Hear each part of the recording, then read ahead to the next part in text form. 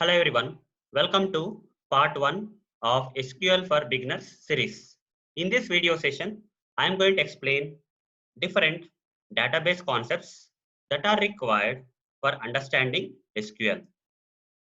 So, in order to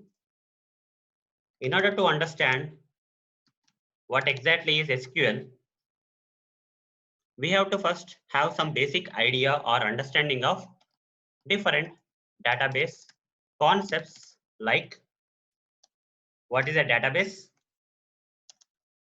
what is DBMS, what are the different data models, and what is RDBMS.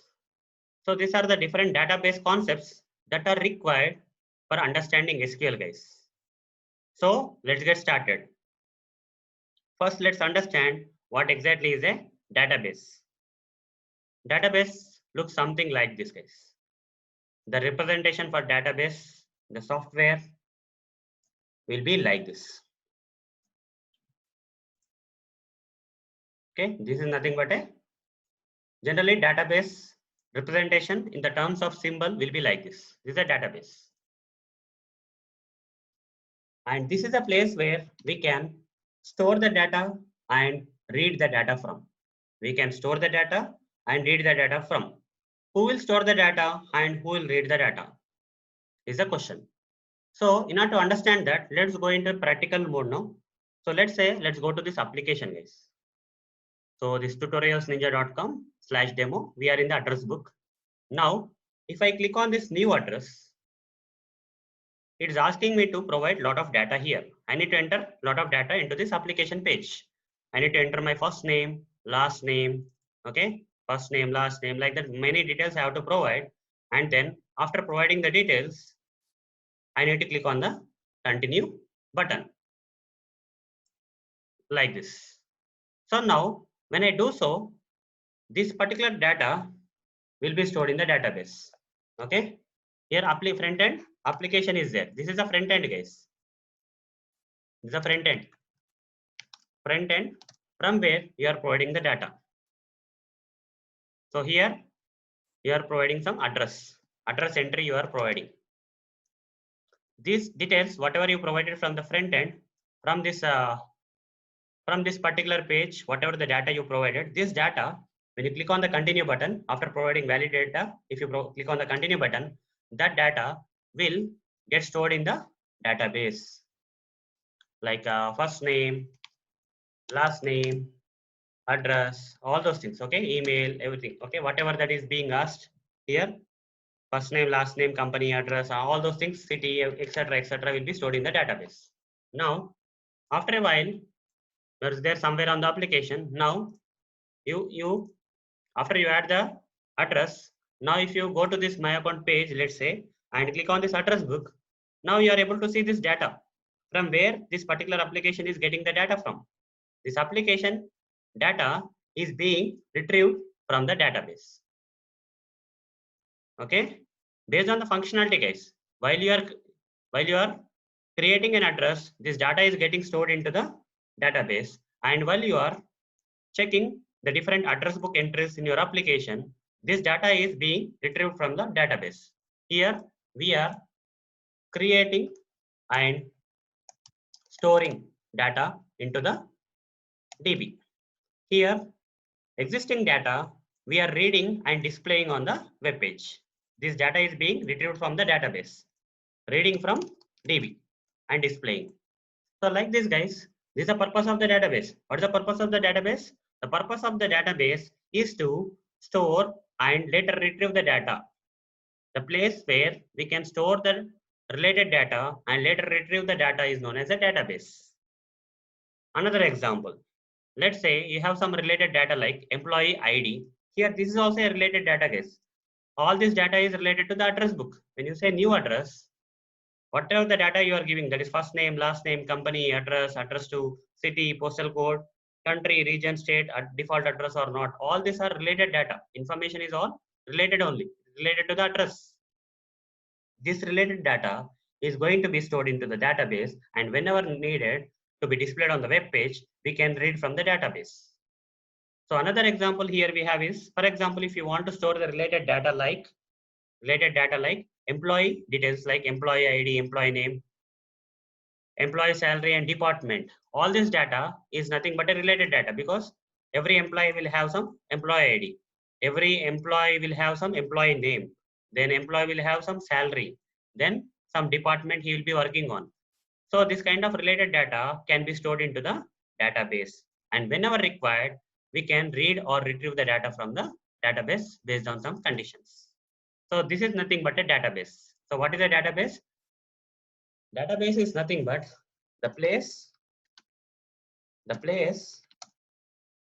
where the applications, okay, applications like this can store and read the data from is known as a database. Is known as a database. Now, once you understand what is a database, now you need to understand what is a database management system. What is a database management system? Database management system. So in short form, you can call this database management system as DBMS. DBMS stands for database management system. So what exactly is this particular database management system? In simple terms, guys, DBMS is a software. Okay, it's nothing but software, guys. It's a software which allows you to work with the database. Software that stores the data into the database in an organized way to make it easier to create, retrieve, and update, etc. is known as a software. So earlier I explained what is a database, right? Like this, I explained what is a database. This is a database I told, and in this database, you can store and read the data from. But in order to store the data into this database, in order to store the data into the database in an organized way, in some format, there should be some format or some system using which the data has to be stored here. And there should be some way in which we can read the data from this database, store the data and read the data.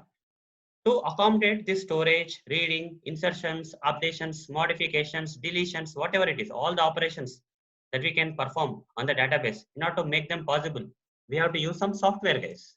Without software, we cannot perform these insertions, deletions, updations, modifications of the data into the database, to and from the database. So we need some softwares. This software is nothing but database management system software. DBMS is nothing but a software which will allow us to create, retrieve, read, update, modify, or delete the data to and from the databases. So now you understood what is a DBMS. Let's take some examples of some softwares, that is some DBMS softwares which are there in the market, which will allow us to organize, insert, update, delete, retrieve, or read the data from the database. That is, the examples for this DBMS softwares are, these are few examples, guys. DBase is one example, Fox Pro another example, MySQL, Oracle, MongoDB, MariaDB, SQLite, Cassandra, and many more. There are several DBMS softwares available in the market. So if you want to find out the list of the DBMS softwares that are available in the market for managing the databases, you can find something like this, DBMS software list or DBMS software. Okay, when you say DBMS software, let's see what will come. You see a lot of softwares are being displayed here. One is MySQL is one software.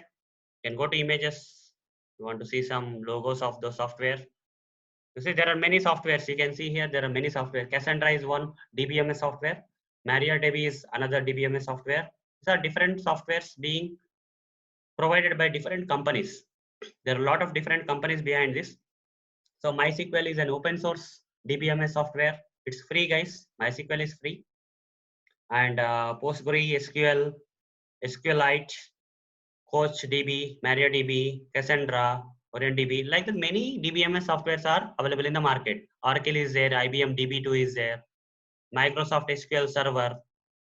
Then we have Microsoft Access, Informix, And other than that, I already told you DBase, FoxPro, and many are there in the market. Okay, there is no single DBMS software. There are many DBMS softwares available in the market provided by different companies. So now once you understand what is a database and what is a DBMS, so let's conclude. Let's summarize whatever we discussed so far. So first we understood what is a database. Database is a place where we can store and retrieve the application data. Then I explained about DBMS, database management system. A software is nothing, DBMS is nothing but a software which accommodates or which facilitates the storing and retrieval operations on the database. So in order to perform the storage kind of and retrieval kind of operations or any other operations on the database, we need some software that is nothing but DBMS software. And a lot of examples are there. All these examples are nothing but DBMS software example: DBase, FoxPro, MySQL, Oracle, MongoDB, MariaDB, SQLite, Cassandra, and many more. Now, once you understand these two database concepts, let's understand the third database concept, that is data model. So there is something known as data model. This is the third database concept, data model. There are different types of data models, but before understanding or finding out what are the different data models available, let's find out what exactly is a data model. Data model is nothing but it defines how related data is connected to each other and stored inside the database. So inside the database, we are storing the data. Up to that, it was very clear, right? So here we are storing some first name data. We are storing in case of adding the address, storing the address into the database. We are storing like this: first name, last name, contact, and many other details.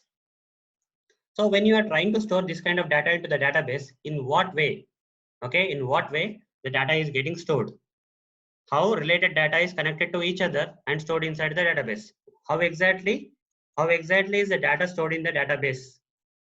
Is nothing but the data model. You will understand, guys. Let me give some examples of different ways using which we can store the data. Okay, different ways in which the data can be stored inside the database. Let me show you the different data models. There are mainly 4 types of data models which can be used for storing the data into the databases. One is hierarchical model. What is hierarchical model? Let me explain. So now we are discussing about data models, right? Data models are 4 types I told. What are they? First one is hierarchical. Okay, hierarchical model is first type. Then we have network model. Second way of storing the data inside the database is nothing but the network model. Then we have entity relationship model. Okay, entity relationship model. Then we have relational model. Okay, relational model. How many models are there for storing the data inside the database? We can use any of these types. Okay, DBMS softwares. DBMS is nothing but a software. So based on the type of the DBMS software we are using, that particular DBMS software can use any of these models for storing the data inside the database. So the way in which the data is getting stored into the database is nothing but the database model, and this DBMS softwares will use any one of these data models for storing the data into the databases. There are 4 types of such data models, that is hierarchical model, network model, entity relationship model, and relational model. So let's find out one by one. So how the hierarchical model will be represented or used for storing the data inside the database. In case of hierarchical model, it will be like this, guys. For example, it will be like this. Vehicles. Okay, this is all data, guys. For example, you are storing some vehicle data. It will be stored in this kind of strategical way. So vehicles, parent child kind of relationship, guys. This is nothing but, okay. So parent child hierarchical means parent child kind of relationship. That is here vehicles will be there. Let's say vehicles data you are trying to store under vehicles. Let's say motorbikes, and other category is like cars. Okay, like, and in motorbikes again the data can be categorized like this. This is hierarchical way of representing the data, guys. The data here is represented in the hierarchical model. Hierarchical way of representing the data. If you want to represent the data, then we have to, in hierarchical model, we have to represent something like this. We have to, vehicles should be represented like this. All vehicles details will be there here. Motorbike, different motorbikes will be there. Different cars will be there like that. Okay. Under motorbikes again, low end motorbikes, low end, okay, cheaper version of motorbikes. Um, midsection, midsection motorbikes, and costly. Okay, high end. You can say high end or costly, whatever it is. Coming to cars also, we will have some categories. So here parent child. This parent has again child, children, low end, midsection, high end, and this low end may have other children like that. This is hierarchical model, guys. This kind of representation is nothing but the hierarchical model. Low, mid, high. This kind of representing the data, okay, of the application into the database is known as hierarchical model. Hierarchical model looks like this. But this is not that much popular or mostly used in the market, guys. So this is just for your understanding how hierarchical model will look like this. Second type of storing the data in the database, second format or method of storing the data in the database is network model. How the data in the network model will be stored. For example, this is the one data. In case of network model, it will be like this, guys.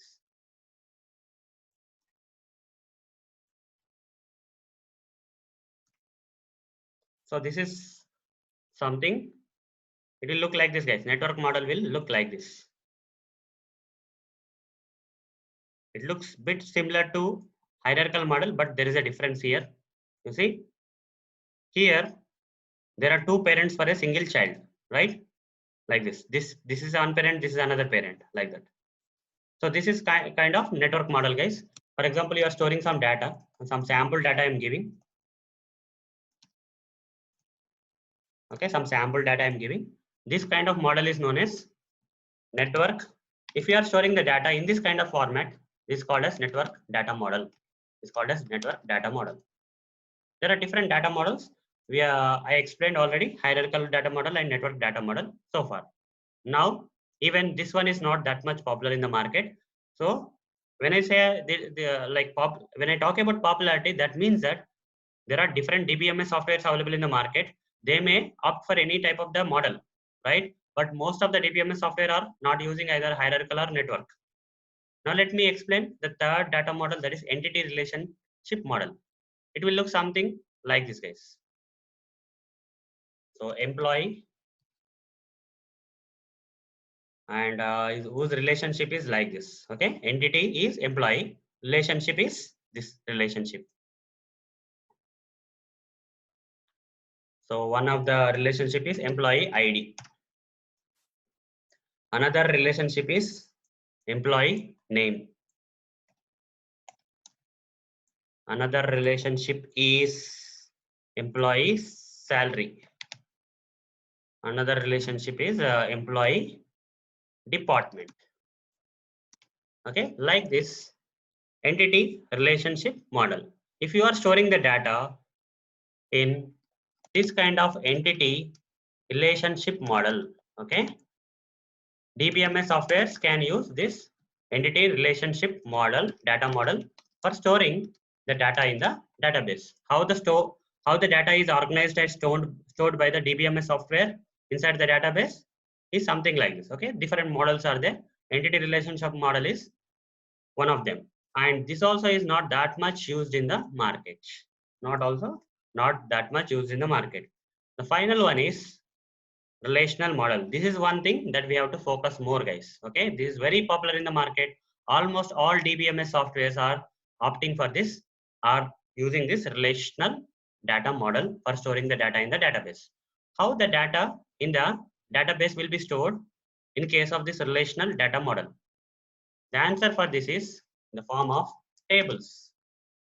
Okay, the data if the data is stored into the database in the form of tables, okay, then that model is known as, the model used by the DBMS software is known as relational data model. This is very popular, guys. This is a popular and most used data model for storing the data into the databases by different DBMS software available in the market.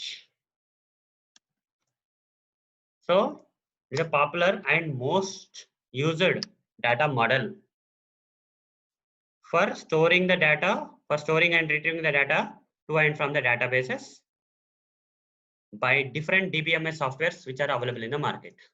And how the data is going to be stored in case of relational model in the terms of tables. Okay, data will be represented in the form of tables for storing into the databases by these DBMS softwares which are using this relational data model. Let me give some example. Let's say this is a table. We have this kind of separations. Let's say I'm just drawing some table. Table will consist of what, guys? Rows and columns. Table will contain rows and columns. These are rows: row 1, row 2, row 3, row 4, row 5, row 6. Total how many rows are there? 1, 2, 3, 4, 5, 6. 1, 2, 3, 4, 5, 6. How many columns are there? 1, 2, 3, 4 columns are there. So table is nothing but a combination of rows and columns. This is nothing but a table, guys. So which data model is using this tabular format for storing the data into the databases? Relational model. Relational model is a data model is the name, which is used by different DBMS softwares for storing the data into the database in the tabular format. Now here we have, let's say, EMP ID. Column name is EMP ID. One of the first column name is EMP ID. Then we have EMP name. Then we have EMP salary, EMP department. Like this, 4 columns are there. Now here we'll store the data. E0001. Okay, is one employee ID. Let's say name is Arunyam. Salary, say some 14 lakhs. Employee department is something testing. Okay, software testing. Then we have E0002. Some Varun is there. K, 7 lakhs salary, and he is into development. Like this, you can fill all the remaining rows of this table. And this collection of data will be stored into the database by the applications. Whenever you provide something, data will be stored in the database in the form of these tables. So how many times you enter the data? For one of the row record or row, for this particular record or row, that is Arunyam record, one time you have to enter, insert the data. Second time when you insert the data, that particular second data will be stored into the second row of this particular table. Like this, the data is well organized and stored in the form of tables inside the databases. If the RDBMS software follow this relational data model. Anyhow, RDBMS is a famous data model, okay, which is being used by all the popular RDBMS softwares. I mean, all the popular database management system softwares. Okay. So that in case of relational model, data is stored in the form of tables. Table organizes the data in the form of rows and columns. Already explained. It's a popular and widely used by most of the DBMS softwares. Okay, there are a lot of DBMS softwares in the market. Out of all this DBMS softwares available, most of the DBMS softwares use this relational model that is in the format of table, that is combination of rows and columns for storing the data inside the database. So that is known as data model, and we have to focus more on the relational model, because it is a popular one. Now, next thing we need to understand is what is RDBMS. Once we understood what is a database, then what is a DBMS? Okay, what is a database? It is a place for storing and retrieving the data, or for storing and retrieving the data. Whereas DBMS is a software. Then I explained about data models. In the data models, we have different data models like hierarchical, network, entity relationship, and relational models. The fourth data model was relational data model. Okay, fourth one is relational data model. Now I am going to explain about RDBMS. So DBMS and RDBMS, what is the difference, guys? Only this particular letter R, right? Only this letter R is different. Here DBMS is there, here extra letter R is there. R stands for relational. Okay, R stands for relational. It's nothing but relational DBMS, guys. Okay, RDBMS means relational DBMS. It is also a software, but specifically this RDBMS software only follows the which model? Out of 4 different data models available, this RDBMS software will follow relational data model. That is, all the RDBMS softwares will store the data in the form of tables, right? So relational RDBMS is also a software, okay, which is RDBMS is nothing but a DBMS only. But which type of DBMS? Relational DBMS, because it stores the data in this using this model known as relational data model, that is in the form of tables.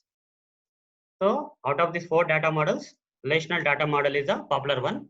So RDBMS is the software which actually follows this relational model for storing the data into the databases, that is the form of tables, that is rows and columns. And it is a popular and widely used data model being followed by the RDBMS software. So examples of RDBMS software are Oracle, MySQL Server, DB2, MySQL, MS Access, and many more are there in the market. Okay, so RDBMS is also a software which actually stands for Relational Database Management System. Okay, it follows relational data model. Relational data model, that is stores the data in the form of tables, rows, and columns. And these are few examples of such RDBMS software. For example, here if you take DBase or FoxPro, they are not RDBMS. Okay, but MySQL is RDBMS, Oracle is RDBMS.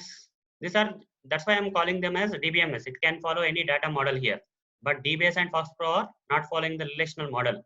Whereas MySQL, Oracle, MongoDB, okay, Cassandra, this DB2, etc., are following the RDBMS because they are following the relational model for storing the data into the database in the form of tables.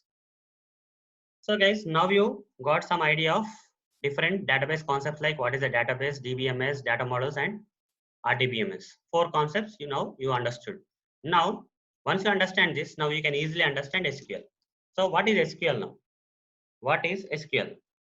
The reason we have learned all these database concepts is to understand SQL. Without understanding these database concepts, it will become very difficult for you to exactly find out what exactly the SQL is. SQL is nothing but a programming language, guys. So what is SQL? SQL is a programming language.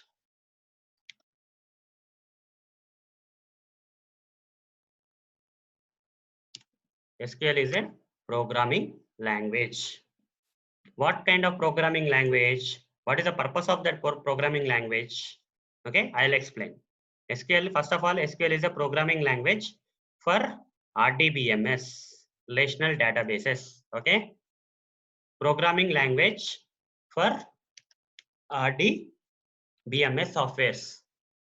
If your database software is a relational database management system software, then SQL is going to be your programming language. So why we need a programming language for using with this RDBMS kind of softwares? There is a reason. So before I explain the reason of why SQL is a programming language and why we need to use this programming language with this RDBMS software, we have to find out what exactly this SQL full form is. Okay, before going there, let me explain the full form. SQL stands for Structured Query Language. I'm saying SQL is a programming language. It is a programming language and it is a structured. S means in SQL we have three words, SQL. Here structured, S stands for structured, Q stands for query, L stands for language. It's a programming language. SQL is a structured query language. Full form is a structured query language, and it is a programming language which is designed for this RDBMS software. Which is designed for this RDBMS software. So what is the purpose then? Why we have to use SQL with RDBMS software? So we can perform lot of things. Okay. If you use SQL programming language, using SQL programming language, we can perform different operations on the data that is stored in the database. Okay, of this RDBMS softwares. That is, what are the different operations we can perform on the database using this SQL in the RDBMS softwares? We can insert the data. Okay, we can store the data. Insert means we can store the data. We can different operations performed by this programming language on the RDBMS softwares or data stored in the database is we can store the data. Using SQL, we can store the data into the databases. Okay, store the data into the database. Then we can retrieve the data, read or retrieve the data from the database. This is also possible. We can update the data. Okay, update or modify the data. We can delete the data. Like that, many operations, such kind of query operations can be performed by this SQL programming language on the RDBMS software used databases. On the databases which are using the RDBMS software, this SQL programming language can be used for performing different operations on the data stored in the databases, like storing the data, retrieving the data, updating the data, deleting the data, and many more guys. Okay, many other operations are possible. So it is a very big subject, guys. SQL is it has a lot of queries. Syntax is there, like similar to Java or any other programming language. SQL also has its own way of its own syntax or its own way of performing the things. Okay, so how to perform the things and how to insert the data, retrieve the data, update the data, delete the data from the database which are using this RDBMS softwares. Okay, I am going to cover that particular topic in the upcoming videos. Okay, this is not the correct time, guys. This is only concepts.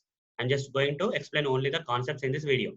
So different database concepts I explained already in this video session, that is database, DBMS, data models, and RDBMS. Once you understand these concepts, now you understood what is SQL. SQL is a programming language which is designed for the databases which are using the which software? RDBMS software, not DBMS software. DBMS softwares are normal softwares. Okay, in one type of the DBMS software is RDBMS software, which uses relational model. Relational model is this model, which in the form of tables. For such kind of database management system, that is RDBMS, which uses the relational model for storing the data, we can use a programming language like SQL. Okay, programming language like SQL for retrieving the data, inserting the data, updating and deleting the data, and many other operations are possible. So this is all about this video session, guys, where I explained this different database concepts which are required for understanding and okay, knowing more about what exactly is SQL. So that's it, guys. See you in the next video session. Thank you. Bye. Hello, everyone. Welcome to part 2 of SQL for Beginners series. In this video session, I am going to explain how to practice SQL without installing any software.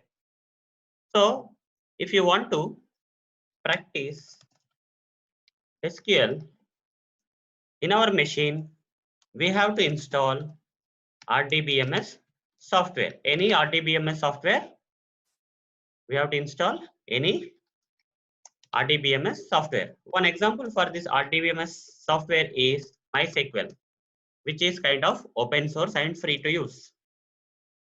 So there may be some XYZ reasons where we don't want to install RDBMS software and straight away practice SQL queries or commands without wasting any time.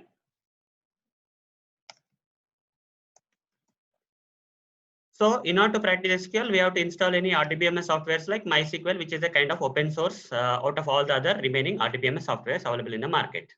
But there may be some XYZ reasons where we don't want to install that. It will take some time to install RDBMS software and configure it, or some people or may feel it is a kind of very technical.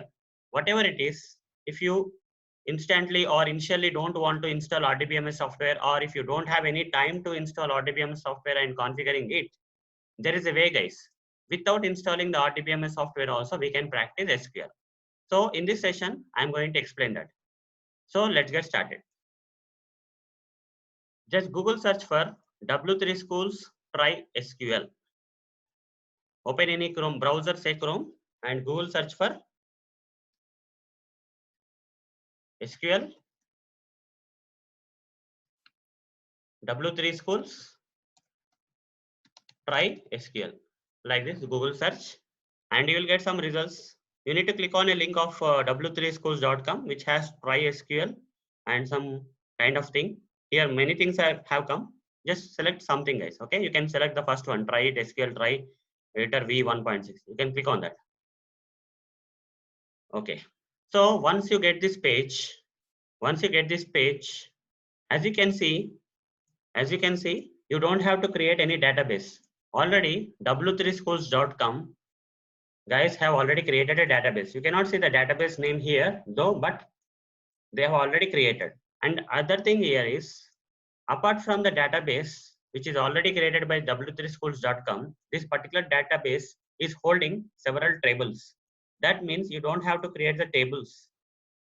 All these tables are already created by the w3schools.com for our practice. Database and tables are already available.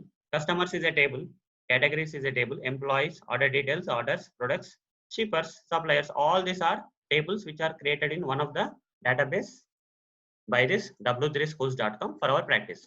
And also, if you look at this customers table, as you can see, there is some data which is already available in these tables. You don't have to insert any data for your practice. The data that is required for practicing the SQL commands is already available. For example, customers table is already having the 91 records. Highest record table is order details, where 518 records are there. Like that, all the required data is already inserted in this customers table. So now what we have to do, we don't have to install anything, guys. We don't have to install any RDBMS software, or we don't have to create any database in that RDBMS software, or we don't have to create any tables in that particular database, or we don't have to insert any new records for our practice.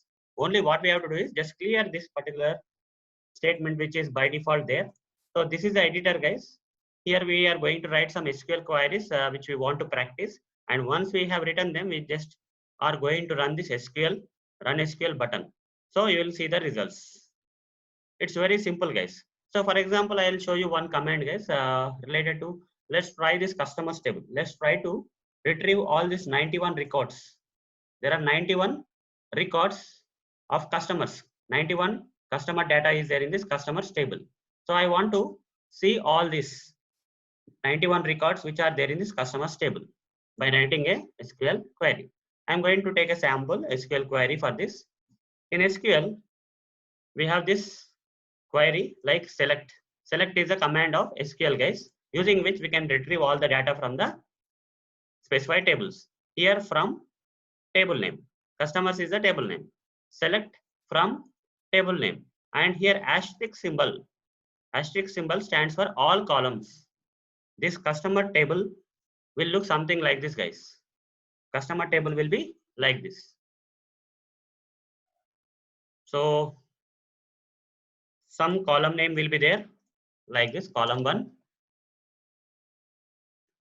then followed by other columns will be there.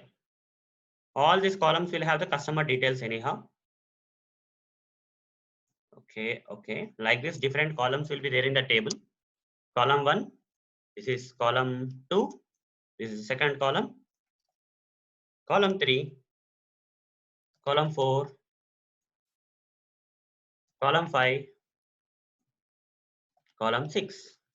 And in all these columns, under these columns, we have respective data. Column 1 related data will be there in the here, and column 2 data will be here, and this is the first record. First record.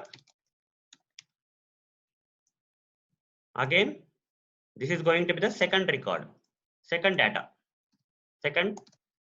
set.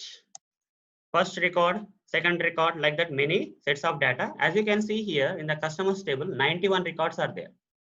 That means 91 rows will be there. First row, second row, third row, like that. How many rows will be there? 91 records or rows will be there. Okay, 91st record. Like this. This is the first column, which is second column, third column, fourth column, fifth column, sixth column. But here, if you mention select is for retrieving the data from the specified table name.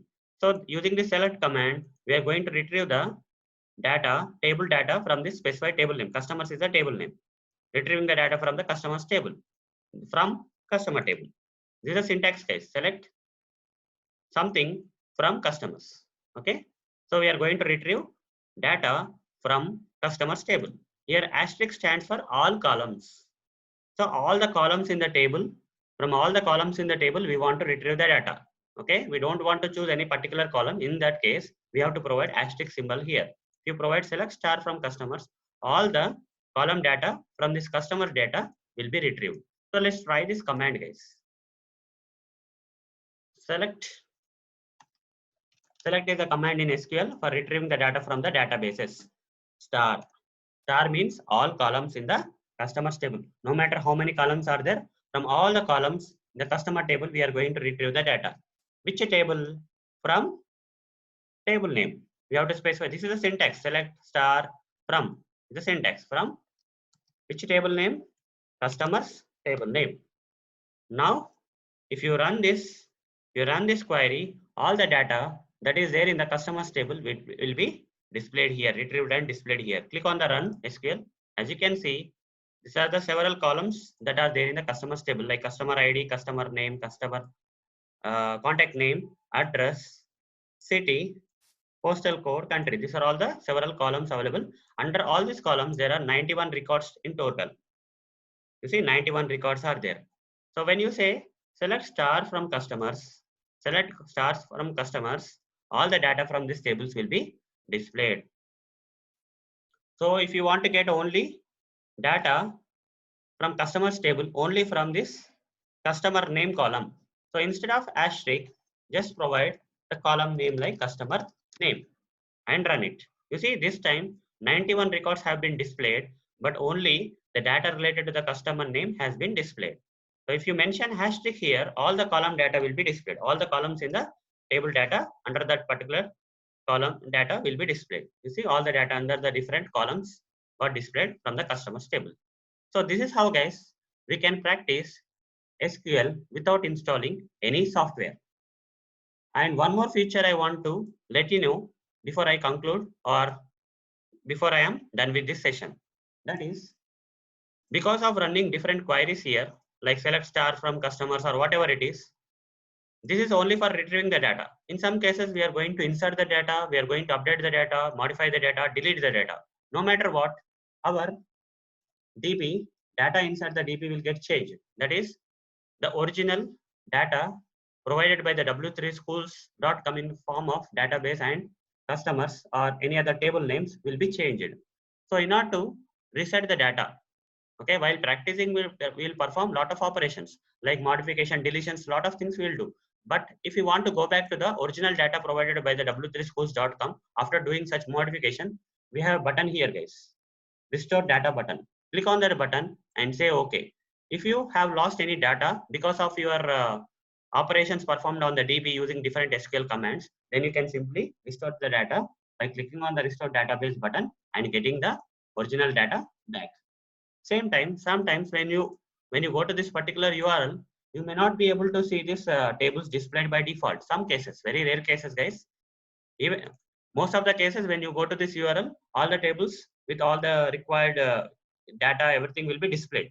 But in some cases, you may face a problem where after going to this URL, you may see all these table names as blank. You may not see the table names under this database. In that case also, just click on the restore data button and click on OK, guys. You will see all the tables that are available or original tables available in the w3scores.com. This is a workaround, guys, whatever I explained is. So guys, so that's it. This is how we can practice SQL without installing any software. In the upcoming videos, I am going to explain more SQL commands for practicing SQL. So that's it, guys. See you in the next video session. Thank you. Bye. Hello everyone. Welcome to part 3 of SQL for Beginners series. In this video session, I am going to explain about select command in SQL. Select command is one of the commands in SQL. And what is the purpose of this select command? Why we have to use this select command in SQL?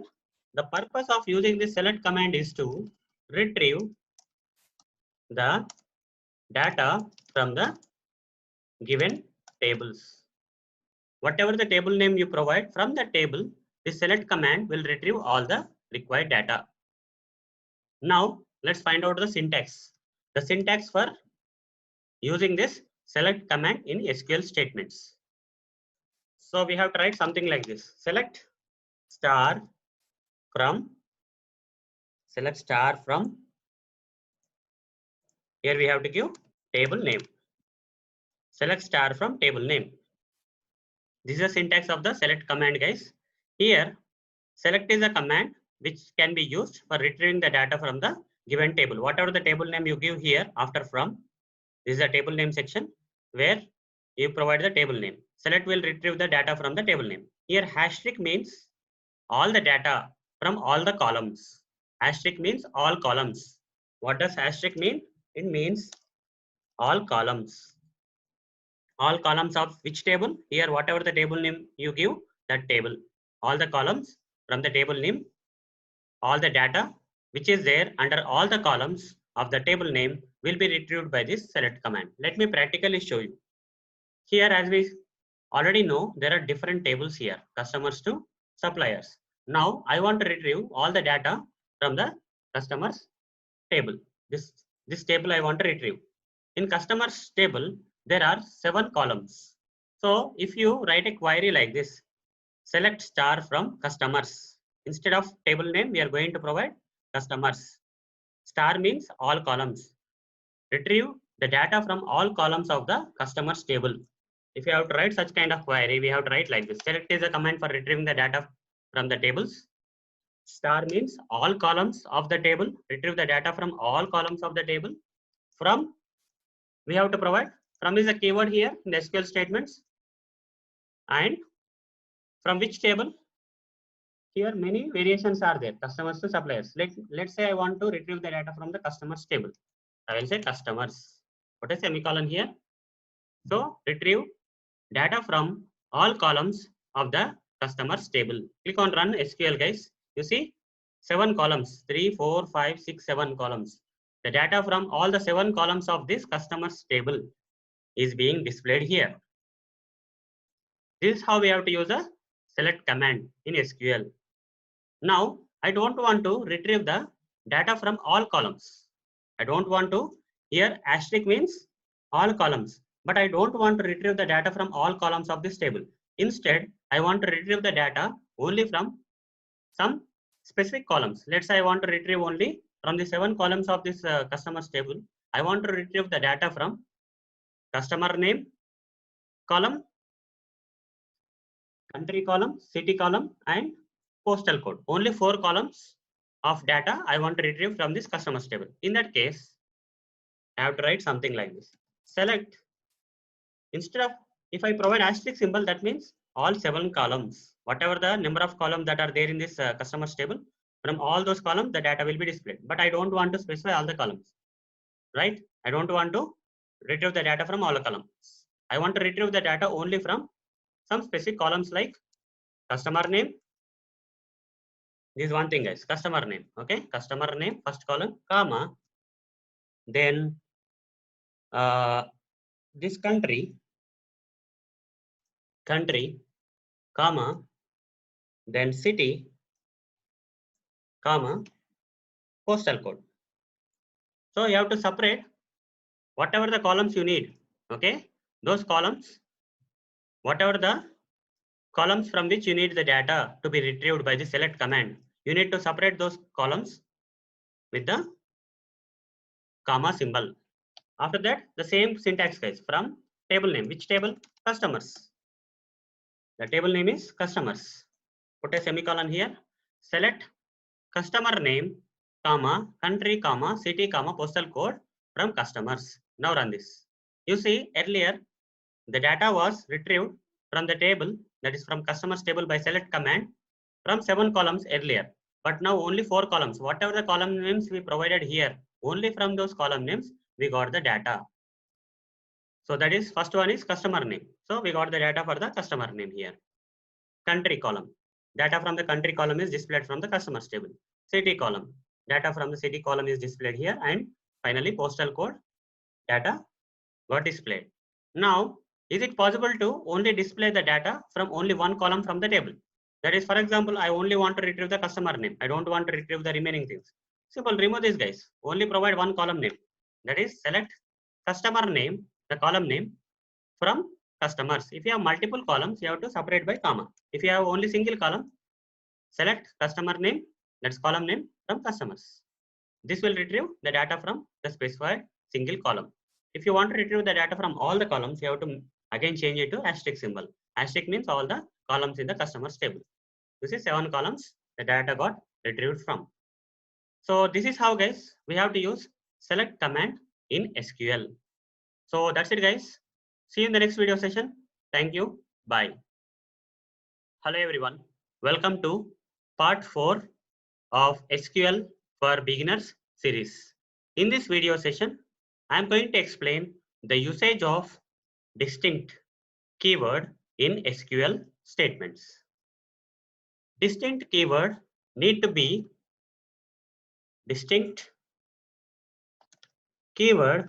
used with select command. Distinct keyword need to be used with select command. And what is the purpose? The purpose is to retrieve the unique values for the specified columns.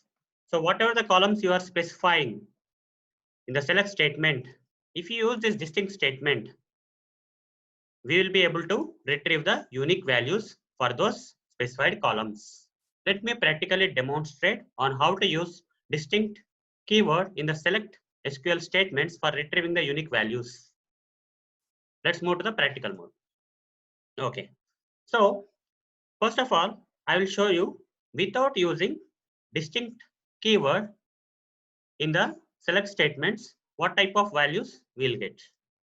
Select, if I say select star from customers, we'll get all the data retrieved from all the columns of the customers table. We are sure about that. Let's say I would like to only retrieve the values of this country column, only country. Instead of asterisk, I will provide country. When I run this SQL, you can see that under the country column, we got the required data. But the problem here is, you see the data is not unique. Mexico is repeated twice, right? Mexico is there and Germany is there, duplication is there. So these are all, whatever the data that we got as a result is not a unique data. But if your requirement is to retrieve only unique data from this country column, from this customers table, then we have to use the distinct keyword. This is a select command guys. Distinct has to be used with the select command. Already select command is there and we are retrieving the data from the country column of the customers table using the select command. Now in order to retrieve the unique value, unique country data from the customers, we have to add the keyword known as distinct here. Select distinct.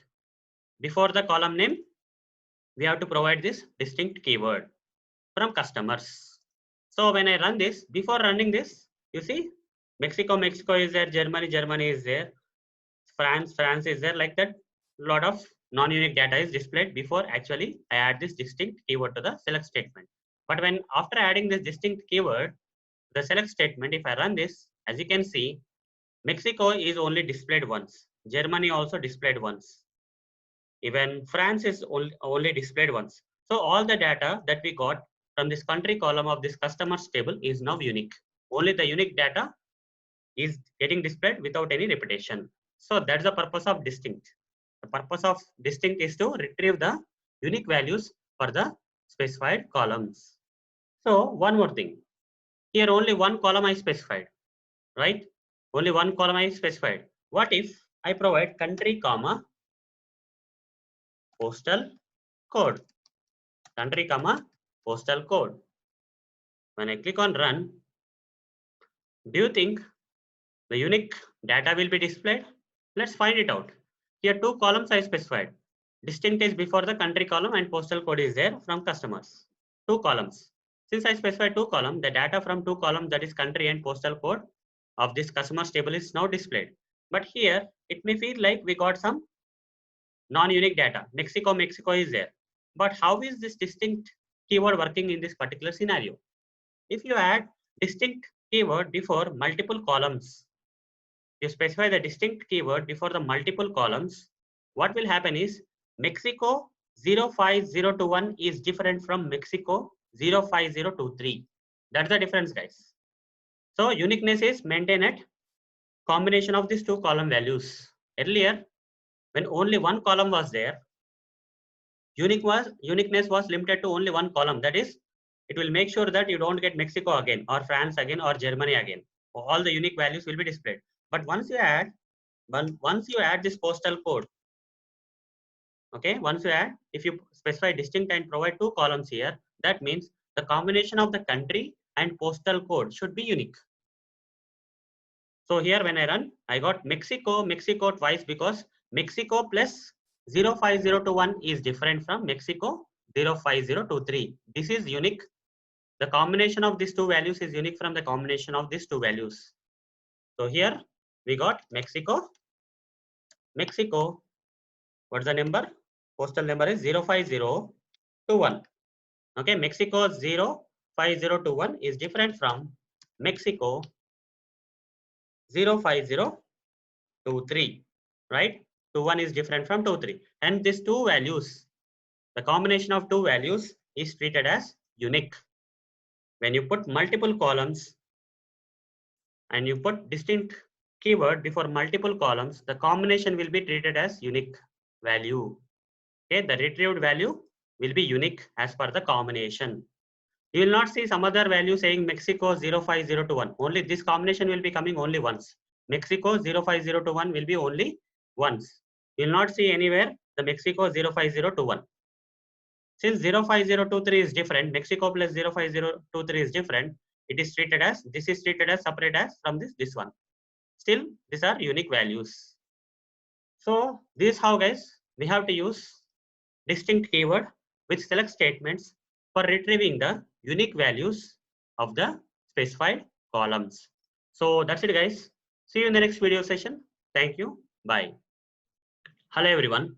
Welcome to part 5 of SQL for Beginners series. In this video session, I am going to practically show you how SQL is not case sensitive. No matter what, you execute your SQL queries in complete lowercase or complete uppercase or in mixed case, you will get the same result. Let me practically show you the same. Let me write down some command like this. Select customer name, comma, postal code from customers table. So this is one of the SQL statement I want to execute. As you can see, this particular SQL statement is in mixed state, mixed case. So here you see S is in capital letter and remaining letters are in small. Here also C, N and remaining are small. Here from is in small letters, completely small letters, and this one is in capital and small. It's a mixed case. When I run this, I'll get the results. That is, whatever the columns I mentioned, that is customer name and postal code, from which the data is got retrieved from the customers table. So the data got retrieved from the customer name and postal code columns of the customers table. Now let me use the same statement, but I will write the entire statements in small case, lower case. So select, as you can see, I'm just writing below the same statement. Complete command is in small letters, lower case. Customer name, no character is in uppercase. Everything is in lower case. Postal code from customers. I'll remove this. I'll remove this. As you can see, this complete SQL statement is in lower case now. Earlier it was in mixed case. Now it is in lower case. When I run this, I'll get the same result. There's no problem here. As you can see, the same data that I got from the mixed case, I got the same thing from the lower case. Same time, I'll convert this complete SQL statements into complete uppercase. So I'll just write below this same statement. That is, I'll move to full uppercase. Select. You see, the complete select command is in uppercase. Customer name, comma, postal code from customers. As you can see, either the commands or the column names or these keywords or these table names, whatever it is, everything has been converted from lowercase to uppercase. If I run this, I'll get the same result again. So this proves that SQL is not case sensitive. No matter you provide your SQL statements in lowercase, uppercase or middle case, you will get the same result as SQL is not case sensitive. So that's it, guys. See you in the next video session. Thank you. Bye. Hello everyone. Welcome to part 6 of SQL for Beginners series. In this video session, I am going to explain the importance of using semicolon in the SQL statements. So what exactly is a semicolon? Semicolon is a symbol, guys. The symbol looks something like this. I'll mark this particular thing in red color. As you can see, this red color thing is nothing but a semicolon. You have a keyboard option using which you can enter the semicolon here, right? So now you know what is a semicolon is. It's a symbol. So after writing any SQL statement, let me take an example.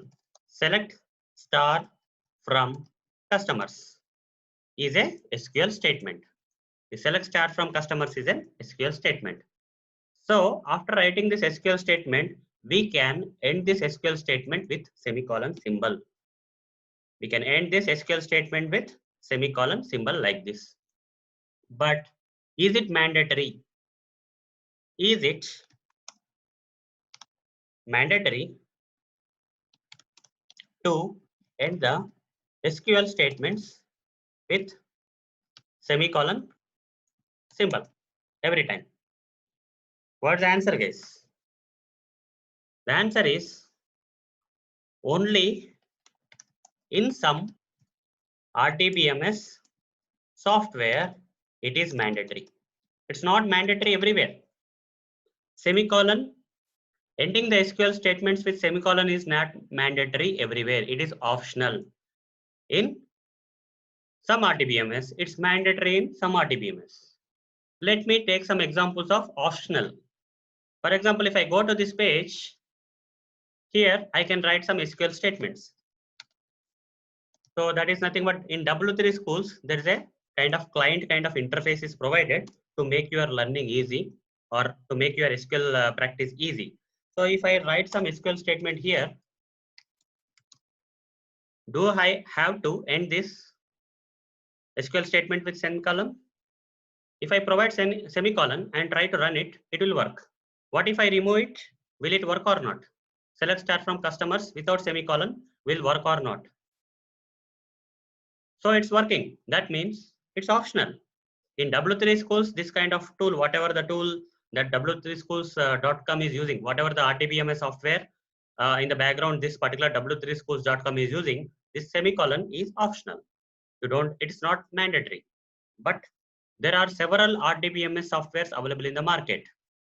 In some of the RDBMS software, semicolon is mandatory. In some like the ones that are used by this w3schools.com, it's optional. I'll take another example. So here we have MySQL. MySQL is one RDBMS software, one of the open source RDBMS software available in the market. In order to work with this MySQL RDBMS software, we need MySQL Workbench.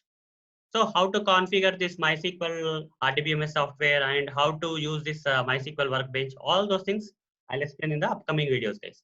For now, just blindly follow. In my machine, it's already configured and installed, so I can directly explain. You don't have to worry this about this, guys. This is just for the example. In the upcoming videos, I'm going to cover this MySQL RDBMS configuration along with this MySQL Workbench. You don't have to worry for now.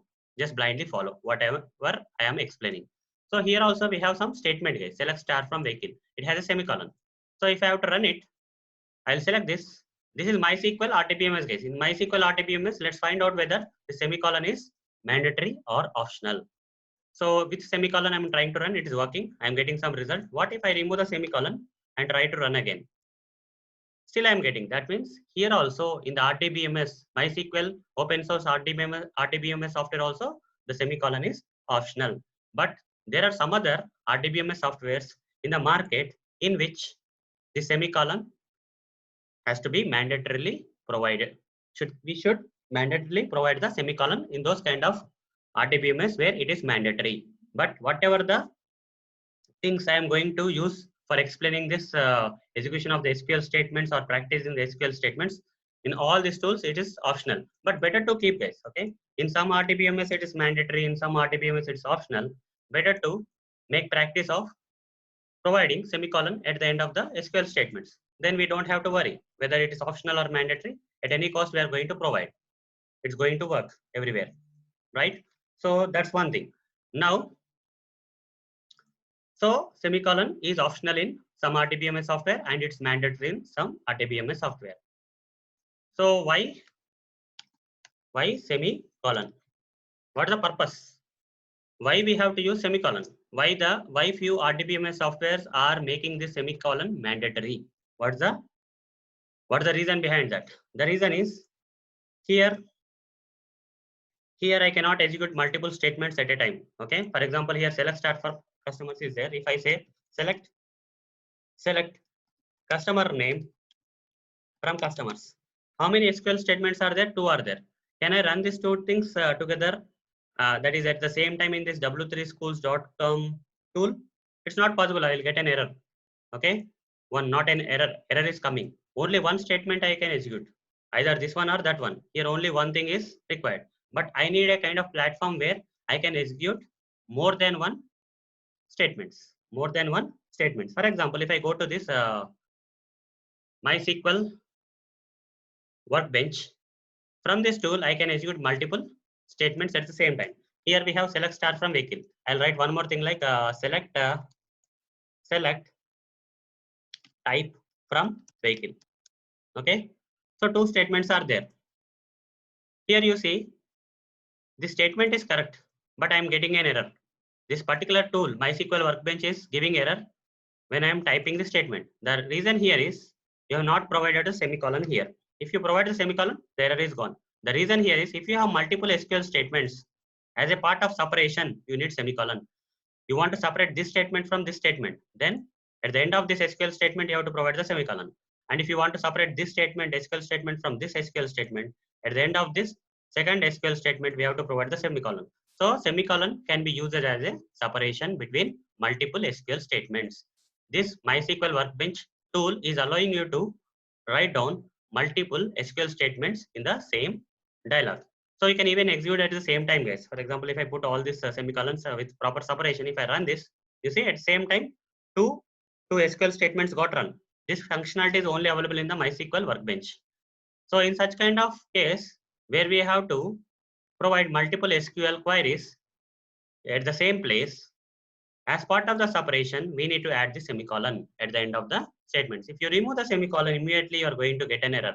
Okay, select is not valid because this is getting combined with this statement. So in order to separate it, we have to provide semicolon so that this SQL statement is now separate from this SQL statement.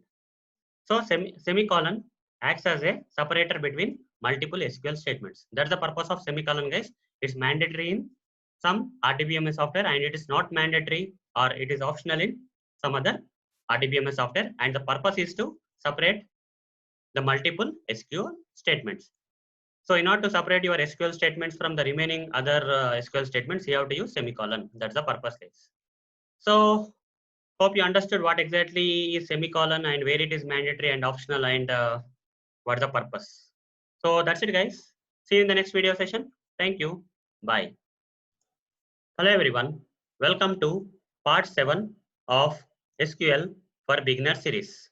In this video session, I am going to explain how to use where class in SQL statements. Where class in SQL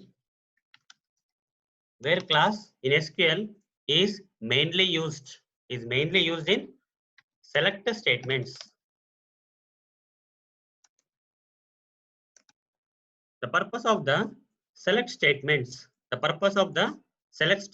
as explained in the previous videos is to retrieve the data from the given tables.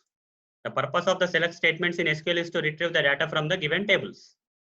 But when you use where class in these select statements, we will be able to filter those data using some conditions. When you use where class inside the select statements of SQL, we will be able to filter the retrieved data based on some conditions. Select statements will retrieve the data, and where class, when used with select statements, can filter that retrieved data based on some conditions. So let's move to the practical mode where you can easily understand what exactly the where class does when you use them in the select statements. So these are few examples, guys. These are few practical examples. When we execute all these practical examples, we can understand what exactly the where class does when use that in the select statements. Here, these are all select statements. Select statement 1, select statement 2, select statement 3. In these select statements, we have additionally used where class.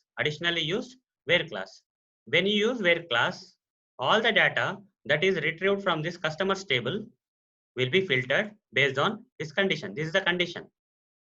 This is a select statement, and this is a where class which allows you to provide some condition. Based on this condition, the data that is originally retrieved from this customers table will be filtered. So the purpose of the where class is to filter the records based on some condition. This is the condition using which where class can filter the records which are originally retrieved from this customers table or whatever the table. Let's practically see this. Let's go to this web page where we can run our SQL statements. So before I use where class in the SQL statements, I'll provide the normal select statement. Say select star from which table? Customers table. Select star from customers. When I say select star from customers, all the data from all the columns of this customers table will be displayed here. As you can see, there are 7 columns and all the data from all these columns of this customers table got displayed. Now, so far I have not used where class in this select statement. This is a normal select statement. Now, I would like to add the where class. Simply add where. After this select statement, just add where. And after where, you can add a condition here. You can specify some condition. Let's say where country. Country is a column name, right? I'm just creating a condition using the column name of this particular table. Country is equal to, I want to filter the records. Now, when I have not used where class, I got the customer list from all the countries.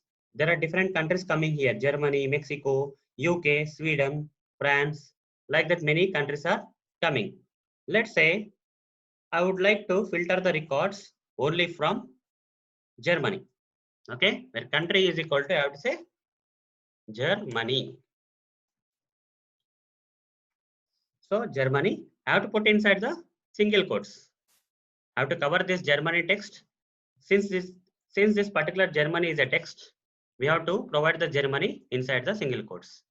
Country is equal to inside the single quotes Germany.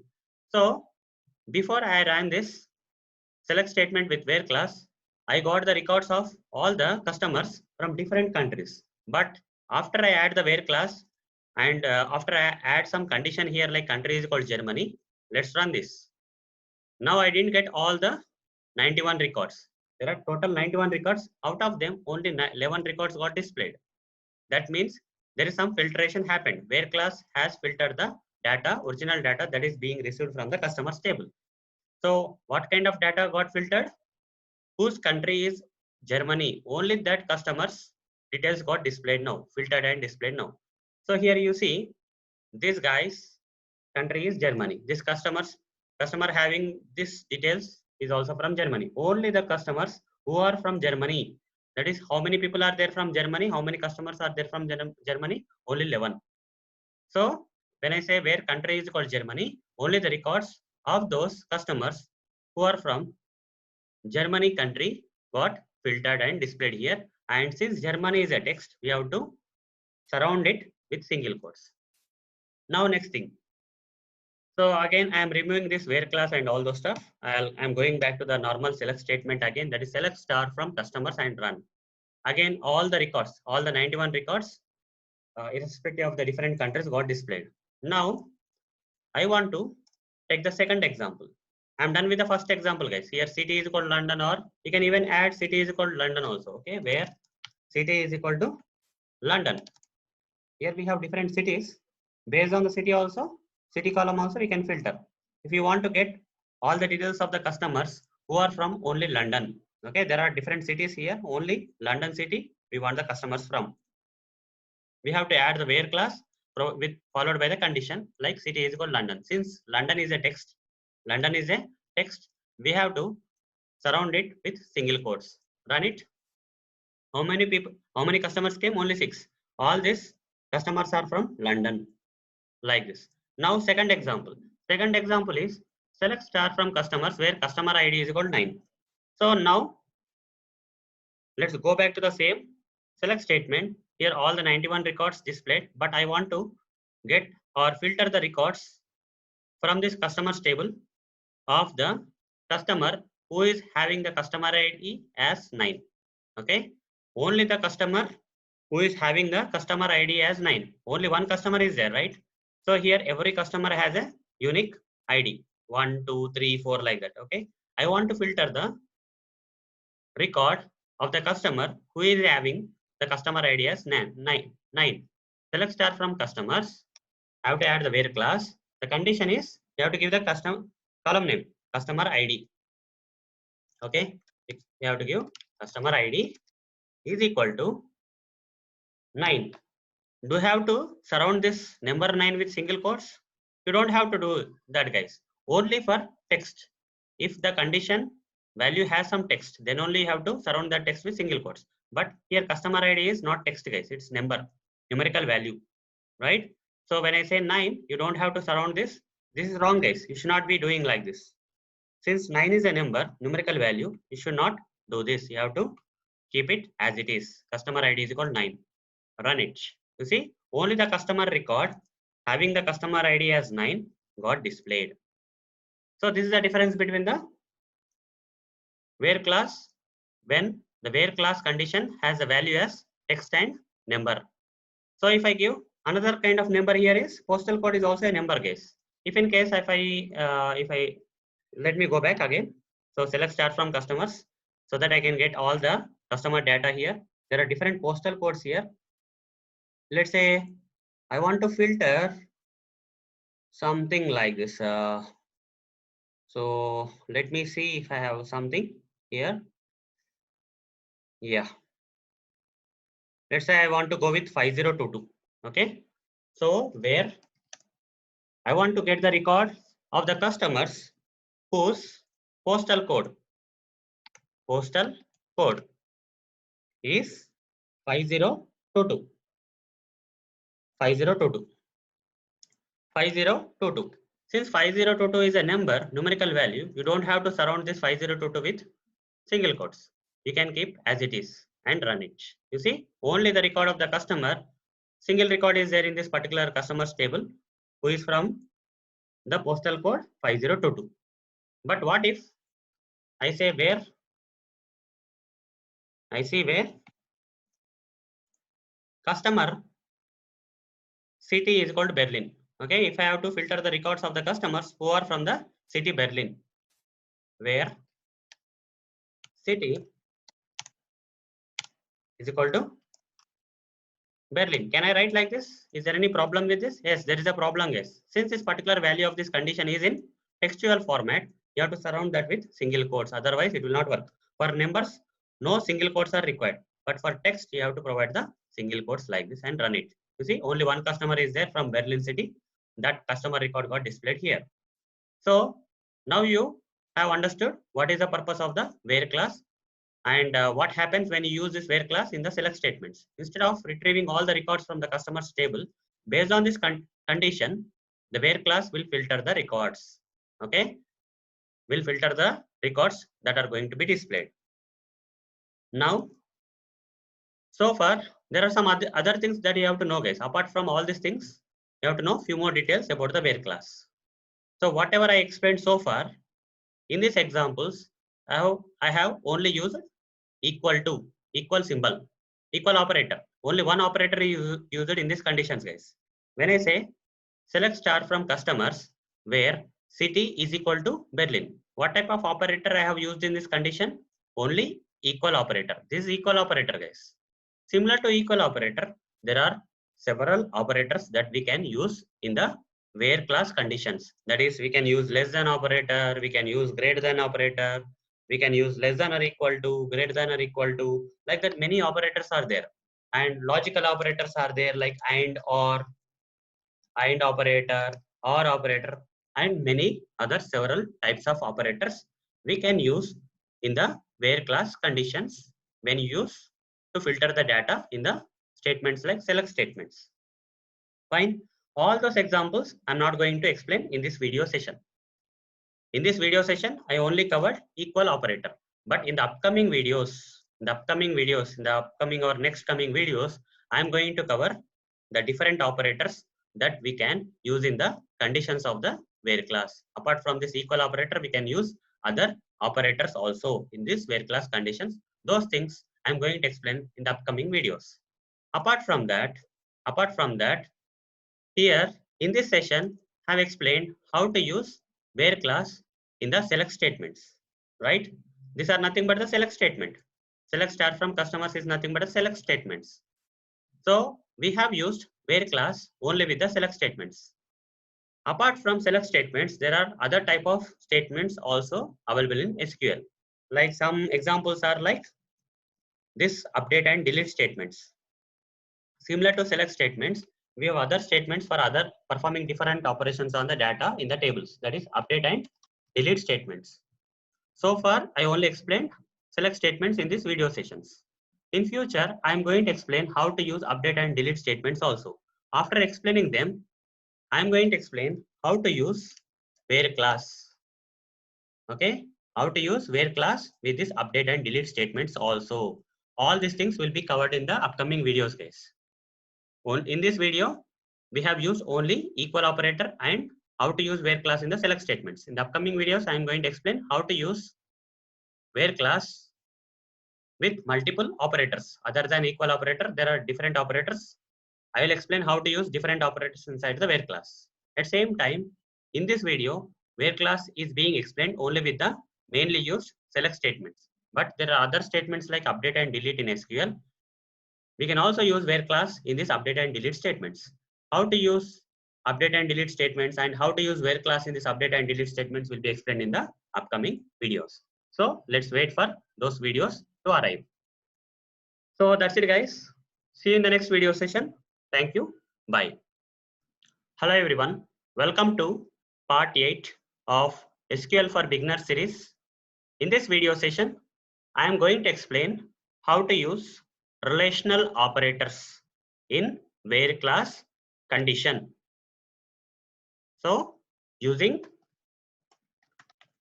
relational operators in where class condition. So in the previous video, I already explained how to use where class in the one of the statements, that is select statements. Let's take an example. Select star from customers where customer ID is equal to 1. This is one example, guys. So here this is a select statement and this is a where class, and where class will be followed by a condition. Where class condition. This customer ID is equal to 1 is nothing but the condition. In this condition, I am going to use different relational operators. What are the different relational operators we have? What are the different relational operators we can use as part of this where class condition? So one operator is equal operator. It has a symbol like equal to symbol. This is the one, guys, equal operator. Symbol is equal symbol. Second one is greater than operator. Symbol is greater than symbol. Then we have less than operator. All these are relational operators which we can use in the where class condition. Less than operator. Then greater than or equal to operator. Another operator. Another relational operator. Greater than or equal to. Similarly, we have other relational operators like less than or equal to operator, whose symbol is less than or equal to. This is a symbol. Then we have not equal operator. Not equal to operator. That is, the symbol is something like this. Less than followed by greater than. When you use less than and greater than together, it will become not equal to operator. Like this, there are different relational operators which we can use inside the where class condition. Here in this example given, as you can see, there is one relational operator already being used in the where class condition. What is that operator, guys? This operator, that is equal operator. In place of equal operator is also relational operator. Relational operator. Apart from this equal operator, we can, in place of that, we can use greater than, less than, greater than or equal to, less than or equal to, and not equal to. So let me practically demonstrate how to use relational operators in where class condition now.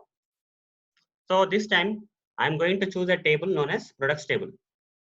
Till the previous videos, I have used customers table. Now in this video session, for demonstrating how to use relational operators in where class condition, I am going to choose products table.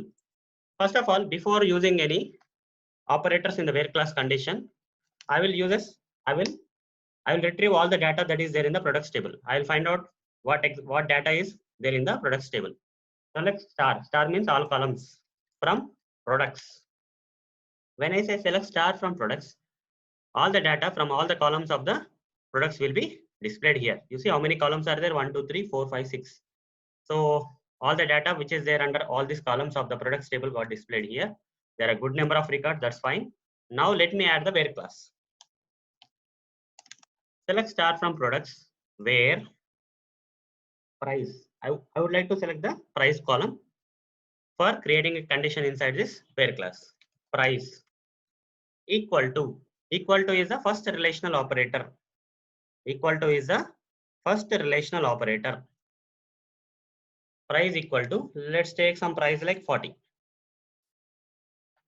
Now when I run this query, this is a where class condition, guys. This is a where class and this is a where class condition. Where class condition has a relational operator like equal operator. When I say price equal to 40 and when I run this, the records which are having the price, okay, price as 40 got displayed. Only one record is there which is having the price as 40. So only one record got displayed. Now I'm going to change this equal operator to equal relational operator to greater than operator, what will happen, guys? It will retrieve all the products whose price is greater than 40. So let's run this. You see, 97 is greater than 40, 62.5 is greater than 40. As you can see, all these things are greater than 40. Nowhere you can see something as 40 or less than 40. Everything is greater than 40. 97, 263, 46, everything is greater than 40. Now what if I say less than? Less than is another operator, another relational operator. When I run this, you see all the records of the products whose price is less than 40. Okay, even 40 is also not displayed here, guys. Less than 40 means 1 to 39. Only those things are allowed, right? All these are like less than 40. Then we have greater than or equal to 40. This time greater than or equal to 40. Another relational operator greater than or equal to. Run this. This time we will also get 40 and above. 40 and above. Then less than or equal to 40. When I run this, all the product records whose price is 40 and less than 40. 40 and less than 40 will be displayed. Now, finally, if I say not equal operator will look like this, guys. Less than and greater than symbol. We have to use together. Price not equal to 40. When I run this, you will get all the records except the record which is having the price as 40. You see, all the records will be displayed either less than 40 or greater than 40, whatever it is. Less than 40 or greater than 40, but not equal to 40. 18 is less than 40. Nowhere you can see a number like 40 here, guys, in the records you see. So 40 will record having the 40 price will not be displayed, either greater than 40 or less than 40. Those will be displayed. So this is how, guys, we have to use different relational operators in where class condition. So that's it, guys. See you in the next video session. Thank you. Bye. Hello everyone.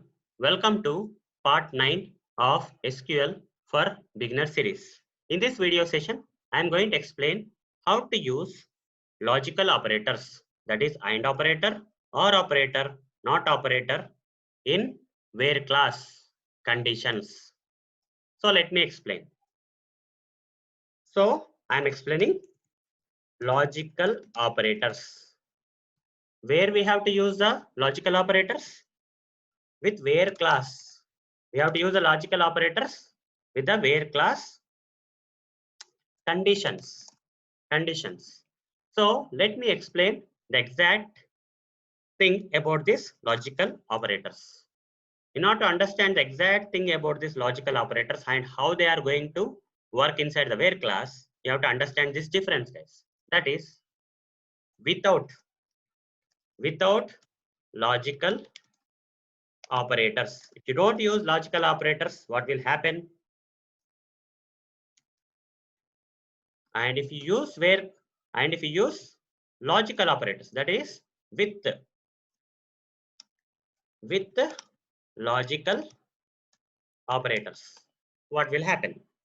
So if you understand the difference between these two things, you will understand what exactly the logical operators are used for. So without logical operators, only one condition is allowed inside the where class. That is, for example, if I write a statement like this, select star from customers, what will happen, guys? If I run this SQL query, it will retrieve all the data that is there in the customers table. All the records that are there in the customers table will be displayed. Now, if I want to add a condition, if I want to filter the data, instead of displaying all the records from the customers table, if I want to filter some data, then I have to use the where class and have to add some condition here. Condition. Here only one condition is allowed. Condition 1 is allowed. Only one condition. You cannot add more than one conditions here. Without logical operators, only one condition is allowed. So here, using the condition 1, we are filtering the data that is coming from the select star from customers table based on this condition. That's clear already. Now, with the logical operators, before I explain with the logical operators, let's list down what are the different logical operators we have. AND operator, OR operator, and NOT operator. These are the different logical operators we can use inside the where class. And what is the benefit of using these logical operators? Here, without logical operators, only one condition, but with the logical operators, multiple conditions can be added. Why we have to add conditions to the statements case? The purpose of adding the conditions to the statements is to filter the data. Here, you can filter the data using only one condition. Okay.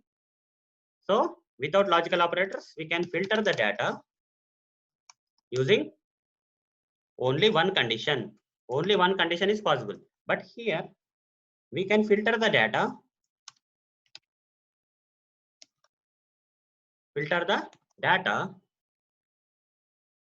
using multiple conditions. I'm going to give some examples here, guys. Okay, similar example I'm going to give. So same statement I am taking. Select star from customers. Okay, the same statement here where condition 1 and condition 2. How many conditions are there? More than one.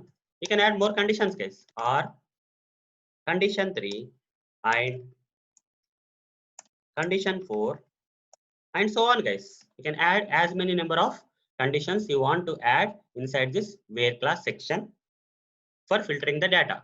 Here you can filter the data only using one condition without logical operators. But using logical operators, we can filter the data with more conditions. So let's practically see the things. Whatever I explained, I'm going to practically demonstrate, guys. So let's take this customers table. So before doing anything, let's go to select star from. Let's write this basic command like select star from customers. So what will happen when I run this? All the records from this customers table will be displayed here.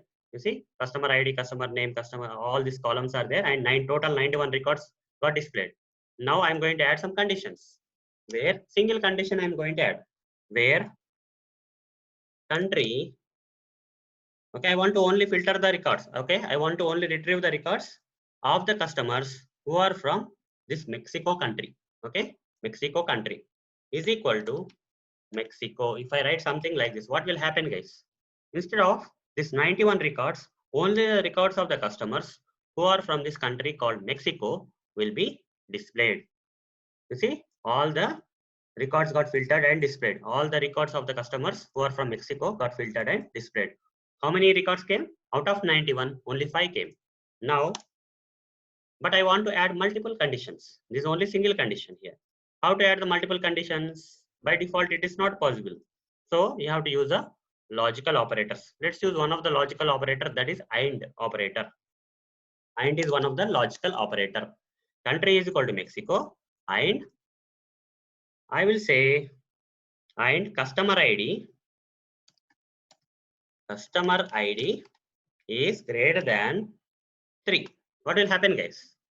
So here already 5 records came, and now I am adding another condition. Country is equal to Mexico and customer ID is, both these conditions should satisfy, guys.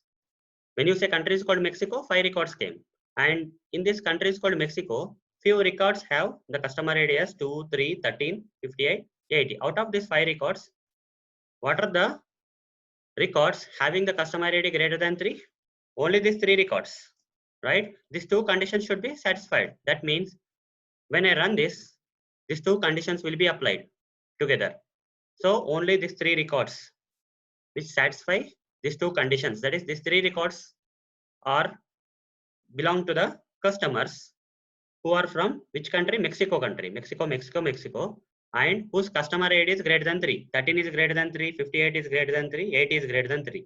So 2 conditions are satisfied. So only these 3 records will come. But coming to this, other 2 records, here country is Mexico is satisfying, but the other condition, that is customer ID is greater than 3. Here 2 and 3 are not greater than 3. So this condition is failing. So only 3 records should be filtered.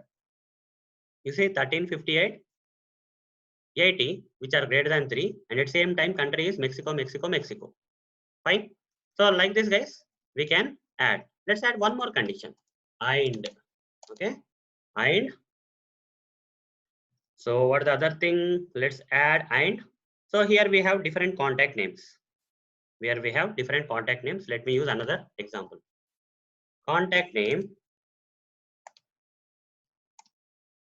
is not equal to, okay, this name. Single quotes we have to write. So now we have three conditions. Like that we can have any number of conditions, guys. You just need to put and in between the conditions. Condition 1 and condition 2 and condition 3 and condition 4 and condition 5. Like that you can keep on going. There is no limit. So here third condition says first country is Mexico. That is satisfied. Customer ID is greater than 3. That is also done. Now out of the 3 records left, again one more condition came. That is contact name should not be equal to or is not equal to, contact name is not equal to Francisco Chang. That means this record should not be displayed, right? Should not be. So the contact name is Francisco Chang. It should not be there. Only other 2 records 58 and 80 should be displayed. You see 58 and 80 and contact name is not equal to, this contact name is not equal to Francisco Chang and this contact name is not equal to Francisco Chang, and all these records are from Mexico. Like this, guys, you can keep on adding as many number of conditions as possible, okay, as you wish. Fine. So this is how we have to use AND logical operator. Similarly, let's move to the OR operator. Okay, let me practically demonstrate the OR operator, OR logical operator. Select, let's go back to the same query. Select star from customers. What will happen? All the 91 records got filtered here. Now I am adding single condition where country is equal to Germany. Germany. This is fine. Okay. So when I run this, only one condition is there. So all the records from Germany country got filtered and displayed here.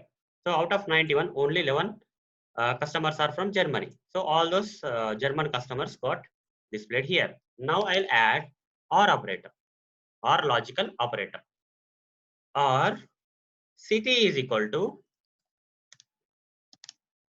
London. Before I run this, see here, all Germany countries are there. City London is nowhere here. But once I run this, here 2 conditions are there. Either country should be Germany. You have to filter the records based on either country should be Germany or city is called London. If city is called London and country is called not Germany, then also we'll get the records. If city is not London but country is called Germany, then also we'll get the records. So 2 conditions will not work together. They are separately filtering the data. So we'll get the data of the customers who are from Germany. At the same time, we'll get the data of the customers who are from London. Run it. So here, country is Germany. Other than Germany also, we got some records because here London is there. City is called London is there. City is called London. So we got 2 type of records. One is of the customers who are from Germany country and the customers who are from the city London. 2 type of records. Here London is city but the country is UK, not Germany. Okay. Here the country is Germany and city is not London. Like that kind of records we got total 17 records. Earlier we got 11 records with only one condition, that is Germany. Now 6 more records got added because they are from the city London. London and London. So 6 more records. 11 plus 6, that is 17 records we got. Similarly, we can add one more OR condition. Okay, we can keep on adding, guys. There is no or customer ID is greater than 90. Okay, either the country should be Germany to get displayed here, to come up here in the list, or the city should be London, or the customer ID should be greater than 0. Run it. One more record added. Earlier we got 17. Now we got one more record because we got 91. The customer ID is greater than 90. We don't have to be from Germany country or we don't have to be from London city. Okay. So you see Poland, from Poland we got, because the customer ID of this customer is greater than 90. Like this, guys, we can add the OR logical operator. This is how we have to use OR logical operator. Now the last one, guys, not operator, not logical operator. So again, select star from customers. Run it. All the 91 records got displayed here, retrieved here. while not of, if I say while country is equal to Germany. So what will happen, guys? So select star from customers while where not while where select star from customers where country is equal to Germany.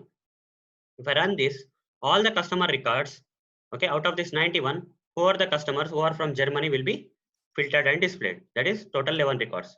You see, all the customer are from Germany country. That's fine. Now, one more thing. That is, if I add simply not, what will happen? The reverse will happen, guys. So here only the customers are from Germany. But when I simply add not before this condition, this is a condition, and before the condition we are adding the not. When we add not, that means it will filter all the customers who are not from the Germany country. If Germany is there, they will not be displayed. Apart from Germany country, all the other countries will be filtered and displayed. You see, other than Germany, every country will be displayed here. Only Germany is missing here. So that is the power of not operator. When you use not operator, reverse filtration will happen. Okay. And along with this not, you can add few more operators, like you can say and again. Okay. And city is equal to London. What will happen? And city is equal to London. Not country is equal to Germany means without Germany, all the other countries will come. When I say and city is equal to London, when I say and city is equal to London, only London will be filtered. Apart from Germany, and only London will be filtered. That means run it. All the London city records came. Like this, guys, we can use the combination of operators, not, and, or, like so on. Okay, so we can do that. So this is all about how to use logical operators, that is and operator, or operator, and not operator in the SQL statements inside the where class for filtering the data with by providing multiple conditions. With the logical operators, we can add multiple conditions inside this kind of statements. So that's it, guys. See you in the next video session. Thank you. Bye. Hello, everyone. Welcome to part 10 of SQL for Beginner series. In this video session, I am going to explain how to use between operator. How to use between operator. So before I explain how to use between operator, let's find out its purpose. What is the purpose of using the between operator? The purpose of using the between operator is to filter the records in the specified range. So to filter the records within the specified range, some specified range. For example, if we have some numbers like 1, 2, 3, 4, 5, and so on to some 100. Now, let's assume that each and every number is a record here. 1 is a record, 2 is a record, 3, and so on to 100. Now, I want to filter the records within some range. Let's say I want to filter the records between 50 to 60. Okay, this is my range. So which records have to be filtered, guys? Out of this 1 to 100, only the records 50 to 60 has to be filtered. That means 50, 51, 52, 53, 54, and so on to 60. Okay, so on to 60 need to be filtered. Out of all this 1 to 100, we want only the records 50 to 60. For such kind of requirement, we have to use between operator. Now let's move to the practical mode where you can easily understand how to use the between operator for filtering the records within the specified range.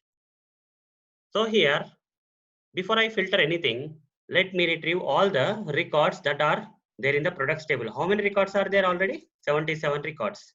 So let me retrieve all the 77 records in the products table. Select star from products. And when I run this, all the 77 records got retrieved here. So out of this, all these records, I want to only retrieve the records within the range of what? What range? The price range. I don't want all the products. I want the products which are in some range. Let's say, I'll say something like this, where we have to use the where class, guys. Okay, where class followed by the column name, that is price. Now it is the time to use the between operator. Select star from products where price between, what is the range? You have to provide the range now of the price column. What is the price range? You want to filter the records with price between 10 and 20. This is one example, guys. Select star from products will retrieve all the 77 records, irrespective of the prices. Irrespective of the prices. Now, when I'm adding the where class, that means this is a condition. All this thing is a condition. The condition says the price should be between 10 and 20. That means the price starting from 10, in between 10 and the price up to 20 should be filtered and displayed here. All the products having the price as 10, more than 10, less than 20, and also 20 has to be retrieved and printed, displayed here. Let's run this. Let's see. So between 10. So we'll not find anything less than 10 because between 10 is there, right? Between 10, starting from 10. So here 10 is there, okay? Of the one product having the price as 10 and more than 10, like 18, 19, all are more than 10, 15, 17. Again 10 is there, 14 and 20. 20 means less than or equal to 20. Less than or equal to 20 is there, but more than 20, there is no such product, right? So between 10 and 20 means starting from 10 until the 20. All the products have to be filtered and displayed here. So instead of between, we can modify this statement, guys. Okay, without using between operator also, we can get the same result. How many records came? 29 records. Using this between operator, we got 29 records for the prices starting from 10 to till the 20. Now we can get the same result by writing different type of statement. Select star, without using between also I can get the same results. Products where price is greater than or equal to 10. Okay, greater than or equal to 10, and again price is less than or equal to 20. Like this I have to write. I'll get the same result, guys. Select star from products where price between 10 and 20 is same as select star from products where price is greater than or equal to 10 and price is less than or equal to 20. Both are same. So simply remove that. Let's run this. Run it. You see the same results we got. 29 records, the same 29, starting from 10 till 20. Till 20. Okay, all the prices, all the products having such range of prices got retrieved and displayed here. Similarly, if I use something like where price between 10 and 20, this we already know. This results will get. But when I add some not here, okay, not operator before the between operator, the reverse will happen. What is the reverse? When I say, in this example, when I say not between 50 to 60, okay, 50 and 60, then what will be the result? The result will be 1 to 1, comma 2, comma 3, comma and so on to 49. And also we'll get 61, 62, and so on to 100. And so on to 100, right? Not between means it should be less than 50 and greater than 60. Here, all these values are less than 50 and all these values are greater than 60. So that is nothing but not between. So let's see whether we are getting the same result or not. Select star from products where price not between 10 and 20 means it should be less than 10. The prices should be either less than 10 or It should be greater than 20. Greater than 20. Let's run this. Not between 10 and 10. That means prices should be less than 10. Either less than 10. 6 is less than 10. You see? Or greater than 20. Whatever the value you take. Either it should be either less than 10 or greater than 20. Here, this is greater than 20. This is greater than 20. Greater than 20. Greater than 20. Greater. But less than 10. Okay? Greater, less than 10. Greater, less than 10. Less than 10. Greater than 20. Greater than 20. Greater than 20. So you can see that less than, either it should be less than 10 or greater than 20. Nowhere you will see 10 or 20 in this results. You see, there is no product having the price as 10 or 20. Either the price is less than 10 or greater than 20, guys. In between also, in between 10 and 20 also, there is no like 11, 12 like that. You will not see any result here. So if I have to create a similar SQL statement without using the between operator, if I have to get the same 48 records without using this not between, I can create this. Select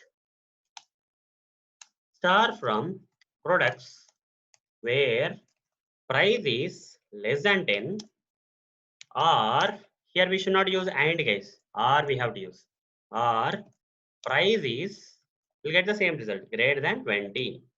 Okay, remove this, the same 48 records we are going to get. Run it.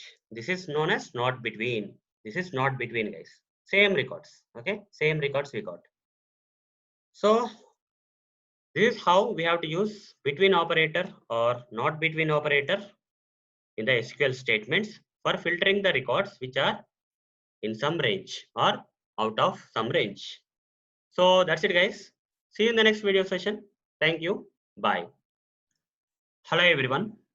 Welcome to part 11 of SQL for Beginners series.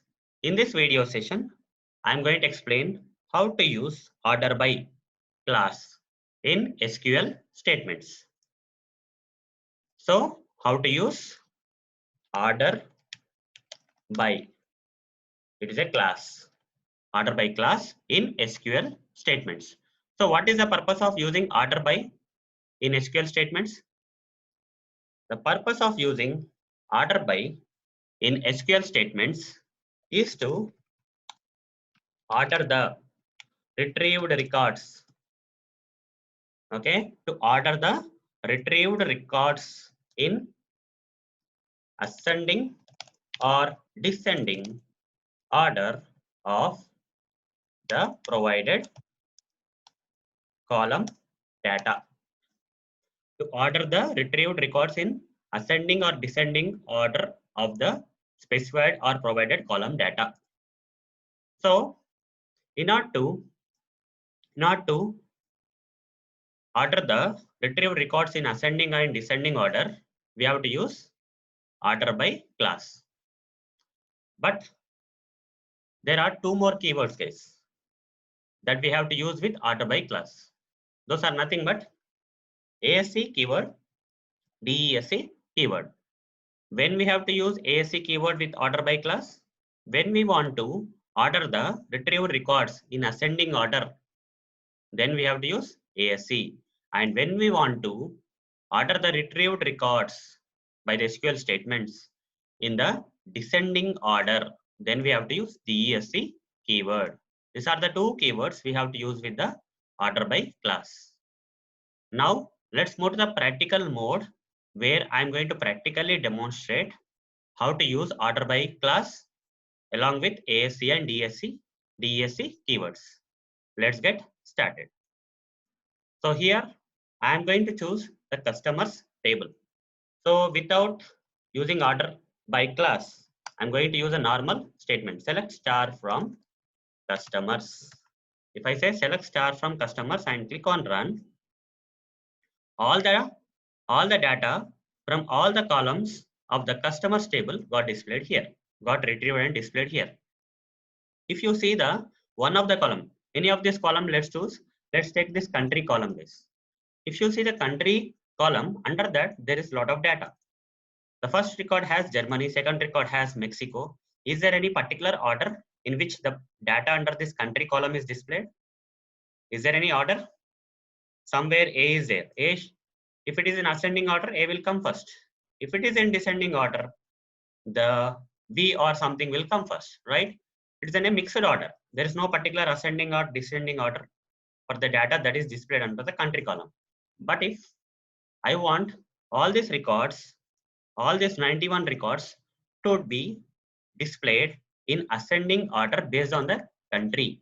Okay, all the countries should be, this record should be organized in ascending order of the country. In that case, we have to use order by. Select star from customers, order by which column data we are trying to organize this data? Country. I'll give country. Okay, select star from customers, order by country. Here, I have to give the keyword like ASC. ASC means ascending order.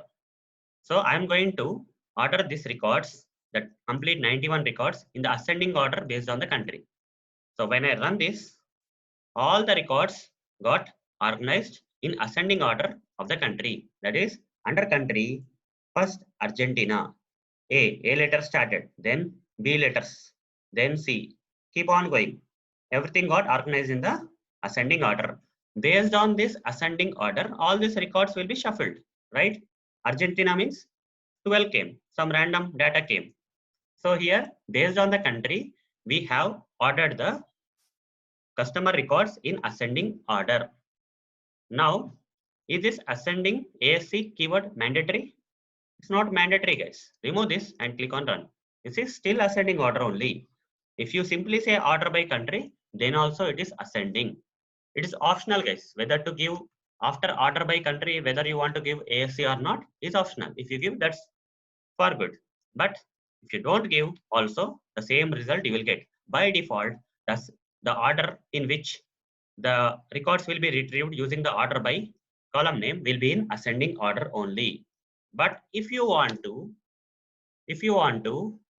order these records based on the descending order of the country, then you have to, this is mandatory. DESC is mandatory if you want to get all the records in the descending order of the country.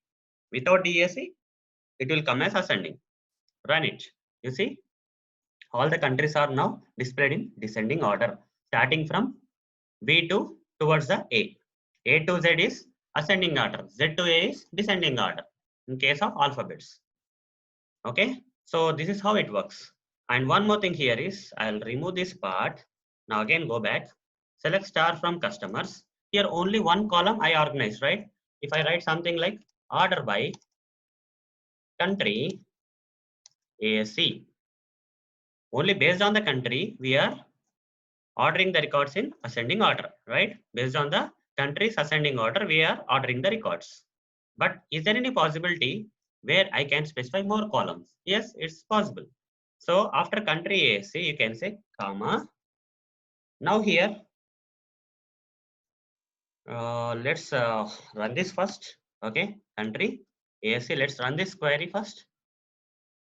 Now all the records are organized according to the ascending order of the country. That's fine. Now I want to add multiple columns. Apart from this country ascending, I want to order by more columns.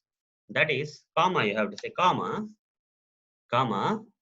So here Argentina, for example, if you take Brazil, guys, okay, Brazil, multiple Brazils are there here from here to here. So here any particular order is being followed here. S is coming, C is coming, random order is there, right? There is no ascending or descending order for the city. Subordering is not there, right? So what if I add country ASC, city also ASC, country ASC, comma city ASC.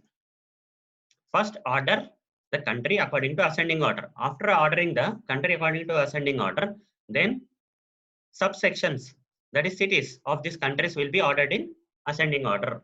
Done it. So here two columns are there provided with ASC. Order by country ascending, city ascending. This is a subordering, guys. This is a main ordering. This is subordering. That is first country. Country will be ordered in ascending order. You see, Brazil and all those things came. For example, if you take this Brazil example, from here to here, Brazil is there. Inside the Brazil, all these cities are now in ascending order. starting from C, R, then S and also. Okay. Now country is ascending, city is descending. Country is ascending and city is descending. Run it. First, countries will be ordered in ascending order. If you go to Brazil again, all the countries are in ascending order. Under that countries again, sub cities are there, right? The cities are now in descending order. First S came, then R came, then C came. That means descending order. So now again, I am changing the country to descending this time. First country will be ordered in descending order. Based on that, the city will be ordered in descending. You see, country is ordered in descending order. For example, a lot of USA records are there. Let's select all the USA records. All the USA. You see, sub records are there in descending order. W to A. Now, country is in descending order. City is in ascending order. Run it. So again, take all the USA. All the countries are in descending order. But whereas cities are in ascending order. Because we have specified ascending here. And ascending is optional, guys. If you don't provide, it will be in ascending only. You don't have to provide. So descending, ascending again. Then remove this. What will happen, guys? Country comma city. By default, this country will be ordered in ascending order. City also will be ordered in ascending order, because by default, order by will provide ASC here. Even though you don't provide explicitly, it is ascending order by default. You see, countries are in ascending order. All the cities from based on the countries are also in ascending order. Okay, like this case. So this is all whatever we have done so far is with the text, guys. Okay, here A to Z, Z to A. Ascending order is A to Z. Descending order is Z to A. Now let's try the same thing with numbers. Okay, applying the ascending and descending with numbers using order by. So go to this products. Select star from products table. Products table and run it. All the product details from all the columns got displayed here. Now I want to apply the ascending and descending to this price, guys. Okay. Now 18 is there somewhere here, 21 is there here, after 10 is there. That means a random order it is, right? I want to organize this table records in ascending order of the price. So what we have to do? Order by price, ASC, run it.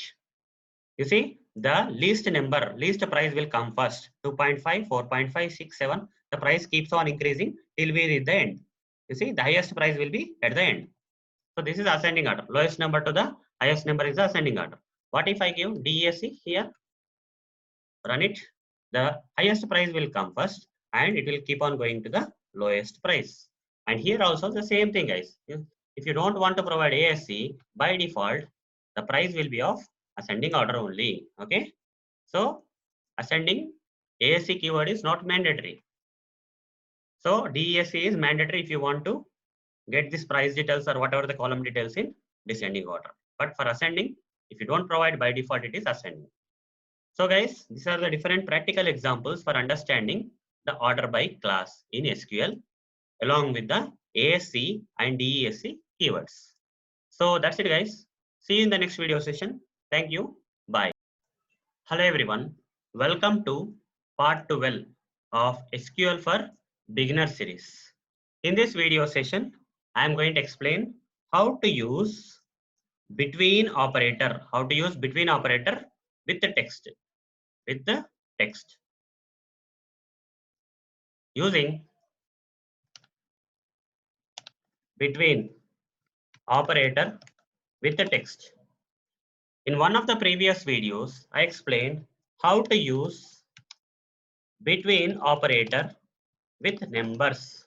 Okay, with numbers I explained in the previous video. What happens when you use between operator with numbers? Let's say there are some numbers 8, 12, 15, 19, 35, 25 or 35, whatever it is, 33,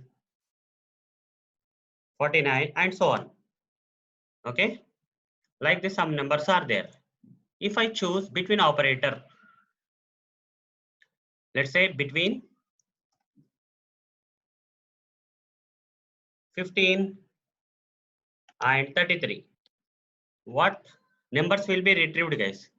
Let's say there are some records in the table, and these records have these numbers in a particular column. If I use between operator with these numbers, saying between 15 and 33, what will be the output? The output will be 15, then 19.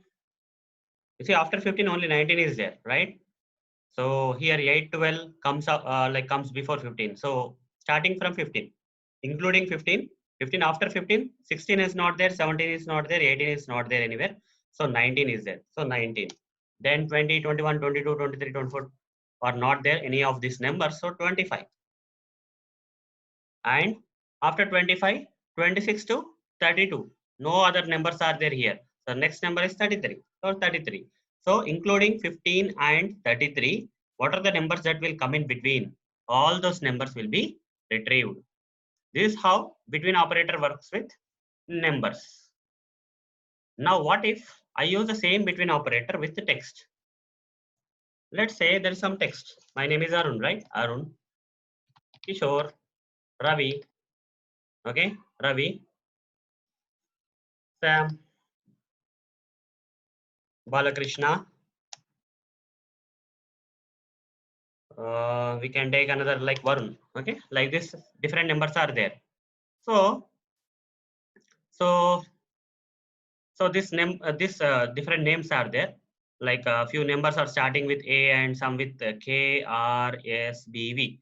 So if I have to order them in some order, ascending order or something, A, B, C, D, E, F, G, H, I, J. So B will come next, right? Simple. So let's order it. Before I apply this between operator, we have to order it, guys. Okay, better to order it so that things will be clear for us. A, B, C, D, E, F, G, H, I, J, K. K is correct. K, L, M, N, O, P, Q, R, S, T, U, V. So these are in perfect order. These are in perfect order. If I say between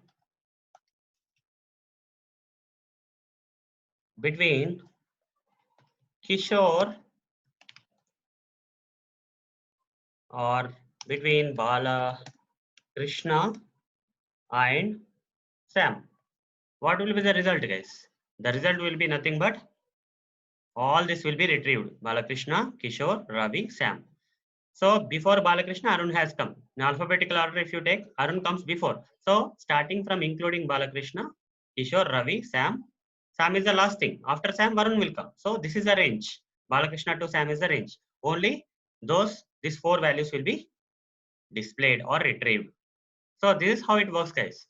In case of numbers, smallest number to the largest number, we have to order, and then between operator will retrieve the range of values from lower to upper or whatever it is. Whereas coming to the text, alphabetical order we have to order and then we can retrieve. So here, now you have understood the concept. Now let's move to the practical mode so that you can see what exactly is happening in real time. Okay. So for example, let's do this customers table. Select star from customers. Okay. Then run customers. So when I do so, all the column data from the customers table got retrieved and displayed here. Total 91 records. Okay, total 91 records got retrieved and displayed here. Now I'll choose something. I'll say Canada. Okay, from Canada here between. So I have to add the where class, guys. Select star from customers where country between Canada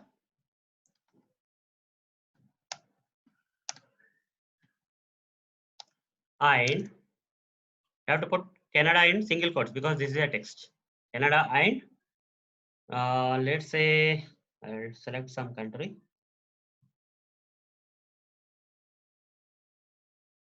Finland. Okay, Finland. Like this, if I select all the countries starting with Canada to Finland should be retrieved and printed. So that means Canada is here and Finland is somewhere here. Do you think all the countries starting from Canada, that is Canada and then UK and all those things till Finland. Will they be displayed? No, that will not happen, guys. What will happen is internally, when you run this query, first this country will be ordered in an alphabetical order. Okay. So after C, what will come? D will come. After D, E will come. After E, F. So countries which are having the, after Canada, all the D, E, and till F letter, okay, of Finland, till F, Finland F. Okay, up to that only the list will be retrieved. Run it. You see Canada, Denmark, Finland, only these things, not everything that is there in the list. So in order to make everything clear, in order to understand this thing, just remove this part, guys. Select star from customers, order by country. First say country, okay? Order by country. Then you will understand this example in a better way. When I say select star from customers order by country, all this country are ordered in alphabetical order, okay? Ascending order or in alphabetical ascending order. That is first Argentina came, then Belgium, Brazil, like that, okay? Canada is there here, starting from Canada to Finland up to here only, okay? Only these records, that is 1, 2, 3, 4, 5, 6, 7 records should be displayed, guys, retrieved and printed, okay? Retrieved and displayed. So when you organize this customers table, then you will be able to understand the working of this between operator in a better way. If you don't organize, still it will work. Between operator will still do its duty, even though this country is not organized. But just to make your understanding more better, I'm just adding order by country. If I add order by country, then you can see easily understand the output, right? Whatever the output that we are going to get. So we are going to get like 7 records, only 7 out of 91, 7 records, right? Here we have to add the where condition where country between Canada and Finland. Now things are good. Run it. You see, Canada and Finland. Only those countries will be coming. So if you don't use order by, also is fine. It works in the same way, guys. Run it. You see, same thing, same output you got. Canada to Finland. But I'm just including the order by to make your learning easier. Okay. Before you add this where condition, without using order by, if I run this, you will get confused because country is Germany here, somewhere Canada is there, somewhere Finland is there. Okay, you don't know from which data will come, right? If I, when I explain, if I add the order by country, then you got a kind of a clear picture of which countries will be displayed. When I say where between Canada to Canada and Finland, okay, then you will know. Then you will know how to apply the between. That's the only reason, guys, why I have included order by in this statement. Okay. Otherwise, order by is not required. You can directly say where country between Canada and Finland. This is also good. Okay, Finland. So you'll get the proper output. This is enough. Don't need to use order by if you don't want to. So second thing here is there's something. So we have used between operator here. What if I use not between? Not between means opposite. So here between means starting from Canada, including Canada, and in between Canada and Finland, whatever is there, all those things, all those countries, and finally it will end with Finland. That is between.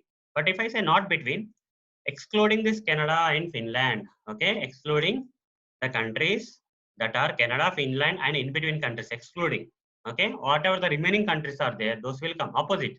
You see, when I run this query, when I run this SQL query, you will not get these 7 records, okay, only 7 records got displayed here when I say between Canada and Finland. But when I add not, so out of 91, you just remove 7. That is 85 records have to come. Apart from this, Canada, Denmark, Finland, we will get all the remaining records. You see, now you will not see anywhere Canada or something.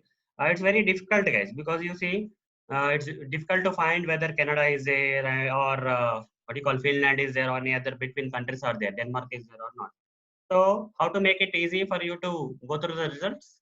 Simply add order by country, okay, ascending order.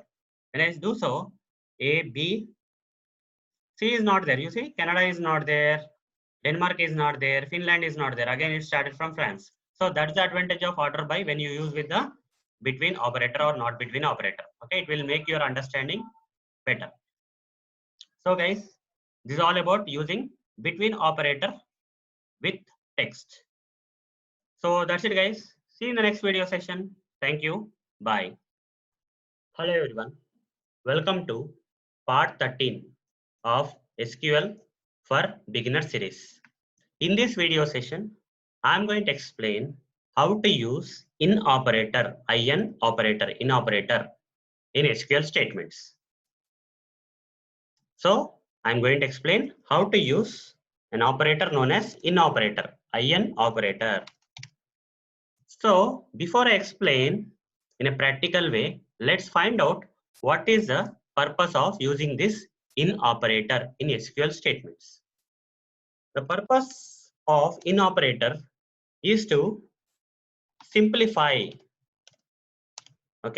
simplify the process of providing multiple values to the same column name. For example, let's take a query like this: select star from some XYZ table where ID is equal to 1, okay, or ID is equal to 2, or ID is equal to 3. Like this, we can write some query, right? Here, we have to specify this column ID 3 times. I want to check, okay? I want to provide 3 conditions, guys. Condition 1, condition 2, condition 3 in the where class, where the first condition for the same column, number 1 is assigned, right? This is one condition. Second condition also has the same column ID with a different value, and third condition also has a same column with the another ID 3, okay? Another value as 3. So instead of specifying like this, we can simplify this statement, guys. From here to here, we can simplify. From ID is equal to 1 or ID is equal to 2 or ID is equal to 3, we can simplify, guys. How to simplify? Using the in operator, we can simplify. Select star from XYZ table where ID, you don't have to specify ID 3 times. Okay, the same column is repeated 3 times for 3 different values, right? In 3 different conditions, 3 different values, three ID columns were provided in the earlier statement. Now select star from XYZ where ID in. Okay, simply provide in and open a bracket and say 1, 2, 3. This is same, guys. This is same. Here, column name in the condition, only one condition is provided, right? ID in 1, 2, 3. Here column name is provided once and all the required values are also provided with a separated by comma in this circular braces. So this is how, guys, in operator is going to simplify the process of providing multiple values to the same column names in the SQL statements. So let me practically demonstrate with more examples now. So I'll choose this products table, select star. I'll run the normal query, guys, okay, before applying anything. Select star from products. If I say select star from products, all the data from all the columns of the products table will be displayed here. You see, all the 77 records got displayed here. But I want to filter, okay, I want to filter the products where price of the product is either 18 or the price is equal to 30 or price is equal to some 10. Okay, only 3 values are there, but column is same: price, price, price. When I run this, here out of those 77 records, only 8 records got displayed of the products which either have the price as 18 or price as 30 or price as 10. 18, 30 or 10. You see everywhere 18, 10, 30, 10, 18, 18, 10, 18, right? So instead of providing these 3 conditions here, we can simplify because the column name is same here. Price, price, price is same. Only the values are differing. 18, 30 and 10 values are different. Instead of doing like this, simply modify like this. Price, I am using the in operator. Either you can use small n or capital N. That's okay. Price in and open the brackets, circular brackets, and first value is 18. From here to here, just remove it. 18, 30. Again, from here to here, remove. 18, 30, 10. Okay. No matter how many values you have. Okay. You don't have to specify that many number of conditions. Instead, single condition is, we can simplify this by providing a simple condition by using this in operator where you can provide all the multiple values here. Okay. Of which can be assigned to the price. 18, 30, 10. Even though you have 10 values also, you can use this statement in an effective way. Run this. You will get the same result. Select star from products where price in 18, 30, 10. This is how it works. We can also use this in operator with the text case. So this is all with the numbers. 18, 30, 10 is with the numbers. Now I'm going to use with text. So select star from, I'll go with a different table, that is customers table. All the records from the customers table will be displayed here. All the 91 records from the customers table got displayed here. Now I want to filter some data where country in,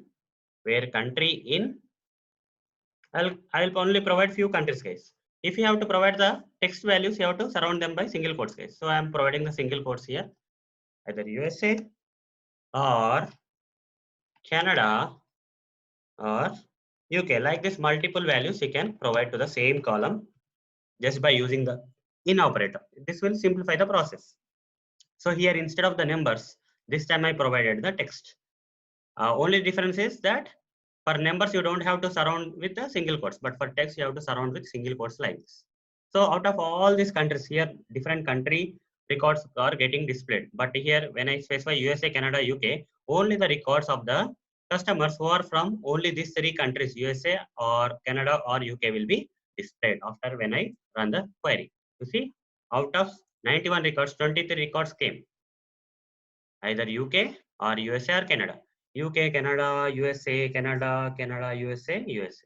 Okay, like this, guys. You can filter the data and you can simplify the conditions, multiple conditions into a simple condition. If you are assigning multiple values to the same column name by using the which operator? In operator. So this is the purpose of the in operator, guys, and this is how we have to use in the SQL statements for simplifying those kind of conditions where multiple values are assigned to the same column. So that's it, guys. See you in the next video session. Thank you. Bye. Hello, everyone. Welcome to part 14 of SQL for Beginners series. In this video session, I am going to explain how to use like operator and wildcard characters. So I am going to explain how to use like operator and wildcard characters. So this like operator and wildcard characters need to be used together, guys. If you want to use wildcard characters without like operator, you cannot create an executable SQL statement. This is not possible, guys. If in SQL statement, if you are using wildcard characters, then you have to use the like operator. So that's one point you need to note down. Second thing is, what is the purpose of using this like operator and wildcard characters? The purpose is pattern matching. The purpose is pattern matching. For example, in normal example, guys, without pattern matching, if you have a normal example like this, you can have a normal example like this, which doesn't follow the pattern matching. Select star from customers where customer name is equal to, okay, select star from customers where customer name is equal to, let's say my name Arun Moturi. If you want to give like this, there is no need of pattern matching, guys. But if you give something like this, a percentile, okay, this percentile is a wildcard characters. Percentile is one of the wildcard character. So when you specify the wildcard character here, okay, then what happens is you cannot, this will not work, guys. This statement will not work because here percentile wildcard character is used for pattern matching. In that case, you cannot use equal to symbol. You have to use like symbol. Okay, like operator. You have to use like operator. Customer name like a percentile you have to use. Okay, if you use name is equal to, then you have to provide the name, guys, complete name, complete whatever the name you want to match with, that you have to provide, otherwise it will not work. So hence, when you are using wildcard characters in this kind of where class conditions, okay, where class condition values, then instead of this equal symbol or any other relational operators, you have to use like operator, then only this will work. So next thing is about how many wildcard characters are available. There are two types, guys, okay, there are two types. One is percentile, other one is underscore. Percentile stands for all chars, whereas underscore stands for single char. Okay, single char. It will represent a single character. Percentile will represent multiple characters. We cannot say all char here. We can simply say multiple chars. Okay, better to provide multiple chars. Percentile means multi char. Underscore means single char. So there are two wildcards. One is percentile, another one is underscore. Percentile stands for multi-char and underscore stands for single char. So when you use this kind of wildcard characters in this kind of where class condition values, here instead of Arun Motor value, that is a full value. If you use any of these wildcard characters, then you cannot use equal to symbol here. Instead of this equal to symbol, you have to use which operator? Like operator. So now let me practically demonstrate and practically show you how this like operator and wildcard characters will help you out. Okay, and what exactly they mean, along with this percentile and underscore wildcard characters. So let's switch to the practical mode. So now I'm going to choose this customers table from here.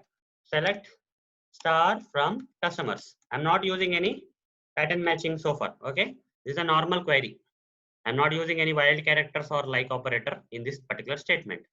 I'm simply saying select star from customer. And when I run this, all the, sorry, it's not customer, guys, it's customers. Okay, some S is missing here. Let's run this. So all the records from all the columns, all the data from all the columns of the customers table got displayed here. That is, all the records also got displayed here, right? Now I want to filter it. How to filter?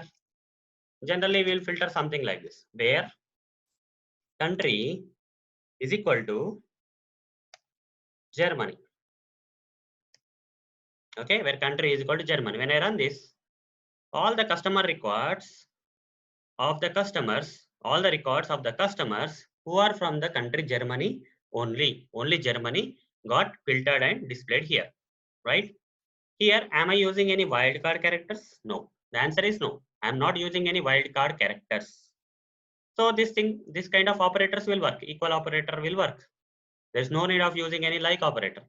But if I use any wildcard character, let's say I'm using percentile A. Here percentile symbol is a wildcard character, which means multi-character. Okay, percentile stands for multi-character. A means, so the meaning for this particular thing here is multi-characters followed by A. Here in the country, there can be any number of characters before A. A should be the last letter. Such kind of countries we need. Here, Germany, any characters, but last letter is Y. Here we are expecting the last letter to be A. So let's remove this first. Let's run this so that we'll get all the countries. Now I'll put it back here. I'm not running this query now, but let me explain. Where country is equal to percentile A. Percentile means multi-characters and the last letter should be A. Last letter should be A. So here Germany, Y is there, O is there, K, N, Y, Canada. Canada is matching.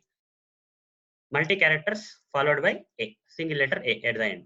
Argentina is also matching. Argentina is also matching. Multiple characters and last letter is A. Multiple characters and last letter is A.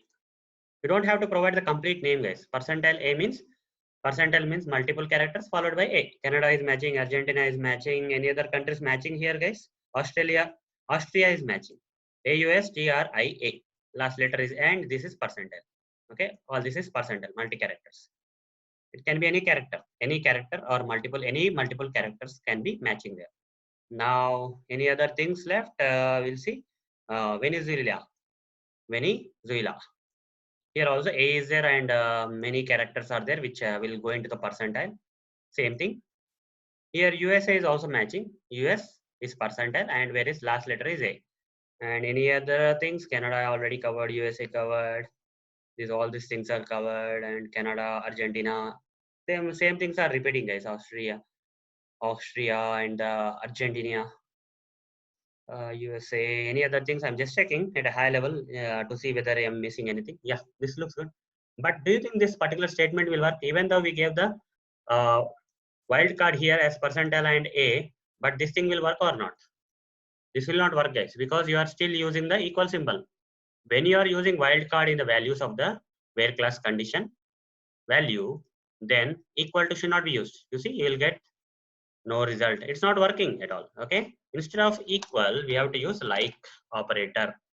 When you have wildcard character specified in the value, then you have to use like operator. Then only it will work. You see, this is working now. So like operator and wildcard characters has to be used together. Then only we'll get the results. Now you see, whatever we thought, everything will come in picture. Canada, Argentina, and all those countries we discussed, right? Only which are ending with A. All those records, only those records having any characters in before and ending with A are getting displayed. So this is how it works, guys. We'll go with other example now. Select star from customers where country like F percentile. What does this mean now?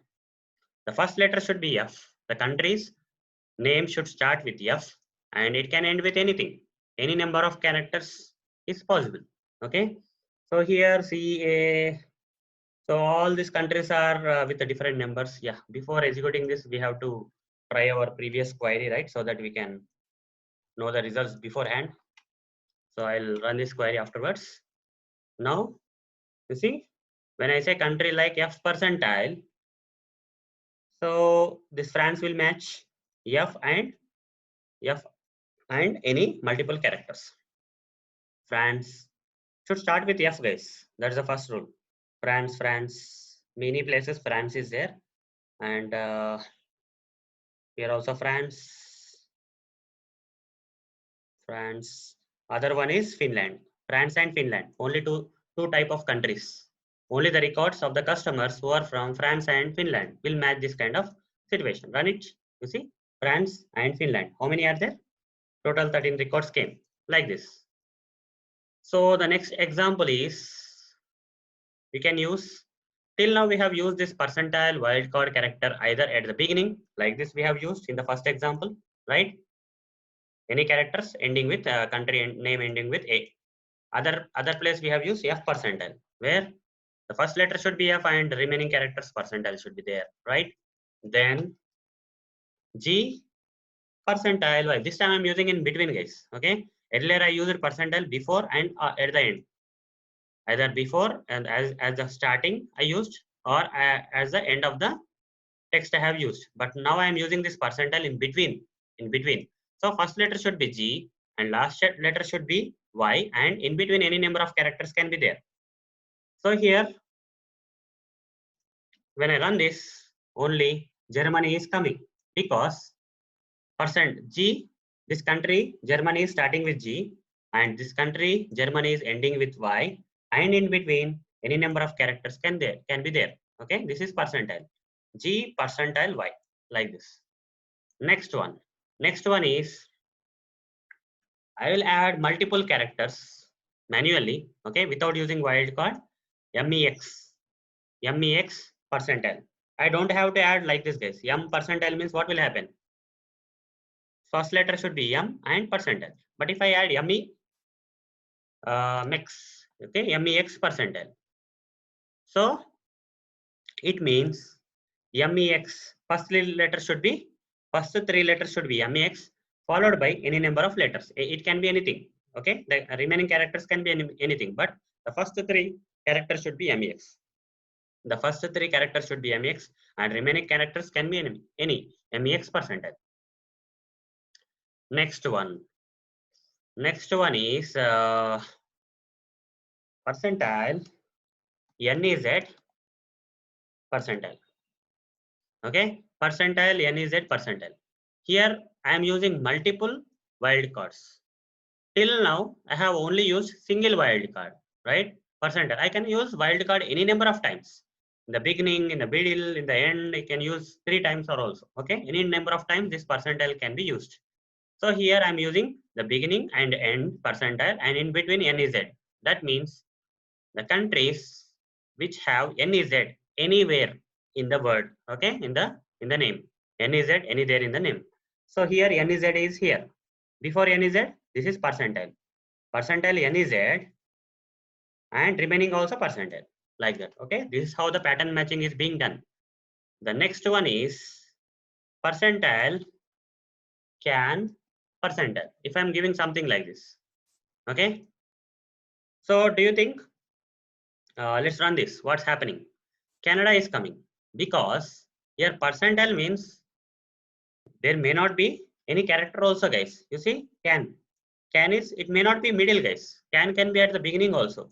Percentile means 0 or any number of characters. 0 or any number of multiple characters. Here percentile means not it will not start from 1 character, 2 character, 3 character. It can be 0 character, 1 character, 2 character. Okay. So here before this can, percentile is treated as 0, guys. Okay. 0 can and remaining thing is percentile. Canada. So Canada came. So when you put percentile here, percentile wildcard here, don't think that some characters should be there. Okay. It can be sometimes 0 character also. 0 characters. So this is going to be the first 3 characters, that is can. Okay. So if in other countries, if apart from this Canada, if you have any other country in this records which has CAN in between, then also it will find, or CAN at the end also it will find, because at the time percentile at the ending will be treated as 0. Okay, 0 characters. So either 0 or some characters, 0 or some characters, something like that, guys. So can be in before, can be at the beginning or in the middle or at the end also. So all such kind of countries having can letters at the beginning of the country or in the middle of the country or at the end of the country will be displayed, filtered and displayed here. Since we don't have that many records, here can, which is at the beginning of the country, is selected for filtration purpose. This is how the percentile works, guys. Next one. Next one, we are done with the percentile, guys. Now underscore symbol. Okay. I said there are 2 wildcard characters. One is percentile wildcard, which stands for 0 or multiple characters, whereas single char. Okay. Whereas single char. Underscore stands for single char. So here I'm going to give the single char underscore WEDN. Okay. Run it. So here only single character, guys. It's not multiple characters. Only one character can be filled. It's like fill in the blank kind of. Okay. Only one character is allowed to be filled.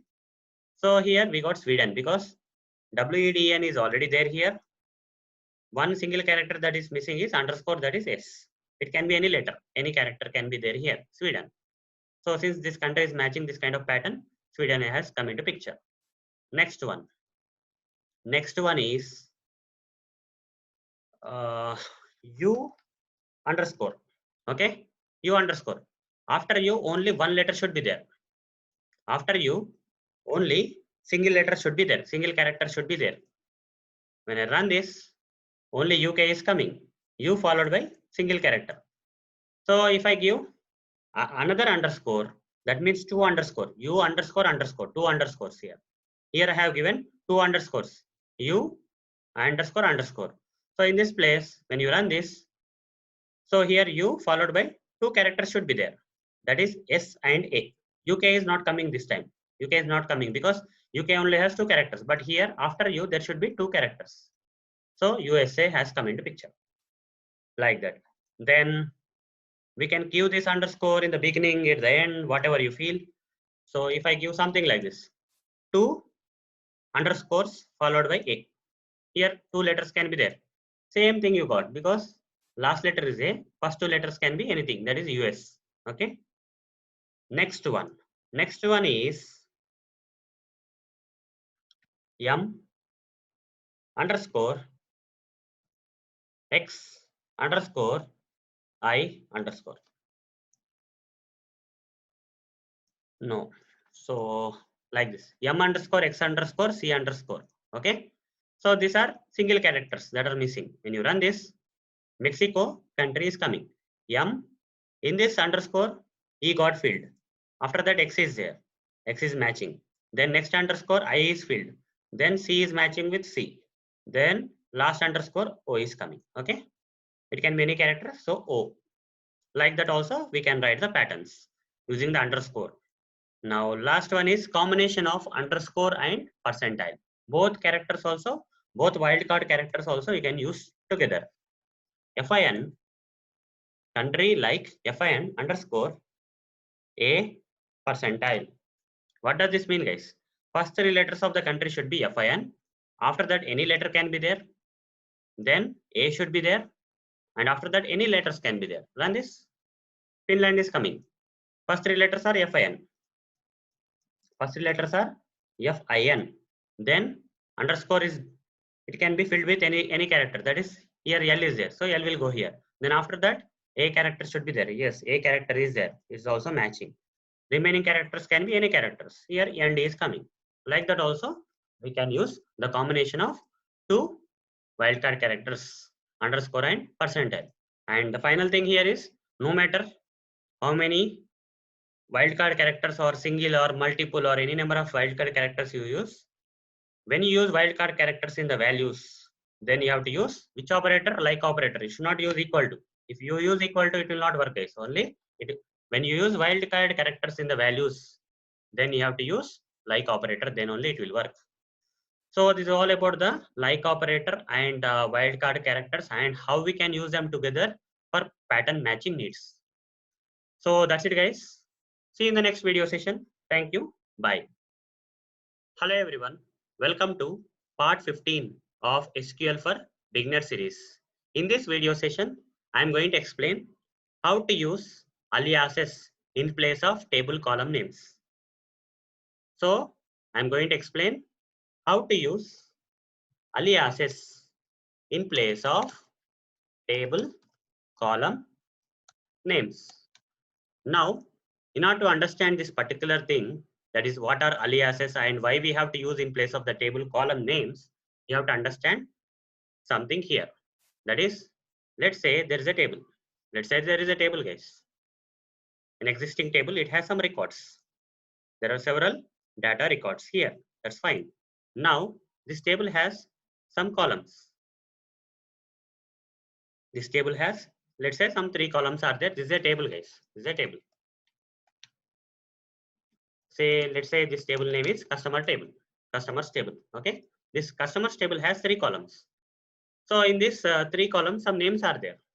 Here serial number column is there.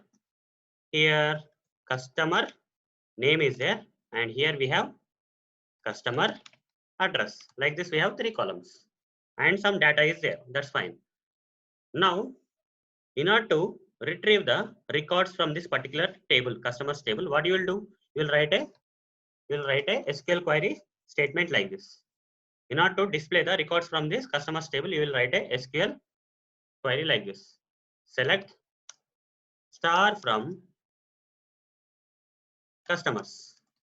When you do so, what will happen? When you run this SQL query, then all the records which are there in this customers table will be displayed here, will be retrieved and displayed here with the same column names and same data, right? So here the data will be displayed, retrieved and displayed like this. Whatever the data is, that data will come. Along with that, the same column names. Okay, the same column names. If serial number is there here, the same serial number will be displayed here. Okay, in the results, these are results, guys. This is the original table. This is the original table where we have 3 columns and under the data is there. And when you run this query, select star from customers, you will get the records retrieved from this customers table and displayed as the results, right? Serial number, if serial number is a column, here also serial number will come. If customer name is a column, you will also get the same customer name is a column, you will get the same customer name. If customer address is a column name, here also in the results table also customer address will come. whatever the column name is there in the original table, the same column name will be displayed in the results also. But if you don't want the same column names to be displayed in the results, in place of this original column names, if you want to display your own column names, then we have to go for aliases. Okay, we have to use aliases in place of the table column names if you don't want the original column names to be displayed in the results. For example, in place of serial number, you want to display the column name as serial number s.no in the results. Okay, you don't want the original column to be displayed. In place of that, s.no to be displayed. Here, only name should be displayed. Instead of customer name, only name. Instead of address, only address need to be displayed. If your requirement is something like this, then you have to specify this aliases in this SQL statements. If you specify the aliases in this SQL statements, then this kind of thing is possible. And these changes are temporary, guys. Okay, these changes are temporary. Whenever you run the query, then only you will see this alias names instead of the original column names. And later part, they will not be there. That means it will not do any changes to the original table. No changes will be when you provide alias names in the SQL statements and run. This will be as part of the results only because this particular SQL statement has this alias names mentioned. But by mentioning this alias names in this query statements, it will not do any changes to the original table column names. Original column names will be like this only saved in the database. Okay, database. But when coming to the results, if you specify the alias names in the this kind of SQL statements, then only temporarily they will be these alias names will be displayed in place of this table names. Now, guys, whatever theoretical things I explained so far, I'm going to demonstrate in a practical way for your better understanding. Let's move to the practical mode now. So here I'm going to use this table known as categories. Select star from categories. Okay, I'm not doing anything here. The basic query I'm running. Okay, before explaining the aliases and all the stuff, I'm just running a basic query so that you can see what type of column names are available and what type of data is being displayed in the table. Okay, so just to see what is the data in this particular table, I'm running this query. Select star from categories. This particular categories table has original columns as category ID, category name, and description. These are only 3 column names are there, and all the data from the 3 column names is displayed here. That's fine.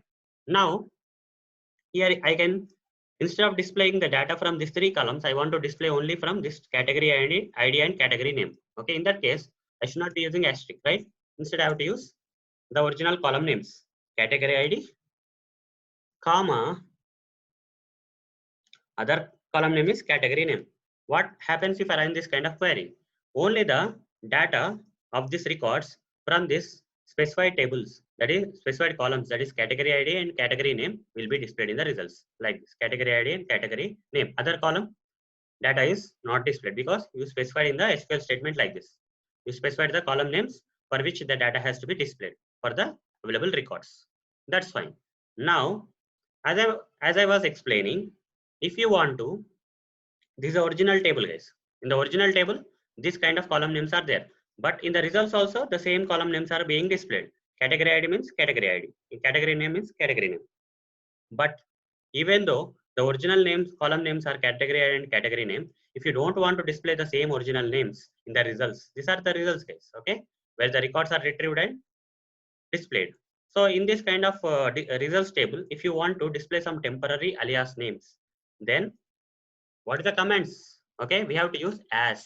Okay, we have to use as keyword, category ID as. You have to give the alias name, category ID as. So instead of category ID, I want to display the alias name in the results for this category ID as only ID. Instead of category name, as only name. Like this I want to display. So earlier we got category ID and category name. When I run this, instead of category ID, we got the alias name that is provided here. This is a syntax, guys. Category ID as alias name you have to provide. Okay, not to provide the alias name, you have to provide the AS keyword here. Okay. So in place of category ID, all the data of this category ID is displayed under a new name that is ID.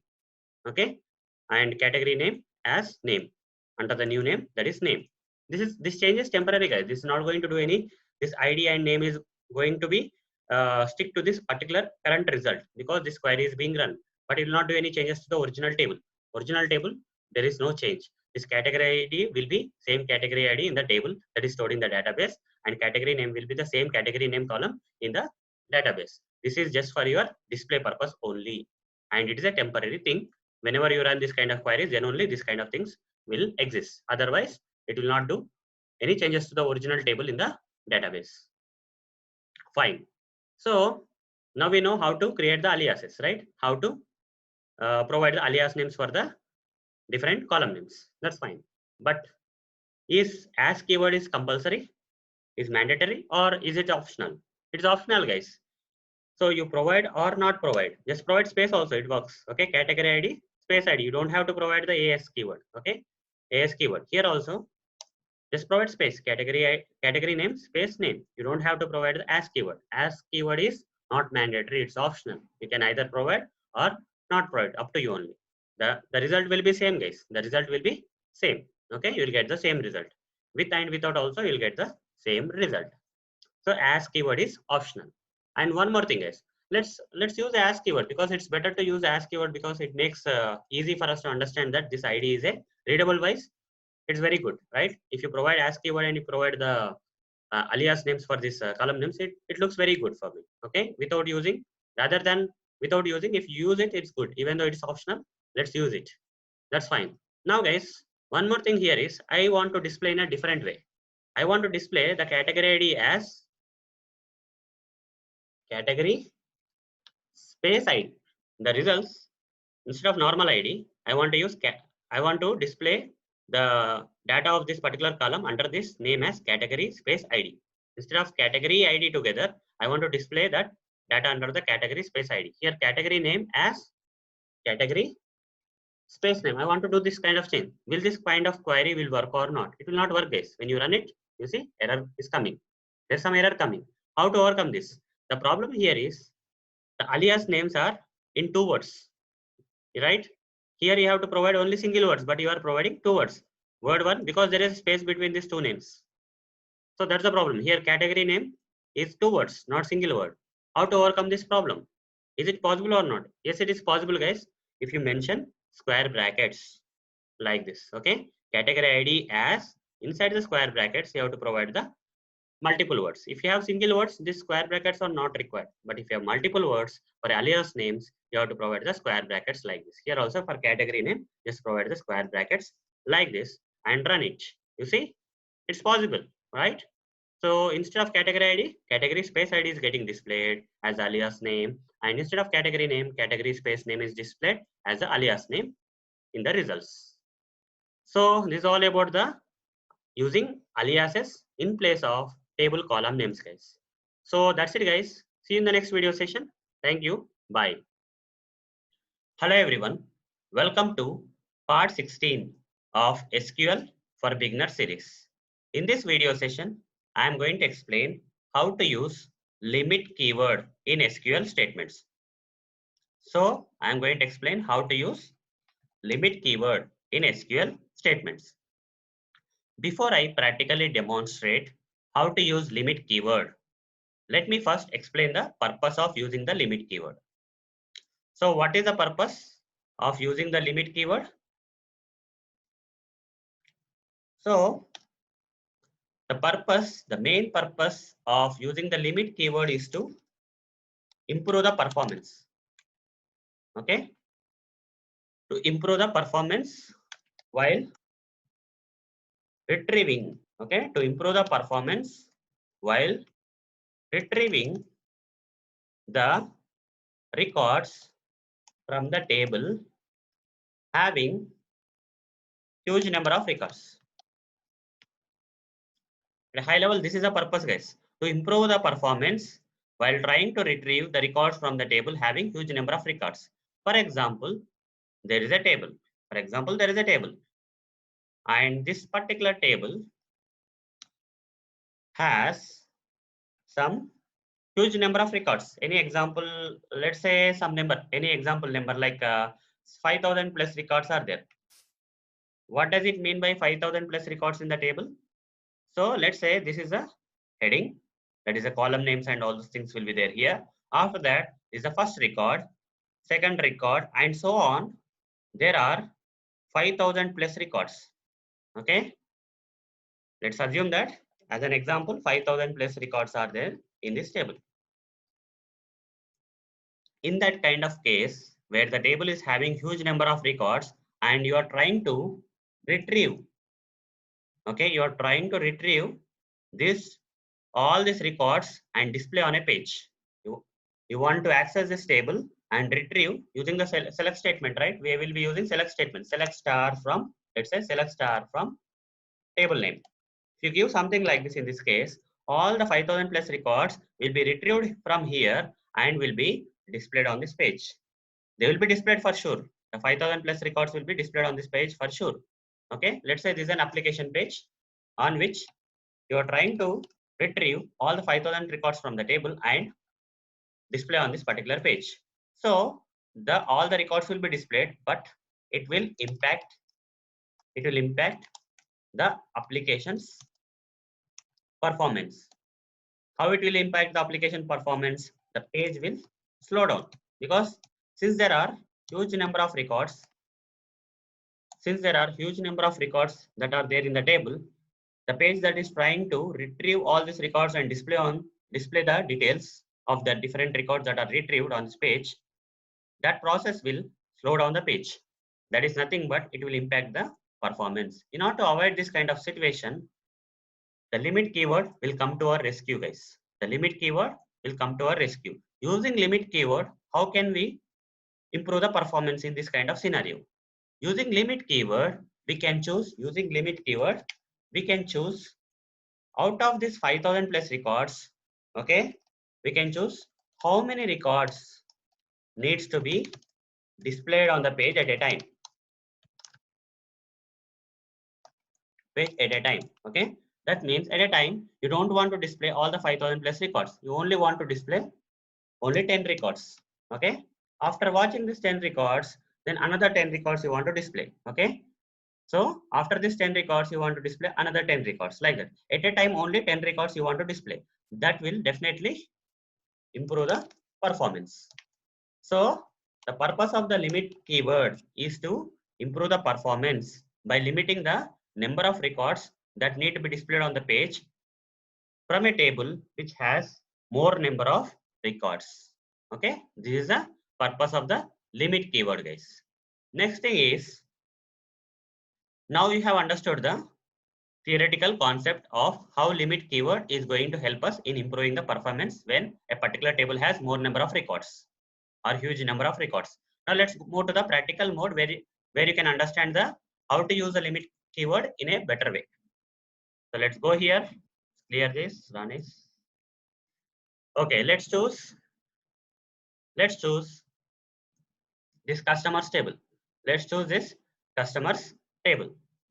So without using the limit keyword, I'm just trying to run a normal general query, that is select star from customers table. What will happen, guys? All the records that are there in this customers table will be retrieved. How many records are there? Total 91 are there. Okay. When I say select star from customers, all the 91 records will be retrieved at a time and displayed. You see, I have to scroll down the page. From here to here, I have to scroll down, all the 91 records came. But I don't want to display all the 91 records. I want to improve my performance of the application, let's say. In that case, I'll add the limit keyword. Limit select star from customers limit. Don't say equal to symbol, guys, here. Okay. Equal to symbol will not work. If you say equal to 3, you will get an error. Okay. Syntax error you will get. Equal to is not allowed. You have to say limit space 3. If you want to display only 3 records out of this 91 records, you have to say limit 3. Run it. You see, first 3 records from this customers table got displayed here. Even though the table has 91 records, we have selected to display only 3 records using this limit keyword. So what if I'll go back, select start from customers. What if I have a where class? This particular select statement has a where class. Why we have to use where class? To filter the data, right? So where I want to only display the records, okay, having the the customer details who are from the country USA. Only USA customers I want. Select star from customers where country is called USA. So only 13 records came. They are from USA. Still, I want to only display some 5 records. Even though 13 records are there in this country USA, customers records are who are from country USA, I still want only 5 records to be displayed. You can still use limit, guys. Okay. Even though where class is there here in the select statement, there is a where class with condition. Even though you can use the limit keyword. After this where class condition, you have to say limit space.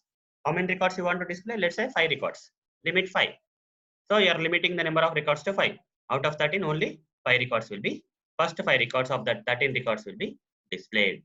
Okay, this is how we have to limit the number of records that we want to display on the page. Next thing here is, let's go back, run it.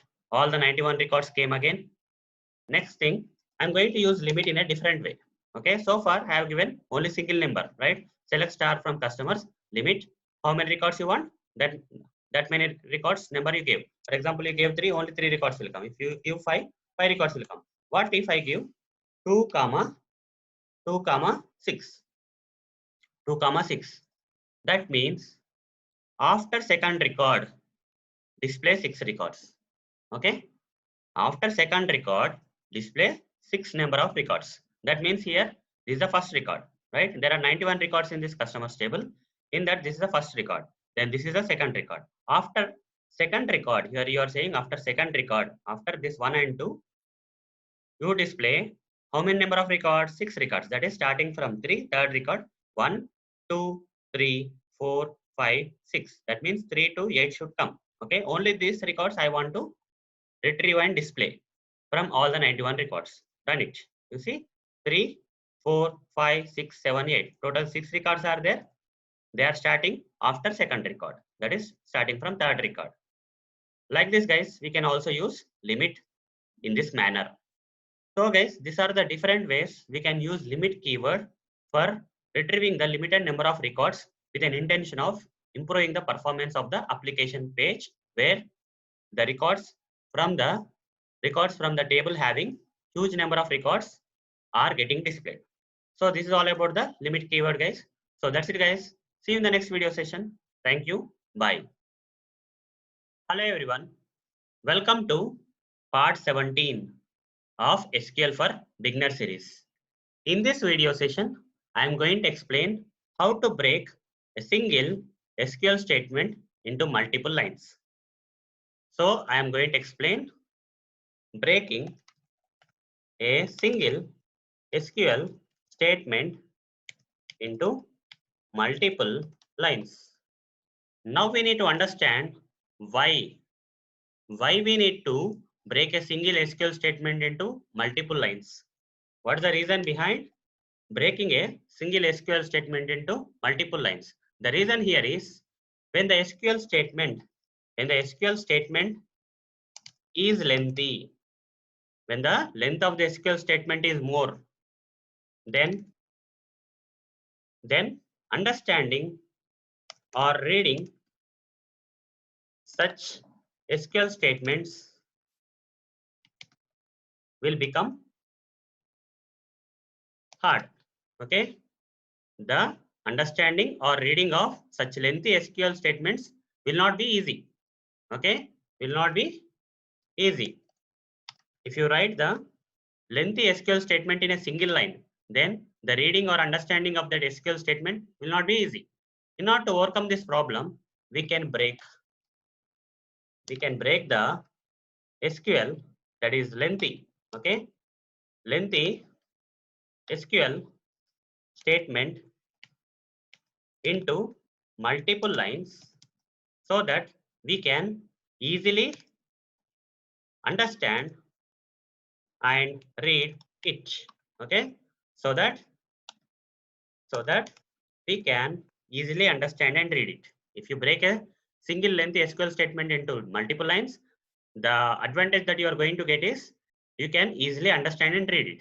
Now let's move to the practical mode, guys, where I'm going to practically show you how you can break a single and lengthy SQL statement into multiple lines. So let me write a normal statement first. This statement is not going to lengthy first. Okay, This statement, whatever I am going to write, is not lengthy. Select start from customers. It's a normal SQL statement using which when I run, select star from is missing. Okay, select star from customers. Run it. All the records or all the data from all the columns of the customers table got displayed here. That's fine. Now I'm going to make this particular statement lengthy. Okay, I'm intentionally going to make this statement lengthy, guys. Select customer ID, comma, this column, guys, customer ID, comma, customer name, second column, customer name, then country, this one, then city, this one, from customers. And okay, the length of the original select statement got increased. Okay, now it got increased, but I want to make it more lengthy. Where country is equal to France. Country is equal to France. Now the statement became more lengthy. Now still I want to make it more lengthy. Let's say, okay, just for example purpose. Limit, okay, limit 3. Limit 3. Okay, this is how we can make a SQL statement a bit lengthy. This is a lengthy SQL statement. If you write everything in a single line, the readability is not there, the understanding is not there. Okay, it's not so easy to understand and read this kind of lengthy statements which are in there in a single line. So how to make it easy? By breaking this statement into multiple lines. How to break? Select customer ID, customer name, country, city, okay, city, from customers, where country is equal to France, limit is equal to, limit is 3. Okay, limit 3.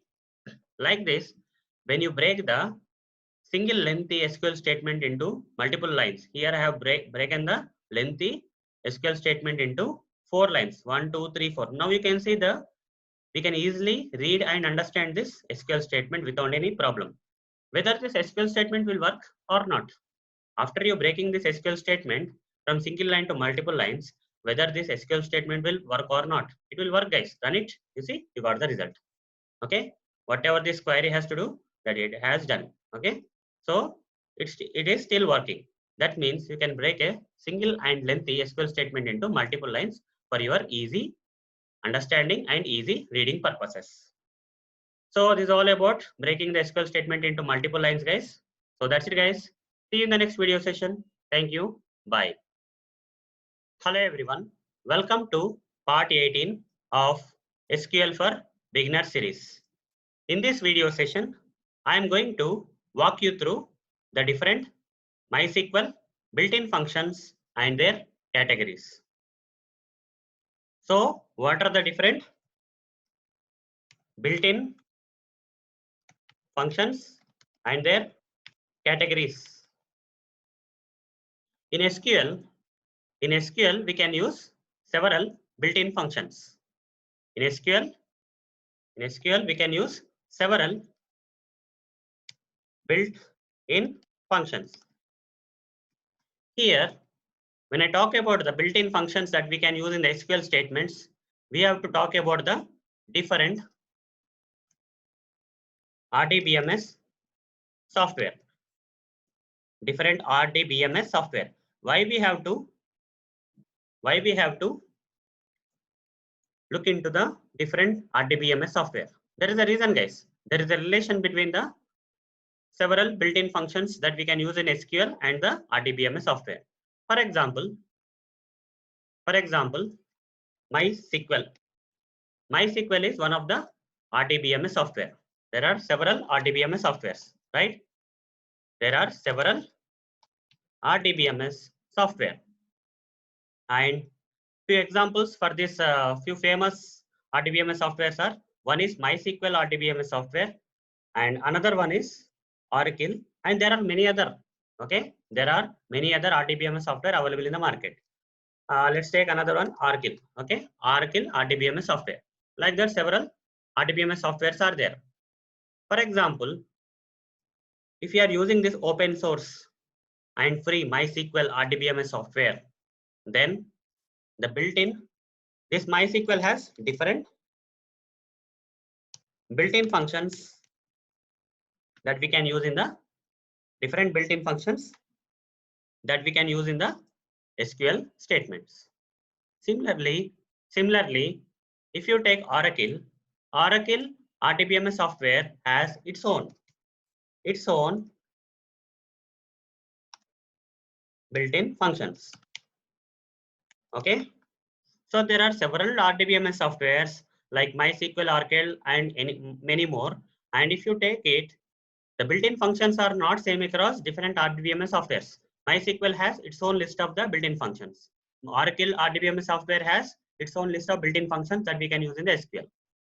Okay, though SQL is kind of a standard kind of statements are there in SQL, but the built-in functions that we use in the SQL will differ based on the different RDBMS software. MySQL has different built-in functions that we can use in SQL, and Oracle has its own built-in functions that we can use in the SQL. So which one we are going to choose? I'm going to, as part of explanation, I cannot actually take different RDBMS software and explain built-in functions for each and every RDBMS software. That's not possible, right? So I will try my level best, but that is not possible. To get started, I'm going to choose MySQL as the RDBMS software, and we are going to use the built-in functions of the MySQL. How to find out the different built-in functions of MySQL or different built-in functions of the Oracle? Simple, guys, you can Google it out. Okay, go to google.com and Google search for MySQL built-in functions like this. Okay, MySQL functions. So you'll get MySQL functions like this. Okay, there are several references or something is there. Okay, you can check there. So if you go here, so there are several type of functions are there. String functions are there, numeric functions are, date and time control. A lot of built-in functions are there for MySQL. Similarly, if you want to find out the built-in functions of Oracle, okay, Oracle RDBMS software, then Oracle SQL, you have to say SQL, guys. Better to say SQL, otherwise it will give some different results. Okay, MySQL is fine, but Oracle, you have to say Oracle SQL built-in functions, so that you will get the proper results. There are different type of built-in functions in terms of the Oracle here. So listed by category, SQL functions, doc.oracle.com. Maybe this is good. Let's go here.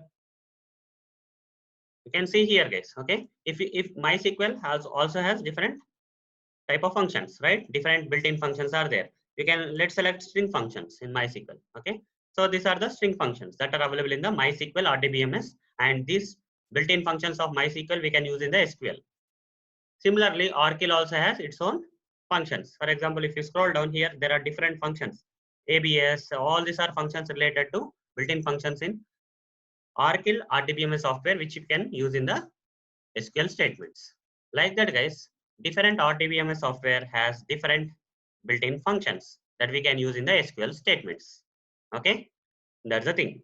So now for practical demonstrations in the upcoming videos, I'm going to choose MySQL as the RDBMS software. Okay, I'm going to choose one of the RDBMS software, that is MySQL, which is open source and free, so that we can easily try out all the built-in functions of the MySQL RDBMS software.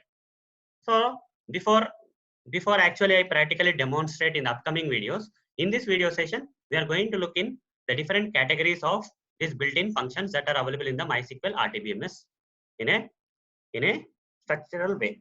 For example, this is a built-in function. These are MySQL built-in functions, guys. Okay, these are MySQL built-in functions. So at a high level, the built-in functions in MySQL can be categorized into these 4 types at high level, guys. Okay, string functions, numeric functions. These are general functions that we can use in the SQL statements in day-to-day activities. Okay, string functions, numeric functions, date and time functions, aggregate functions. Coming to string functions, the name itself says this is the category, guys. Okay, built-in functions category of MySQL, that is string function. That means you can perform operations using these functions on the text kind of data. In tables, we have textual data. on such kind of textual data, you can perform the string functions. So upper, lower, if you want to convert some text into uppercase, you can say you can use this upper function. Similarly, length, if you want to find the length of the text, length. So concat, if you want to combine or two texts are there, if you want to combine them into single text, then concat. Like that, many functions are there that I'm going to explain in a detailed way, in a practical way in the upcoming videos. So these are about string functions. Similar to string functions, we have numeric functions. As the name says, these functions will work on the numbers, numerical values, right? Numerical may have decimal point or non-decimal point, whatever it is, okay? Without decimal point or with decimal point, both are numeric values, okay? So numeric functions will work on the numerical data in the tables. For example, if you want to find the greatest of the number, okay, numbers, then you can use greatest. List of the numbers, you can use list. Like that, many other functions are there. Similarly, data and time. As the name suggests, data and time. Will have the functions. This particular category has the built-in functions related to date and time. So here you see current underscore date. The current date will be retrieved. Okay, current time. The current time will be retrieved. Now system data, like that, many other data and time related functions are there which we can use in the SQL statements. Okay, these are MySQL built-in functions that we can use in SQL statements. Fine. The last category is aggregate functions. Aggregate functions are average. What is average, guys? Average of something, right? So unlike these three type of functions, okay, these three functions will work on individual data of a particular column. But here they work across a group of, okay, group of data under the columns. For example, we have a table here. Okay, we have a table here. So let's say, let's not make it too complex. Let's say there is some kind of like a price column is there. Okay, price column is there. So here we have different records. Here we have different records like this. So how does the aggregate functions work? Let's say there are some numbers here. Here 5 is there, here 3 is there, here 1 is there, here 7 is there, and here 2 is there. Let's say these are different numbers. If you say average, average function can be applied across this number of values. Okay, not only single record, multiple records you can apply the average function, this AVG function. Okay, but coming to the string, numeric functions and data and time functions, they generally work on single things. Okay, only this value or this value or this value they will work. But aggregate functions, category functions will work across the records, whereas string, numeric and data and time functions will work in a single record. But here multiple records can be considered for this kind of functions. So these are the 4 categories of MySQL built-in functions that we can use in the SQL statements, guys. String functions, numeric functions, data and time functions, and aggregate functions. So this is all about the MySQL built-in functions that we can use in the SQL statements, guys. The practical demonstration of these functions will be explained in the upcoming videos, guys. So that's it, guys. See you in the next video session. Thank you. Bye. Hello, everyone. Welcome to part 19 of SQL for Beginner series. In this video session, I am going to explain and practically demonstrate how to use upper MySQL string function. Upper MySQL string function. So upper function is one of the functions in MySQL, one of the string category functions. Okay, upper function is one of the string category functions in MySQL. Let me show you. Here there are several built-in functions of MySQL. If you categorize them, you can categorize them into string, numeric, data and time, and aggregate. So this upper function is one of the string functions in MySQL built-in functions. Now, what is the purpose? What is the purpose? The purpose of MySQL string function, that is upper, is to convert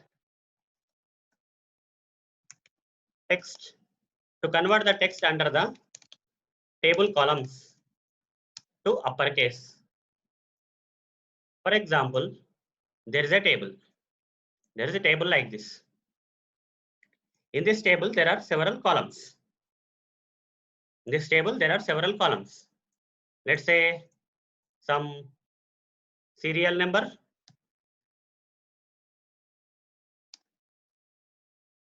here first name, last name. And in this column, let's say there are some data is there. Okay, there are some records in this table. First record, second record, third record, fourth record, like that. So in one of the column, there is some textual data. Textual data like here, say Arun is there. Here Varun is there. Here Tarun. Okay, Kiran, like that many names are there. So all these names may or may not be in capital, right? May or may not be in uppercase. You see here, when coming to this Arun text, first letter is in capital letter, that is uppercase, but remaining letters are in small case. Whatever it is, small case, uppercase, whatever it is. But when you apply this upper, okay, when you apply this upper method to this first name column, when you apply this upper method to this function to this first name column, all these things will be converted into, in place of Arun, it will be converted to, so display purpose case, okay, Arun, like this. In uppercase letters, this will be displayed. Arun. Here instead of Kiran, Kiran will be displayed. So that's the purpose of upper MySQL string function. So let me practically demonstrate this upper MySQL string function now. So we don't have to apply this upper method on table data. Okay, I'm going to demonstrate something where I'm not going to use any of these tables, guys. Neither customers nor categories or not any other tables. Simply, if I say select Arun Motori, okay, here, put a semicolon, run it. What's happening, guys? The text is displayed as it is, right? Whatever the text I am providing to the select statement in SQL, the same text is kind of displayed here, right? What if I add upper to this text? What will happen, guys? This text is not from any tables. It's a normal text. Select text like that, okay? So when I add this upper function to this particular text, when I run this, here A is uppercase, M is uppercase, remaining letters are lowercase. Whether it is uppercase or lowercase, all these letters will be converted to uppercase. You see, Arun Motori. In full capital letters, all the characters, all the letters of this complete text got displayed in uppercase, that is capital letters. So this is how upper function works. Now, once you have understood how this upper function works, I'm going to apply this upper function to the tables now. Okay. So before applying upper function, I'm just going to select one of the table, that is customers table. Select star from customers. Okay. Select star from customers. You already know what it does. It will retrieve all the records from all the columns of this customers table. When I run this, all the records having all the data from all the columns of this customers table will be displayed here. Now I don't want to display all the columns. I only want to display this country column, let's say. So in place of hashtag, I will provide country like this, country. When I run this, only the country column and with all the data of all the records got displayed here. If you observe this data of this country column, you see complete text is not in uppercase. So first letter is in uppercase, but remaining everything is in smaller case, lower case. Okay, like this it is there. So what you can do is you can apply this if you want this particular data to be displayed in full uppercase. Okay, all the text, all the characters of this particular text, if you want it to be displayed in uppercase, whether it is in uppercase or lowercase, if you want the final result to be in full uppercase, then just provide this function. Okay, upper of country and run it. When you run it, here in the results, if you can see, you see every letter is in capital, right? Capital. Mexico, UK is in capital. Germany is in capital, Finland is in complete capital. And one more problem is coming as when I say select upper of country from customers, here column name is being displayed as upper of country. Okay, whatever I am providing the function name, the function along with the column is coming. I don't want like that. So here in one of the previous videos, I explained about alias names for the columns. So we can do that. We can simply say how to use aliases. Upper of country as. Okay. Here instead of upper country, I want to display them as normal country only. Okay. Select upper of country as country. When I run this, you see country column name is country now, and under that all the uppercase letters are coming. That's fine. Now I would like to put a comma here. It is only one column, guys. Can I apply this upper function to multiple columns? Yes, you can do that. So the second column I am giving, but I am not applying the city. I'm giving the second column as city, but I am not applying the upper function for now. Okay, when I run this, first country is coming. Okay, as country is coming, under that all the uppercase letters are there. Okay, all the text is in uppercase. Whereas the second column is city. But for city, all the cities are coming, but these are not in uppercase, full uppercase, right? All the letters of this particular record text is not in uppercase because I have not applied this upper function to this city. What if I apply this upper to this city? Okay, like this you can apply upper function to multiple columns in the single statement itself. Run it. You see what happening? Country, Germany, everything is in capital letters, and upper of city is coming here, and all the things are in capital letters. Okay, not only first letter but also all the letters of this particular text is in capital. Now similarly, let's provide the alias name for this upper of city also. How to provide? As city. Okay, display this as here upper of city is coming. Instead I want to have city here. Under that all the upper letter text should be there. You see, now it's coming country, city, Germany, Berlin, and all those stuff. So guys, this is all about the usage of upper function for converting the textual data into the full uppercase letters. So that's it, guys. See you in the next video session. Thank you. Bye. Hello, everyone. Welcome to part 20 of SQL for Beginner series. In this video session, I am going to explain how to use lower MySQL string function. So I'm going to explain how to use lower function of MySQL. It belongs to string category. This string function, guys. String category function. Lower MySQL string function I'm going to explain in this video session. So lower function is one of the functions of MySQL. Lower function is one of the functions of MySQL, which belongs to which category? String category, string functions category, which belong to string functions category. So let me show you. Here, these are all the MySQL built-in functions. All the MySQL built-in functions can be categorized into 4 types at a high level. That is string functions, numeric functions, data and time functions, and aggregate functions. So when you expand the string functions, we have this lower function. Okay, in the previous video I explained about the upper function.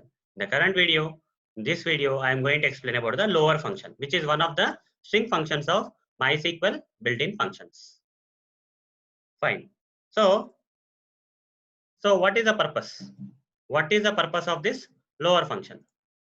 The purpose of the lower function is to convert the text, okay, textual data. Convert the textual data in the table. Is to convert the textual data in the table to lowercase, to the lowercase. Fine. Let's say there is a table, and this table has some columns. Let's say there is one of the column like, there's one column like first name. Okay, there is a column like first name. and there are several records in this table. There are several records in this table, and all the records have some data, right? Let's say this particular first name column has this data as, let's say, Arun, Varun, Tarun, and Kiran. Let's say these are the data under the first name. So if I apply this lower function to this first name column, if I apply this lower function to this first name column, so all the text in this column will be from different records will be converted into lowercase. Instead of Arun will be displayed. Lower function will convert this text into lowercase, complete lowercase, and display. That's the purpose, guys. Here Varun will be displayed. So all the letters will be converted into small case or lowercase, like this, and here it will be done like this. So let me practically demonstrate how to use lower MySQL string function in SQL statements. So let's go here. I don't have to use any tables here. There are several tables here. Without table data also, I can use the lower function. So let's say select. First of all, the normal statement I am going to take, where I am not going to use even lower function also, or neither any tables also I am not going to use. Simply I am saying select Arun motor. This is a text guys, because it is surrounded by single quotes. That means this is a text. If I simply say select Arun Motori, what will happen? Will this work or not? It will work, guys. Okay, even though this particular text is not from these tables, it will work. Still, this particular SQL query will work. Select Arun Motori. When you run it, it will print this particular whatever the text you have given here, that will be displayed here. That will be displayed in the result. Now, if I apply lower function, till now I didn't apply the lower function. But if I apply the lower function to this particular text, okay, and I run this lower function will convert this text into complete lowercase. That means few of the characters in this particular text is in capital letter. Here RUN is in small letters, lowercase, and OTWRI is also in lowercase. But coming to A and M, they are still in uppercase. When you apply this lower, irrespective of whether the letters are there in lowercase or uppercase, they will be converted into complete lowercase. You see, complete lowercase letters are getting displayed here. Now, guys, till now I explained how to use lower function without using any data from the tables. Now let's go and apply the lower function to this data in these tables. So before going there, let's write a normal statement of SQL, that is select star. I'll choose this customers table, guys. Okay, I would like to retrieve all the data from all the columns of this customers table. So since all columns, asterisk symbol, from which table? Customers table. When I run this, all the data from all the columns of the customers table got displayed here. Total 91 records are there. All the columns are also there. Okay. So, and all the data from all the columns of this customers table got displayed here. That's fine. Now, I would like to only display the data which is there from the country column only. Okay. I don't want all columns. Only country column I want. Country. Select country from customers. Run it. So all the countries data which is there under the country column of this customers table got displayed here. Okay, total 91 records got displayed, guys, this time also. But only the data which belong to the country column got displayed. As you can see, this is a textual data. Germany is in text and Mexico is in text and all the other country names are also in text. When I observe here, all the letters of this each and every record here of this country column are not in small letters. You see one of the letter is in capital letter. Here in UK, complete capital letter. Okay, here capital letter and small letters. So different varieties are there here. But I want to display all the country names in lowercase. Then what I have to do? I have to surround this country column with the lower function. Okay, lower of country from customers. When I run this, just take the textual data now. You see, even G is in small letters and remaining also in small letters, complete small letters or lowercase letters. So even when we have seen UK, both were in capital. Now both are in small letters or lowercase letters. So this is how lower function works. But there is a problem. That is, in the results, that the column name is being displayed as lower of country. Whatever the function I have given here, the function name with the column name, it's coming. But I don't want the column name to be displayed in this format in the results. So for that, we have to use alias. Alias concept, guys, which I explained in one of the previous videos. How to use alias? We have to use a keyword known as. Okay, lower of country as country. Okay, if I specify something like this and run, you see the column name has been changed to country. Whatever the column name, alias name you gave, that alias name will come under that lower of country. All the data in complete lowercase letters will be displayed. Now, till now, I have used this lower function only for single column, lower of country, right? But I want to display multiple columns. Can I apply this lower functions to multiple columns? Yes, it is possible, guys. Simply provide a comma. This is the first column. Okay, this up to here is the first column. Now second column I am going to write, that is city. Okay, city is also another column from the customers table. I'm simply saying city. I'm not applying lower function to the city. Okay, I'm not applying the lower function to the city. Right now, when I run this, country is coming. All the textual information or data under the country column are in complete lowercase letters. But coming to city, it's a mix, guys. You see, B is in capital letter and remaining are small. Here, M, D, F are in capital letters and few other letters are lowercase. So even I want this city data also to be displayed in complete lowercase letters. So for that, again, I have to use the same function, lower of city. Okay, when I say lower of city, when I run this, country is coming here. Here, lower of city is coming. Okay, and here all the textual data is in lowercase letters. Here also now everything is in lowercase letters, complete lowercase letters, both country and city. But similar to country problem, the same problem I am seeing here. Here the column name is being displayed as lower of city instead of city. So how to get the city column name? I have to say as city. Okay, alias name I have to give for this particular column. This column name as city. When I run this, now we'll get the proper output. Country and city columns. Under that, all the data is in lowercase letter, complete lowercase letters. So guys, this is how we have to use lower function of MySQL in SQL statements for converting the textual data into lowercase letters and displaying them in the results. So that's it, guys. See you in the next video session. Thank you. Bye. Hello everyone. Welcome to part 21 of SQL for Beginners series. In this video session, I am going to explain and practically demonstrate on how to use length MySQL string function. So I am going to explain how to use length MySQL string category function. String category function. So length is the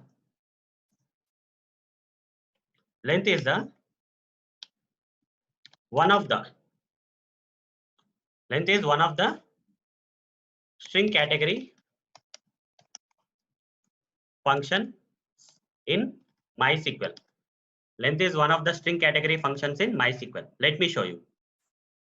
MySQL has several built-in functions. At a high level, we can categorize this MySQL built-in functions into 4 types. That is string functions, numeric functions, date and time functions, and aggregate functions. So this length function belongs to string functions category of MySQL built-in function. This is a length function, guys. Fine. So what is the purpose? What is the purpose? The purpose of using the length function in SQL statements is to find the length or size of the data. Length or size of the data under the specified column name. Let me explain. Let's say there is a table. And it has few records. Let's break it like this. This is like first name, column name is first name here.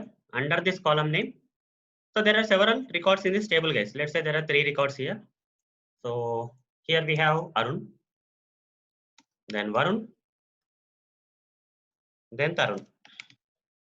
So when I apply this length function to this first name column, length function to this first name column, it will give you the size or length of this text which is there under this column. For example, in this record, Arun is of size 1, 2, 3, 4. So 4 will be returned by this length. Coming to Varun, 1, 2, 3, 4, 5. Here length or size is 5. Coming to Tarun, 1, 2, 3, 4, 5, 6. Length or size is of Tarun is 6. Like this, guys, this is how length function is going to work. So let's understand length function in a detailed and practical way now. So before I select any particular table here, I would like to let you know that you can apply the length function directly to a text. You don't need to get any table data from here. Directly if you say select Arun Motori, okay? Now I'm not giving any length, guys, okay? I'm simply saying select Arun Motori here. When I run this, what will happen? Whatever the text that you have given here, that will come here. But when I apply this length function to this particular text, here this particular text is not from any of these tables. It's directly given. So I can directly give also select text. Text will be displayed. But here surrounding this particular text, I gave length. So this using this statement, we can understand how length is going to work. Select length of Arun Motori. So before I run, let me give you the result. That is here 1, 2, 3, 4, including space, guys. So 5, 6, 7, 8, 9, 10, 11, 12. So when I run this query, select length of Arun Motori text, then I'll get the result as 12. You can see that length is 12. Okay. So as you can give some alias name, guys. Select length of Arun Motori as given name size. Why I'm giving the alias name here? Because the column name is being displayed as length of Arun Motori. I don't want the column name to be displayed as length Arun Motori for this particular query. When I give as given name size, so instead of this length Arun Motori, this given name size will be displayed. Okay. So given name size is whatever the name you have given, the size of that particular name text is 12, like that.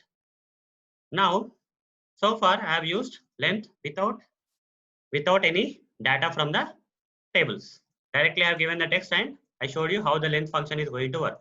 Now I'm going to apply the length function to the data of one of the columns in this tables. So before doing that, I'll simply use a normal select statement for retrieving the data from the customers table. Okay. So when I run this statement, all the data from all the columns of this customers table will be displayed. You see all the 91 records here, 91 records are there, total 91 records from all the columns of this customers table got displayed here. That's fine. Now I don't want all the columns. I only want the country column. So instead of asterisk symbol, country I will give. Okay. Select country from customers. When I run this, only the country will be displayed. The country names got displayed of those customers. Country names of the different customers in this particular table got displayed. Now I want to find the length or size of this different countries in this customers table under country column. So I have to give something like length surrounded by country, like this, length of country. When I run this, so here Germany used to be there. So Germany, the size is 7. Like that, each and every country, the sizes got displayed. That's fine. But there is a problem, guys. Here column name is being displayed as length of country.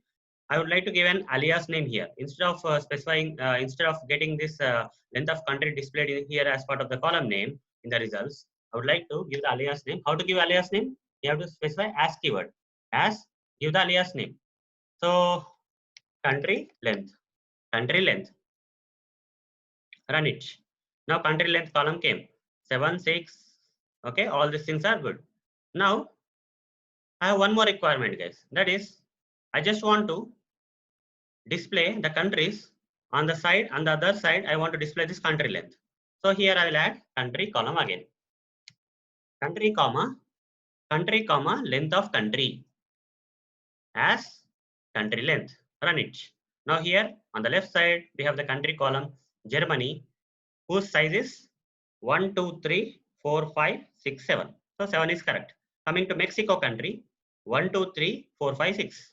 Coming to UK, the size is 2. Coming to Germany, size is 7. Sweden 6. France, like that, different country names. Switzerland has 11 size. Like that, all the countries with their sizes got displayed here. Fine. Next thing here is select. When I say select star from customers, what will happen?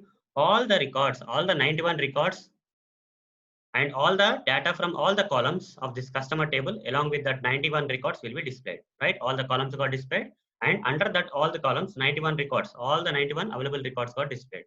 Now I would like to add a where condition, where class condition, where country. So here I would like to just provide length here, guys. Okay, length of country. So the requirement here is I would like to retrieve the customer records whose country length is 6. Okay, whose country length is 6. Here Germany has a length as 7, Mexico 6, UK has 2, Sweden has 6. Like the different countries have different sizes, right? Length or sizes. Now, but I would like to only retrieve the customer data whose country length is 6. Okay, then only I would like to retrieve. Out of 91, let's see how many country data, customer data will be displayed. 32, guys. Out of 91, 32 records are there whose country sizes are 6. Here you see Mexico, 6. Length of country is equal to 6. Mexico is 6. Sweden is also 6. France is 6. Brazil is 6. Canada is 6. Sweden is done, 6. Yeah, these are all repeated. Poland is also 6. Okay, all the countries whose size, okay, whose name size is 6 got displayed. All the customer records whose country's name size is 6 got displayed. This is how we can even use length function. Okay, you don't have to use length function only with the from here only. Okay, from column after select statement, after select keyword, here instead of asterisk symbol, if you give length of country, that's one way. But in the where class condition also you can give, guys. Okay, not only from the selectable columns but also from the where class condition also you can specify this functions. So length function when given in the where class condition will filter the required data like this. Length of country whose country's name size is 6 got customers records whose country name size is 6 got displayed here. This is how we can use length function in the SQL statement, guys. So that's it, guys. See you in the next video session. Thank you. Bye. Hello everyone. Welcome to part 22 of SQL for Beginner series. In this video session, I am going to explain and practically demonstrate INSTR, MySQL string function. INSTR, MySQL string category function. INSTR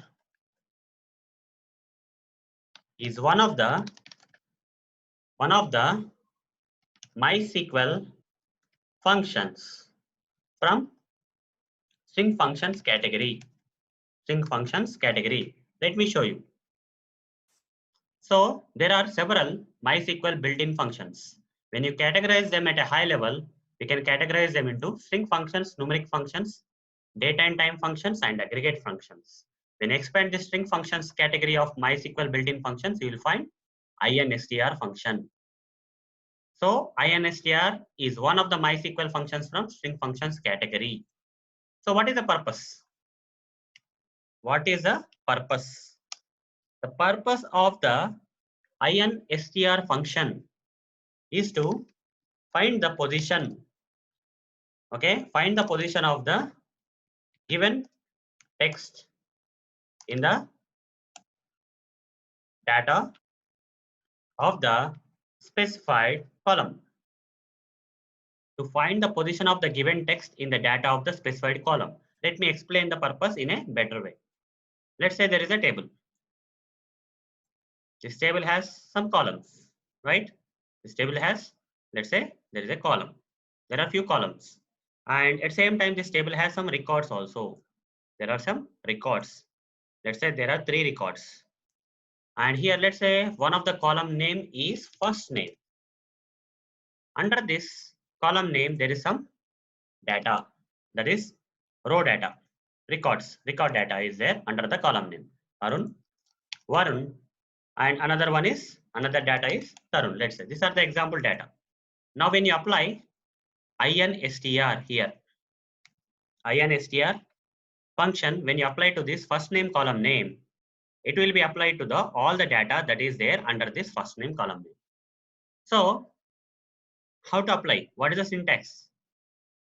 So instr, if you have to apply instr to this first name column name, okay, first name you have to say, okay, first name. So all the records will be verified against this first name column, comma, then you have to give some text, Let's say I will give the text as you, okay, you, like this. instr column name, that is first name, comma, you. So if I give something like this, what will happen is the first record in the Arun, first name means Arun. Where is you? What is the position of you? 1, 2, 3. So this will return 3 for this first record. When the instr is evaluated for the second record, that is Varun, here first name Varun will be taken. In Varun, what is the position of you? 1, 2, 3, 4, fourth position. So 4 will be returned by this instr. Similarly, Tarun, what is the position of you? 1, 2, 3, 4, 5, fifth position. So 5 will be returned by this instr. This is how, guys, instr function is going to work. So let's practically see how the instr works with more examples for better understanding, guys. So let's switch to the practical mode now. So before I use any of these tables here, I can use instr without tables. Okay, I don't need table data to evaluate the instr. In order to use instr, I no need to use column data. I can use normal data also. For example, I'm not using instr here. Simply, I'm using some sample statement like I'm writing a sample statement like select Arun Motori. What will happen, guys? You already know this output from the previous videos. I'm explaining this statement, right? From the last few previous videos, I'm just taking up this statement. So what will be the output when I say select Arun Motori? The same text will be printed, displayed in the result. Under the result, this text will be displayed. So run it. It's taking some time, but Arun Motori, whatever the text is there, that is getting displayed in the result. Now, if I apply instr here, this particular text is not from any table. Okay, this text is a general text. It's not from any column of any table. Okay, it's a direct text I am giving. Select instr Arun Motori and close it like this, and put a column here, comma here, Arun Motori, comma, which position you want to find, which character position you want to find. Let's say I would like to find the position of n. Okay, so I will give n here like this. Select instr, the text, and the position of the character that you want to find. If you give something like this, what should be the result, guys? N is available at 1, 2, 3, fourth position. So 4 should be printed or displayed in the results. 4 should be displayed in the result. This is how it has to work. But there is a problem. That is, column name is being displayed as instr Arun Motori hyphen comma n. This should not be like this. Instead, I would like to use an alias name. Okay, instead of this column name, default column name, I want to give an alias name. Okay, so how to use aliases? I have to use a keyword as as. Okay, alias as. Give the column name that you want to get displayed in the result. Let's say position is apt. Okay, you can give any name. Okay, position of text or whatever, you can give any name here. So as position, if I give position here, here column name will be position. If I give ABC here, the column name will be ABC, like that. Okay, run it. When I run it, you see position 4. This is how we have to work, guys. Okay, so instr works something like this. Now, so far I explained how to use instr with the general text which is not from any of these tables. Now let's start using the tables.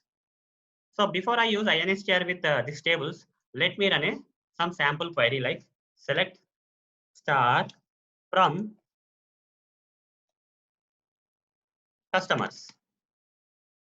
When I run this, all the data from all the columns of this customers table will be displayed. How many records are there? 91. So total 91 is coming here, right? Now, instead of this asterisk symbol, I would like to take country. Okay, I would like to see the data, retrieve the data of the country column only, not all columns, only country column data I would like to retrieve. So if I say select country from customers, only single column came, guys. That is country column, and all the data, country data from this customers table is being displayed. That's fine.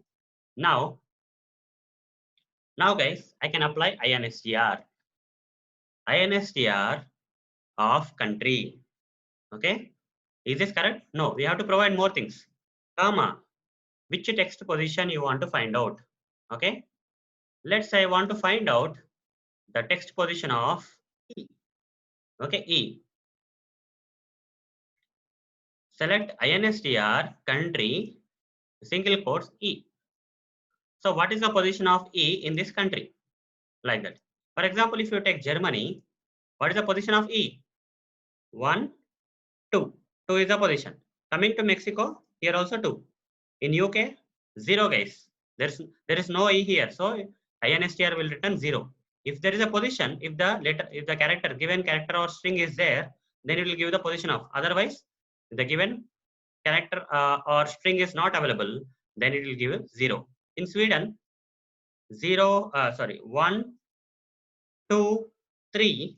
So first E is coming at third position. So it will give 3, guys. Even though there are 2 E's, it will take up the first position, first E only. It will consider the first E. It will not consider second E. So here first E is at third position. So 3 will be printed like that. So on, guys. Same thing. Okay. So let's run this. When you run this, you see the positions either number or 0. 0 means this particular E is not there in that particular country. If it is there, it will give the position, guys. 3, 2, something like that. Okay. Now I like to make it more better. One problem here is when I say select instr, here the column name is being displayed as instr country. Okay. Instead, I would like to give an alias name. How to give? As position. Run it. Instead of this random default column name, now position is being displayed as the column name. That's good. Second thing is the position is fine. But before this, I would like to display the country names. So select country, comma, instr of country, comma, E as position. When I run this, 2 columns will be displayed. First column is country column. So actual data will be displayed. And second column, the calculated position of the letter E in this country will be displayed. So in Germany, E is at second position. So 2 got displayed. In Mexico also 2, 2. In UK there is no E, so 0. In Sweden, 3. Somewhere in France, 1, 2, 3, 4, 5, 6. So 6 got displayed like this, guys. Okay. And one more thing. So this particular text, does it have to be only single character? No, guys. You can give multiple characters also. That is a string kind of text you can give here. For example, if I give many, select country, instr country, comma many. It's not a single character. It's many. Okay. Run it. So in Germany, so many is starting from which position? This many is starting from which position? 0, 1, 2, 3, fourth position. So 4 got displayed. In Mexico, there is no many. In UK, there is very rare, guys. Only in Germany, the many is there. In all the other countries, many will not be there. Okay. We'll make it like simple. That is ER. Let's try with ER this time. Okay, run it. So Germany only it's coming. Any other things? Yeah, in Switzerland also ER is there. Okay, ER. Which position ER is there? 1, 2, 3, 4, 5, 6th position. So 6 is coming. In Germany, ER is in second position. This is second position. Togetherly, second position. So like this, guys. Okay. So not only single text, but also multiple string text kind of text you can provide just to find out the position of where this particular text is there in the column data. Fine. So guys, this is how we have to use instr.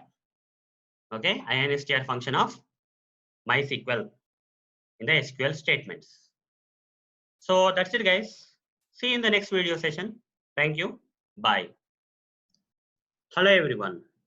Welcome to part 23 of SQL for Beginner series. In this video session, I am going to explain and practically demonstrate SUB str MySQL string function.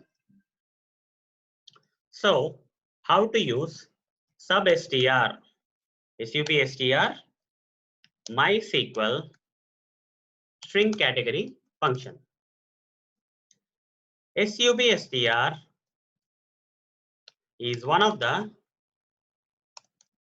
MySQL built-in function from string category.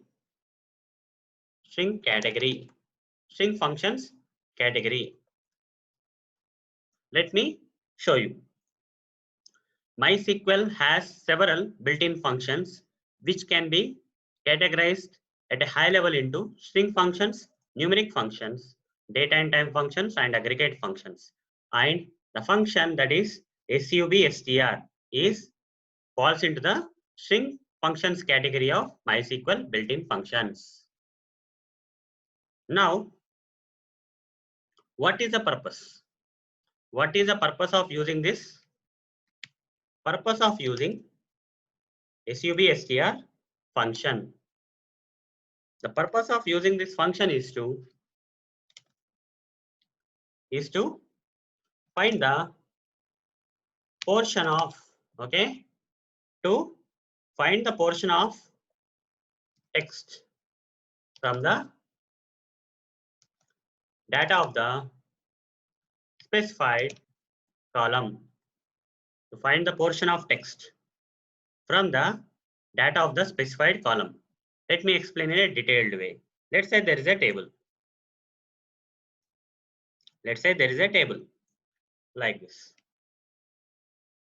It has some columns. Let's say it has a column name known as first name. And this particular table has several records. Let's say there are 3 records. Under the first name column, there are some records like Arun, Varun, and Tarun. Like this, some records are there with this kind of data. Now, if I apply this SUBstr with this column name known as first name, then how does it work? So before I apply, it will look something like this, guys. How to apply it to this particular first name column name? SUBstr, in the brackets, you have to provide the column name that you want to apply with this SUBstr with. After that, the position it with from which you want to find the portion of text. You want to get the portion of text. The position of this particular text from which you want to get the portion of this text. That is, if I say 2, in Arun, this is the first position, this is the second, starting from R, okay, till where? If I say 3, SUBstr, first name, comma, 2, comma, 3. 2 means starting position, that is R, from which the portion of text need to be retrieved or to be taken out of. This is the old text. From that we are going to take the portion of text. That is from the position 2, that is R is there. From R to how many characters we need to take? 3. 1, 2, 3. So here SUBstr will return RUN in this case. What about Varun? In case of Varun, the position is 2. First position, second position, starting from A. How many? 3. ARU. So it will retrieve, it will return, it will get you ARU. This is the portion of text from the complete text. SUBstr will get the portion of text from the complete text. What about Tarun? In case of Tarun, first name Tarun, in case of that, position is again 2. first position, second position. From H, how many letters? 3 letters. HAR. HAR will be retrieved from this Tarun text. Okay, portion of text will be taken out from this full text using this SUB-str function. This is how, guys, SUB-str function, MySQL built-in function is going to work. Let me move to the practical mode where I can explain this SUB-str in a detailed and practical way. So before I take any of this column data, let me experiment or show you or demonstrate this SUB-str text with a normal text. I don't want to take the data from this columns. Before that, I would like to apply this SUB-str on a general text. So before even going to SUB-str, without SUB-str, guys, select, if I say Arun, what will be the result, guys? If I simply say select Arun, what will be the result?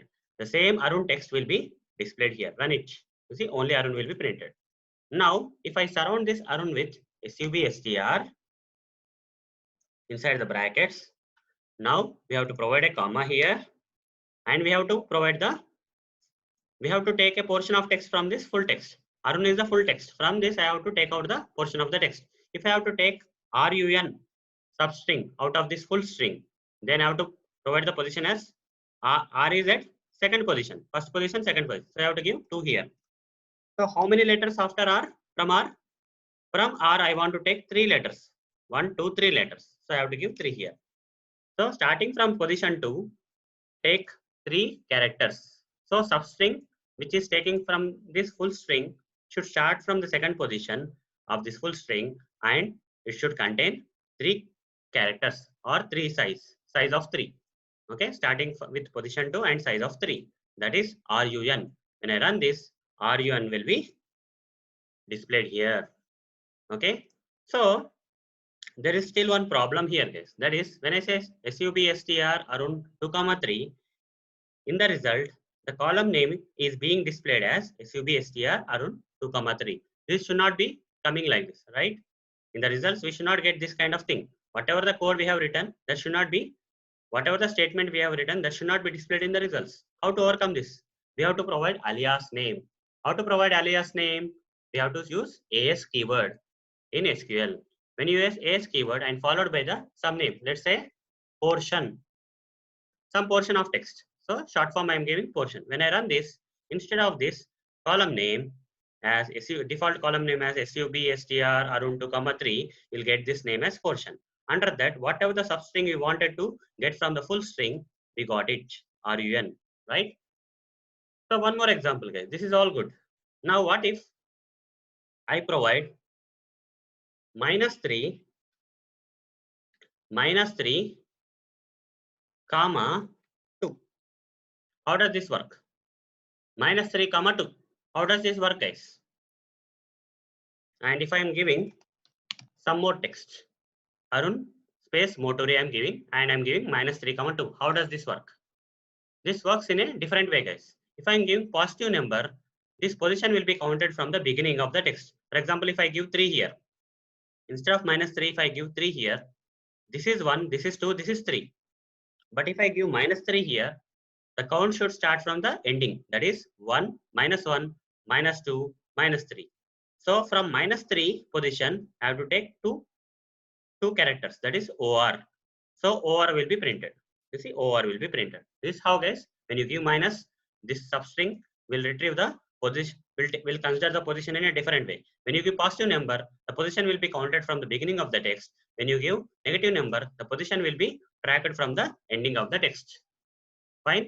So all these operations are so far performed on the normal text. This particular text is not from any of these tables. Now let's apply the same things on the columns. I mean, some columns of these tables. How to do that? So before I implement SUB-str in any of these columns, let me write a sample statement, general sample statement. Select star from customers. Let me say select star from customers. When I do so, what this particular statement will give in the results, guys? So when I run this SQL statement, it will get me all the data from all the columns of the customers table. Run it. all the data from all the data means all the 91 records. Here 91 records are there. All 91 records came from all the columns of the customers table came. We already know about this. Now, what if I want to only get the country column details? I don't want to get all the remaining column details, only country column details I want to get from the customers table. So in that case, instead of asterisk symbol, I have to provide country. When I run this, select country from customers, only country column with all the details under the country column will be displayed. That's fine. Now I would like to apply substr to this particular country column, like substr of country. And in this, I would like to say starting from position 2, I would like to retrieve 4 characters. Okay. So when I say select substr country 2, 4 from customers, what will happen, guys? For example, Germany is there. In Germany, starting from position 2, that is 1, 2, how many characters? 4 characters. R, M, A, N, up to here. R, M, A, N will be displayed. Coming to Mexico, from position 2, how many characters? 2, 4 characters. In Mexico, first position, second position. Starting from position 2 till how many characters? Sorry, here country 2, 4. So first position, second position. Starting from position 2, how many characters? 4 characters. ERMA. This will be printed. Coming to Mexico, 2, 4. 2, 4 means first position is M, second position is E. So starting from second position, that is starting from E, 4 characters. That is EXIC. Okay, like that, all the columns. For example, UK is there. When I say 2, 4, but UK only has 2 characters. Starting from position 2. So here position 2 in UK is K. First position is U, second position is K. Starting from K, how many characters? 4 characters, but only one character is there, right? So it will only get the one character because there are no, if there are 4 characters, it will get you the 4 characters. But when the position is there where there are no more characters left, only that particular character will be returned. Okay. So when I run this, you see ERMA, EXIC, only K came. In UK only K came. Okay.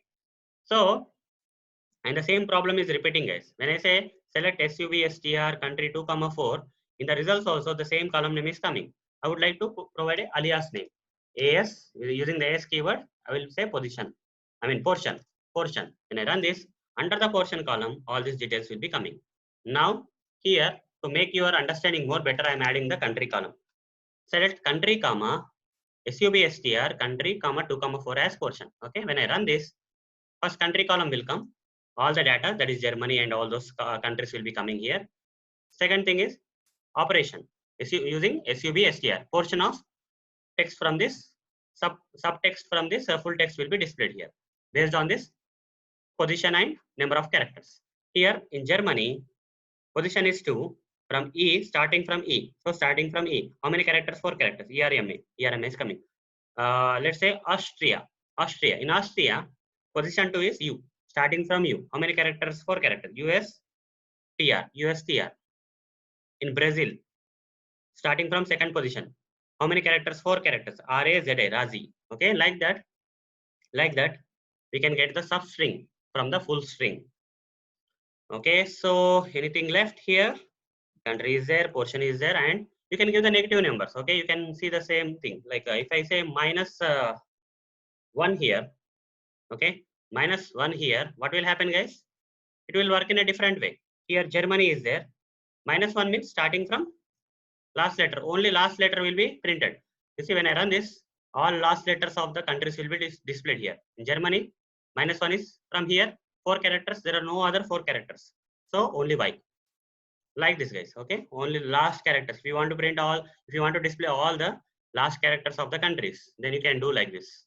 Like this, guys, you can experiment with the substring. So guys, this is all about how substring MySQL string function is going to retrieve the portion of text or get the portion of text from the full text. So that's it, guys. See you in the next video session. Thank you. Bye. Hello everyone. Welcome to part 24 of SQL for Beginner series. In this video session, I am going to explain and practically demonstrate concat MySQL string function. So I'm going to explain how to use concat MySQL's string category function. Concat is one of the MySQL functions which falls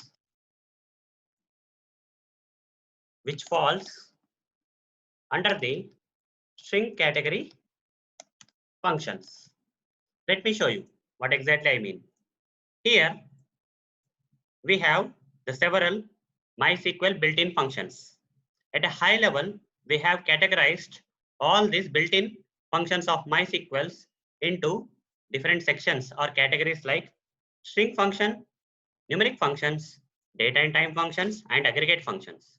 So when I expand the string function, we will get this concat function. Concat function is one of the string category functions of MySQL built-in functions. That's what I meant here. And what is the purpose? What is the purpose of using concat function?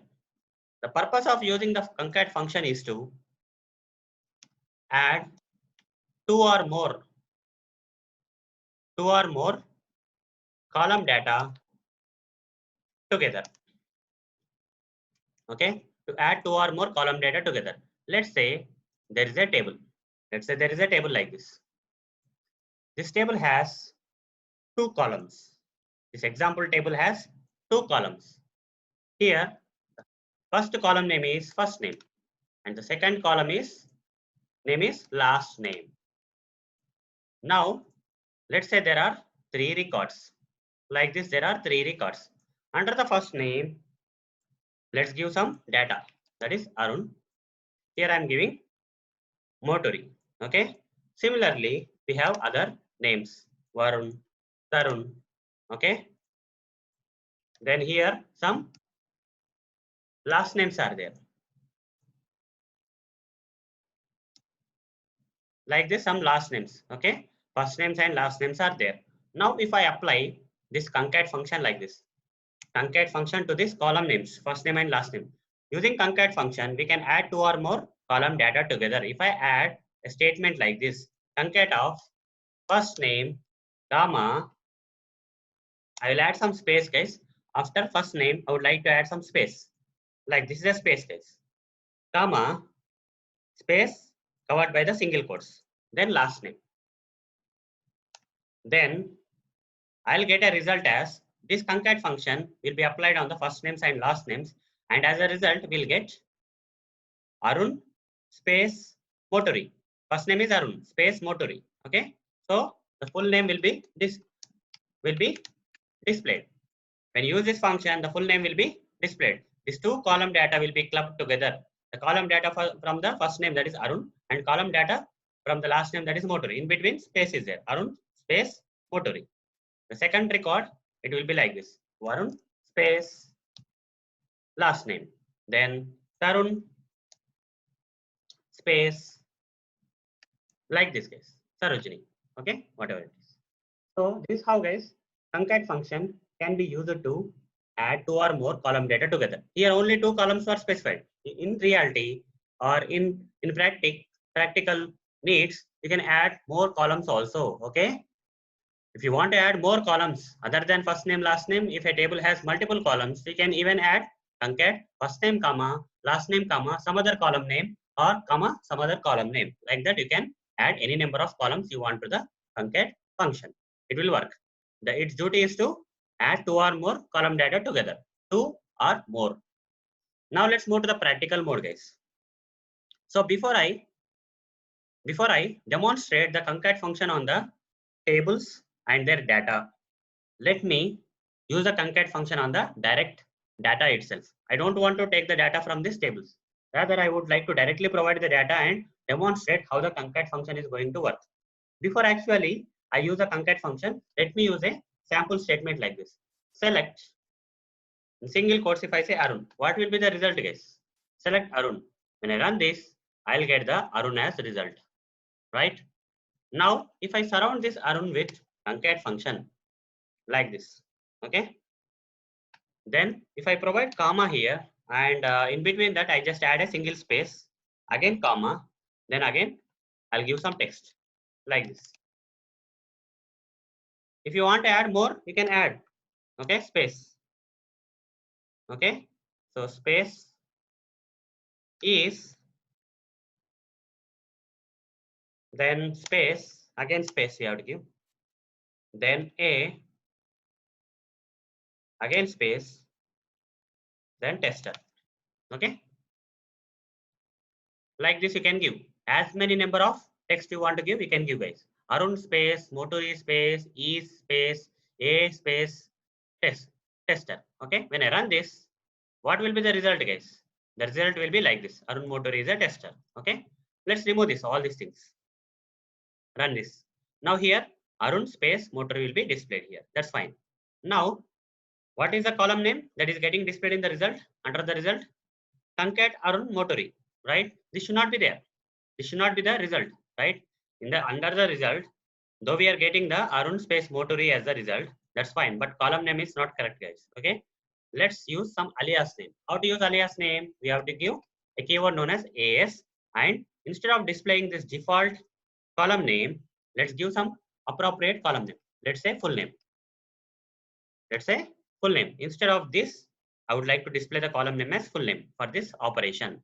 When I run this, I'll get the result as full name. Under full name, I got the result as Arun space Motori. Okay, like this. Now next thing. Next thing is, now let's try to apply the concat function on the table data. Let's apply the concat function on the table data. Let's take one of the table, that is employees. Select star from employees. If I write this simple general statement, all the data from all the columns, under all the columns of the employees table will be displayed. So here, all the records, how many records that employees table has? 9. So all the 9 records got displayed. At the same time, all the columns of the employee table got displayed here. Now what I want to do is, I want to display only the first name and last name. So instead of all columns, I want to go with first name, comma, last name. Run it.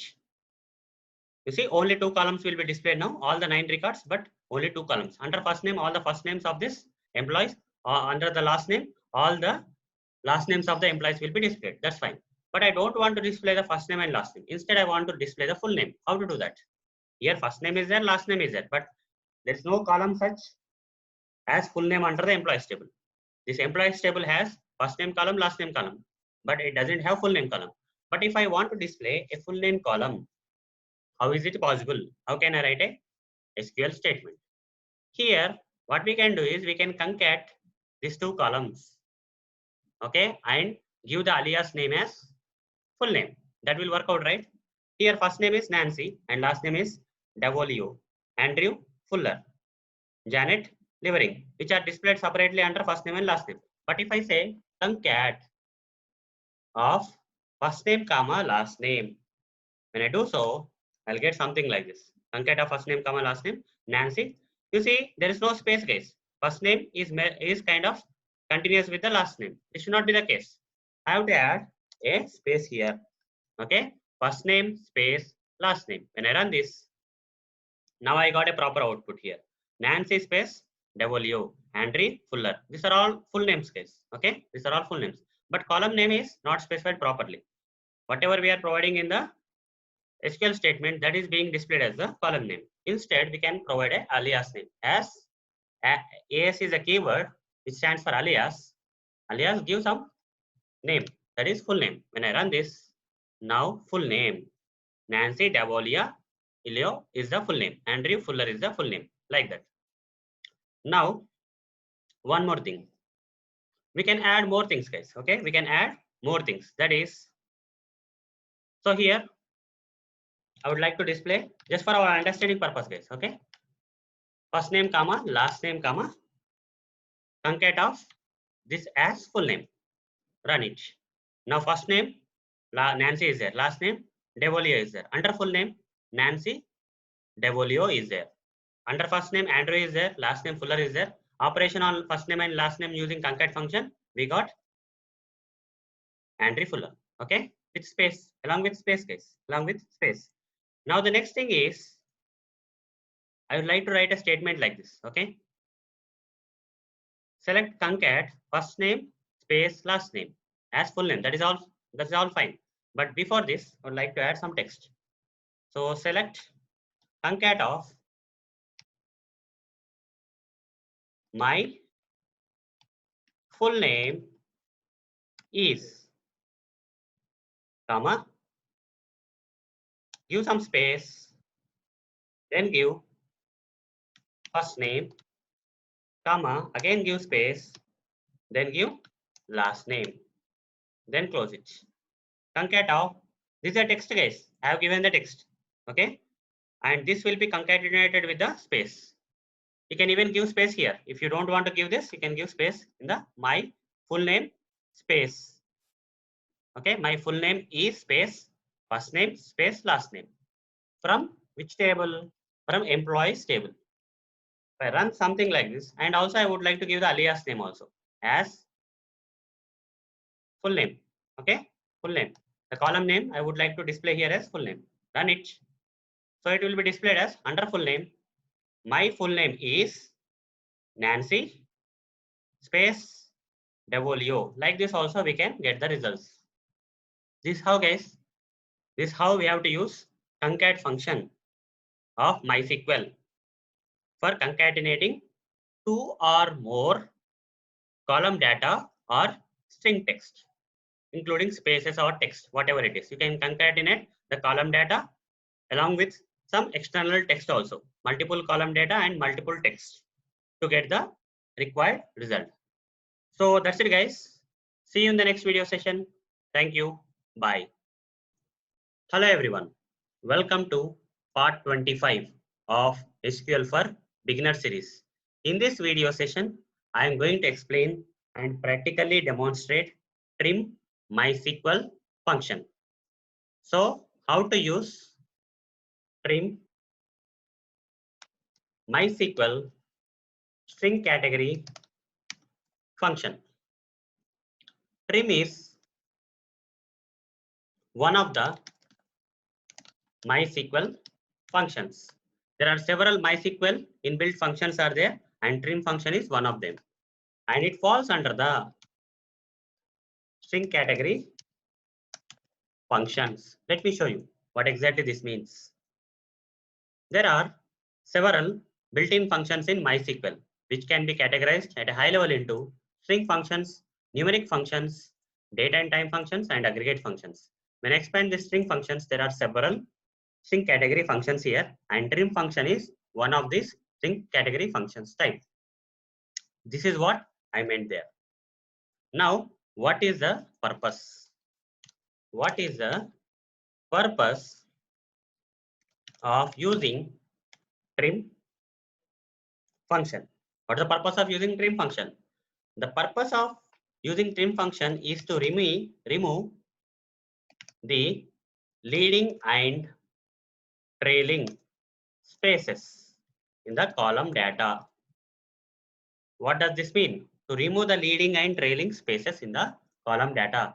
For example, there is a table and it has a column. Let's say there is only one column here. Let's say the column name is some full name column, and there are some records in this table.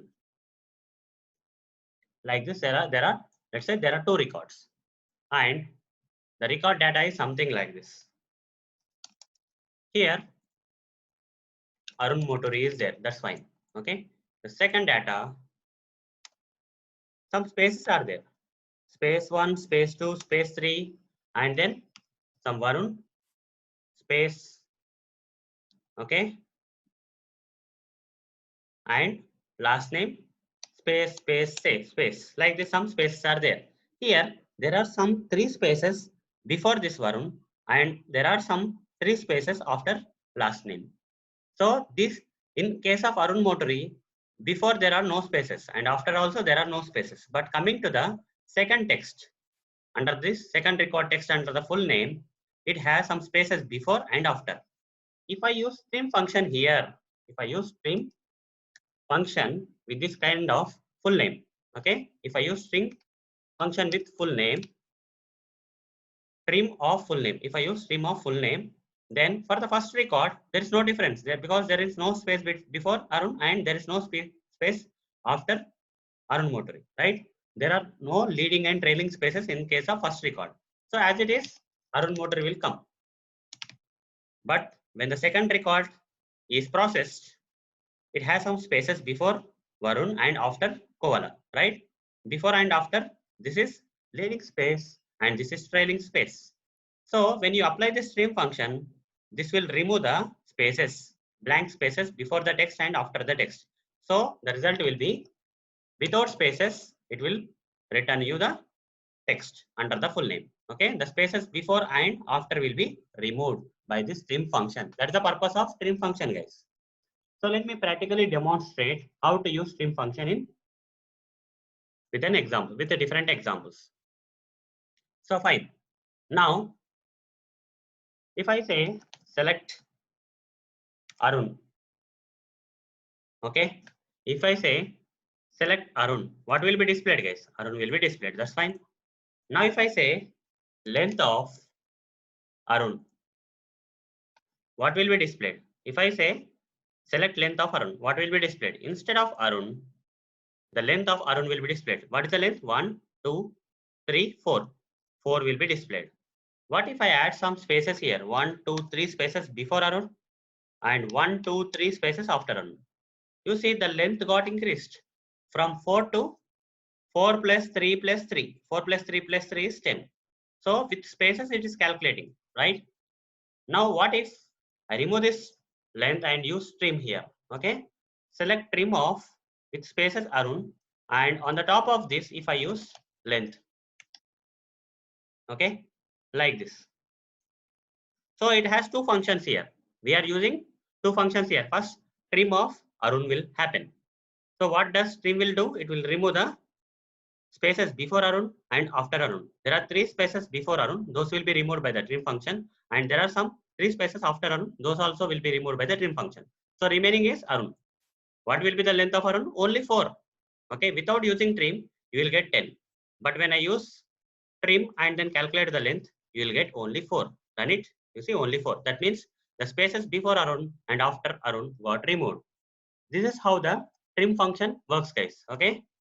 So what if I have to apply with the same thing with the columns? Okay. This without column data from the tables. I have explained you or demonstrated you how to use the trim function. Now I would like to apply this to the one of the columns in the table data. Okay. One of the columns in the table. Let's say I'll execute the sample statement like select star from customers. Select star from customers. So all the table data, that is 91 records and all the columns from the customers table will be displayed, right? Complete data got displayed. That's fine. Now, so here 91 records are there, but all this data which is default available in this particular table doesn't have any spaces before and after. If you see, if I try to calculate the space, I mean, if I try to calculate the length of this particular text, customer name text, if I say customer name, select customer name or select customer name from customers. Okay, if I say length and here also again if I say customer name comma, okay, customer name comma length of customer name from customers. If I say something like this customer, what is the length? It will be displayed on the right side, right?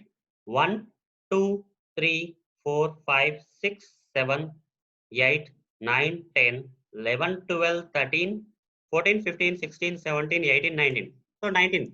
That means there are no spaces before and after this customer name. Like that, all the records are same, guys. The default default included records in this particular customer table doesn't have any spaces before and after. So I cannot show you, right, how the trim function works with the columns, right? I cannot show you how the trim function works with these columns. So what I will do is I will insert a. So what we can do here is We can say select star from customers. Run it. So how many rows are coming? Records are coming. 91 records. Total 91 records. I will try to insert a new record. Okay. Originally, all the records in this table doesn't have any spaces for any of these columns. Here, all this, whatever the data you take here, there doesn't have any spaces before and after. So I cannot demonstrate how to use trim with the columns, right? So what I'm trying to do is I'm trying to insert a new record into this particular table. So far, in the previous videos, I have never done this. Okay, and how to do that?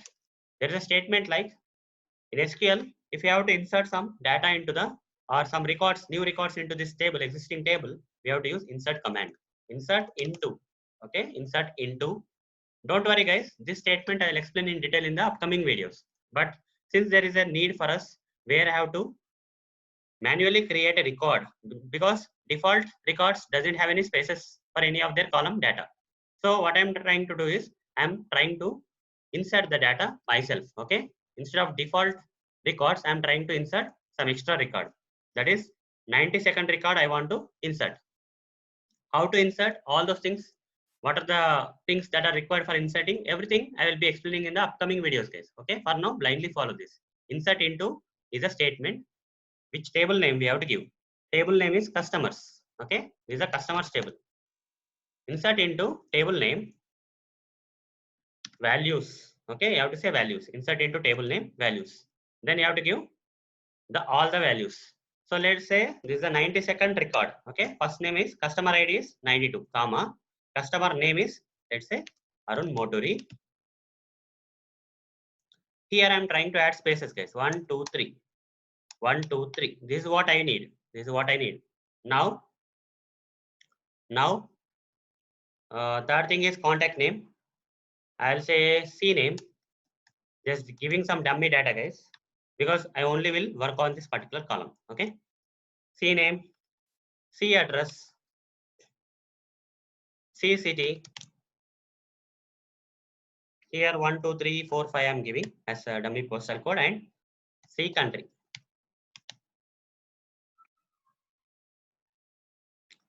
Close this and put a semicolon. All the column data I have given here, right? Insert into table name with values, all the values you have to give. This is the syntax for inserting the new data into the existing table. So I will explain more about how to insert in a detailed manner in the upcoming videos. For now, I hope you understood at a high level. So when I run this particular customer name with some spaces before and after.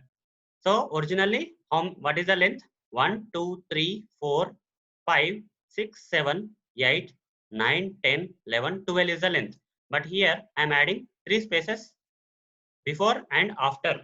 So 12 plus 3 plus 3. How much? 12 plus 3 plus 3 is 12 plus 3 is 15. 15 plus 3 is 18. So total is 18, right? Size will be 18. So let's see. Let's include this record, insert this record. Now a record got inserted. When I say select star from customers, run this. Now you will get 92 records. And this particular text looks like there are no spaces before and after. In order to confirm whether there are some spaces before this Arun and after Arun text, what we can do is we can say select customer name, comma, length of customer name. Length of customer name from customers where customer ID is equal to 92. When I run this, the last customer table will come. You see, customer name is Arun Moturi and here length is 18. But here when you calculate 1, 2, 3, 4, 5, 6, 7, 8, 9, 10, 11, only 12 is there. But before spaces are 6, 3 spaces before and 3 spaces after. So total 12 plus 3 plus 3 is 18. That's why we are getting 18. Now, if you want to remove the spaces and then calculate the length, what do you have to do? You have to say trim. Trim of customer name. This is how we have to use trim function with the columns. Okay. Column names from the tables. Select customer name, comma, length of trim of customer name. First trim function will act on the customer name. So all the spaces before and after will be removed from this and only the text that is available after spaces will be calculated for the length. So only 12 will be calculated. This time you see, you'll get the result as 12. This is how, guys, we have to use trim function. Okay. So that's fine. Now let's go back. Select star from customers. Run it. Now I am getting 92 records, guys. But by default, whatever the w3schools.com guys have provided in the customer table, there were only 91 records. Since I have inserted some 91, one extra record, it became 92. But I want to restore the previous data. Whatever the modification I have done to this particular table by including a new record to the existing 91 records, I added a new record. This is a modification I done. But I want to restore the data. Okay, I want to go back to the original data that is being provided by the w3schools.com where my extra record is not there. So in that case, what I can do is I can simply say restore data and click on OK. After doing that, again run the select star from customers. This time you got only 91 records. That means the data which is there in the customers table got restored to the original data that was given by the w3schools.com. So guys, tomorrow when you practice in this w3schools.com, okay, and you may be doing a lot of modifications for these tables. And if you want to go back to the original data provided by the w3schools.com and remove all your changes that you have done to the existing tables, simply use this restore data base button and you will get you the original data. You see, now only 91 records are coming. That's fine. So this is how, guys, we have to use trim MySQL string function. So one more thing, guys, we are done with the trim function, but are there any other functions left in string functions category of MySQL? Yes, guys. So here, so far from the previous videos, I explained only 7 functions. Under the string functions category of MySQL built-in functions, I explained in previous videos upper, lower function, length function, instr function, sub str function, concat function, and in this video session, I covered trim function. So apart from the 7 functions, there are many more functions, many more string functions. Anyhow, these are the most used functions. Okay, most used string functions in MySQL built-in functions categories. Fine. Apart from the string functions, there are many other functions provided by the MySQL under the string functions category. Let me show how to find out all the other remaining functions. Apart from these 7 functions, there are many more functions. How to find out? Just Google search, guys. Google search for MySQL. Okay, MySQL string functions. Simple. Okay, MySQL string functions. You'll get this kind of link: dev.mysql.com doc something and string hyphen functions. Just go there to this particular page. You see there are many more functions available. I explained only 7 functions out of this available functions. I only explained main functions, guys. Okay. If you want to refer other functions of string functions of MySQL, okay, then you can refer this page where you see ASCII function is there, some field function is there. You see, I covered concat function and whatever the other functions I covered instr function. Okay, I covered lower function like that. So up to 7 functions I covered out of all the available functions in the string functions category of MySQL. But there are many other functions. So you can refer if you need any function which is not explained by me, you can refer to this particular table and find out how to use it. Okay. So that's it, guys. This is all about the string category functions, and this is all about the how trim function of MySQL is going to work. So that's it, guys. See you in the next video session. Thank you. Bye. Hello, everyone. Welcome to part 26 of SQL for Beginner series. In this video session, I am going to explain and practically demonstrate on how to use ABS MySQL numeric function.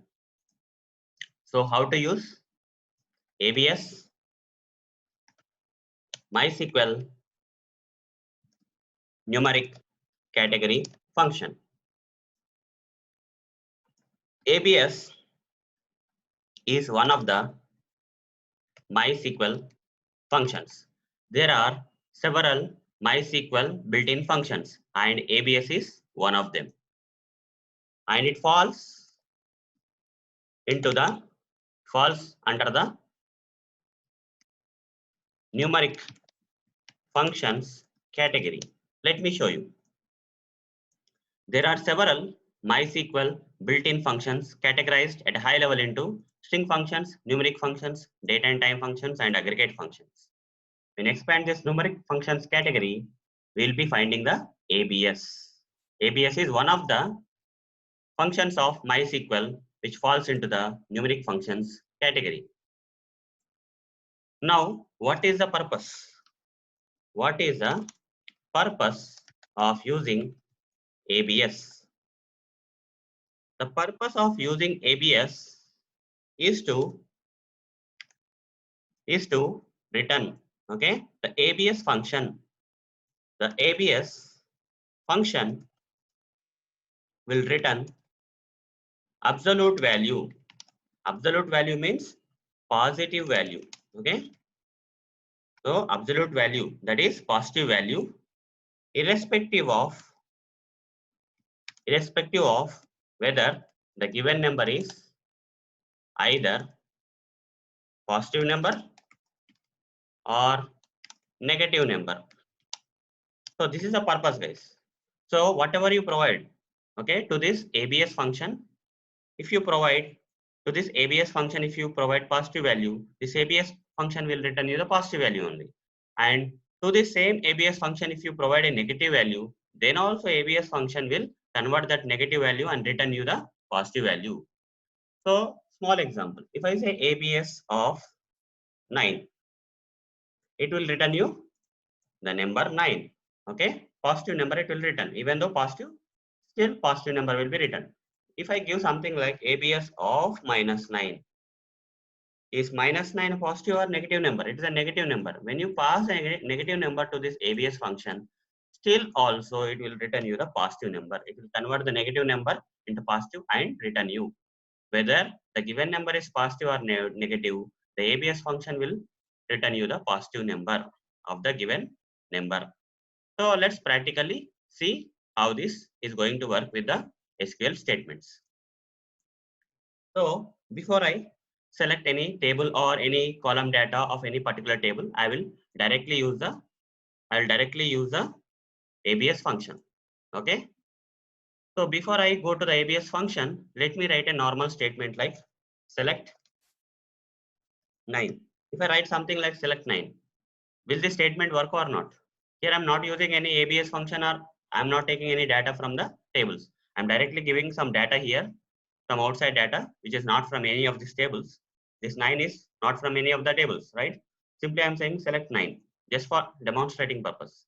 So when I say select 9, will this particular statement work? Yes, it will work, guys. It will return you 9. Okay. It will return you whatever the number you gave here, that number will be displayed here in the result. What if I give -9? I will get -9. Whatever the number, negative number you gave here, the same negative number is getting displayed in the results. What if I apply ABS function to this -9? So when I run this statement, well, will I get -9 or 9? Since this is an ABS function, as I already explained, if you give a negative number to this ABS function, it will return you the positive number. So if I say select ABS of -9, it will return you +9, that is positive 9. Irrespective of whether you give the positive number or negative number to the ABS, it will return you 9, positive number only. So it may be minus or it may be plus. The result you will get positive number. So this is how the ABS function generally works. Now let's apply the ABS function to one of the column data in these tables. Let's say let me select products table. If I say select, if I write a general statement like select star from products, select star from products, okay, and when I run it, you see I'll get all the records. I got 77 records, right? All the 77 records of the products table, and with from all the data from all the columns of this products table got displayed here. As you can see, here we have product name and price. I would like to only display the data of the product name and price, guys. Okay, so so before doing that, okay, before going there, we have to do something for this particular table. Okay, so when I say select star from products, all the existing 77 records of this products table and all the columns of this products table all the data under the column, all the columns of the products table got displayed for now. That's fine. Now, if you observe the price, there are some numbers here, right? All the numbers are in positive. Okay, all are positive numbers. There is no example of a negative number. But if I have to implement this or use this ABS function, I can still use, but I cannot show you whether the negative number is getting converted to the positive number using. I don't have an example in this particular table. I don't have a price example which actually has a negative number and then converts into the positive number. There's no such thing like that, right? So to make the data available, what I'm trying to do is I would like to insert a new record into this products table. Into this products table, I would like to insert a new record which has a negative price. Okay. So let me insert. So what is the statement for inserting the data into the existing table? Insert into. Okay. Insert into. This is a statement, guys. SQL statement we have to write. Instead of select, we have to write insert. And there is a keyword like into. And we have to provide table name. What is the table name? Products. In which table I would like to insert the data? Products table. Insert into products. Values. I have to say values. And open the circular brackets. In this, I have to provide all the data that is related to all these columns. First column is product ID. So up to 77 already there. So I'm going to add the 78. 78 new record, that is 78 I'm going to add, and product name is, I'll add some random product name, let's say Dettol. Then supplier ID I'm giving 9, some category ID I'm giving 6, some unit I'm giving 100. What else? Then price is there. Here intentionally I'm giving the price as minus 8, let's say. Okay, minus 8. So when I run this query, one row got affected. That means this got executed and this new record got added to the products table. Let's find it out. Let's remove this and say select star from products. Now, earlier there were 77 products. Originally there were 77 products available, right? Now we can see the number is 78. That means a new record already got added. Let's run this and see there are 78 records. Whatever the new record you added, that got displayed here. 78 Dettol 9 600 bottles minus 8. This is the only negative number we have.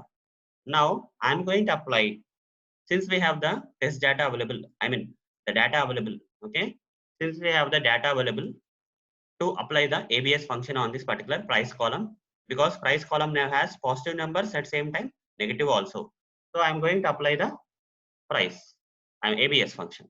So before doing that, instead of asterisk symbol here, which represent all the columns, I would like to simplify this statement by only taking two columns, that is product name and price.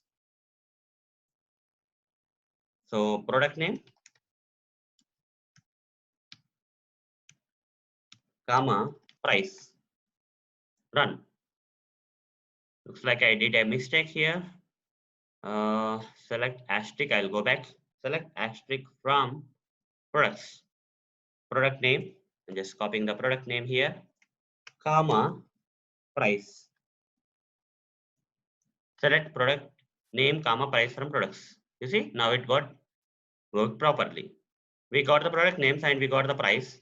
And as you can see, for all the products except Dettol product, all the products prices are in positive numbers, whereas Dettol product price is in negative number. So I would like to apply ABS here. Okay, how to apply the ABS to the price, to the column? To a table column, we can apply ABS. Here also, if you want, you can apply ABS, because this is a text, guys, you don't have to apply. But if this product name is a numeric kind of table column, you can apply the ABS here also. Okay, ABS of price. So select product name, comma, ABS of price and run it. Whether the price is a positive number or negative number, this ABS will return you the absolute value, that is positive number only. So here all these were positive numbers. So only we are getting the same positive numbers. But coming to Dettol, it was a negative number, but now we are getting a positive number because I applied ABS function to the price. So minus 8 was there, now 8 is getting displayed. Okay, getting returned by this ABS. So guys, this is how the ABS MySQL numeric function works. So that's it, guys. See you in the next video session. Thank you. Bye. Hello everyone. Welcome to part 27 of SQL for Beginner series. In this video session, I am going to explain and practically demonstrate on how to use mod MySQL numeric function. So, how to use mod MySQL numeric category function. Mod is one of the MySQL functions. There are several MySQL functions, guys. Okay, there are several MySQL built-in functions, and mod function is one of them. It falls under the numeric functions category. Falls under the numeric functions category of MySQL built-in functions. Let me show you. There are several MySQL built-in functions which can be categorized at a high level into string functions, numeric functions, data and time functions, and aggregate functions. When we expand these numeric functions, we can find this mod function. Mod function is one of the MySQL built-in functions which falls into the numeric functions category. So what is the purpose? What is the purpose of using mod function? Mod function, when used, will return reminder value. Okay, will return the reminder value of the numeric data of the numeric data of given or specified column. Okay, specified column, table column. Mod will return the reminder value of the numeric data of the specified column. What does it mean? Let's say there is a table like this. The table has some two columns. One is name, one is experience. Okay, one is name and another column name is experience. Name column will contain the textual data, whereas experience will contain the numeric data. Let's say there are three records like this.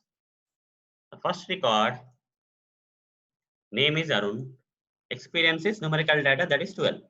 Here Varun is there, whose experience is 10. Then Tarun is there, whose experience is 5. Now, if you apply this mod function to this experience column, how to apply mod function to the experience column? Mod of experience like this. Okay, mod of experience. Now you need a number to divide this experience and give you the return you the reminder.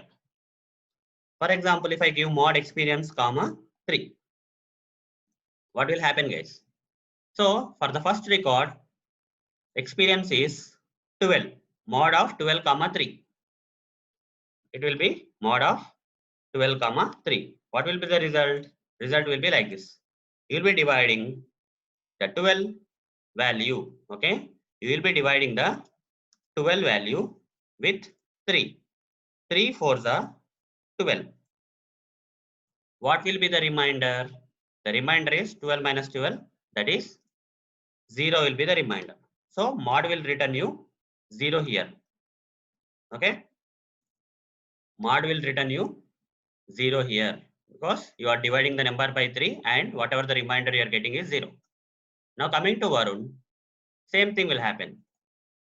3 reminding, you are dividing the number 10 by 3. 3 3 is a 9. The remainder is 10 minus 9, that is 1. 10 minus 9, that is 1. So here mod will return you 1. In case of Tarun, experience is 5. So you are dividing the experience 5 with 3. 3 ones are 3. 5 minus 3 is 2. The remainder is 2. So here mod function will return you 2. This is how, guys, mod function is going to work on the numeric column data by returning you the reminder values. Okay, so let me practically demonstrate it now. So before going to select any column data of any particular table here, let me use some outside data. Okay, I don't want to take any data from the tables for now for demonstrating purpose. Initially, I will demonstrate without using the table data. Later, I will come to the table data. Okay, so how to use mod function. So before using the mod function, let me write a statement like this: select. If I say 9, okay, select 9. The result will be 9, guys. If I surround this number 9 with mod of 9 and comma, if I give 4, what will be the result, guys? So you are dividing the number 9. Okay, you are dividing the number 9 with 4. Okay, here 9 comma 4 means you are dividing the number 9 with 4. 4 to the 8. Reminder is 1, guys. 1, guys. Okay, when I run this, select mod of 9 comma 4, it will return you the 1 as a result. Okay, this is how it works. This is how it works. Now let's apply the mod function to one of the column data in this any of these tables. Let's take order details. Okay, order details table. Select star from order details. If I say select star from order details, all the data from all the columns of this order details. How many records are there? 2155. Lot of records are there, guys. Okay, 2155. More than 2000 records are there. So this order details table has this quantity column, which has some quantities specified like 12, 10, 5, 9 for each and every. Some based on some order ID, some quantities are there. This particular order ID has quantity 12. This particular order ID has quantity 10, like that, and so on. Okay. Now I don't want to get the results of all these columns. I would like to only have the quantity here. Quantity, run it. Only the quantity column data will be coming here. Okay. I only need the quantity column. I will say comma. Okay. Just for reference purpose, I am keeping the quantity as aside. So mod of quantity. Okay, so that I can compare quantity and mod of quantity side by side. Mod of quantity comma 3. So original quantity is this quantity comma mod of quantity comma 3.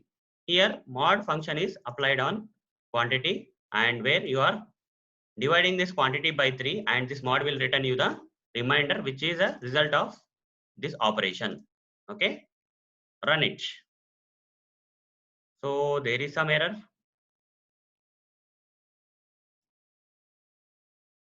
So here let me copy this and run it. Yeah, I made a mistake in the spelling mistake in the column name. Select quantity comma mod of quantity comma 3 from order details table. So original quantity is 12, and this mod function operation is mod of quantity comma 3. So 3 4 is 12, remainder will be 0. So 0 came.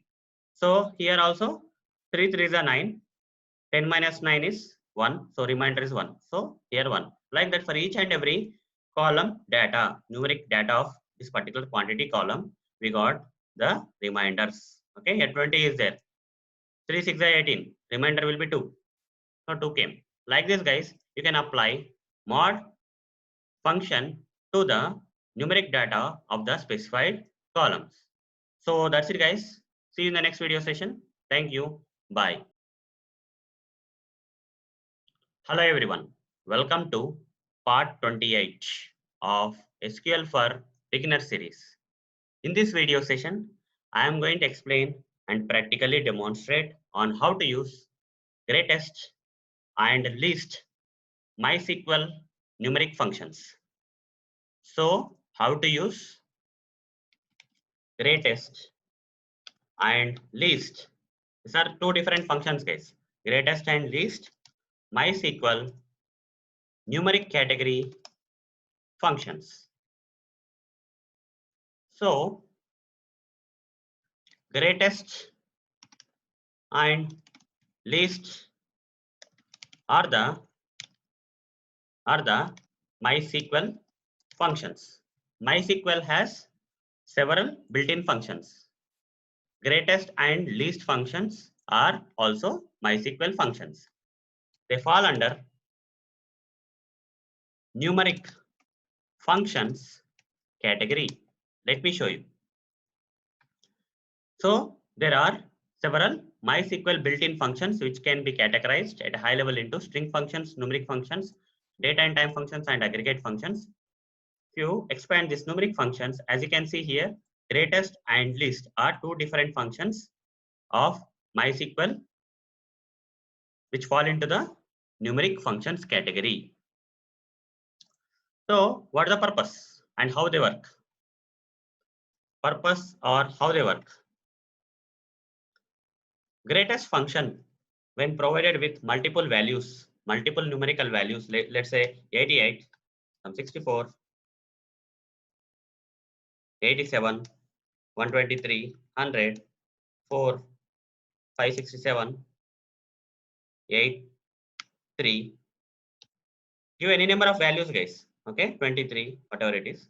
So give any number of values. When you execute this particular statement, it will return you the greatest number of all this list. Here, out of all these numbers, greatest number is 567. So 567 will be returned by this greatest. Similarly, if you use least in place of greatest, out of all these numbers, whatever the least number is there. So here we have the least number as 4. So 4 will be returned by this least. Similarly, you can apply the greatest with the textual data, not only numerical data, okay, but also textual data also you can apply the greatest. If I say greatest, if I give some text like Arun, Varun,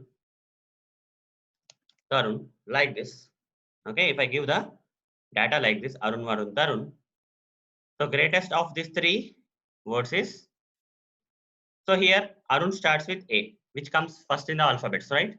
Then Tarun, which after Arun, after A, T will come in the alphabets. Then last one is V. So V has the highest thing. So out of these three text given here, Varun is the greatest. Alphabetically, Varun starts with V. So Varun is the greatest. Then if I say least, A comes first before T and V in the alphabets. So alphabetically, A is the least. So Arun is the least. Like this, guys, we can use least and greatest with the numerical and textual data. So let me practically demonstrate the same. Select greatest of, give some numbers, 88, 96, 49, 123, 546, 100, 247, 3, 8. Like this, I gave some numbers. When I run this statement, I'll get the greatest number. Out of all these numbers, greatest number is 546. So that 546 got returned by this greatest. What if I use least in place of the greatest? Out of all these numbers, the least is 3, right? So 3 should be displayed. So 3.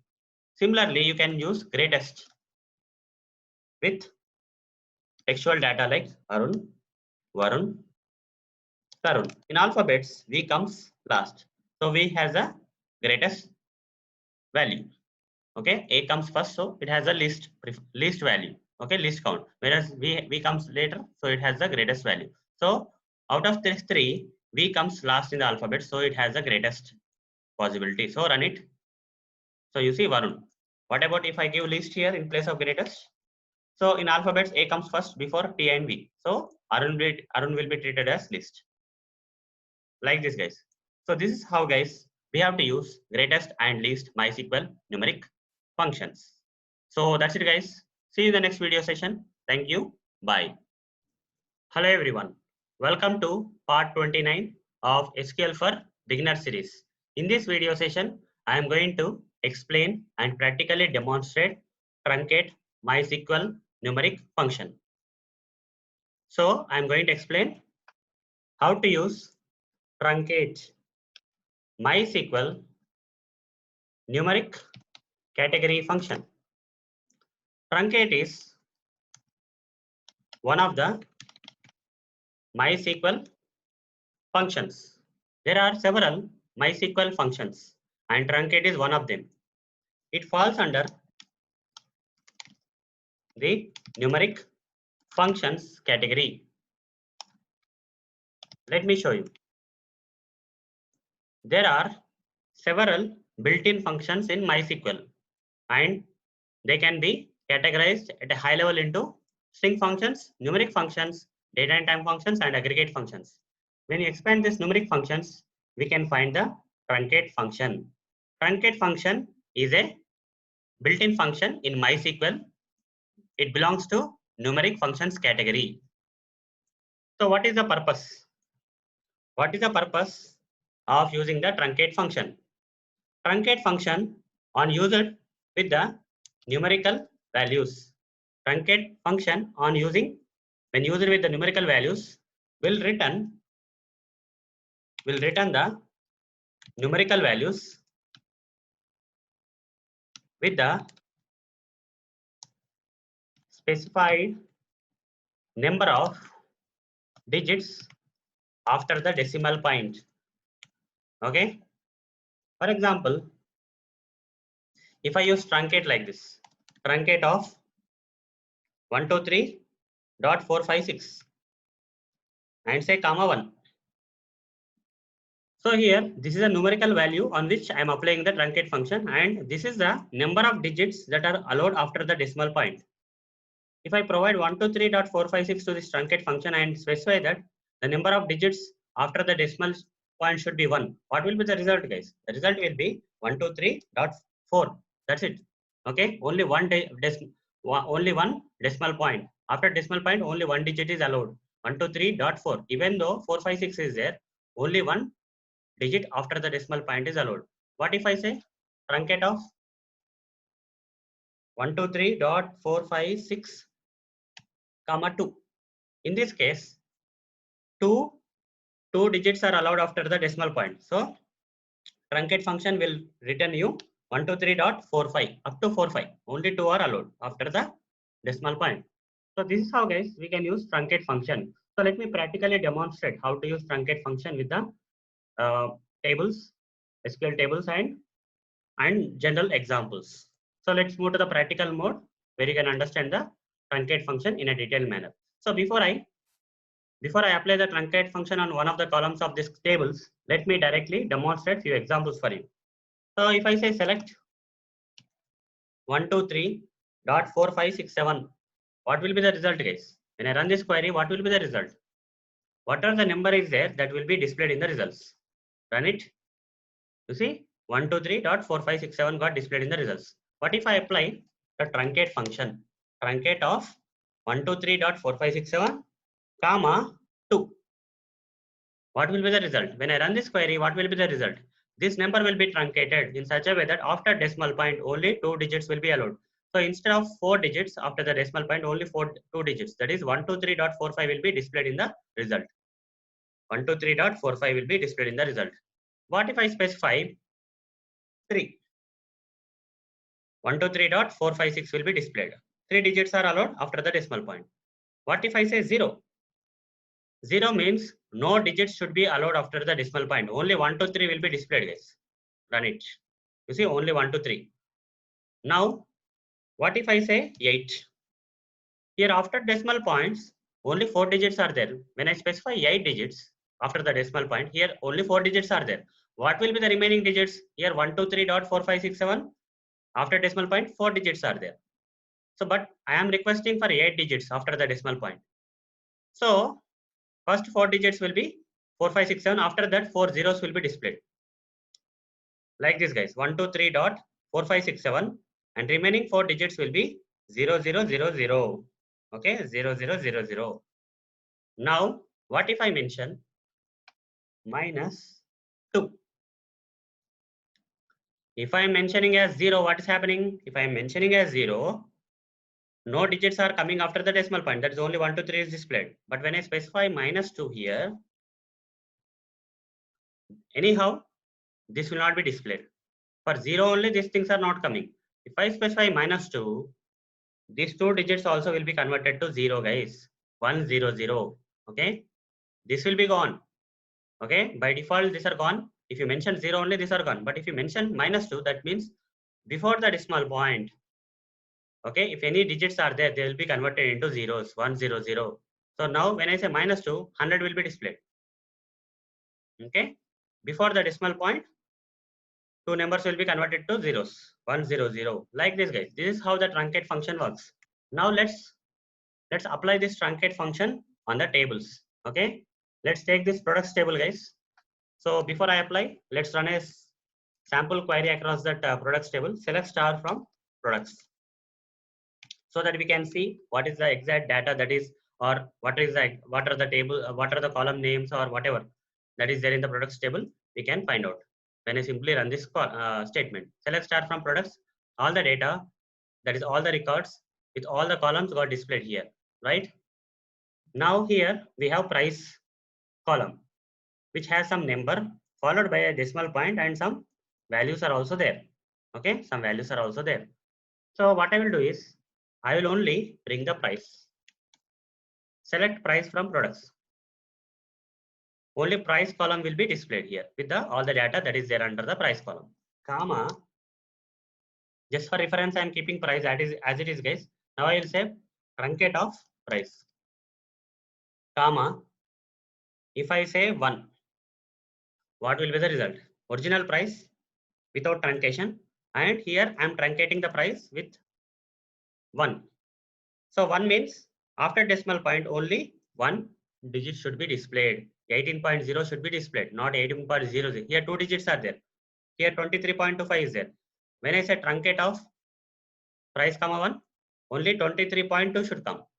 So run it. Original price is this one. Truncated is this one. Here after decimal point two digits are there. Here only 1 digit. Here if you take 21.35, here 21.3 is there. What if I make it 7?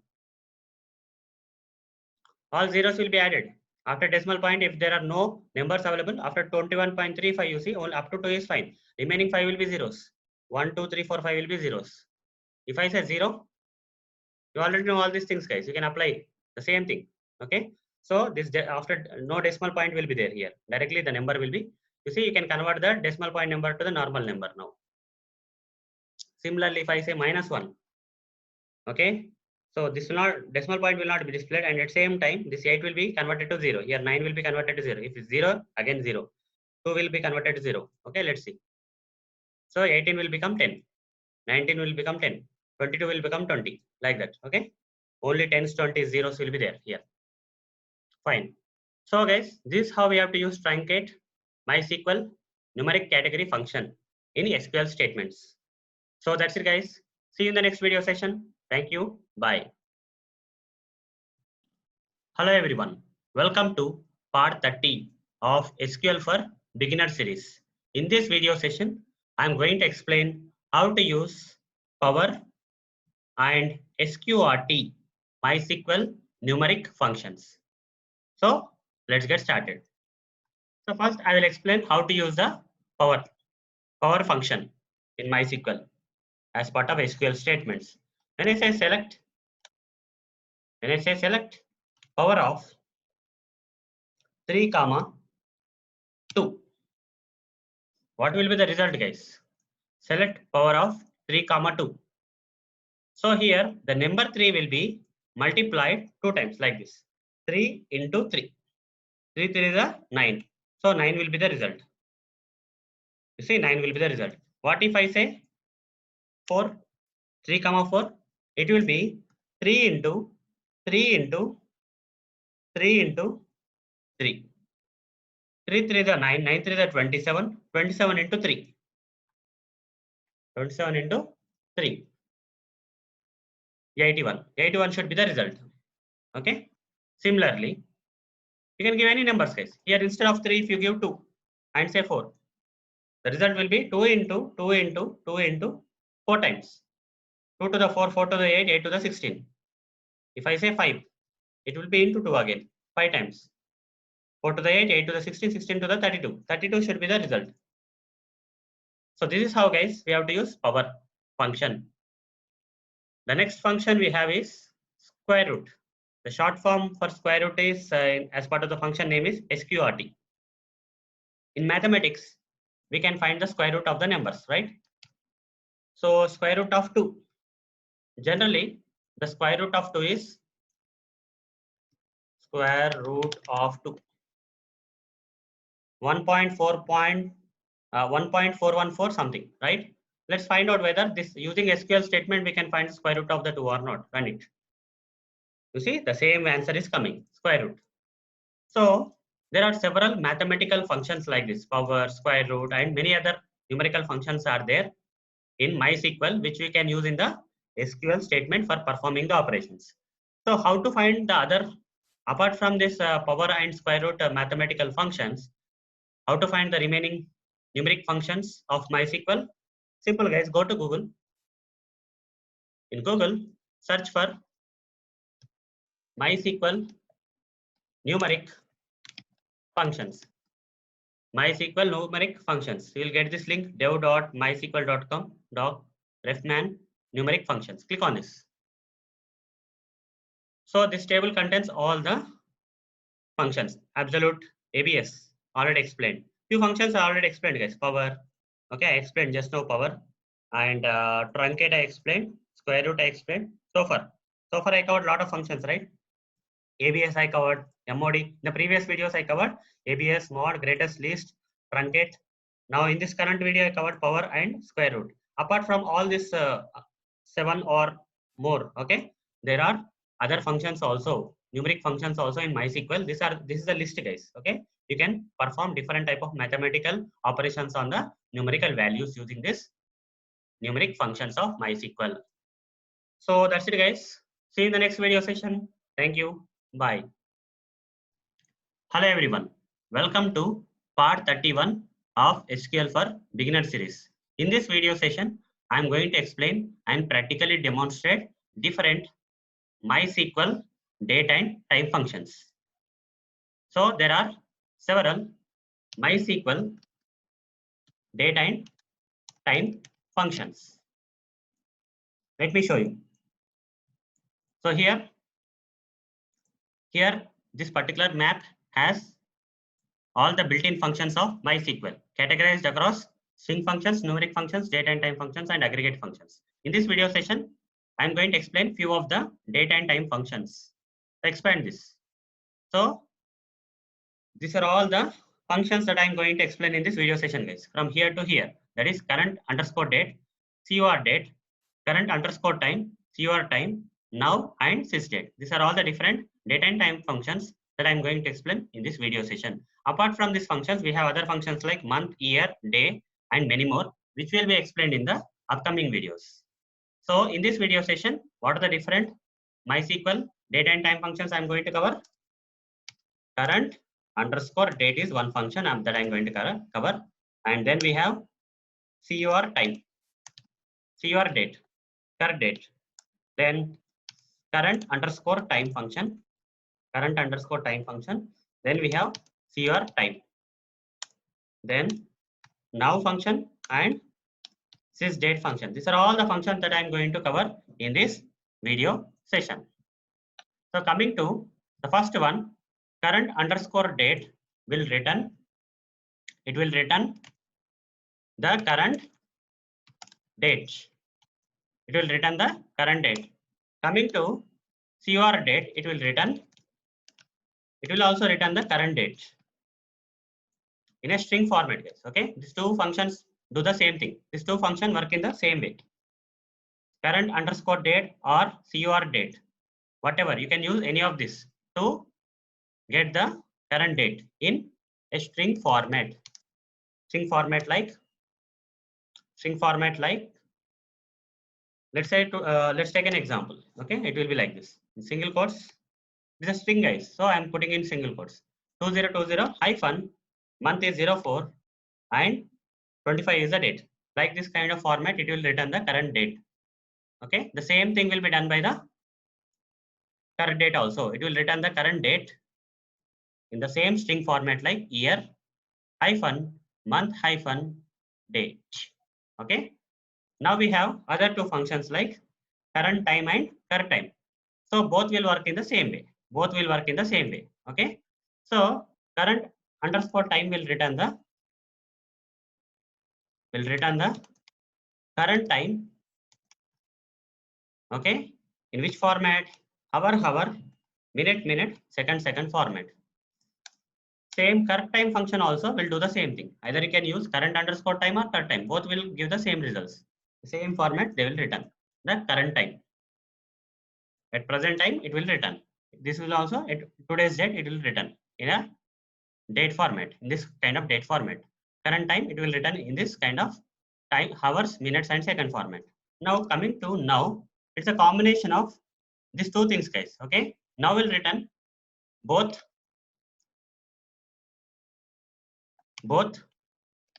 date and time. This current date will only return date.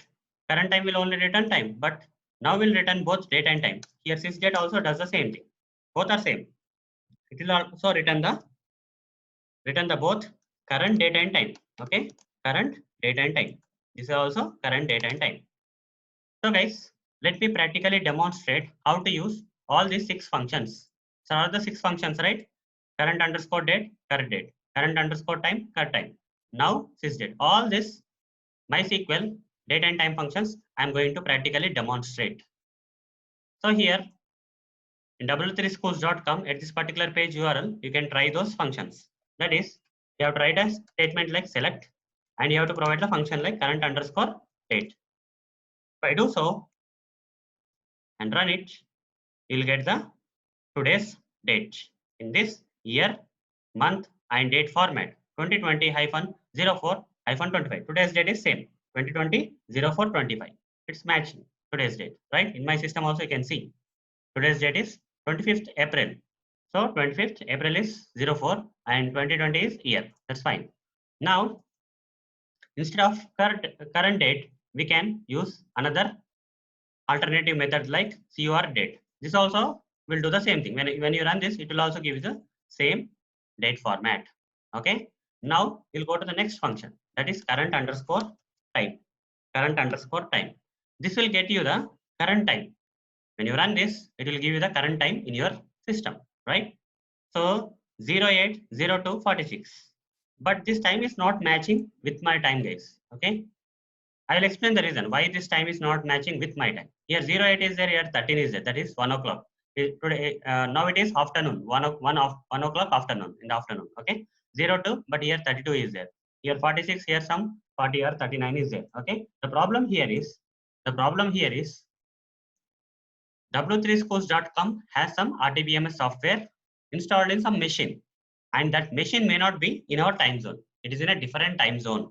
Okay, that machine where the W3 schools have the database or RTBMS software installed and configured is in a different time zone. It may not be in India. Now I am in India, but the software or DB software or DB things that are being used by this w3schools.com is in a different place, which has a different time zone. That's the reason we are getting a different time here. Okay, that's the problem. Even current time also, if you try the current time also, you will get the same thing. Okay, how to overcome this problem, I'll let you know. Okay, I will tell you. Be with me. Current time, run it. Even current time also will give the same thing. Now the next two functions are now and sysdate. After these two things, I'll explain how to resolve this time problem. Okay. So now next two things are now and sysdate. Select now. If I say select now, when you run it, it will give you both date and time. Okay. Date is there and time is also coming. Date, there is no problem with date. Looks like the server or DB server or whatever it is there in our kind of near time zone only. That's why we are getting the same date, okay, as ours. But coming to time, it is different case, okay.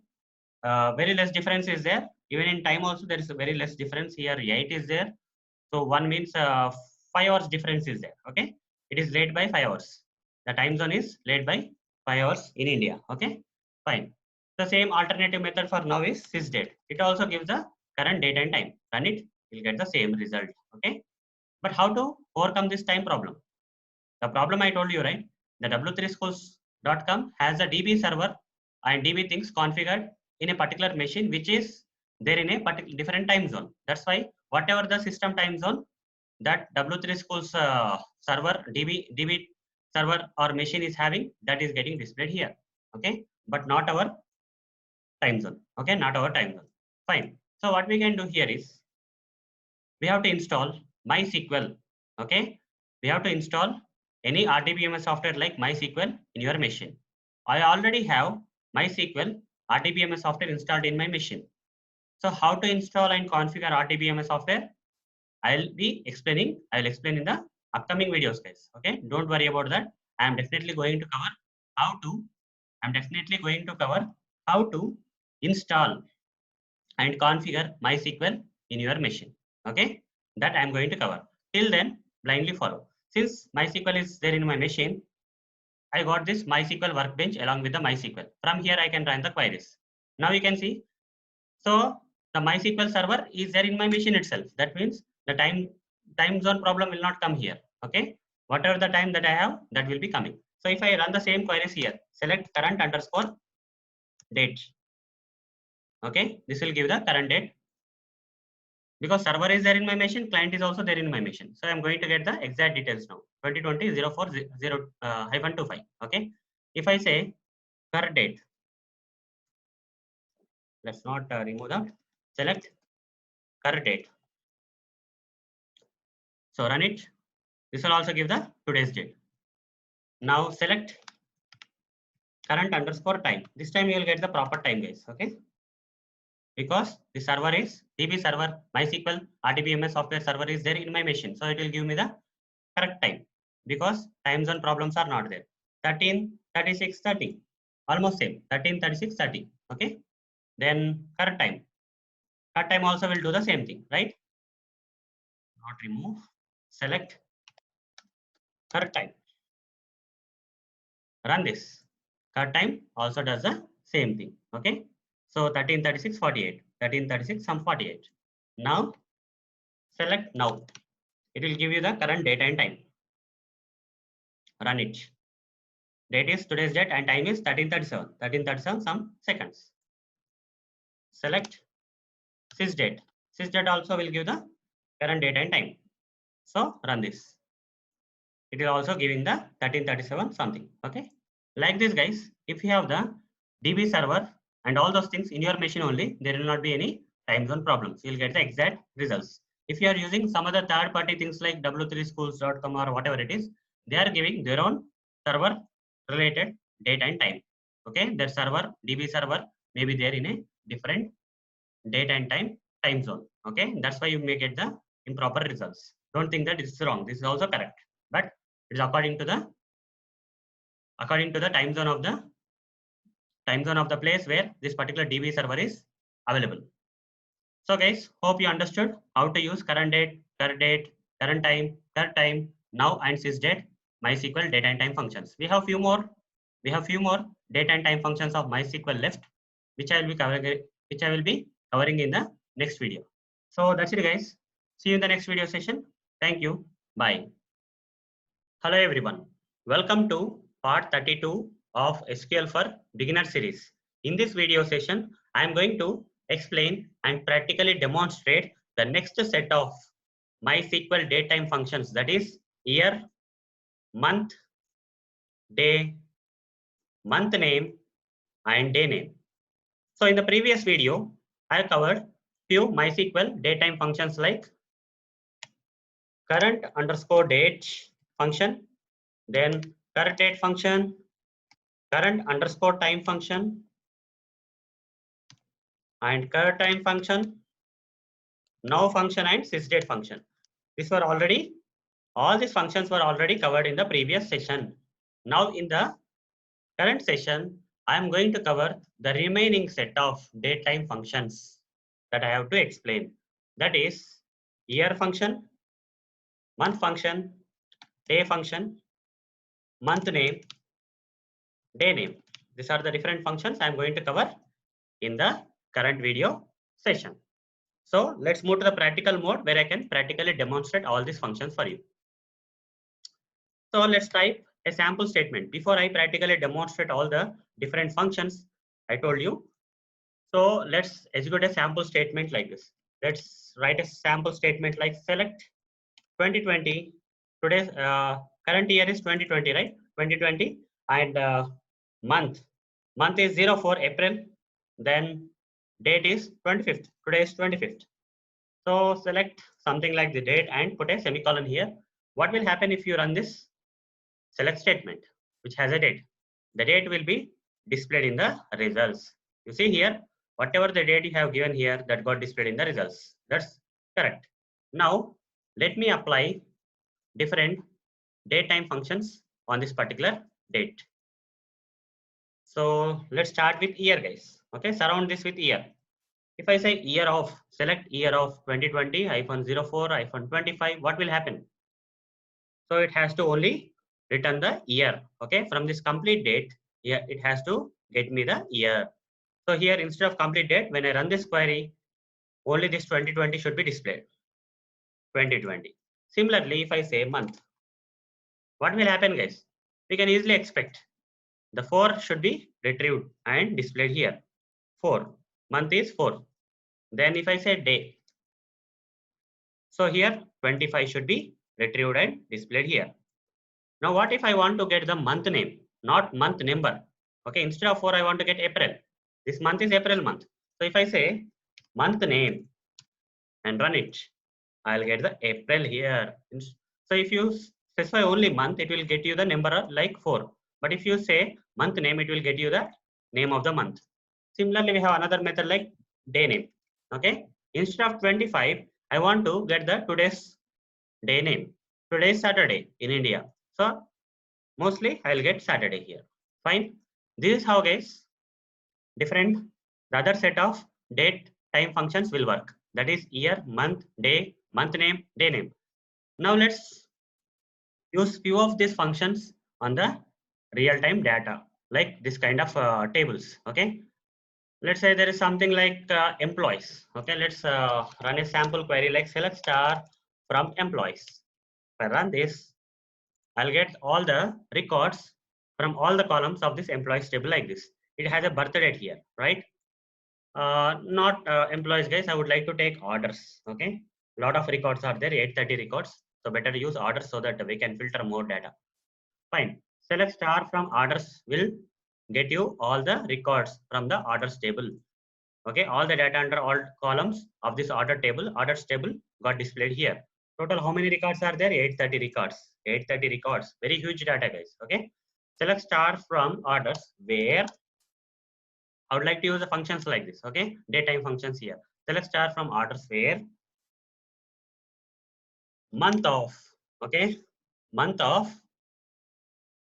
this column name, order date, month of column name, that is order date. Order date has all the dates here. Okay. Every record has this order date is equal to 4.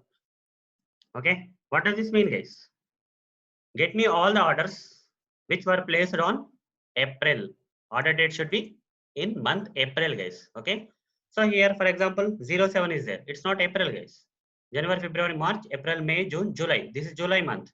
So if I want to get in April, I have to give the month of order date is equal to 4. That means if month of any of this order date is matching with the 4, that is April month, then it will filter and retrieve those details, records. You see, out of 830, 105 records or orders were placed in the month of April. It may year may be different, guys. Here 1998 is there, 1997 is there, but month is April. In April month, how many orders we got? So how many orders we got? We got good number of orders in April month. Okay, as part of the complete table, 105 orders. Similarly, instead of saying is equal to 4, here instead of using month, we'll be using month name. Month name of order date is equal to, if I give something like May, since this will retrieve the month, okay, from the date, it will each and every date it will retrieve the month name. That is, if it is May or April or whatever it is. So I have to say equal to May, surrounded by single quotes, because this is a text. Run it. All the orders which were placed in May month got filtered and displayed here. You see 05. 05 is nothing but May, right? So this is how, guys, we have to use date time functions in the queries, SQL queries with the real data under the tables, different tables, which are having the date as a table data. So this is how, guys, we have to use year, month, day, month name, day name, MySQL datetime functions. And apart from this year, month name, day name, and type of functions, there are many more date and time functions, guys. Okay. Apart from whatever I explained so far, I explained a lot of functions so far, right? So if you go here, starting from current date, current time, now, sys date, month, year, day, month name, day name, and there are many other more functions also available in this particular category. How to find them? How to find the remaining functions which are there, which can fall into the date and time functions category? Just go here, Google search, guys, search for MySQL date and time functions. Okay, MySQL date and time functions. Go to dev.mysql.com fman date and time functions link. Here it will display all the list of date time functions available in MySQL. Okay, a lot of functions are there. So I explained about day, right? This is already covered. Current date is covered. Then current time is covered. A lot of functions are covered so far. Like similarly, a lot of functions are there at different levels, like hour level. Okay. Yeah, these two are already covered. So minute level it is there, hour level it is there, timestamp level, a lot of things are there, seconds level, lot of different type, week level, like that many functions are there in the date time functions. Okay, if you understand whatever I explained as part of the previous video and current video as part of the date time functions of MySQL, you can easily work with the remaining functions also based on your need. So that's it, guys. See you in the next video session. Thank you. Bye. Hello everyone. Welcome to part 33 of SQL for Beginner series. In this video session, I am going to explain how to use AVG, max, min, count, and sum, which are MySQL aggregate functions. Okay, MySQL has different type of built-in functions, which can be categorized at a high level into string functions, numeric functions, date and time functions, and finally aggregate functions. So in this session, I'm going to cover all these aggregate functions like AVG, sum, min function, max function, and count function. And there are many other more functions available. I'll come to that later. So what will happen when you apply this AVG, sum, min, max, count? Let me explain. Let's say there is a table. Okay, let's say there is a table and it has some records. The table has some records like this. Some records are there. And one of the column of this particular table has, let's say, price. For example, price. Under this, some prices are mentioned here. 10, 5, 25, 50, like that. Different prices are mentioned here. Now, coming to other functions, okay? There are different set types of categories of functions, right? Coming to string functions or numeric functions or data and time functions, they can be applied on individual record level. That is a particular record. For example, this is a record. This is one record. And this is a second record. So at the individual record level, the other type of functions like string functions, numeric functions, and data and time functions can be applied. But coming to aggregate functions, what are the different aggregate functions? AVG, min, max, count, sum. These are all the different, and there are other also. Okay, other functions are also available. So these are the majorly used function anyhow. So these functions are not applied at the individual record level. Rather, they are applied across the column. Okay, across all the records in a particular column. For example, if you apply this AVG for this price, if I say AVG of price, okay, AVG of price, the processing will be done across all the records, not individual record. Okay, all the records. So all the records will be operated to get a result. Such kind of functions these are. All the records are operated for getting some results. If I say AVG of price, or we'll take a simple one, minimum of price, min of price. If I say min of price, this min function has to process each and every record of this price column, that is 10, 5, 25, 50, and finally 5 will be returned. 5 will be returned by this min function because 5 is the least one. Out of all the 10, 5, 25, 30, 5 is the least. So min of price will return 5. Coming to max, it will return 50. Coming to average, so 10 plus 5 plus 25 plus 50 by 4. Okay, whatever the result is, that is average. Then count is 1, 2, 3, 4. 4 count. Sum is 10 plus 5 plus 25 plus 50. So here operation is not performed at the individual record level. Operation is performed across all the records of the particular column which we have specified for this aggregate functions. Let me practically demonstrate how to use these aggregate functions. So let's start here. Select. I'll use a normal select statement for retrieving all the records from this products table first. Okay, select star from products. I'm not applying any aggregate functions now. Select star from table name, that is select star from products. When I run this, all the records available in this products table from all the columns got displayed here, right? So how many records are there in total? 77 records are there. That's fine. Now price is there, right? Price. If I say price, select price from products. Only the price column and all the data that is there under the price column will come. Now if I want to find the minimum price out of all these prices data, you see there is a lot of data. I want to find the minimum price of this from the products. Okay, from the products table, which product is of minimum price? I want to find out. Run it. 2.5 is the minimum price. What about maximum? Maximum price is 263.5. Now I want to find the average price. So there are different prices. I want to find an average. Average is 28.866 something. Okay, this is the average price.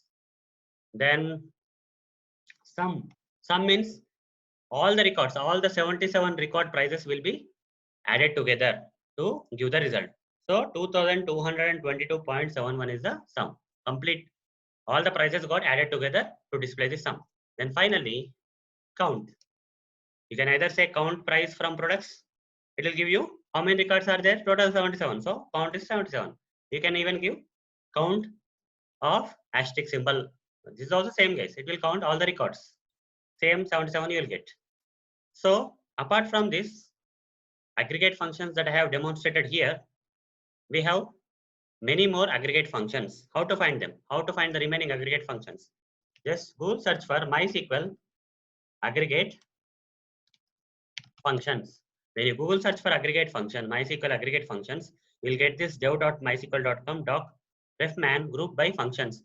So here aggregate is there. Just click on this. So this is the aggregate function descriptions. Okay, there are several aggregate functions. So I have demonstrated max, min, then I have demonstrated average, then I demonstrated count, somewhere count. Okay, other than that also there are other aggregate functions available which will be operated across all the records of that particular provided column. So guys, this is all about the aggregate functions. So that's it guys. See you in the next video session. Thank you. Bye. Hello everyone.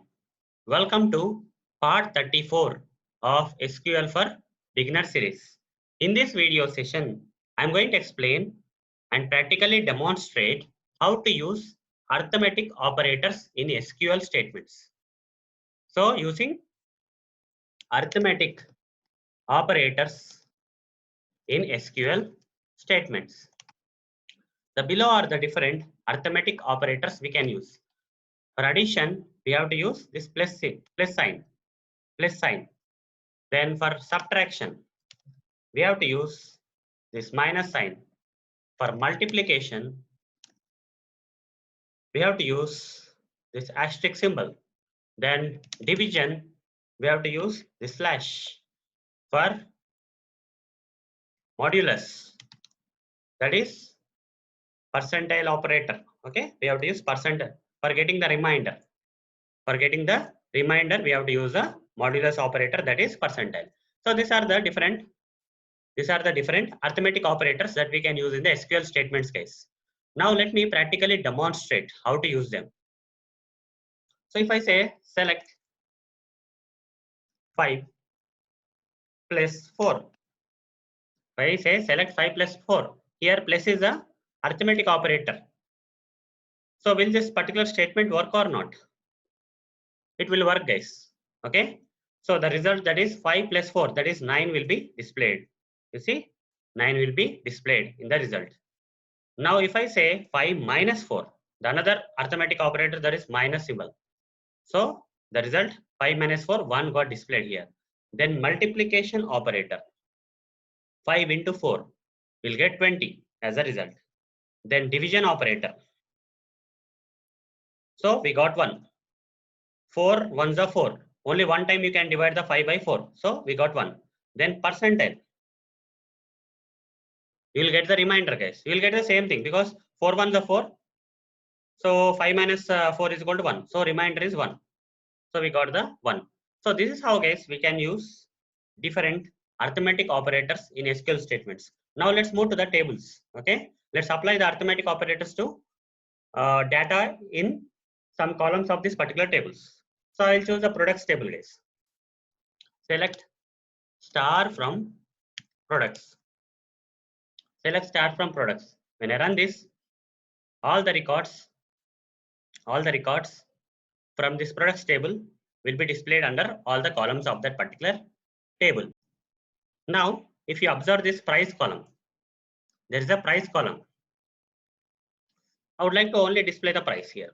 Okay. Select price from products.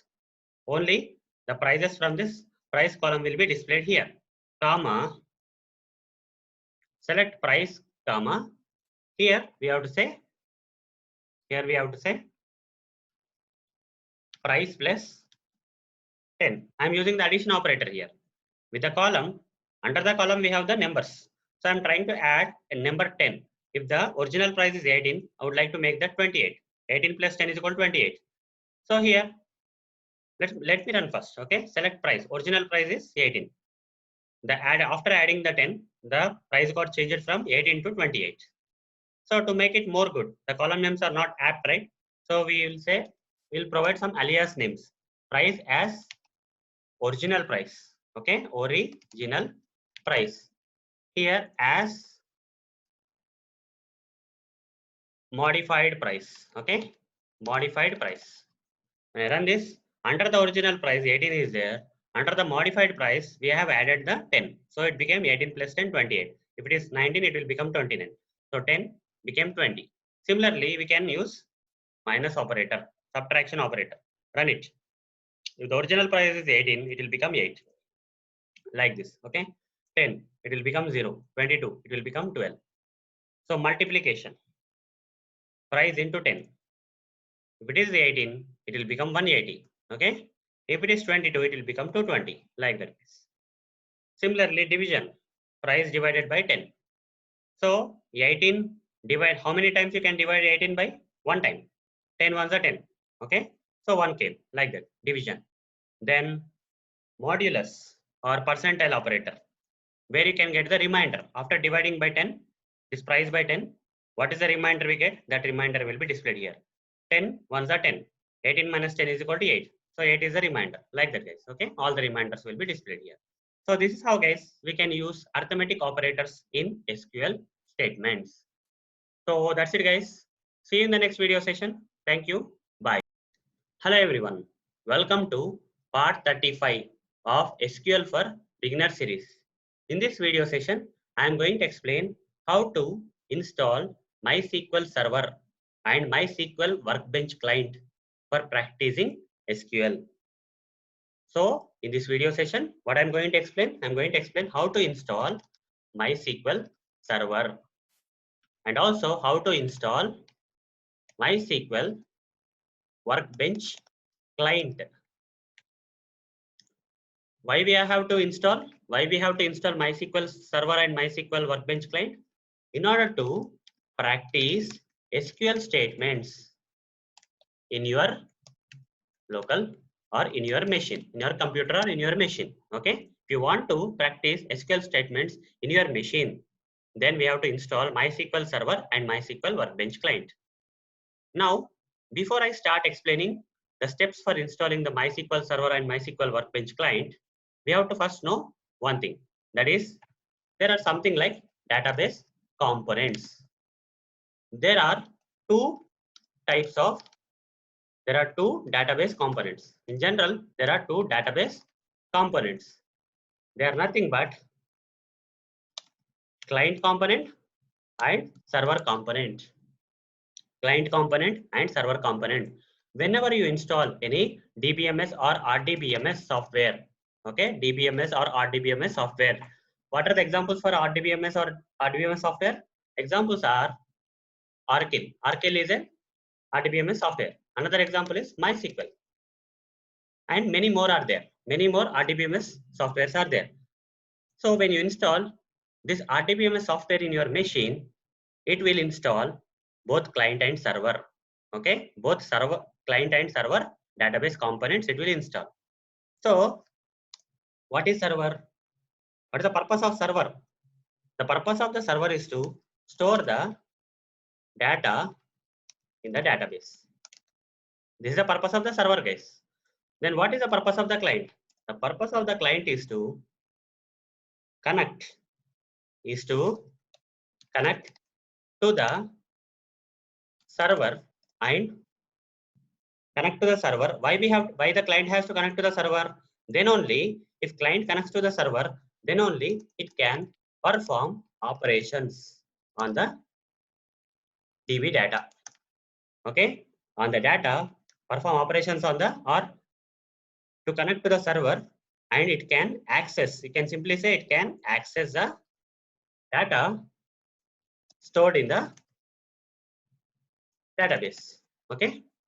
So there are two database components, that is client and server, and they will be installed when you install any RDBMS software like Oracle or MySQL. That's fine. So the purpose of the server is to store the data into the database. The purpose of the client is to connect to this particular server with an intention of accessing the data that is stored in the database. Okay. To access the data stored in the database, we need a client. So these two things are required.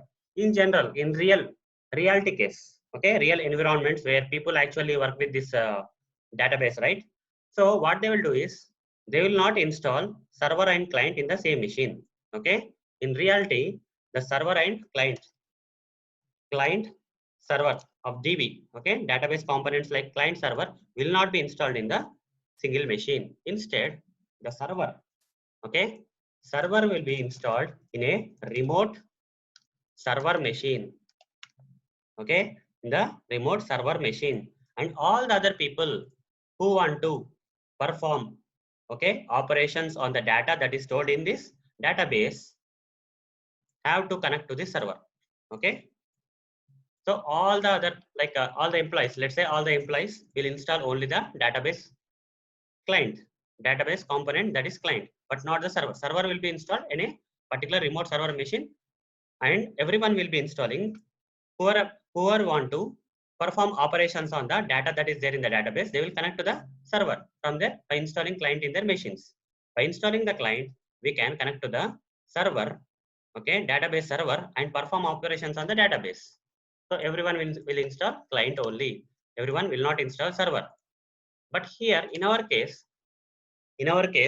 while I am going to practically demonstrate how to install MySQL server and MySQL Workbench, I am going to install both server and this Workbench client in the same machine itself.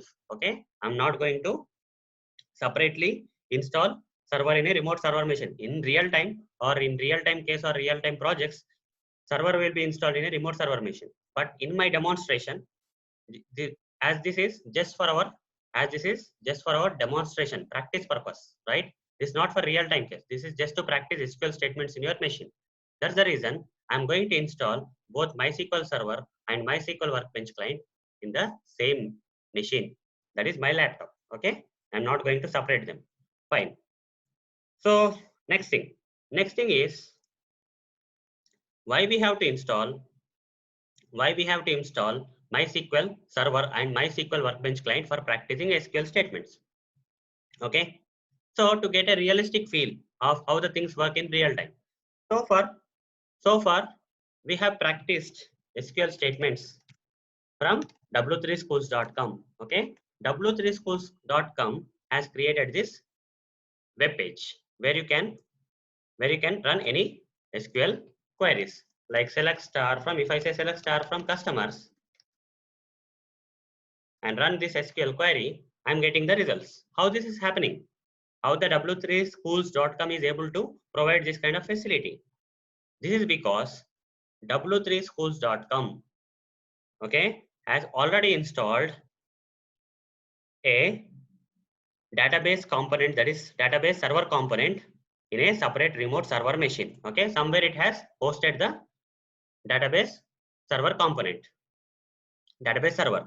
Okay, database server is somewhere hosted in a separate remote server machine, and they have created this kind of client interface. Okay, this kind of UI, on based on the, by designing this UI, they have created this client interface. Here we need, in case of installing MySQL server and MySQL workbench, we have the workbench client, right? But here you don't have to. Here you just need to come to this particular page and use this particular page as a client. From here, from the client, you are going to run the queries like this. Okay, this is the client, guys, not the server. This is not the server component. This is the client component. From the client component, you are running this queries. When you run this query, okay, this query, that is SQL statement, will have this client. Okay, the client where you are running the SQL statements will get connected to the server and perform this SQL statement, and whatever the results are there that are provided by server will be displayed here by the client again. Okay, so this is the client, guys. Whatever we have used for practicing from w3schools.com page, this is a client, and server is hosted somewhere by w3schools.com. That is at the back end. Okay, that's somewhere in the back end. Front end is the client. So far we have used w3schools.com for practicing SQL statements. To make your practice more realistic, more worthful, more understandable, now the time has come for us to install MySQL Server and MySQL Workbench client in our local machine. So by installing this, this will make your learning more better, guys. Okay, you can clearly see here. Here there are some drawbacks, guys. Okay, in w3schools.com there is some drawback. So here we are using the existing tables, right? We don't know what DB it is. Okay, w3schools.com is giving some tables, and tables are displayed here. Did we create these tables? No. Did we insert any data into this particular tables? No, right? Nothing is done by us. It's ready-made, right? But we need to know how to create these tables, how to insert the data into these tables, how to create a database, how to create tables in that particular database. Everything we need to create by our own. Here we can run some queries, but we cannot create the structure, okay, or things that are required like database or tables or data in the tables, okay, that are required for practicing the SQL. That cannot be practiced from here. That is the reason if we move to this MySQL server and MySQL workbench client, by installing them in our machine, we can understand how to create the databases, how to create the tables, how to insert the data into the tables, and we can perform lot more operations apart from this. Okay, fine. So now let's install our own DB in our machine. So let's not, so far we have worked on W3 schools hosted DB, right? But now let's create our own DB in our machine from scratch, guys, for practicing SQL from scratch. Fine. Now we have decided, now we have decided to install, okay, install MySQL server and MySQL client in our machine. In our machine, we have decided. Now we know what is the reason behind that. So there are several, okay. So there are several RTBMS softwares, guys, like Oracle, MySQL, and many other things are there. Okay, SQLite and many RTBMS softwares are available in the market. But why we have to choose only MySQL for practicing purpose? Okay, this is another question. Okay, so another question here is, though we have many RTBMS softwares in the market, why I am choosing to install MySQL server and MySQL client for practice purpose in my machine? I can use Oracle also, right? But the problem here is MySQL, okay, Oracle is a paid version. Okay, we have to pay. We have to pay. Okay, it's a license based. But coming to MySQL, it's open source and free, guys. You don't have to pay any amount. Okay, in order to install and use MySQL for practicing SQL in your machine, you don't have to pay any amount, as MySQL RDBMS software is open source and also it is free. That's the reason I am choosing MySQL. Fine, and also it's popular, guys. MySQL is being used by in many projects. Okay, don't think that it is free, so there is no value in that. Okay, it's not like that. MySQL is popular in the market, and a lot of projects are using MySQL as their deep as their RDBMS software. Okay, so that is the reason, guys. We have to install MySQL RDBMS software. And one more thing, I keep on saying one thing, that is there are two database components, that is client component and server component. In case of MySQL, what is the client component? One of the client components as part of MySQL is MySQL Workbench. Okay, Workbench is the client. Coming to server, it is MySQL Server, right? So, do I have to install both, that is client and server, separately? I mean, do I need two softwares? Do I need two softwares? That is one software for client, and another software for server. Do I need two softwares for installing this server and client? No, guys, not required. It's not required, guys. Okay. When you install MySQL RDBMS software in your machine, by default, it will install both client and server components. You don't have to separately, you don't need separate software for installing the client and server. When you install a single software, that is MySQL RDBMS software, when you install it, it will install both client and server in your machine. Client is Workbench, okay, Workbench client, and server is MySQL server. MySQL server. Like this, both components will be installed at a go using a single software. Only single software is required. We don't need multiple softwares to install both, that is client and server things. Okay. When you install MySQL RDBMS software, the client and server will be automatically installed. Okay. You don't have to do much. Now let's move forward.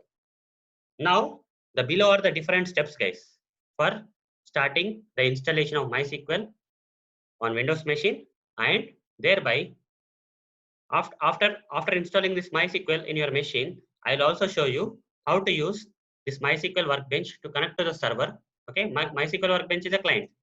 Using client, we'll be connecting to the MySQL server.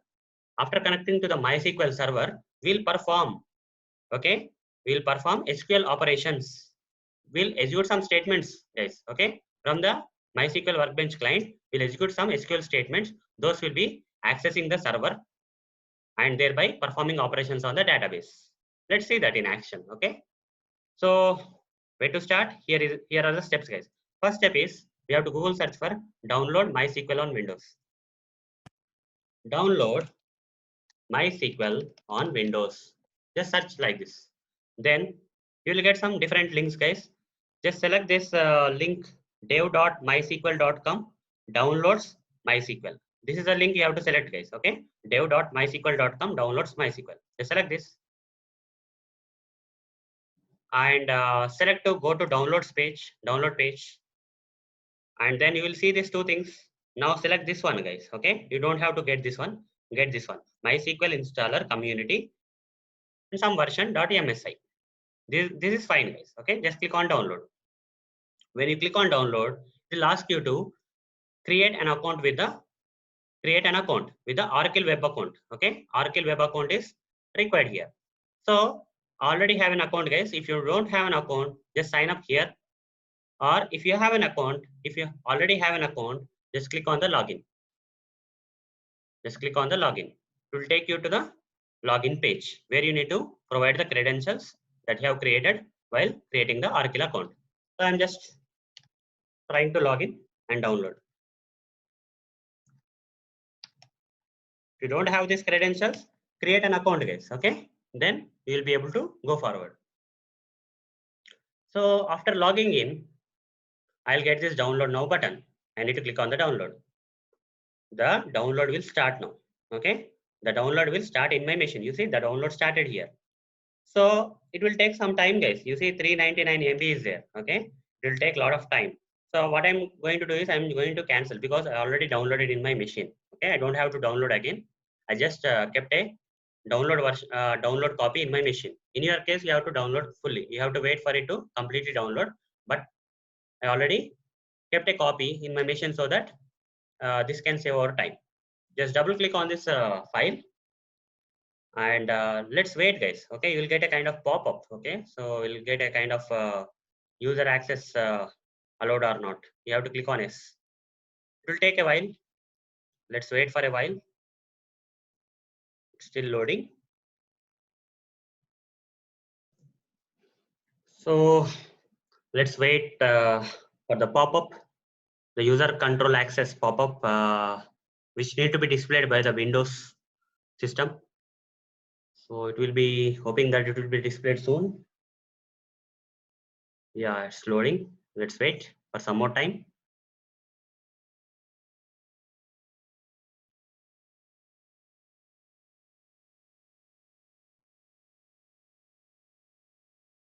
Yeah, I got the pop-up, guys. User access control by Windows. It's asking me whether to provide the publisher permissions. I have to click on yes. You may not be able to see the dialog, but I just selected yes on that Windows security thing.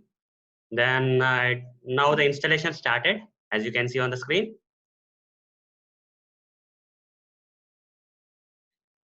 So I'm going to practically demonstrate the complete steps that you have to take while installing the MySQL, okay, server in your machine. Again, I got another user access control pop-up by Windows, guys. Again, I am selecting yes. So now it's trying to load something bigger. The installation wizard is coming. As you can see, MySQL installation wizard has come. You don't have to change any option. You can go with the default option, that is developer default. Click on next. Now check requirements. Simply coming to the check requirements, what we can do is, let me see here if I forgot something. Don't select anything in the check requirements. Okay, don't select anything. You don't have to do anything. Just click on next. And you will get this one or products requirements have not been satisfied. Then simply select yes, guys. Now the installation will start. It will take a while, guys. Okay, it has to install MySQL server. Then it will install. You see, MySQL Workbench is coming with the same single software itself. I don't have to uh, have another software for installing Workbench, right? So using the same software, I can install the MySQL server and MySQL Workbench. You don't have to have separate softwares for this for getting the server and client. And there are some other additional softwares also coming. So the major ones are MySQL Server and MySQL Workbench. So here the installation has not been started. We have to click on the execute button. Then only it will start. Okay. So click on that. The installation will start. It will take a while, guys. Okay. It will install one by one here. So I'm not going to show you the complete. I don't want to wait for complete time because it will take a lot of time here. I would like to pause the video and we'll resume the video when all these products got installed. Okay. I will resume the video once all these products got installed. As you can see, now I have resumed the video, and as you can see, all the products are shown as installed. Okay, installation of all this product got installed now. Okay, is complete. Click on next. Simply click on next, and don't do anything. Just click on next, and again click on next. Then again click on next, next, till you reach this accounts and roles page. You have to keep on clicking on next. Then you have to provide some MySQL root password and you have to confirm that password here. So for that, guys, I'm just giving root. You can also give root, guys, because in our machine we are trying to install this MySQL server or MySQL RDBMS software just for practicing SQL, but it's not a real application purpose, right? We are just installing for practicing the SQL. So we can simply provide root here. There's no problem in providing the weak password, that is root. You can do the same thing, and then click on the add user button here, and give the username and password as admin. Here admin, again here admin and admin. Now you got this OK button. Click on OK button and click on next. Once you get next, so these are the default things. You don't have to change anything, guys. Click on next. Now these are all the things that need to be applied. Okay, all these configurations have to be applied now, and I need to simply click on next. Simply click on execute, so that all these configurations will be applied one after the another one. So this may also take some time. Let's wait for it to complete, apply the configurations. I'll resume the video once everything is done. I'm passing the video, guys, because as it says, it may take a long time. Okay, I'm passing the video. Once everything is done, I will resume it. I have resumed the video, guys. I have resumed the video. As you can see, all these configurations got applied now. Now you will see a finish button here. Click on the finish button. Then again, you have to click on the next. Don't do anything. Just click on the next. Again, click on finish. Then next. Here, in this connect to server, we have to test whether we can connect to the server or not. For that, it is asking the password. What is the password you have set up, guys? You have set the password as root, if you remember. So username is root and password is also root. So simply click on check. After providing the root as password, click on check. The connection is successful. Okay, connection is succeeded. Then click on next. So sorry, again give the same thing. I just came back. Fine, you don't have to do that. Click on next. Here again, some other two configurations came. Again, we need to select execute, so that these configurations will be applied one by one.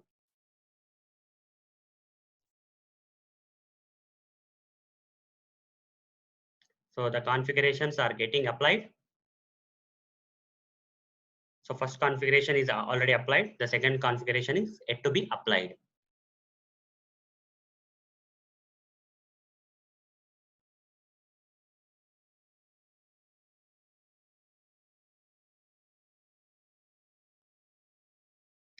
So it's taking a while. That's fine. I don't think it will take so much of time. Let's wait for it to complete this configuration to be applied.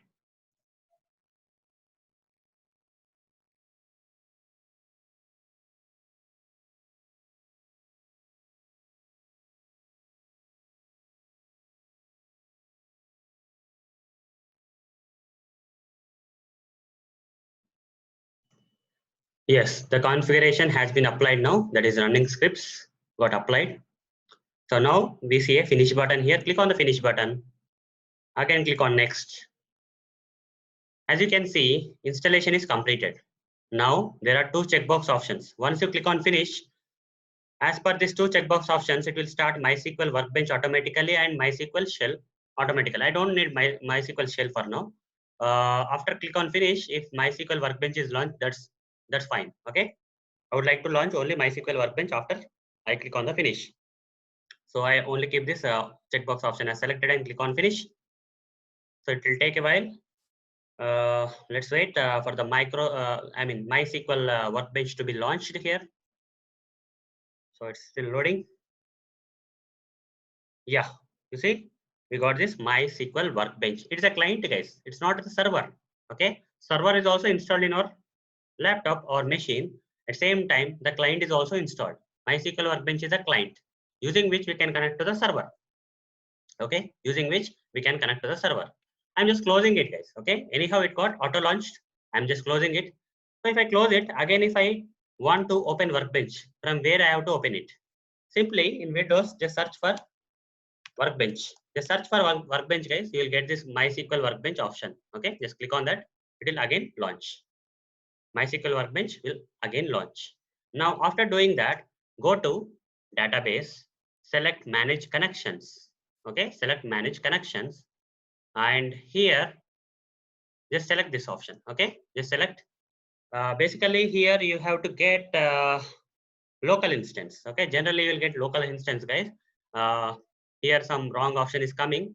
So it will be like local instance. So for example, it will be like this. When you open it, in your case, it will be local instance, guys. Okay. Some local kind of text will be there. So close it. For example, let's say if you are opening your machine, then you select manage connections, you will get this kind of text like local instance text. It will look something like this. Okay.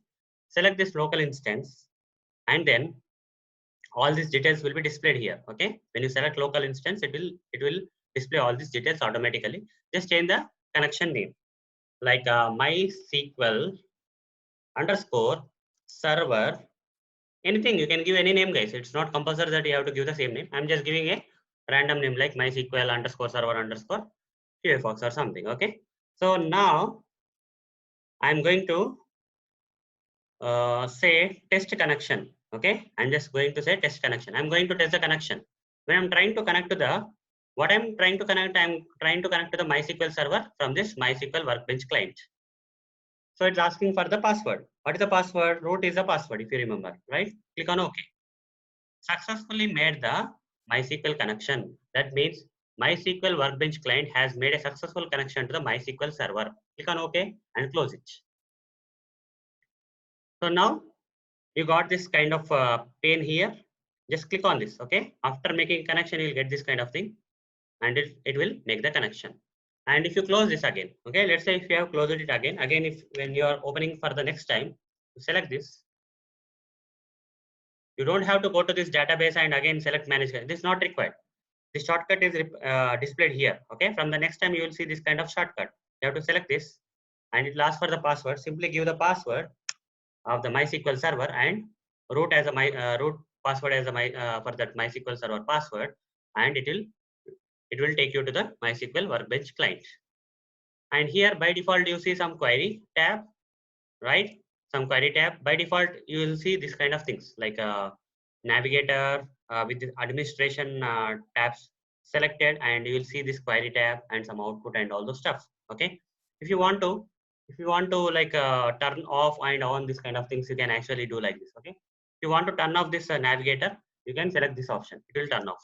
If you want to turn off this query, output or something, okay, you can turn off this. You want to get some other SQL additions, okay, so you can get that. So you have some options here using which you can turn on and off. That's fine. So anyhow, by default it may look something like this, and you need to select the schemas, guys. Okay, you have to select the schemas. If this is not selected by default, just select the schemas, and by default, as you can see, there are already some default DBs are there. I have not created these DBs. Okay, this Sakila DB and SysDB and World DB are not created by me. They are by default available. They came by default when you have installed MySQL server. Okay, since MySQL Workbench is already connected to the MySQL server, all these DBs from the MySQL server were displayed in our Workbench. Okay, MySQL Workbench is a GUI kind of client which gives lot of functionalities. Okay, after not only connecting to the server, but also it will show you what databases are there on the server. Okay, what databases are already available on the MySQL server, and in that particular database, if you expand this database, let's say if you expand this circular database, under that we have tables section. Open the tables. All these tables are by default available. I have not created any of them. Okay, you can use it. You can use it for practice purpose. I have not created any of these tables. They came by default. There are several tables for your practice now, right? So now let's run one of the query. Okay, let's try to run one sample SQL statement in this MySQL Workbench. So for doing that also, here actor is one of the table, right, under the circular database. So right click on the actor, select rows, limit, select this particular option, guys. First option. After right clicking on this actor table, just select this first option saying select rows, limit 1000. Even though why limit 1000 is coming, this actor may contain more than 1000 also. Okay, it may or may not contain more than 1000 records. So they are asking us to select rows limit to 1000. Okay, if less than 1000 rows are available in this actor, that's far better, right? If more than 1000 records are there, if let's say this particular table has 2000 or 3000 records, only first 1000 records will be displayed by default. Okay, so such kind of option is select rows limit 1000 here. So right click here and select rows limit 1000. So this particular statement got automatically, SQL statement got automatically added, and it got executed also, and all the records from that Sakila actor dot actor table. Okay, Sakila is a database name and actor is a table name. Okay, so here we have to give the database name and table name. In order to run this query, we have to give the database name and table name. Then only it will work. Otherwise, it will not work. The problem here is in this MySQL workbench, we have to, if you simply say select star from actor, it will not work this. Okay, select star, it is not working because this MySQL workbench doesn't know where this table, because there are multiple databases here. There is no single database here. Here Sakila database is there, sys database is there, world database is there. But actor table may be from any of these databases. Until you provide the database name here, okay, this may not work. But there is a way, guys, how to overcome this problem. There is a way. How to do that and all those things I will be explaining in the upcoming videos. Okay. In this video, just blindly follow this format. Select star from Sakila actor. When you run this, it will work. Okay, all the records from this actor table of Sakila database got displayed here with all the columns and all the records. Okay, so there are like a good number of records. How many records are there? 200. 200 records are there in the actor table of the Sakila database. Now you can run your own queries. Select.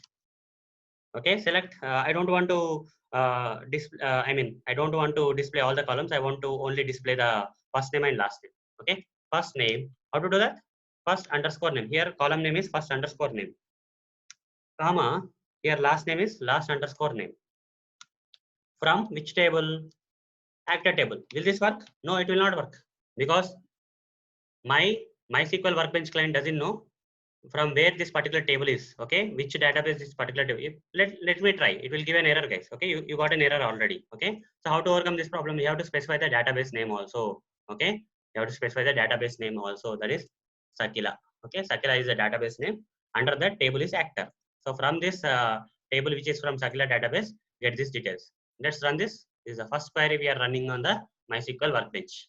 You see, only the first name and last name columns with all the records got displayed here. Okay, got displayed here. So this is how, guys, we have to install MySQL server, and we can use MySQL workbench client. Okay, which comes by default with the MySQL RDBMS software installation, and we can execute the required SQL statements in this MySQL workbench client. From MySQL workbench client, we can connect to the database. We can connect to the MySQL server, and from there onwards, we can perform different, or we can execute different SQL statements from this MySQL workbench. Okay, this is a client, and in the backend, MySQL server is there. So, guys, there are a lot of things that we can do in this MySQL workbench. Like we can execute a lot of, okay, we can create the databases, we can create the tables inside the databases, we can delete the databases, we can delete the tables inside the databases. We can do a lot of operations. For each and every operation, there is a separate SQL statement available. All those SQL statements in a detailed way will be explained from the upcoming videos, guys. Okay, from the next videos, I'll be explaining different SQL statements for performing different type of operations. Now we have full flexibility because DB is ours. Okay, we can do whatever we want, right? We have a lot of flexibility, like creating the DB. So this is all about how to install MySQL server and workbench client for practicing SQL, guys. So that's it, guys. See you in the next video session. Thank you. Bye. Hello everyone. Welcome to part 36 of SQL for Beginner series. In this video session, I am going to explain how to create, delete, view, and use the databases. In the previous video,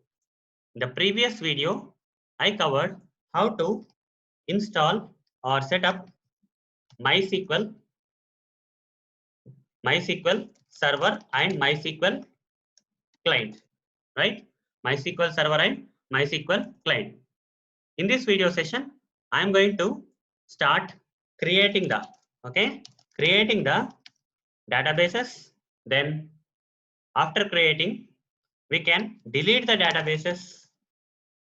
Then we can view and use the databases. All these things I am going to explain. In order to understand how to create the database, how to delete the database, and how to view and use the databases, you have to first go through the previous video and install this MySQL server and MySQL client. Then only you will be able to understand these things in this video session, guys. So I've already installed MySQL client, right? So let me launch the MySQL client first. So the name is Workbench. You have to search for Workbench.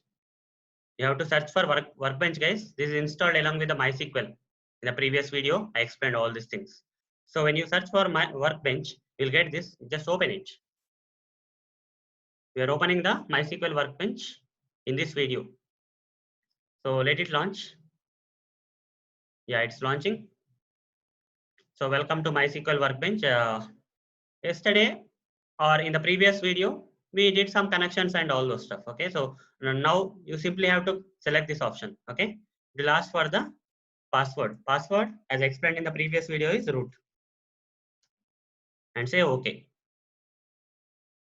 Once you get here, let's say things are something like this. Okay, when you get here, the things are something like this.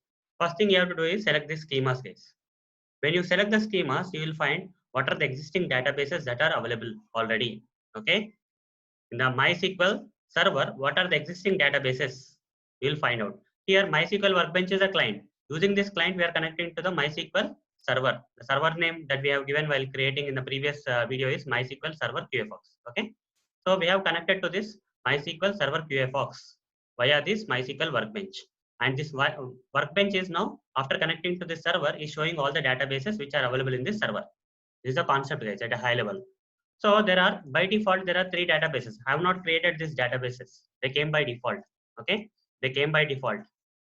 So now the thing here is, I want to create new databases. Okay, I don't want to use existing databases for now. I want to create a brand new database. Apart from these 3 databases, that is Aquila, Sys, and World databases that are shown here, I want to create one more database in this MySQL server. Okay, so how to do that? In order to do that, first we need to have an interface where we can execute our queries, SQL queries, right?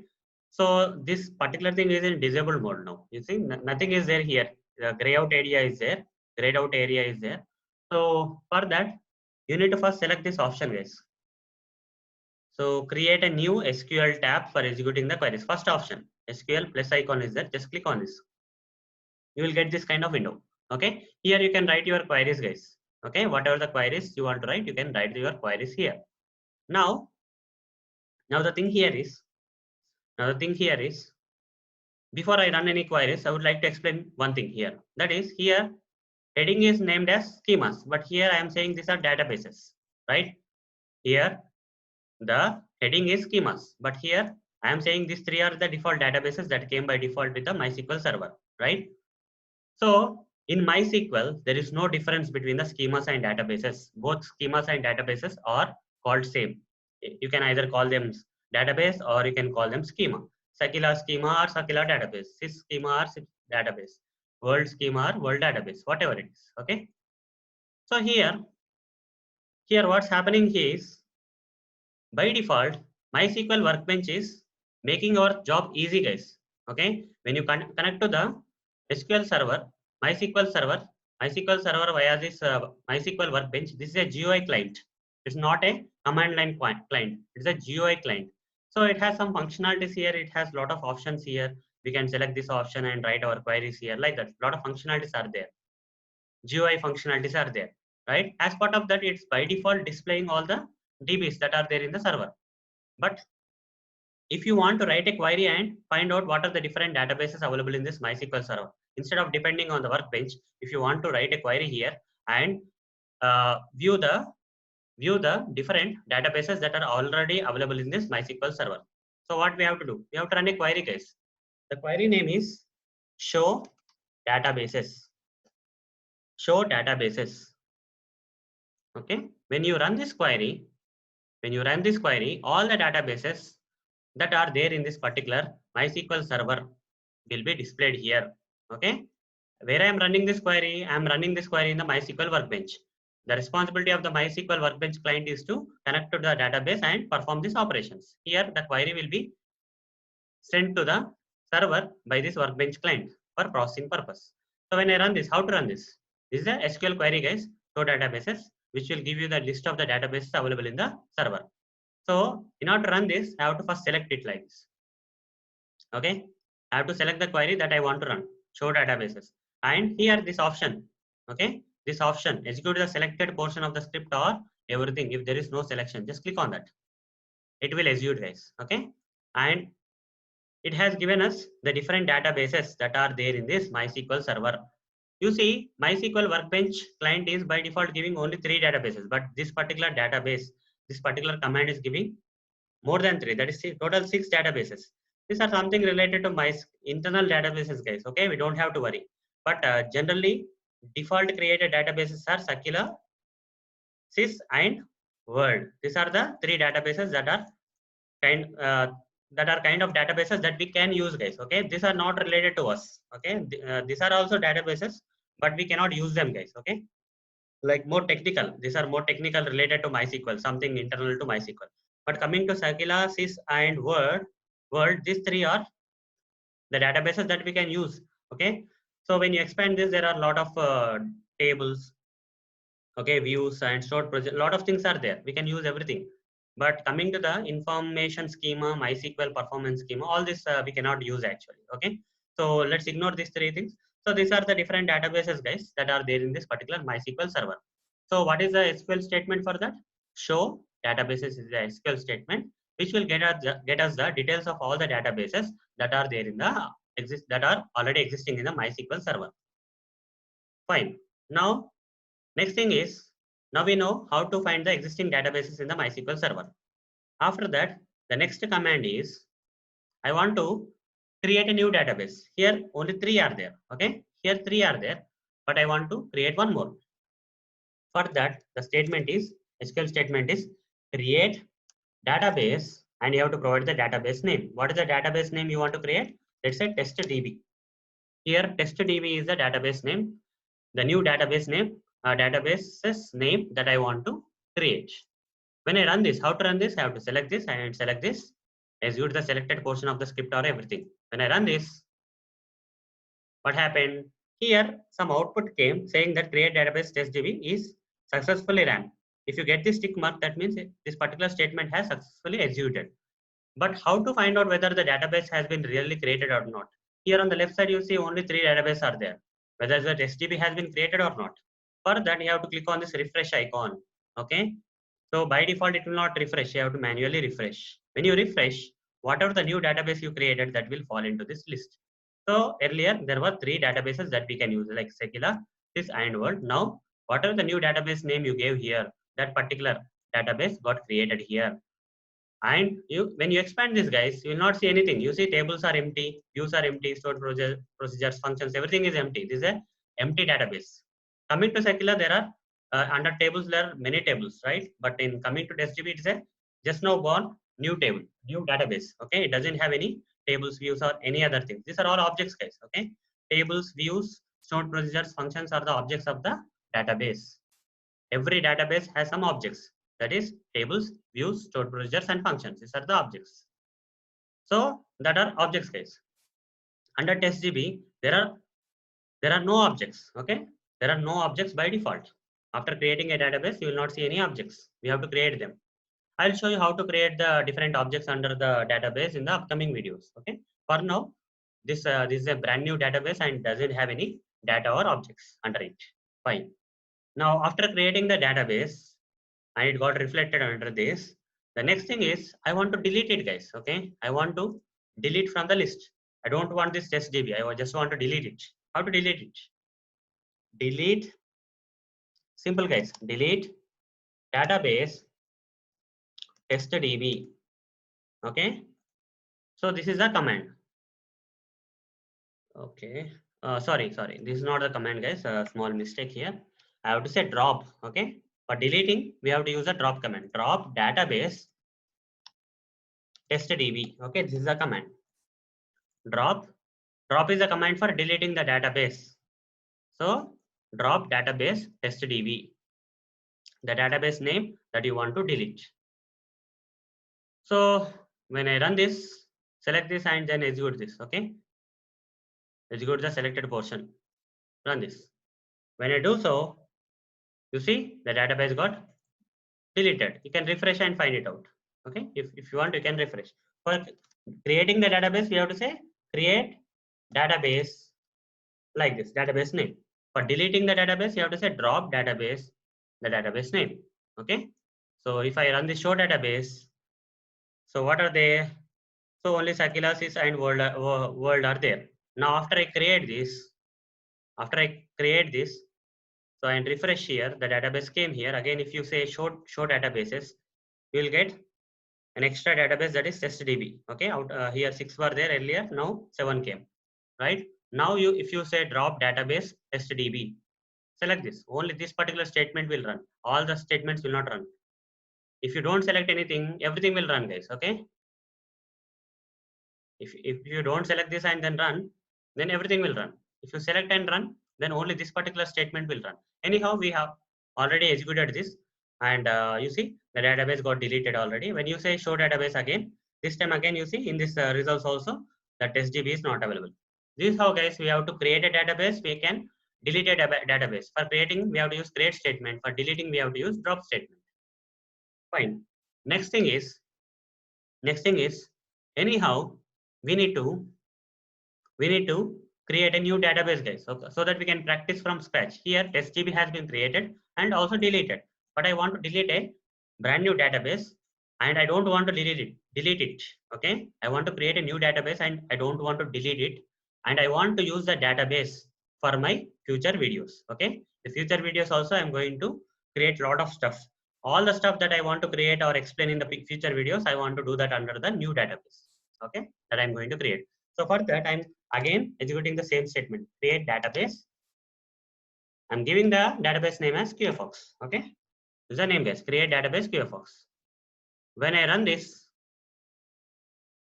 refresh, you see QFox database has been created. I'm going to use this QFox database in the upcoming videos. So this is an empty database, as I already told you. There will not be any tables or objects. Okay, under the QFox, the tables and everything is empty, guys. Nothing is there. It's an empty database. So in the future videos, I'm going to create something, okay, some objects under this QFox database, and then explain you the required things. So now, so far what we have seen how to view the existing databases by using the show command, and how to create a new database using the create statement, how to delete the existing database using the drop statement. What next? Next is I want to run the queries. Okay, I want to execute the queries in the table in some objects of this particular database. Let's say I will choose this circular database. Under that, there tables are there, right? So now there are 4 databases. This is empty. I cannot use it now. Okay. So coming to circular database, there are some tables, views, and all those things. Some default things are there. When I expand the tables, here you can see there is an actor table, right? There is an actor table. I want to find all the records in this. I want to retrieve all the records in this actor table. Which statement we have to use? Select statement. We already know about this. Select star from actor, I have to say. Select star from actor. Okay. When I say select star from actor and run it, what's happening, guys? I'm getting an error. It's saying that no database selected. Okay. That means here there are 1, 2, 3, 4 databases. I'm not specifying any database here, right? I'm simply saying select star from actor. But which database we have to specify, right? So this actor table from which database? This actor table is from which database? Circular database. We have to mention that. Otherwise, you'll get this kind of error. So to overcome this in this MySQL Workbench client, what we have to do is we have to add circular database. Then say dot actor. Okay. Now if you run it, it will be able to retrieve all the records from the circular actor. Okay, actor table of the circular database. All the records will be retrieved. That's fine. Okay, that's fine. So without mentioning the database name, you are not able to get the records. That's the problem. Okay. So how to overcome this problem? To overcome this problem, we have a different command, guys. Okay. So we have to use a different command here. Without using this, referring this database in each and every, tomorrow if I want to say select star from, okay, select star from address, again I have to mention circular here, right? Every time I have to mention this. How to overcome this problem? To overcome this problem, what we have to do is, okay, if there are multiple databases, and if you want to choose a particular database, you have to say use command, use statement, use database name. Let's say I want to use Sakila, okay, use Sakila. When I say use Sakila, that particular database will be selected, okay. If I say use QFox, okay, then QFox database will be selected. You see, it's getting selected. Automatically, it's getting selected. If I say use Sakila, Sakila database is getting selected. Like that is. So, in order to work with any particular table in a particular database, we have to say use statement we have to use. Okay. After selecting the database like this, after selecting the existing database like this, then you can directly perform the command select star from actor. If I say select star from actor, this time it will run, guys. Earlier, I have to say Sakila dot actor, but you don't have to say it now. Okay. After this statement, use Sakila, you don't have to say that. Directly select star from actor will work. Run this. You see, it has worked directly, guys. You don't have to do anything, right? Use Sakila, select star from actor. Okay. This is how it will work. So this is how, guys, we have to create the database, delete the database. How to create? Using the create statement. How to delete? Using the drop statement. How to view? How to view the existing database? Show statement. Show databases. Okay, every statement is there. Show databases. And how to use the databases? So here we have to say use statement. We have to use statement. Use database name. That's it. Okay. Use that database name. Then directly you can run the queries. Okay. You don't have to specify the database name every time. You can once you use the Scikit database, then select star from actor. Actor will directly run the statement. So this is all about this thing, guys, how to create, delete, view, and use the databases. So that's it, guys. See you in the next video session. Thank you. Bye. Hello, everyone.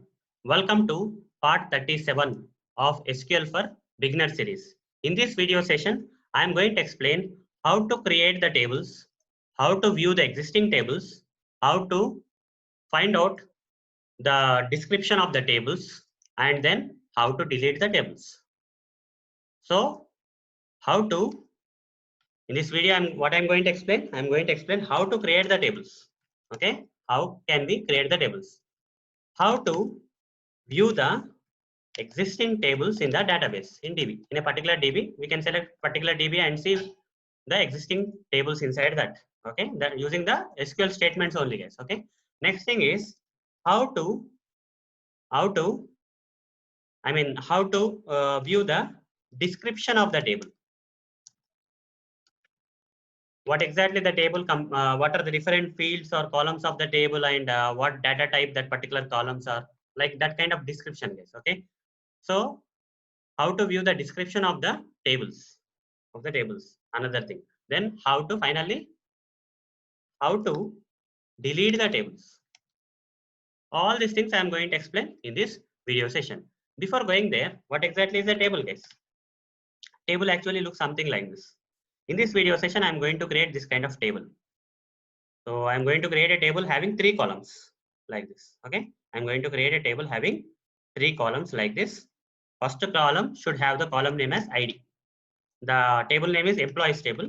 Whatever the table I'm going to create is the employees table. It should have the column name as ID. First column name as ID. Then second column name as name. That means name of the employee, ID of the employee, name of the employee. Then experience of the employee, like this. Okay, like this 3 columns I want to create. Generally table also has the data, guys. Okay, generally table will also have the data. This kind of table, okay, I'm going to create in this. I'm going to show you how to create this kind of table in this video session. Fine. And apart from this visual way of explaining what exactly the table is, but what exactly is the table in a theoretical way?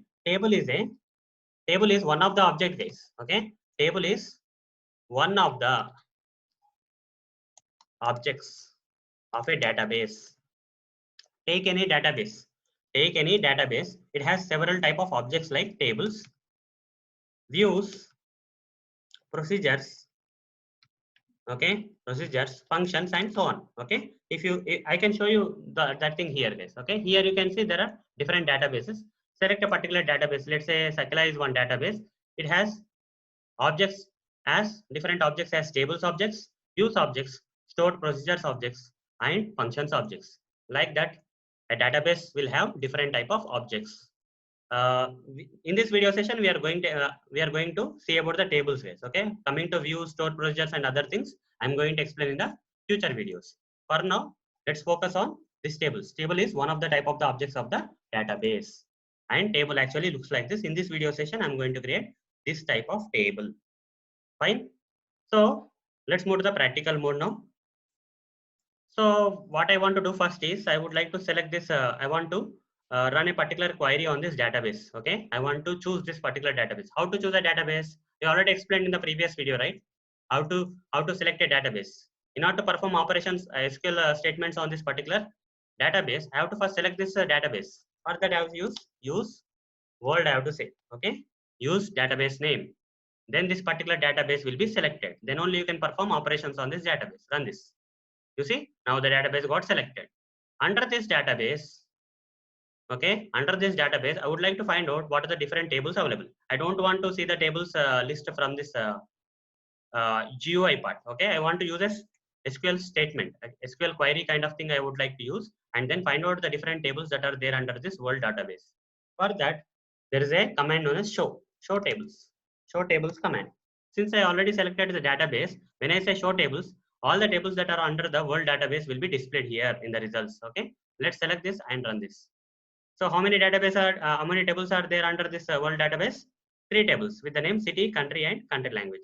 Expand these tables. You see, city, country, and country language are the 3 tables that are there under this world database. Okay, this is how we can view the existing tables. I told you, right? I'm going to explain these 4 things in this particular video session. So I already explained sorry, this is not this one. How to view the existing tables in the database. Okay, using this show tables command, we can view the existing tables in the particular selected database.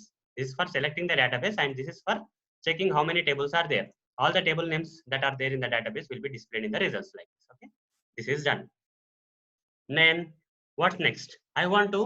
Next thing is I want to create a table now. Okay, I want to create a table. But where I want to create a table, I want to create the table under the QFX database. I created this QFX database in the previous video, right? In the previous video, I explained how to create the database. As part of that, I created the QFX database here. These were the default databases that came by default with the this Sakila, Sys, and World came by default with the MySQL server by default. When we install the MySQL server, they came by default. But coming to QFX, we created it. Okay, we created the database, but it is kind of empty now. There are no tables. If you see tables, you cannot expand this because there are no existing tables under this database. Fine. So how to create the table under this QFX database? First, we have to select the database. Then only we can go and create the tables under that. Okay. We have to say use database name. Use database name that we want to create the tables under is QFX. So I have to say use QFX. When I run this, now QFX got selected. Okay. After selecting the QFX, now I can write a statement using which we can create the tables. So what is the syntax? So how to create the tables? We have to use the create statements. Okay, create SQL statements. Create. This is the syntax, guys. Create table followed by we have to provide the table name. Which table name we want to create? As I already explained, I want to create the employees table. Okay, with these columns: ID, name, and experience. So employees is the name of the table I want to create under the QFX database. Create table employees. In this first column, what I want the first column to be ID. Generally, ID will be numerical numbers, right? 0, 0, 1, 0, 2, whatever it is. Okay. So I will say ID. Name of the first column is ID, and the data type is int. Fine. Then int data type is. Then second column is name. I have to give name here, and the data type. Generally, what will be the names? Names will be like a string kind of format will be there. So for that, we have a data type known as varchar. Okay. In the varchar, you have to specify the length. Okay, size of the name that is allowed.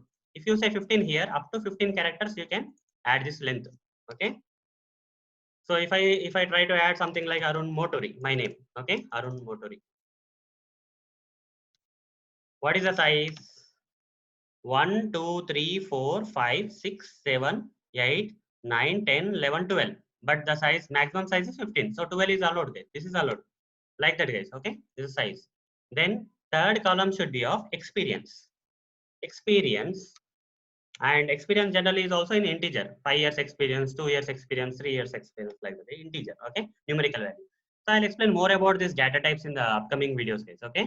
So into data type or varchar data type or in data type, any other data types available, all those things I'm going to explain in the upcoming videos. For now, you know two different data types. If you want numerical values, you need int data type. If you want string type of values, you have to use varchar with the size. Okay, that is allowed. So this is the syntax, guys. Create table, table name, and in that columns, in the circular brackets, you have to provide the columns with their data types that are allowed. Okay, so this is the statement. When you run this, I ran this, guys. Okay, create table, and it has run, and you see the green tick is there. That means it got created. But here it's not showing. But when you say refresh here, you see employees table is created now. Employees table is created. This is how we have to create the tables, guys. Okay, this is how we have to create the tables. So I completed the another one, that is how to create the tables. How to create the tables also completed. Now the next thing is how to view the description of the tables. How to view the description of the tables. So you created one table known as employees here, and this particular employees has some columns like ID, name, experience. And what is the data type of the ID? What is the data type of the name? What is the data type of the experience? All these details we want. Okay. For that we have to use a command known as describe. Okay. Describe SQL command. Describe. Describe. What is the table name? Employees. Okay. So we have to use something like describe table name. Okay. When you say describe table name and run this, all the description of this particular table, not only this table, guys, any table that is already there in the databases, if you simply say describe with the table name, then it will give you all the details of that particular table. So here employees table has 3 fields. How many fields are there? ID field is there, name field is there, experience field is there, right? ID field is of int type, name field is of varchar type, experience is of int type. Such kind of details if you want to get, then you have to use describe. Describe table name. Okay, then you will get the description of that particular table.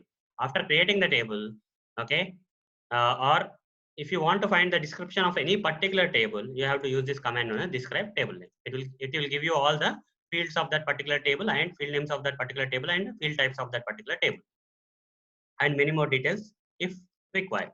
Fine. So description creating is done. Description of the table is also done. How to view the description of the table using the describe statement, SQL statement. Now the time has come to another way of creating the tables, guys. Okay, I'm going to show you the second possibility, second way of creating the tables. That is, already I created a table like this. This table is already created. Employees table with ID, name, experience is already created. So in this table, are there any records? Are there any records, guys? If I say select star from employees, did we add any data into this particular tables? This table is empty, guys. Okay, we created the table with this column names, but the table is empty. We have not inserted any data. This data is not there. Record 1, record 2, record 3 is not there. Okay, we are yet to insert. But at this point of time, after creating the table, this table is an empty table with just column names, but there is no data under it. When I say select star from employees, okay, then you will not get any records. Only the column names of that particular table, ID, name, experience came. Under ID, there is no data. Under name, there is no data. Under experience, there is no data. Okay, this is what we created so far. That's fine. That's another thing. But now I'm going to show you how to create the tables using the existing tables. You can create here using this statement. You have created a brand new table, right? Without taking any existing help of any particular table, you created a table. But what I want to do is I want to create another table, but I want to use this particular table as a reference. That means create table. After this example, you will understand, guys, what I meant. Okay, EMP. Okay, I'm going to create another table. This table name is employees. This table name is EMP. As, okay, create a new table as similar to this table. Okay, so here already this part employees table is already there. Under QFox, only one table is there, guys. Only one table is there, that is QFox table, right? Only QFox table is there. Sorry, employees table is there under the QFox database. Only one table, that is employees table, is there under the QFox database. Now using this table as a reference, I want to create another table. Create table EMP as, okay, create table EMP as select, okay, what are the column names you want? This is, I'm just breaking this statement into two parts. Create table employee as selector. Only two columns I want. I don't want these three columns. I want the ID of the employee and name of the employee. That's, I don't want the experience. In that case, I have to say ID, comma, name from employees. Like this, okay? Create table EMP as select ID, name from employees. Fine. So when I run this statement, when I run this create statement, this statement will create a table with the help of the existing table. A new table will be created with the name EMP. A new table named EMP will be created with the help of the column details which are there in the existing table. So if I run this, when I refresh this, you see another table EMP got displayed here, right? Apart from employees. In employees table, there are three columns, ID, name, experience. But in EMP table, there will be only two columns, that is ID and name, because we selected to create a new table based on the existing table, but which has only two columns, not three columns. Here ID name is there, here ID name experience is there. Original table ID name experience is there. In the newly created table, ID and name is there. Okay, like this also we can create the tables case. And also if some existing data is there, okay, that also will come into the newly created tables. If there is some data inside this create table, then also it will come here. So guys, at present under this employees table, there is no data. If I run this, I don't have any data here.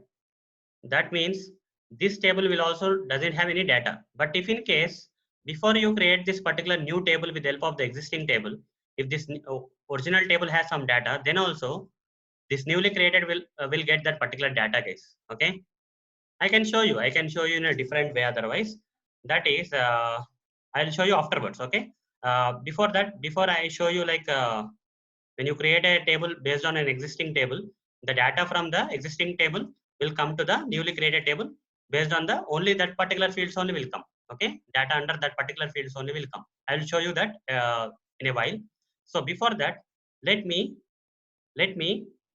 show you how to delete the tables. Okay, how to delete the tables, this part. Okay, how to delete the tables I want to show you. What is the statement? Drop table. Let's say I want to delete this EMP table. Okay, this EMP table I want to delete. Drop table EMP. Run this. Okay, run this query. So you see here only employees table is there. EMP table is dropped, that means deleted. This is how we can delete the tables. This is how we have to delete the tables. Now let me show you. When you use the existing tables to create the new tables, the data from the original tables will automatically come into the new tables. That part let me show you. So here let's use this table like city table. Okay. So how to work on the city table? If I have to work, I have to use this database. So I have to say use world first. Okay. I have to change the database. So now world database in selected mode. That means you can perform operations on any of these tables of this particular database. Now I want to select the city. I have to say select star from city. Okay, select star from city. Just run this. You see, this is the data that is there in the city. Select star from city means all the data from the city table came. Now I want to create another table under this world database. Okay, using this existing city table. So how to do that? Create table. Okay, place, some place I am saying. Okay, create table place as select which columns I want in this particular place. If I want all columns, I have to say asterisk symbol here. Okay, but I want to have only this ID, name, and district. Let's say only three columns I want. Okay, in this place I want ID, name, comma, district. From which table? From city table. I'm creating another table using the existing table. this existing table already has some data. But when I'm trying to create a new table with the help of the existing table, the original data of the existing table will also come under the selected columns of the newly created table. Run this. So the table has been created, and under the world earlier only three tables were there. When I refresh, you'll get four tables. Fourth table is place, the newly created table. Now say select star from place. Place is the newly created table.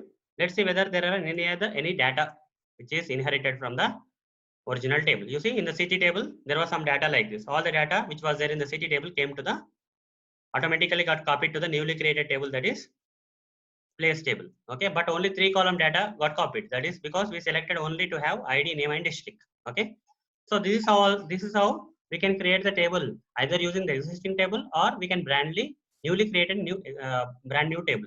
Okay, without any reference of the existing table also we can create a table. With reference to the existing table also we can create a new table. So these are all the things, guys, how to create the tables, how to view the existing tables, how to view the description of the tables, okay, how to delete the tables and all those stuff. So that's it, guys. We'll discuss more details about this data SQL statements in the upcoming videos. So that's it, guys. See you in the next video session. Thank you. Bye. Hello, everyone. Welcome to part 38 of SQL for Beginner series. In this video session, I am going to explain how to insert the data into the tables. So, how to insert the data into the tables. In the previous videos, I explained how to create a DB, right? How to create a database. And I created a database known as QFX as part of the previous video. And after that, in another previous video, I explained how to create a table. I created a table known as employees table. This employees table was created something like this. So a table having 3 columns. A table having 3 columns like this. The first column name was ID. The second column name was name. And third column name was experience. Okay, experience. Like this, I created a table in the previous video having the column names as ID, name, and experience, right? Now, in this video, I am going to explain how to insert the data into this table. This particular table doesn't have any data. There are some. So, as you can see here, you can create record 1, record 2, record 3 with some data. Data like, let's say, you want to insert some data like ID as 1, name as Arun, and experience as some 12 years. Okay, then ID as 2, name as Varun. This is all data, guys. 1 Arun, 12, 2 Varun. Okay, and then 5 years of experience, then 3 ID, and name is Tarun, and the experience is something like 7. Like this, this is all data. Okay, this all is data. But how to insert this kind of data? How to insert this type of data into the tables? In order to insert such data, we need to use a SQL statement known as insert into. Okay, insert into. We have to use insert into, insert statement or insert into statement for inserting the data into the tables. Okay, under the different columns, we have to insert the data. Using insert statement, we can do that. So I'm going to practically demonstrate in this video session on how to insert the data into these tables. Okay, fine. So let's move to the practical mode here. First thing is, I need to run this SQL statement like use QFX. We need to select the database in which okay, this QFX database has a employees table. Okay, so we need to get there. So in order to insert the data into this employees table, we have to first use the QFX database. So you have to say use QFX. Current selection is world. Okay, here database selection is world. We need to change the selection. We need to select the database QFX before performing any other operations. You see now the database QFX got selected. Now I want to find out the different tables inside the database. Okay, inside this QFOX database, what are the different tables I want to find out? Show tables. When I run this, the different tables inside this QFOX database will be displayed here. You see there is only one table, guys. Okay, you can expand this. I guess you're not able to expand, sorry. Okay, so it's giving you the tables, employees table. Okay, show tables means it is giving you the employees table. Only one table is available. As you can see here, when you expand this table, only one table is available. Okay, that is employees table. Other than that, no other table is available. So employees table. Now I want to, next thing is table is there. I want to see if there are any data already inserted into this employees table. I want to see if there is any data inside this employees table. For that, I have to use the command select star from employees. Okay, table name. Select star from table name. If I run this, if I get any records here, that means there is some data inside the employees table. When I run this, you see only the column names are getting displayed. ID column name column name, experience. Under this ID, there is no data. Under this name, there is no data. Under this experience column, there is no data. Now, next thing is, I would like to insert the data into these columns. Okay, which statement I have to use? Insert into. Okay, this is a method. Insert into table name. What is the table name? In which table I want to insert the data? Employees table. So I have to say employees. Insert into employees. Then I have to say values, the data. Okay, and open the circular brace here. Into these values, I have to specify. I have to insert the ID. But the problem here is I don't know what type of field this particular or column it is ID is. Okay, ID is of which type? Numerical type or character type, or we don't know. Okay, so before running this insert into statement, we have to find out the description of this particular table. Okay, as there are no records, but I'm not unable to find whether ID is of which type. It is an int type or varchar type, or we don't know, whatever it is. So to find out the data types of this particular columns, you have to say describe table name and describe employees. Okay, run it. Now the fields. Sorry, I changed something. Okay, let's run again. Yeah, this time it came properly. First field is ID field, which is of which data type? Int data type. That means I can insert numerical values. Name is of varchar data type. That means I can insert some string kind of values. Experience is of int data type. That means I can again insert numerical values. Now we know what type of fields are there in this employees table and what type of data we have to insert. Okay, based on the data type. I'll explain more about the data types in the next video session, guys. Okay, so different type of data types that you can assign to the columns, I will explain in detail in the next video session. But for now, we have three columns, and the first column is of int data type, second column is of varchar, and third column is of int. So by looking at these data types, we can write this statement. Insert into is a statement, SQL statement used for inserting the data into the selected tables, specified tables. Insert into, we have to specify the table name, that is employees table. Into the employees table, I would like to insert the data. Insert into employees, values. Under values, we have to provide the values. First value I would like to provide is for ID. ID is of int type. That means I can provide some number 1. Okay, 1 is a numerical value. So int data type. Okay, int. Name is varchar. Varchar means you can insert some letters like this. Okay, Arun. This is fine. Up to 15. Up to 15 length you can insert. Here only 4. 1, 2, 3. Size is 4. But here up to 15 size you can insert. But I'm not inserting. That's fine. Then third column name is experience. Into that third column name of this employees table, I can insert integers. Experience is 12, let's say. Now run this query. Okay, run this SQL query. So insert into tables got successfully executed. That's fine. Now I just want to see whether this particular data has been really inserted into the table or not. Okay, it's saying that the record got inserted here. Okay, one row affected. But I just want to confirm. How to confirm? I have to run this select star from employees again. Earlier when I ran this select star from employees, 3 column names displayed but without any data under it, right? But when I run this time, I have to select this statement and run it, guys. That's it. Okay. Just have to select this and just run it. That's it. Okay. When I run this, you see whatever the data we inserted using this insert into statement into this employees table, that is 1 Arun 12 is now displayed under the columns. Under ID, 1 came. Under name, Arun came. Under experience, 12 came. Similarly, let's insert more records. Okay, this is the first record inserted. Now let's insert more records. Insert into employees. Again, values. Okay, into the employees table of values containing number 2, Varun, and some experience like 5, like this. Okay, again, select this statement and run the selected statement. Again, it is saying one row affected. Again, run the select star from employees to check whether the second record is also inserted or not. You see, now the table has 2 records. Okay, table data is now visible, guys. Under the table columns, we have the table data. First record is there, second record is there. Similarly, let's insert another record. Okay, third set of data.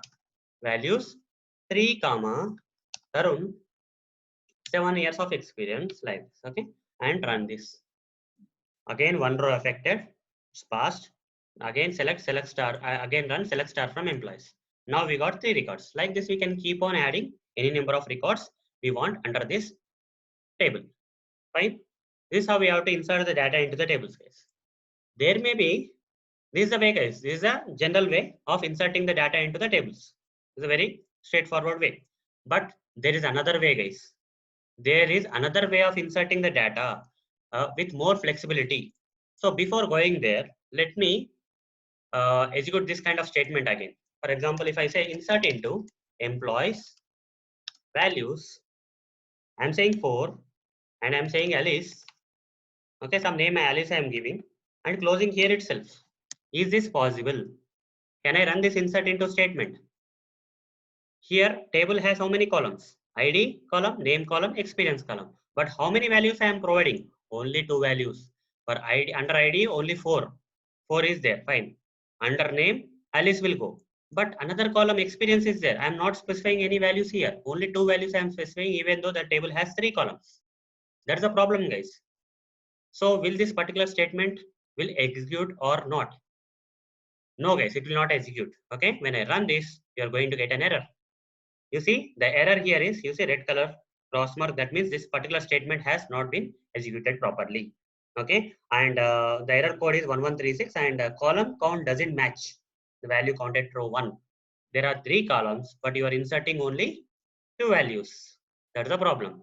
How to overcome this value? How to overcome this particular problem? Here only 2 values I want to insert. Still, guys, I don't want to insert 3 columns, 3 values into the 3. I only want to insert 2 values as part of the 4th record. Okay, into that particular employees table. Already added 3 records. Into the 4th record, I would like to only insert 2 values. I don't want to insert the experience. Okay. So, but this statement is not working. Is there any way we can do that? By just inserting only these 2 column values, by ignoring the 3rd column value? Is it possible? Yes, it is possible, guys. The way it is possible is insert into employees. After this, you have to provide the brackets like this. Okay. Here you need to specify the column names to which you want to insert the values. Only 2 values you want to insert. That first value belongs to ID column, right? Comma. This is name column. Name. Only give those 2 things. Don't give the experience here. Okay. Only ID name. The values are 4, Alice. This time it will work. When I run this, you see 1 row affected, inserted. Even though you are inserting the 2 values into the table instead of 3 values, still it is accepting, because here after the table name, you have clearly specified which column names you are going to insert the values. Okay. I am going to insert only the values into the ID and name. That's it. I'm not going to insert the values into the experience. That's fine. So 4th record got inserted. Let's see what type of record. So what about the 3rd column, guys? If you are not inserting something, will it be blank? Yes, it is blank. It's going to have a null value. Okay. The 4th record, 3rd column value is going to be null value. You are going to see that. Okay. Since I already inserted, let me run this select star from employees statement. When I run this, you see, first record is 1 Arun 12. That's fine. Second record is 2 Arun 5 is fine. Third record is 3 Arun 7 is fine. But 4th record is 4 Alice. Only 2 values we inserted. Whatever the value we have not inserted, that is treated as null. That is empty. Null means nothing. Okay. We have not inserted anything. So it is represented as null. Fine. We'll discuss more about null in the upcoming videos. For now, this is called as null. Null means nothing. There is nothing, no data here. Yeah, while inserting, we have not inserted anything. That is called as null. Nothing inserted. Okay, to specify that null is represented. Fine. So this is all about how to insert the data into the tables. Okay. So there is lot, guys. Lot more things we have to know about insertion of data and all. Whatever I explained about inserting the data, that is fine. But there is other concept known as data types. Okay. So I will explain about data types and how to insert the data into the different data type fields, all those things in the next video session. Followed by, I have to explain about null again, right? A lot of things have to be explained. So all these things will be covered in the upcoming videos. So that's it, guys. See you in the next video session. Thank you. Bye. Hello, everyone. Welcome to part 39 of SQL for Beginner series. In this video session, I'm going to explain and practically demonstrate how to use data types in SQL statements. So how to use data types in SQL is the topic of this current video. So where exactly we need the data types? In simple words, guys, every table has some columns, right? Every table has some columns. These columns require two things. Each and every column of a table needs to have a name and data type. Each and every column of a table needs to have a name and data type. Let's say this is a table. It has some records or something, whatever it is. Okay, there are some records. Here, this is a column 1, column 2, column 3. The first column should have a name and data type. Let's say I'm giving the name as ID. Okay, let's say this is employees table. I'm giving the name for this first column as ID. This ID should have some data type. So I'll give the data type for this particular first column having the name as ID as int. So every column should have a name and data type. So let's say this is employee name is a name, whereas data type is varchar. Then third column name, I'm giving the name as experience, and it also should have a data type. Let's say I'm giving int. So every table, okay, every table that we are creating in the database, and in that table there will be several columns. Each and every column should have a name and data type, name and data type, name and data type. Okay. So when do we provide the data types? When do we use data types in the SQL statements? Where exactly, which SQL statements actually need the specification of the data types? That is where, when we are going to create the table, okay? When we create a table, we have to use a SQL statement for creating a table, right? In that statement, we have to specify the data types. Let's say I'm going to create a table, the same table, employees table having these columns with the different data types. How to do that? Create table. What is the table name? Table name is employees. Okay. And in the brackets, we have to open the circular brackets and we have to provide the name of the first column, that is ID. And then we have to immediately provide the data type of that column. Name is ID. What is the data type of this particular column? Int. Again, name. Name is the name of the second column of this employees table, and data type is varchar, let's say. Okay. So, and third column is experience. So the name of the third column is experience and its data type is int. Like this, guys. Create table name, and in the circular brackets, we have to provide the names and data types of the different columns that should be created while creating the table. Okay. So here we decided to create a table called employees with 3 columns, that is ID, name, having the names as ID, name and experience, and the data types as int, varchar and int. So where exactly we are using the data types in SQL statements? While creating the employees. Here int is a data type. Here int is a data type in this create table SQL statement. Int is a data type of this ID column, and varchar is a, here varchar should be given some length, guys. Okay, I will explain more about this afterwards. So varchar of some length. So this is another data type for the second column, having the column name as name. And for the third column, we have the int data type, for the data for the column of this particular employees table having the name as experience. So in which SQL statement we have to specify the data types? In create table, okay, create table statement, SQL statement, we have to specify the data types. Fine. Now, next thing is why we need to specify the data types for each and every column of a particular table while creating the table. That means if you want a specific type of values to be inserted into this particular column, okay, let's say you want only numbers to be inserted in this column, then you have to specify this this column name as column type as data type as int. Suppose I want to enter 1, 2, 3 here. These are numerical values. In that case, I have to use specify int data type. Okay. Whereas if I want to enter some text like this, Arun, okay, Varun, based on the type of the data that need to be inserted into the column, we have to specify the data type for that particular column. Okay, corresponding data type based on the type of the data that is required to be entered into the table. Based on that only we have to decide the data type. Experience also is generally numbers, right? 12 years, 5 years, 7 years. This is numbers. That's why int data type. Name is something like where you specify the strings like this. So varchar. Whereas ID is something where you specify the numbers only. So int like that. Based on the type of the column. Okay. Type of the data that need to be entered into the columns. We have to specify the data types for that particular columns in the table. Next thing is, now you understood what is a data type, which SQL statement has in which SQL statement we have to specify the data types for the particular column names, and what is the purpose of the data types for a particular column in the table. Everything you understood. Now let's move to the next section where I'm going to explain the different types of different data types we have. Different data types. What are the different data types? So far in the above examples I have given few data types, right? Few examples of data types were int and varchar.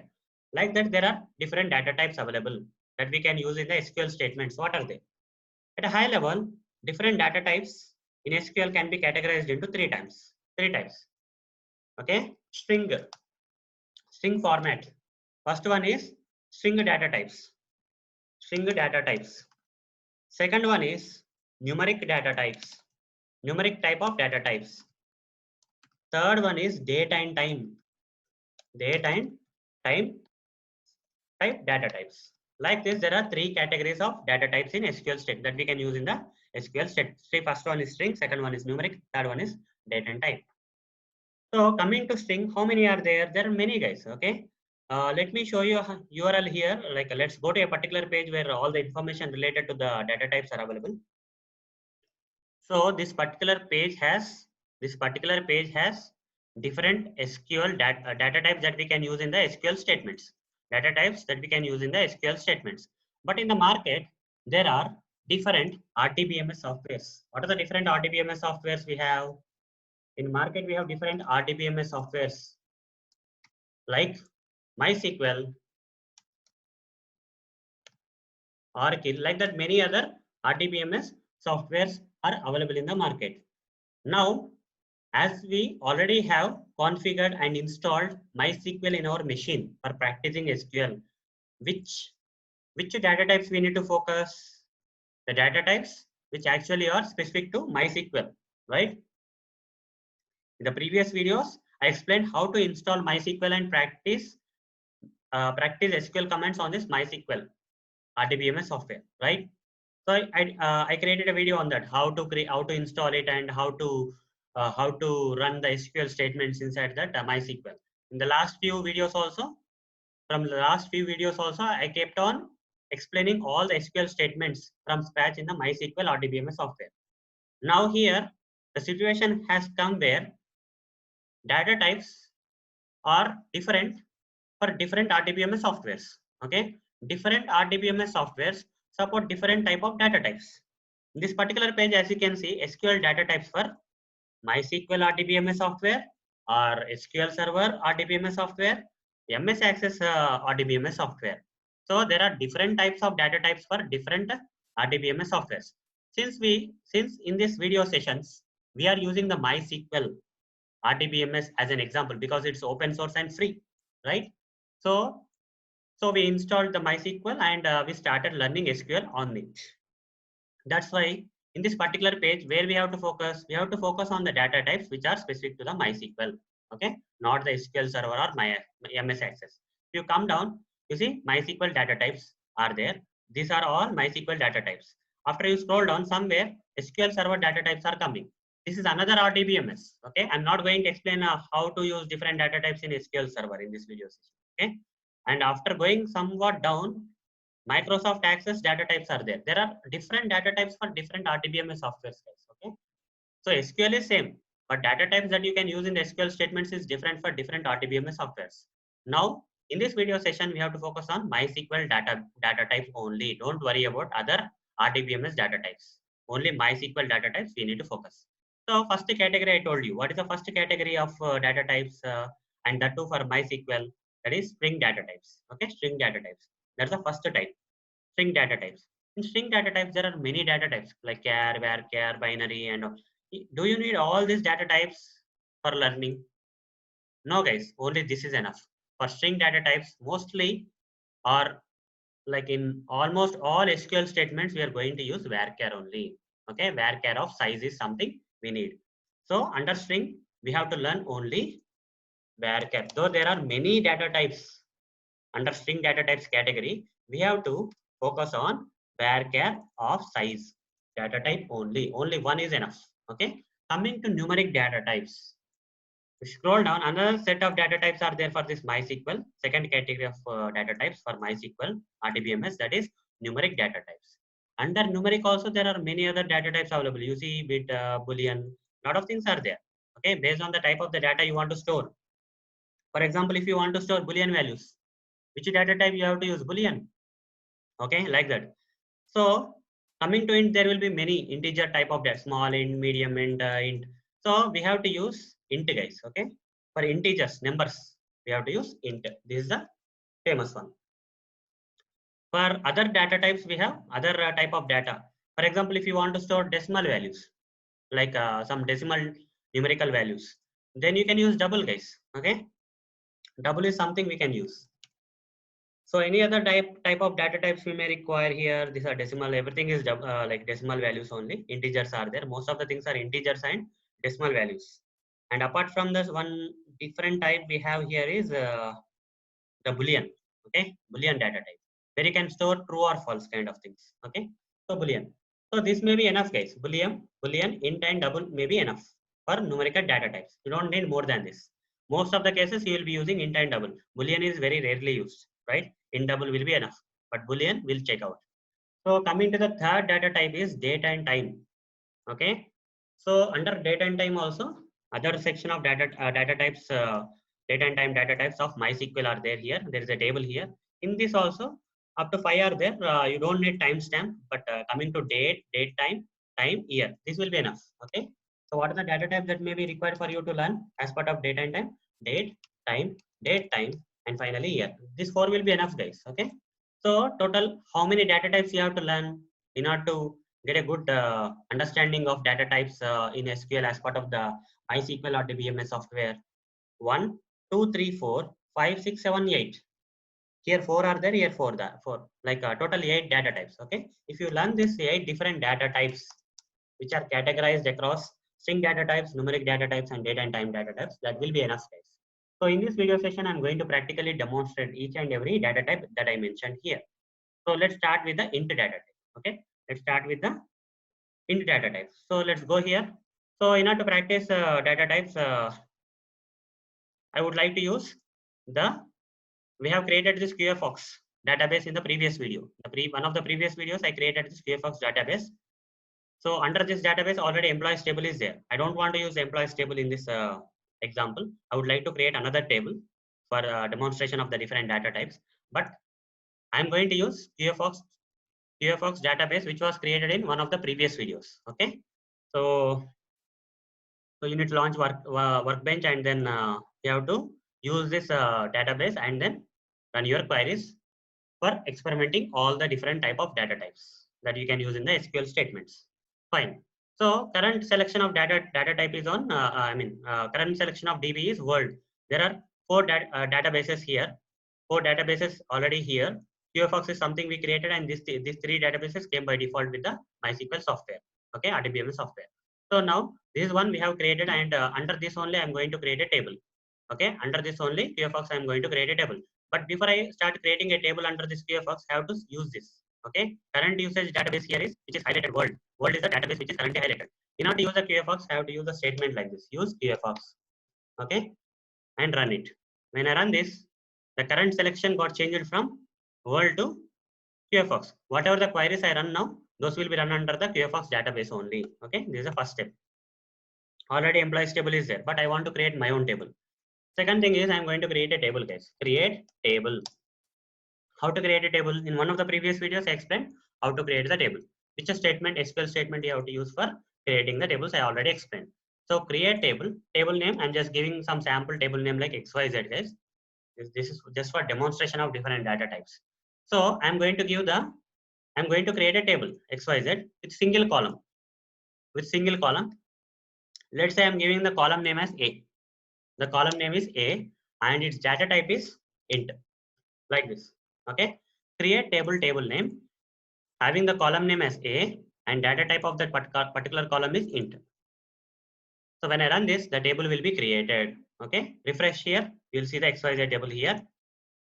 Only one column is there having the name as A and data type as int. That's fine. Now I would like to demonstrate. So if I say select star from, if I want to retrieve all the records that are there under this XYZ table, we have newly created this table. That means there will not be any records. But still, if you say select star from XYZ, what will happen? The column names without any data will be, without data or records will be displayed below. Run this, select star from XYZ. You see the table XYZ got displayed here with the column name as A, but there is no data under it. The data type is int, but there is no data under it. Now I'm going to insert. In the third statement, I'm going to insert some data into this table. How to insert the data? Insert into XYZ table name. Okay, insert into table name. All these statements were covered as part of the previous videos, guys. If you are not getting any idea, just go back to the previous videos and learn from there. Insert into XYZ table values as only one column is there, and that too it is of int type. So here, if I give some numerical value like 9, will it take or not? It will take. Run it. So here you see one row is affected. It's working fine. So if I run this select star from XYZ again, this time I will get one record. Under the single column with the name A, one first record having the value 9 got added. What if I add some insert into XYZ values? If I try to add some text, okay, the data type of this particular column A is int, but I am trying to provide what? Trying to insert which type of value into this particular column of this table? String type of. But this should not be allowed, right? Let's see. We'll get error, guys. Okay. If you are not providing numbers in place of int, you are providing some text, guys. Okay. So you'll get some error here. So run this. As expected, we got an error saying that error code, you have an error in your SQL syntax. Check the something. Okay. Like this. So this is not working at all. So insert into XYZ values as some text, it's not working. Again, if you try to insert into XYZ values as some 1.5. I'm giving the decimal value here. Okay, this is numerical value, but here integer value, but here I'm trying to give the decimal value. What will happen? When I run this will work fine, guys. Okay, decimal values will be allowed, but when you run this select star from XYZ, you will see the number as 2, guys. Okay, not 1.5. Let's run this. You see, under A column of this XYZ table, we have first record as 9. This is accepted. But when you try to insert this text, that is string type of data type of value, then it didn't get inserted. We got an error here, right? This is not working. It's not accepting. But when you try to insert some decimal value like 1.5, it's converting into 2, rounding it off to 2. What if I provide something like 1.4 and then run it and then select this select star from XYZ? You see, 1 is coming. So 1.5 and above will be converted to 2. 1. Below 1.5 will be converted to 1. That's what is happening, right? So you see, if you insert 1.4, 1.4 is not coming here. Instead, 1 is coming. It's getting rounded up. Okay, it's getting rounded up to the nearest number, but not exact decimal value is coming. So if you specify a column with int data type, only numerical values will be allowed. 900, 1000, 1, 5, 6, 7, all these are numbers. They are allowed. But if you try to provide any string, they will not be accepted. If you try to provide some type of decimal values, they will be rounded off to the nearest integer value. Okay. So this is how the data types are going to work, guys. Okay. If there is a mismatch, if you specify a column with a particular data type, the respective data only can be inserted into that particular table. Okay. Now let's move to the next set.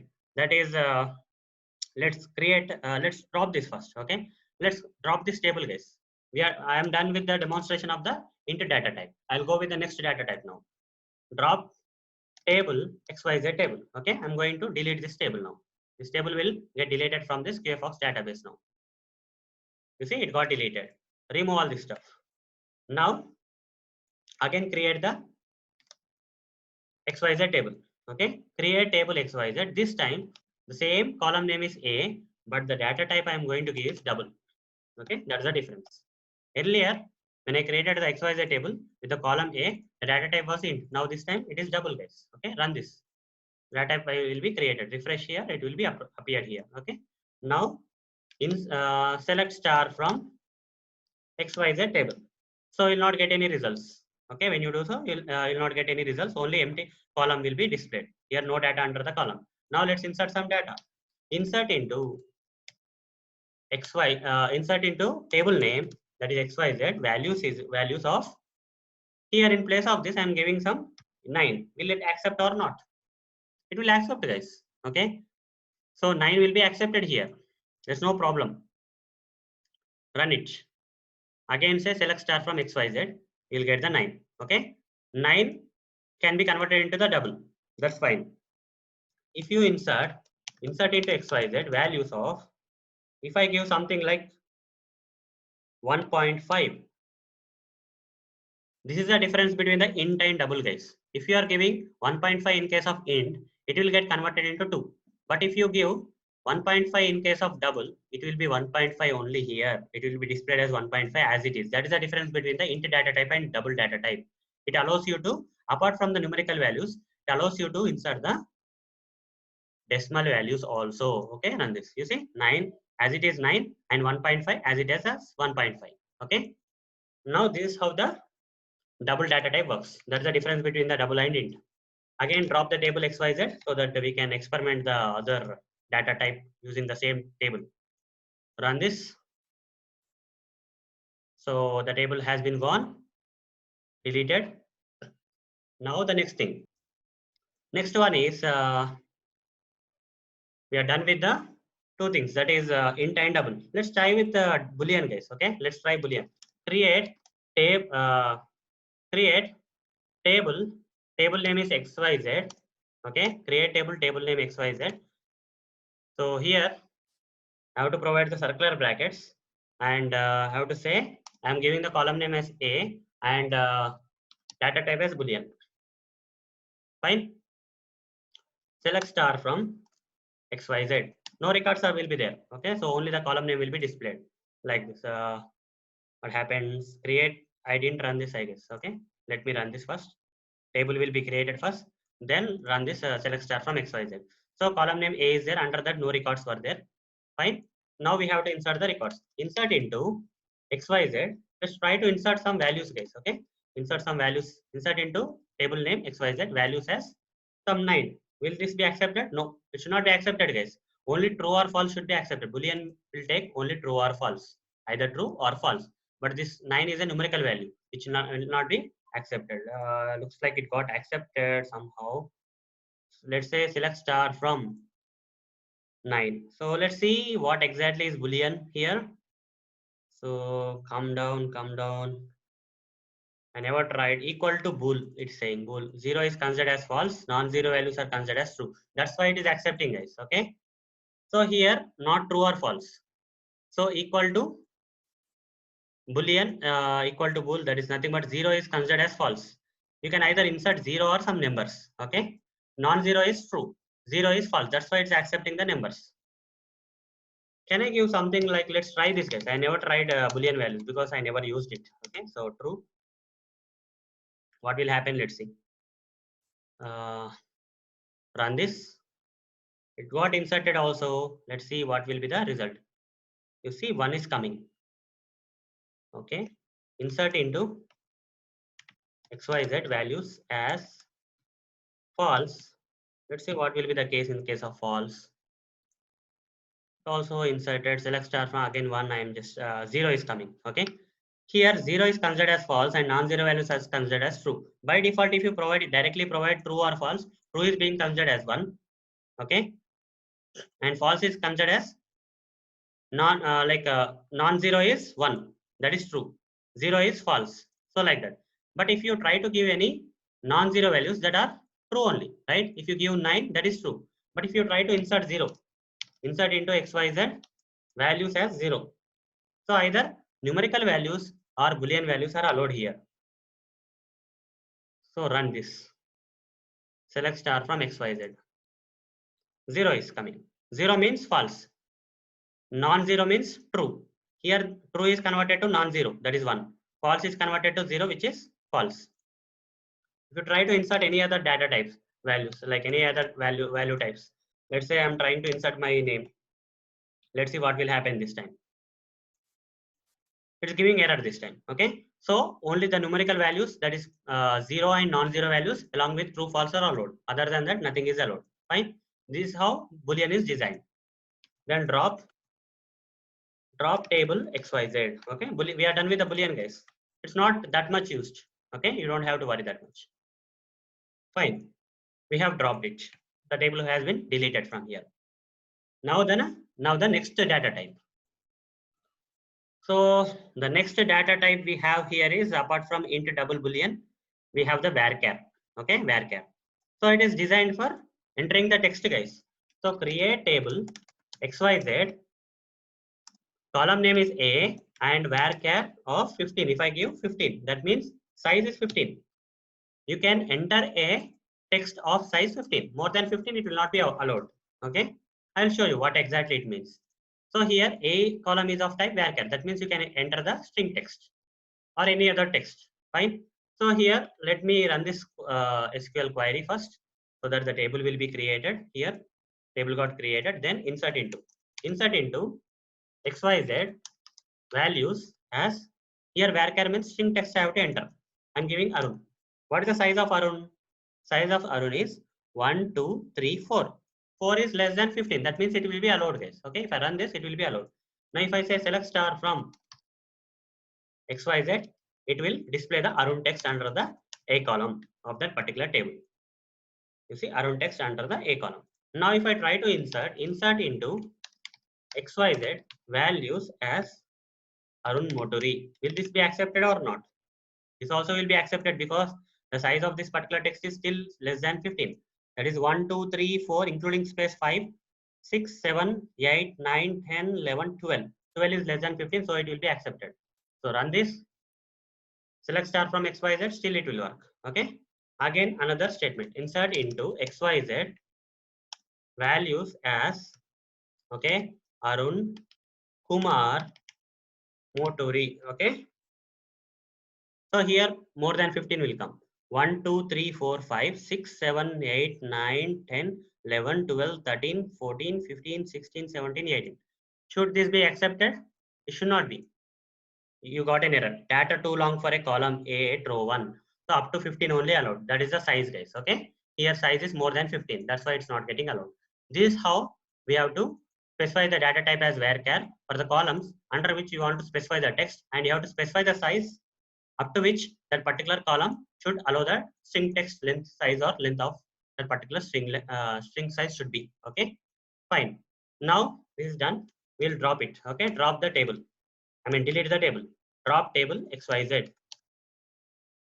We are done with the varchar also. We are done with the varchar. Okay. So it's got deleted from here. That's fine. Now the next few data types we have are date and time data types. That is date data type, time data type, date time data type, and year. These are the four remaining things. So again, create a table, create XYZ, create XYZ, create table XYZ. Here, column name is A and data type is date. So here, format of the date will be of, we have to insert the data in the form of the single quotes. We have to mention year, hyphen month, date. This is the format we have to insert the date into the date specified, date data type specified column. Okay. So here, let me run this table first. The table got created, then insert into XYZ table name, values as date you have to specify. In the single quotes, you have to specify the year. Let's say 1992, then month. Month is, let's say December 12. Okay. Then date is some 3rd December 1992 is the date. Like this, you have to specify and insert. Then only it will be inserted. Now select star from XYZ. Okay. The inserted date will be displayed like this. Okay. This is how we have to insert the date, guys. Now let's drop it. Drop table XYZ. Gone. Now the next one is create table XYZ.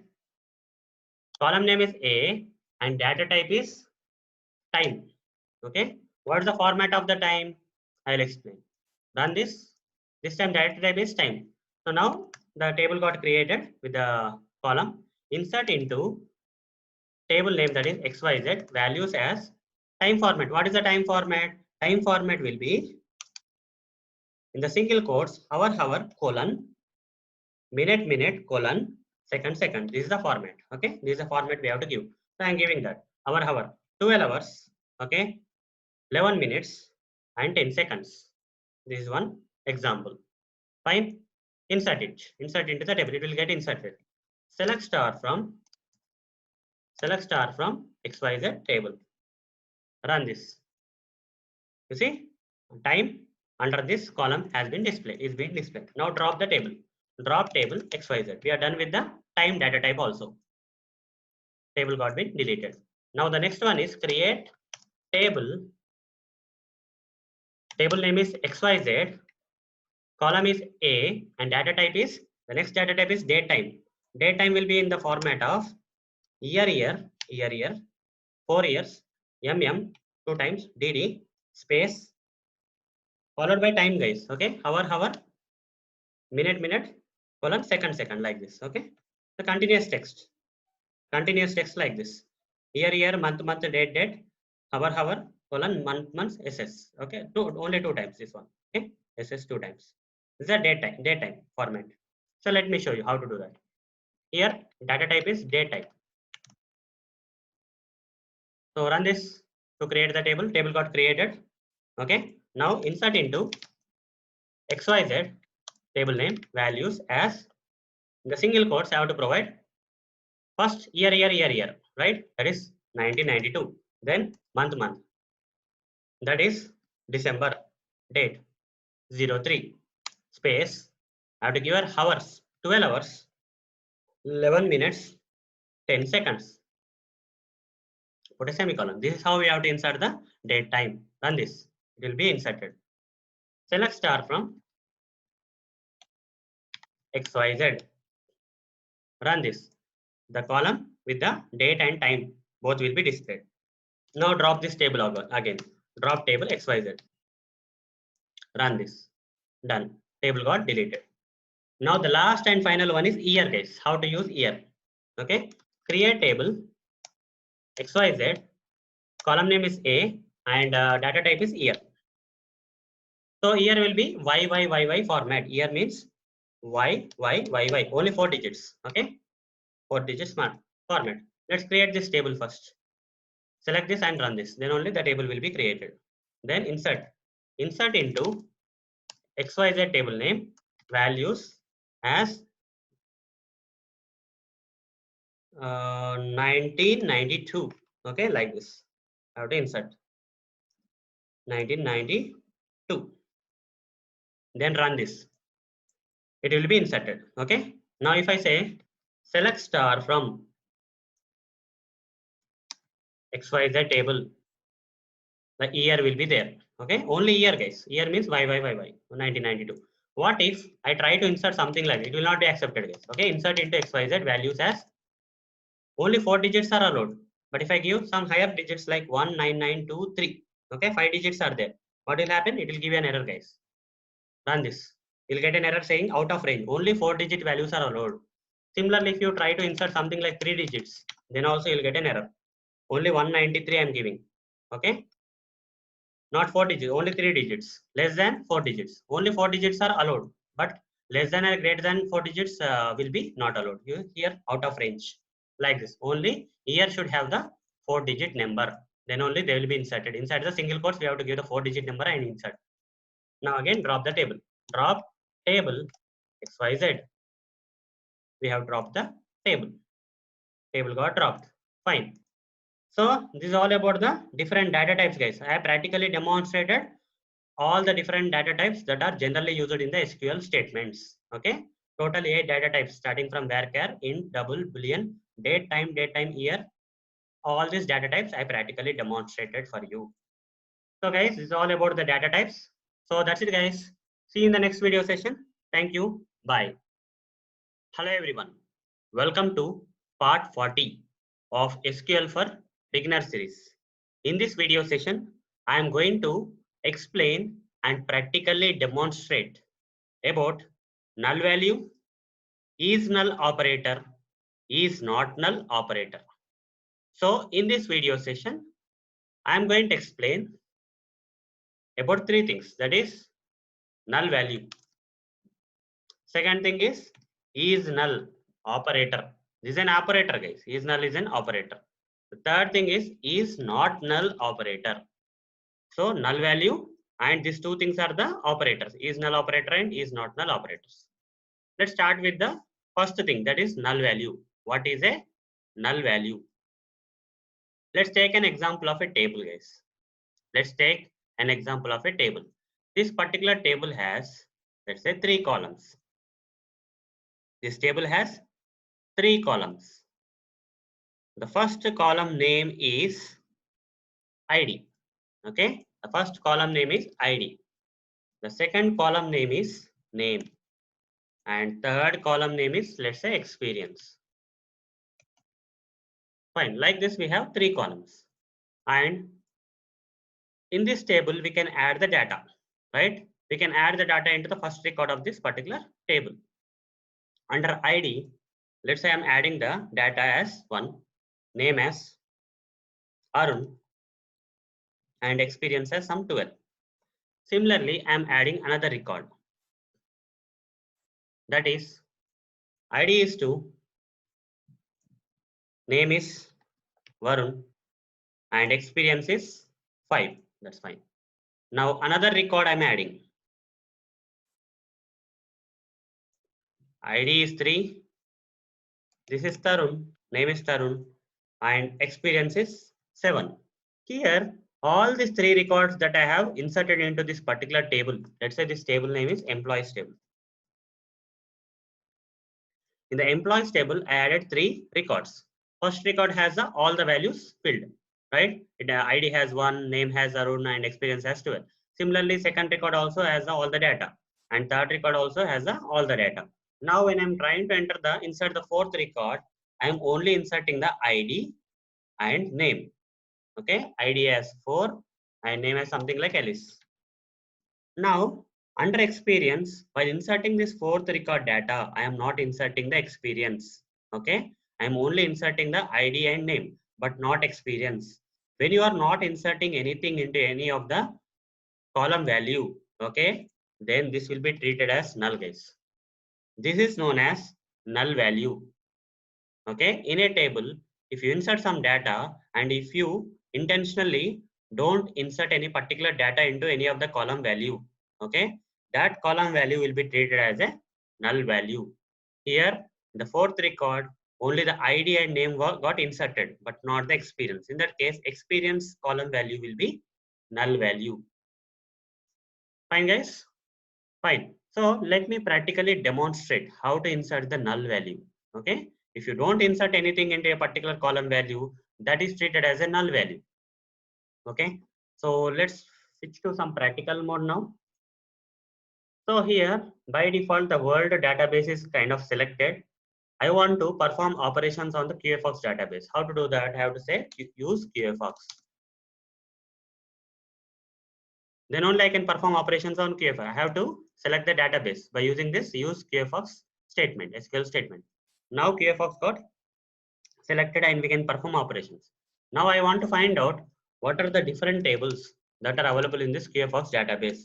I'll use the command show tables. So only employees table is available. You can expand this and see only employees table is available. Now I want to see what is there any particular data, okay, which is already inserted into this employees table. For that I will use select star from table name, that is employees.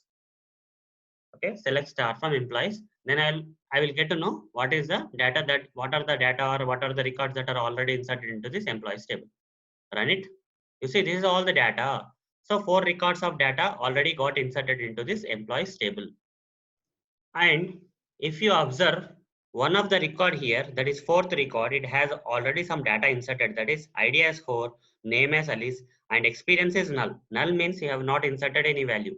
Now let's insert one more record. Okay, apart from this existing 4 records which I have already inserted into this employees table as part of the previous videos, right? As part of the previous videos, I added this particular data into the employees table. 4 records I added. Fourth record has this null value. But in this video session, let me insert another record, that is fifth record here. Okay, and I would like to insert nothing into the experience so that null value will be available in the fifth record also. So such kind of insert statement I am going to write. Insert into which table? Employees table. Values as, okay, values as ID as 5, name as Samkiran. Will this work, guys? Will this particular statement work or not? As explained in the previous video, this will give a particular error. Okay, this will give an error, guys.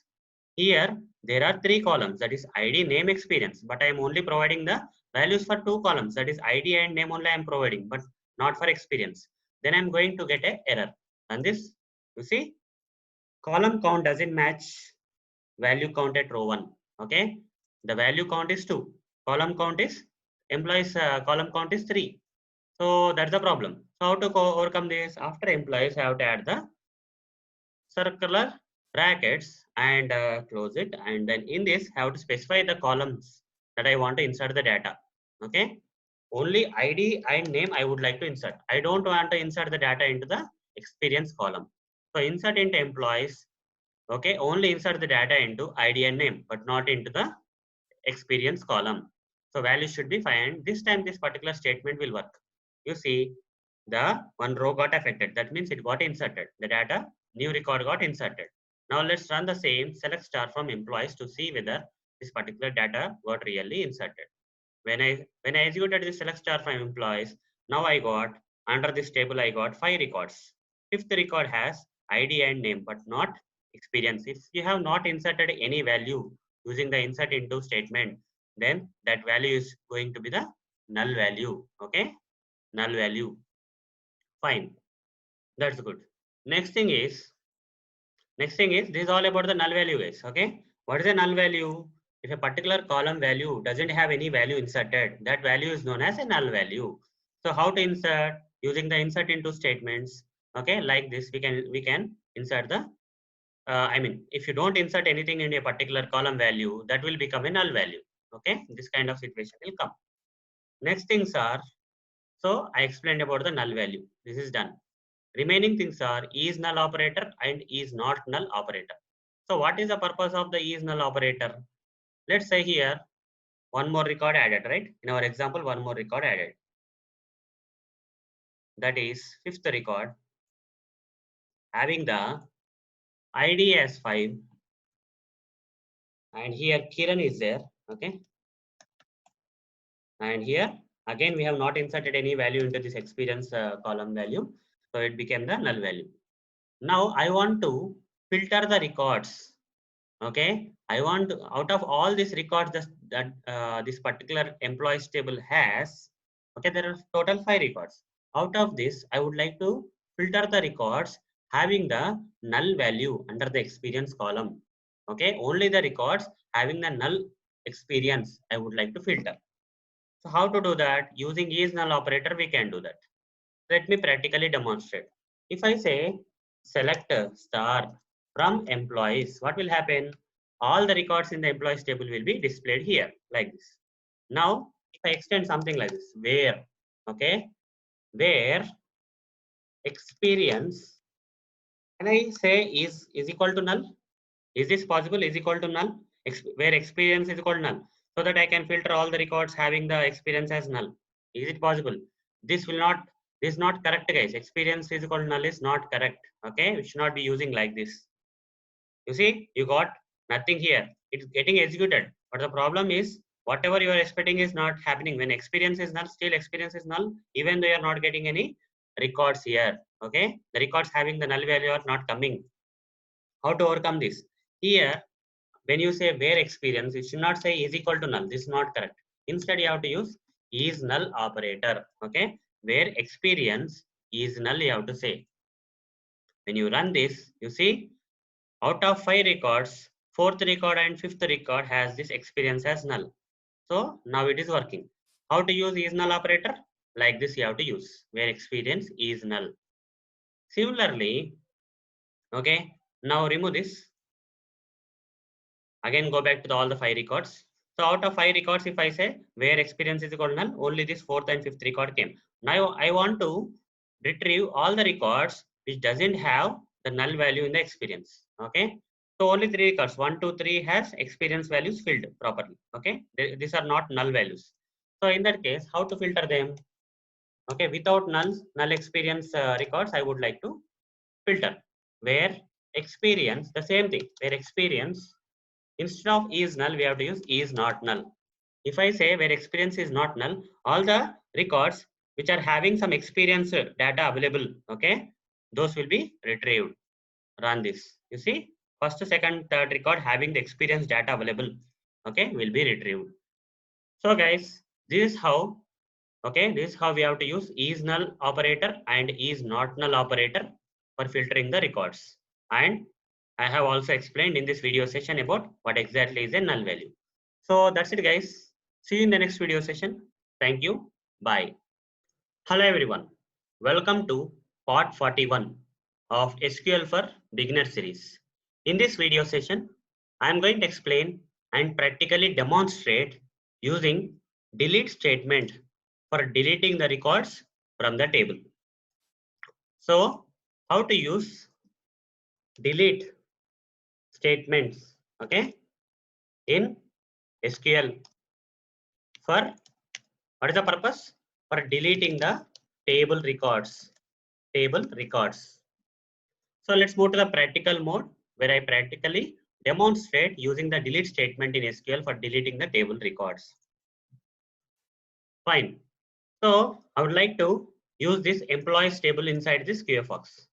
So in order to perform operations on the table records of these employees, I will have to first use the QFX. I have to first select the QFX DB. Then only I can use. Here 4 DBs are there. Current selection is world. Now how to switch the selection and how to select the database as QFX? You have to say use QFX and run this. When you run this, the QFX DB got selected. Now you can perform operations on the tables of this particular QFX DB under the QFX DB. So before I use a delete statement for deleting the records from this employees table, first I will run the general statement like select star from employees. Okay. So this will retrieve all the records that are there in the employees table. Run this. All the records available under this employees table will be displayed here. So how many records are there? 5 records. Where did we get these records from? In the previous videos, I explained, right? So from the previous videos, these records were inserted into this particular employees table. Even employees table was also created as part of the previous videos. Okay, and it has these records inserted as part of the earlier video sessions. Now, From all this, out of these 5 records, I would like to delete. Okay, delete few records. How to do that? For that, I have to use which statement? Delete statement. So before I explain delete statement, you already know how to delete the database. Delete database. Which statement we have to use? We have to use drop statement. Okay, and for deleting the tables, which statement we have to use? Again, drop statement. Okay, drop database name, drop table name. These are the statements we have to use. But coming to the deleting the records in a table, we have to use which statement? Delete statement we have to use. Here we should not use drop. For deleting the database, we have to use drop statement. For deleting the tables itself, complete table itself, we have to use drop statements. But for deleting the records inside a table, we have to use delete statement. Just see this difference, guys. Okay. So where exactly you have to use drop? Okay. For deleting the database and for deleting the tables, we have to use drop statements. For deleting the records inside a table, we have to use delete statements. Now, I'm going to delete these records. Okay, here we have 5 records. First record, second record, third record, fourth record, fifth record. Out of this, I would like to delete few records. How to do that? Delete from table name, that is employees table. From this employees table, delete the records where we have to use a where class. Okay, where class condition. Delete from employees where ID is equal to 5. Delete from employees where ID is equal to 5. What will happen, guys, when I run this? The record in this particular table having the ID as 5. That means this particular record will be deleted. Okay. So run this. So one row affected. It got executed properly. Now let's run the select star from employees to see the existing records, like remaining records. So here out of 5 records, one record, fifth record, which is having the ID as 5, got deleted successfully. Now I will run the another statement. Delete from employees where name is equal to Tarun. Okay, name is equal to Tarun. So here, where ID is equal to 5, since ID 5 is a numerical value, you don't have to surround that with single quotes. But coming to the name is a string type value. So where name is equal to, in single quotes, you have to provide the name. Okay. So delete from employees where name is equal to Tarun. Like this, you have to say. Run this. You see, one row got affected and it also executed properly. Select star from employees. Now only 3 records are there. 1, 2, and 4 IDs. And third record, which was having the name as Tarun. Okay, Arun Varun is there. Tarun is deleted. Okay, Tarun record got deleted now. So like this, we have to use the delete statements, guys. What if I say delete from employees and I don't provide the where class condition? What will happen? Can I run this? Directly delete from employees. I'm not providing the where class condition. What will happen?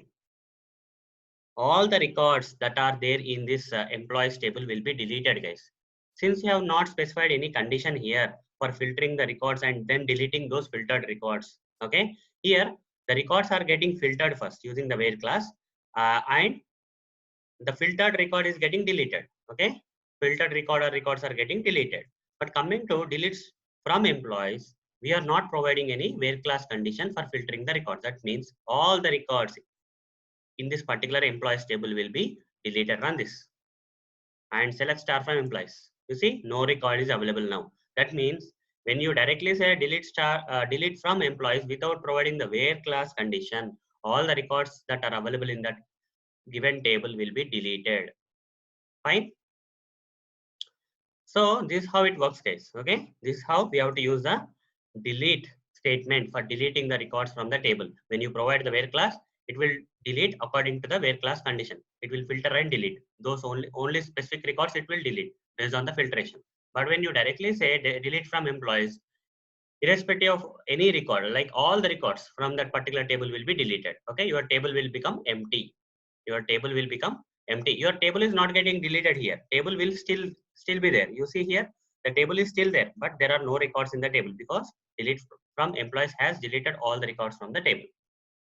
So this is how we have to use delete statement in SQL for deleting the records from table, guys. So that's it, guys. See you in the next video session. Thank you. Bye.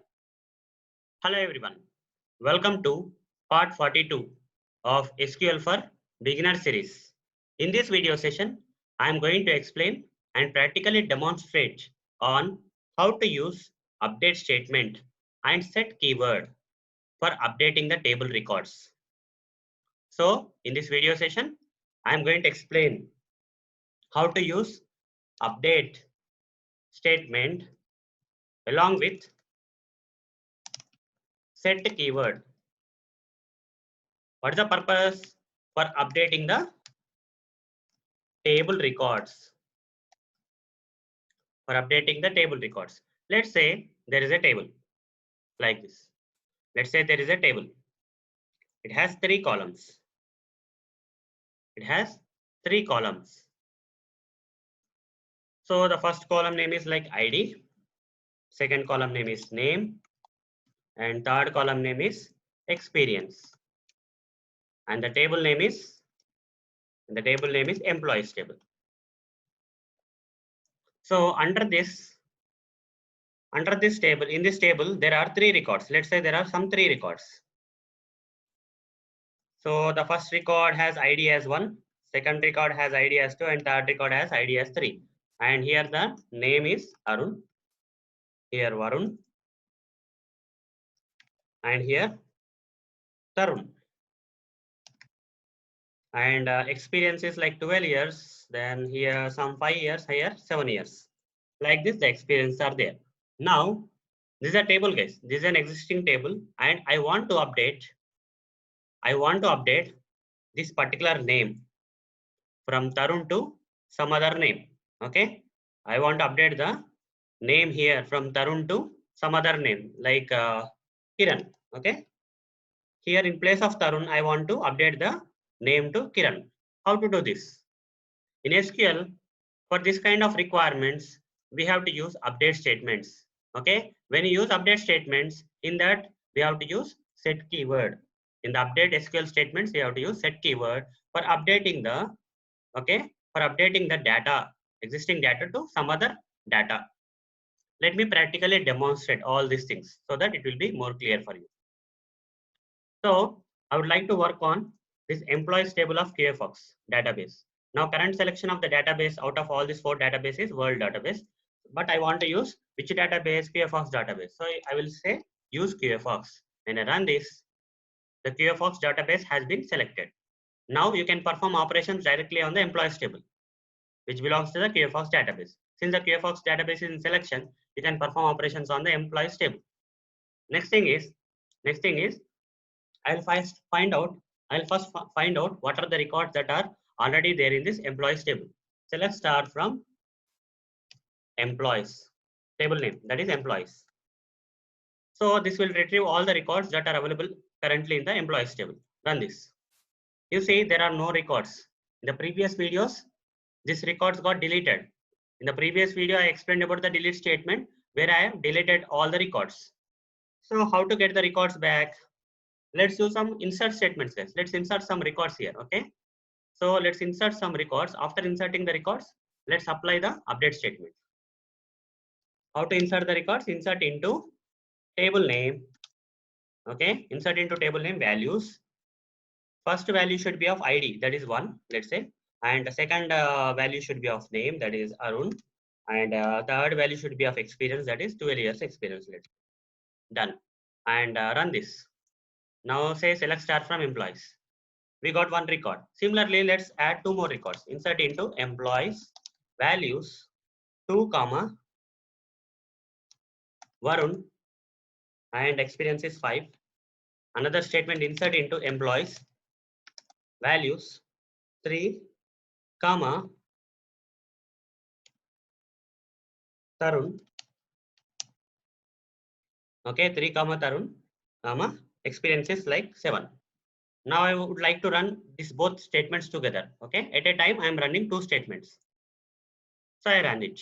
2 records will be affected. Okay, so now select star from employees. You see now 3 records are there in this employees table.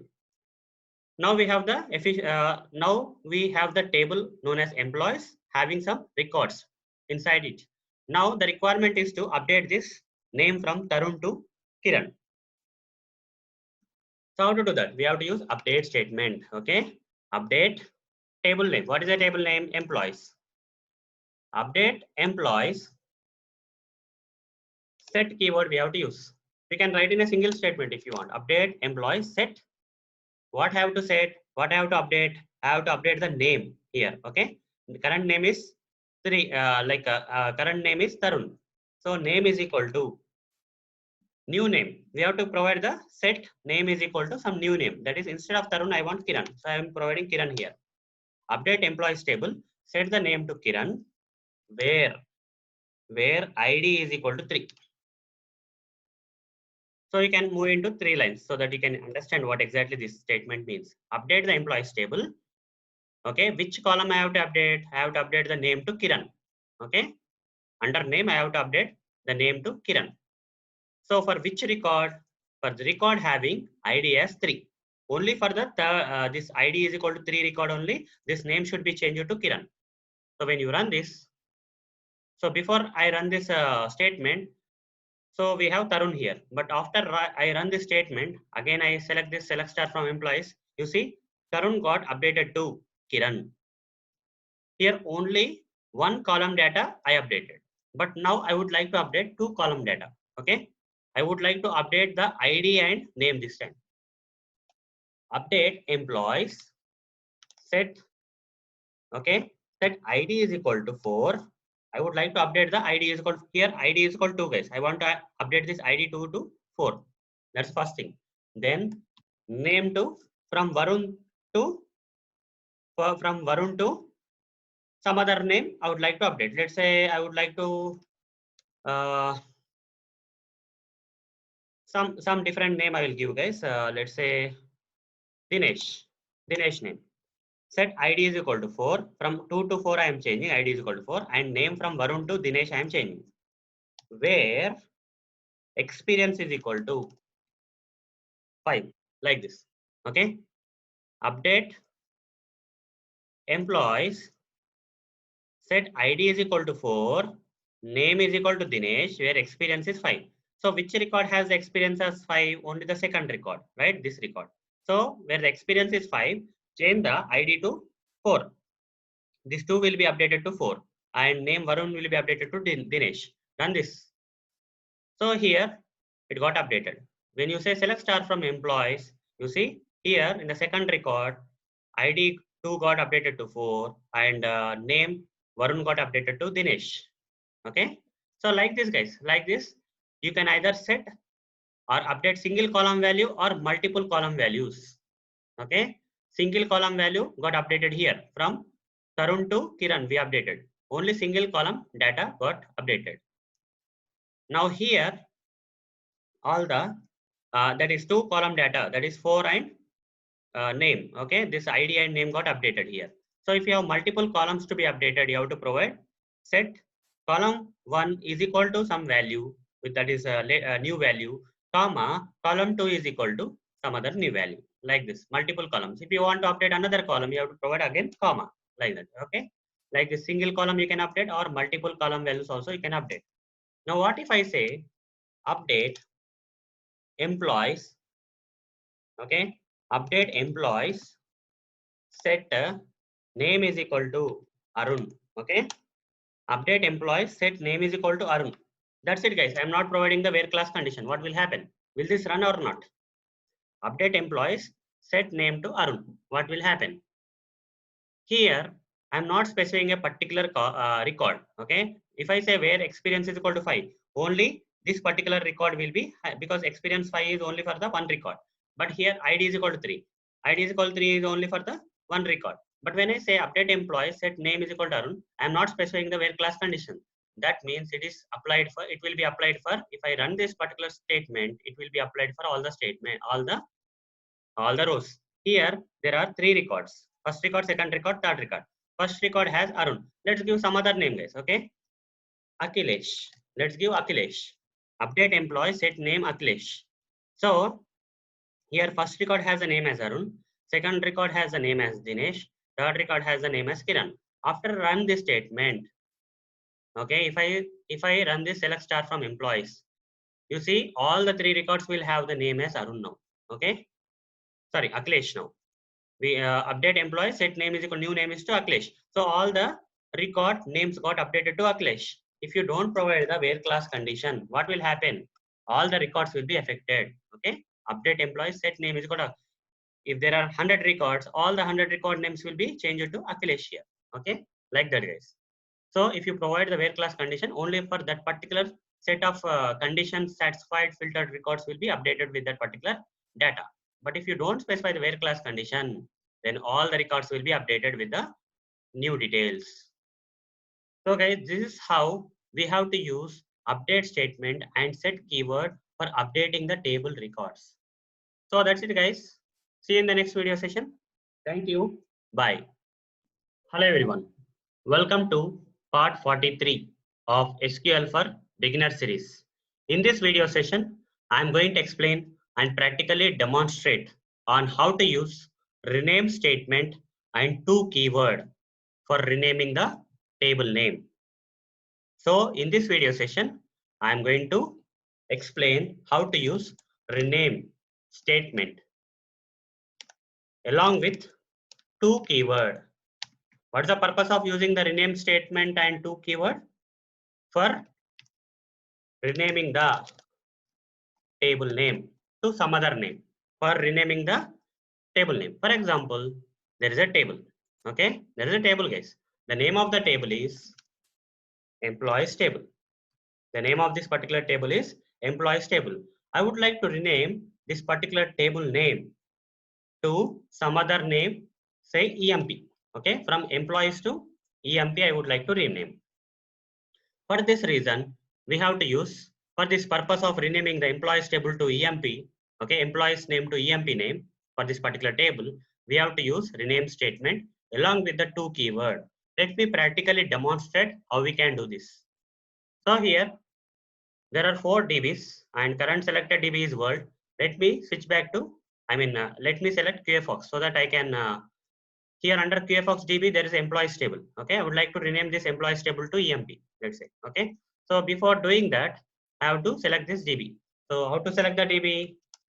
As explained from the previous videos, how to select a DB? Use QFox is a statement for selecting the required DB. After selecting the DB, this DB got selected. Then you can perform operations on any of the objects of this particular DB. Now let's find out the different tables under this QFox DB. What is the statement? Show tables. If I run this, it will display all the tables which are under this QFox DB. Here we have only employees table, right? This is the employees table. Now, I would like to rename this employees table to EMP. Okay, I would like to rename this name of this employees table to employees name to EMP. How to do that? Rename. There is a statement known as rename. Rename table. Okay, rename table. Which table? Employees table. To is a keyword. Okay, rename is a statement. To is a keyword. To which name I would like to rename? EMP. Okay, I would like to rename the existing table having the employees name to new name, that is EMP. So rename table employees to EMP. Run this. So refresh here. You see employees table got renamed to EMP. You can even see by running this, executing this show tables. So here under this QFX, only one table is that is EMP now. Okay. So employees table got renamed to EMP. Similarly, let's rename back to name EMP. Okay. Now we have EMP under the QFX. Let's rename this EMP to again back to employees. Employees table name. Rename table EMP to employees. Run this. It got renamed. Refresh it. You see employees. Okay. EMP got renamed to employees. Show tables. Now we have employees table in the QFX. Like this, guys, we can use rename statement and to keyword. Okay. To keyword for renaming the table name. So that's it, guys. See you in the next video session. Thank you. Bye. Hello, everyone. Welcome to part 44 of SQL for Beginner series. In this video session, I am going to explain and practically demonstrate how to use alter statement, add keyword, modify column keyword, rename column keyword, and drop column keyword. So what I'm going to explain in this video session, I'm going to explain how to use alter statement in SQL statements, add keyword, okay, add keyword, then modify column keyword, then rename column keyword, then drop column keyword. All these things I'm going to explain in this video session. So what exactly I'm going to do? Let's say there is a table. Let's say there is a table having 3 columns like this. Using the statements and keywords, I'm going to explain this kind of stuff. Okay, I'm going to show you what is possible. Let's say there is a table. Okay, let's say the table name is employees table. This table has 3 columns like ID, name, experience. ID, name, experience. Now the requirement is to add another column here. Okay, I would like to add one more column on the right side of the existing columns. A new column I would like to add with a particular name.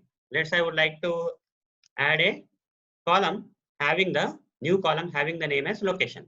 For this we have to use add keyword. Okay, along all these keywords will be used with the alter statement, guys. Okay, all these keywords, that is add, modify column, rename column, drop column, will be used with the alter statement.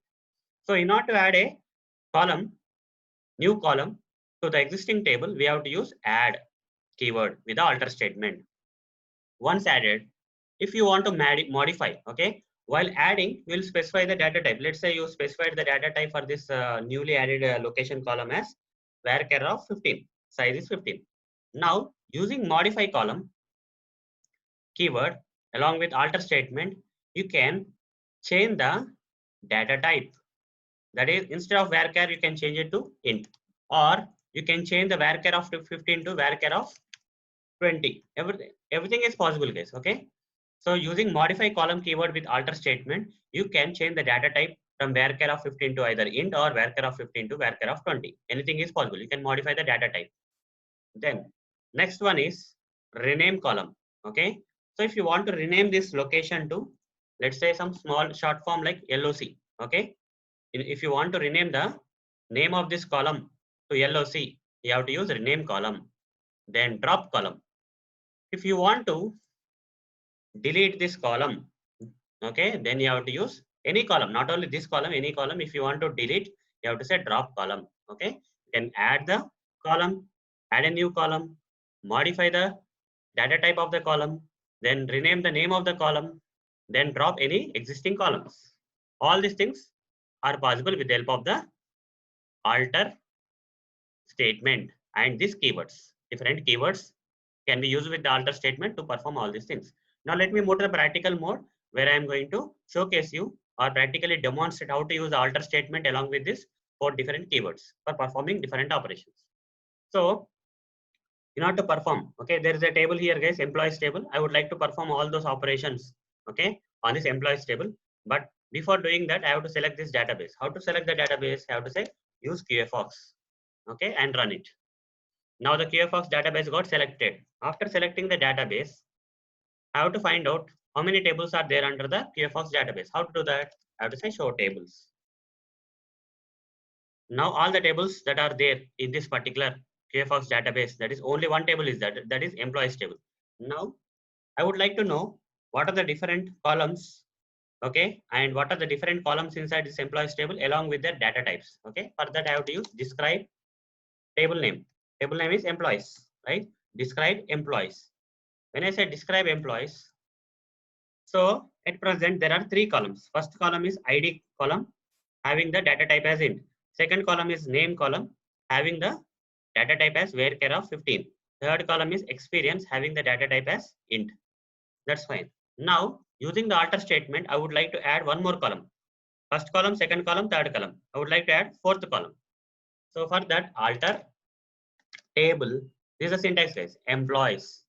Okay, alter table employees, add the column name you have to give. Okay, you have to say add column name is, you can write in a single statement if you want.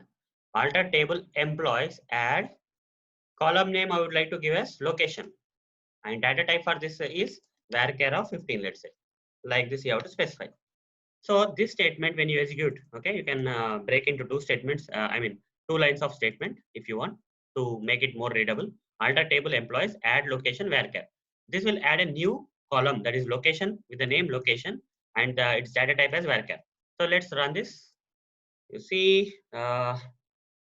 this has been executed. Now again, run this describe employees to see whether how many columns are now available in that particular table.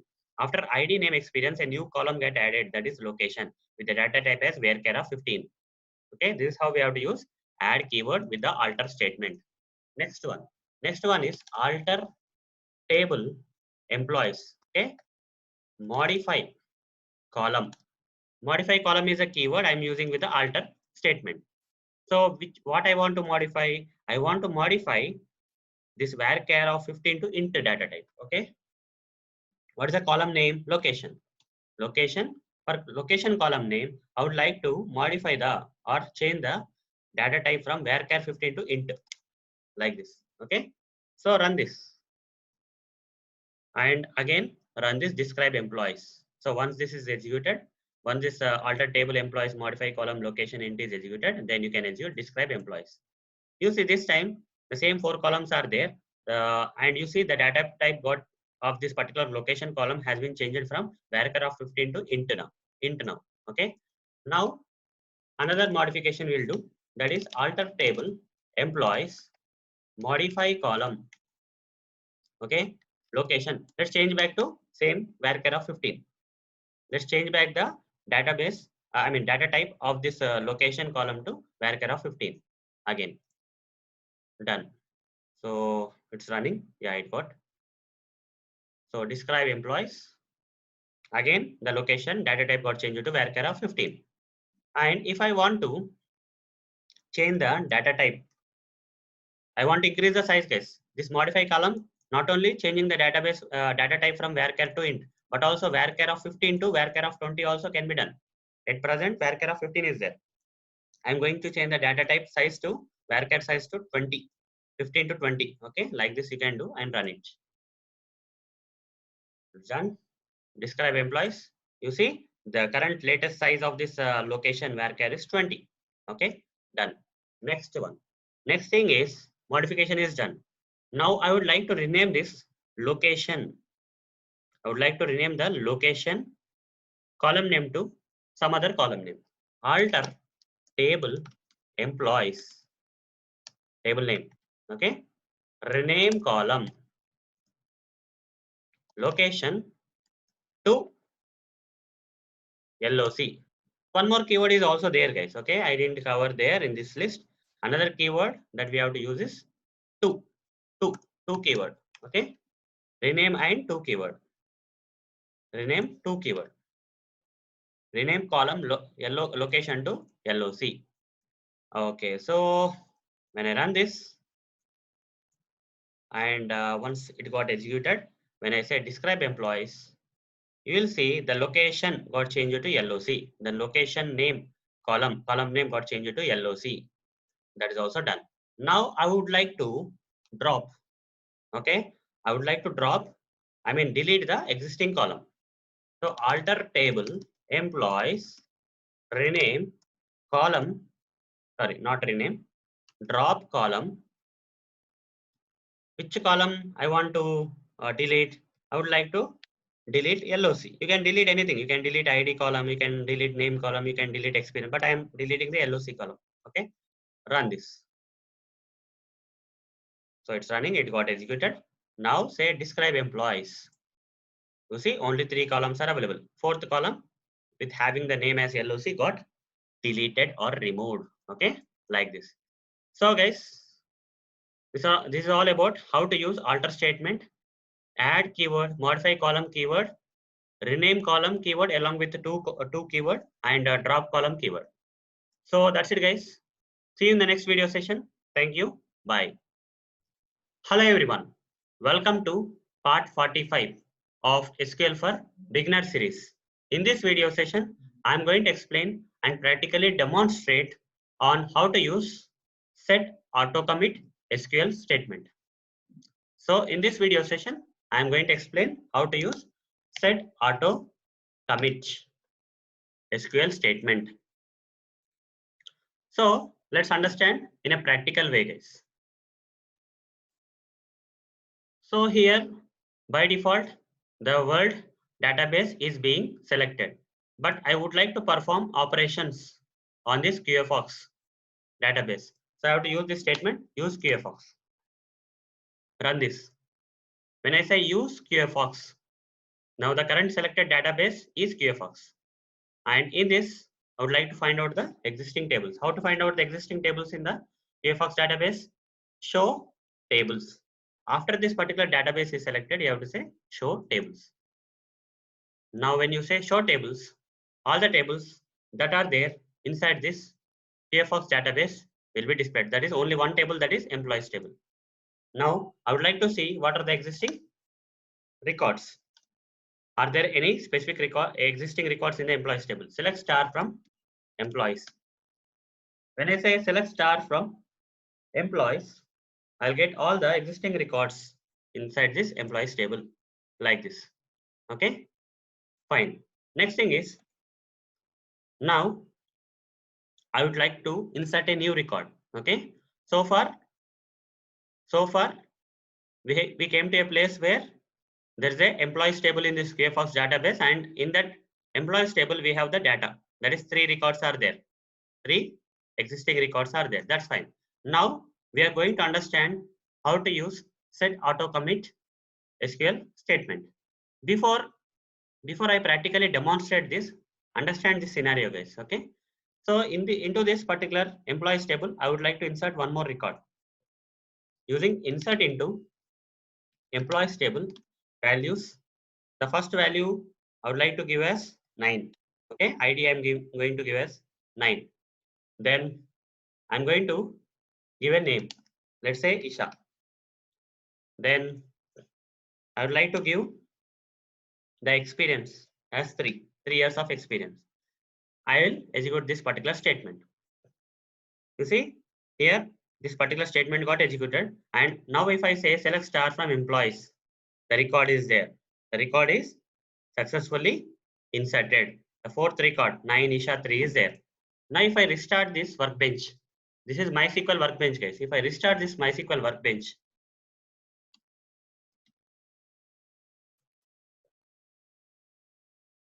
so and again connect to the same database.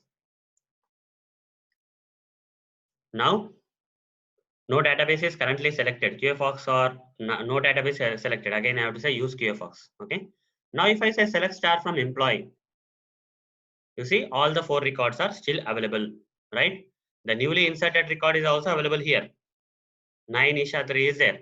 But now comes the turn of the set auto commit SQL statement. What if I use this statement like auto commit? Set auto commit is equal to 0. So by default, auto commit is turned on. That is, auto commit was 1. Before I executed this set auto commit is equal to 0, auto commit was set to 1 by default. That's why even after you restart this MySQL workbench, you can see this 4th record. Okay, the 4th record is still there. But if I set auto commit is equal to 0 and run this, now the auto commit feature is turned off. By default, auto commit was turned on, right? By default, the auto commit was turned on. But when I set auto commit is equal to 0, it got turned off. Okay, auto commit is not turned off. Now if I try to, let's say if I say select star from employees, 4 records are there. That's fine. Existing records are 4 records. Now I would like to insert another record. Insert into employees values. Employee ID as 11. Name is Dinesh and experience is 6. If I run this, will the record will be inserted or not? After I set auto commit is equal to 0, will the record will be inserted into this table or not? Yes, it will be inserted. Okay, it will be inserted. Again select star from employees. You see 5th record added with the ID as 11, Dinesh, and 6 years of experience. But this record that we have added is a temporary, okay, is a temporary change, guys. It's not permanently added to the table. How to confirm that this particular 5th record is temporarily added? Since here set auto commit is set to 0, that means commit is not happening. If commit is not happening, permanent saving will not be there in the table. If I simply restart this workbench again, Okay, if I simply restart this workbench again,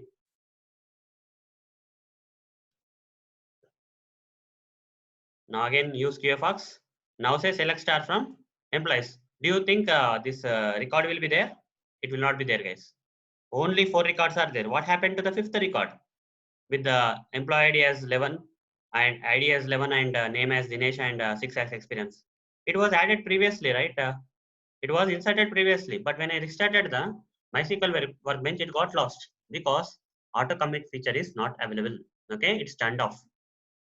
Now again, if I set auto commit is equal to 1, okay, I'm setting the auto commit feature to on again. By default it was on, but in between we modified the auto commit to turn off by setting it to 0, and then we inserted, it looked like it got inserted into the table. But when I restarted this MySQL workbench and again I have retrieved the records from the employees table, I was not seeing that particular record. Now this time I am setting the auto commit to 1. I executed this set auto commit is called 1 here, as you can see. Now like before inserting 4 records are there. Now after inserting this time, after set auto commit, I am inserting the after set sorry after setting the auto commit to 1. Okay, now I am trying to insert this record, insert into employees values. So before that, let me select star from employees, all the records will come then.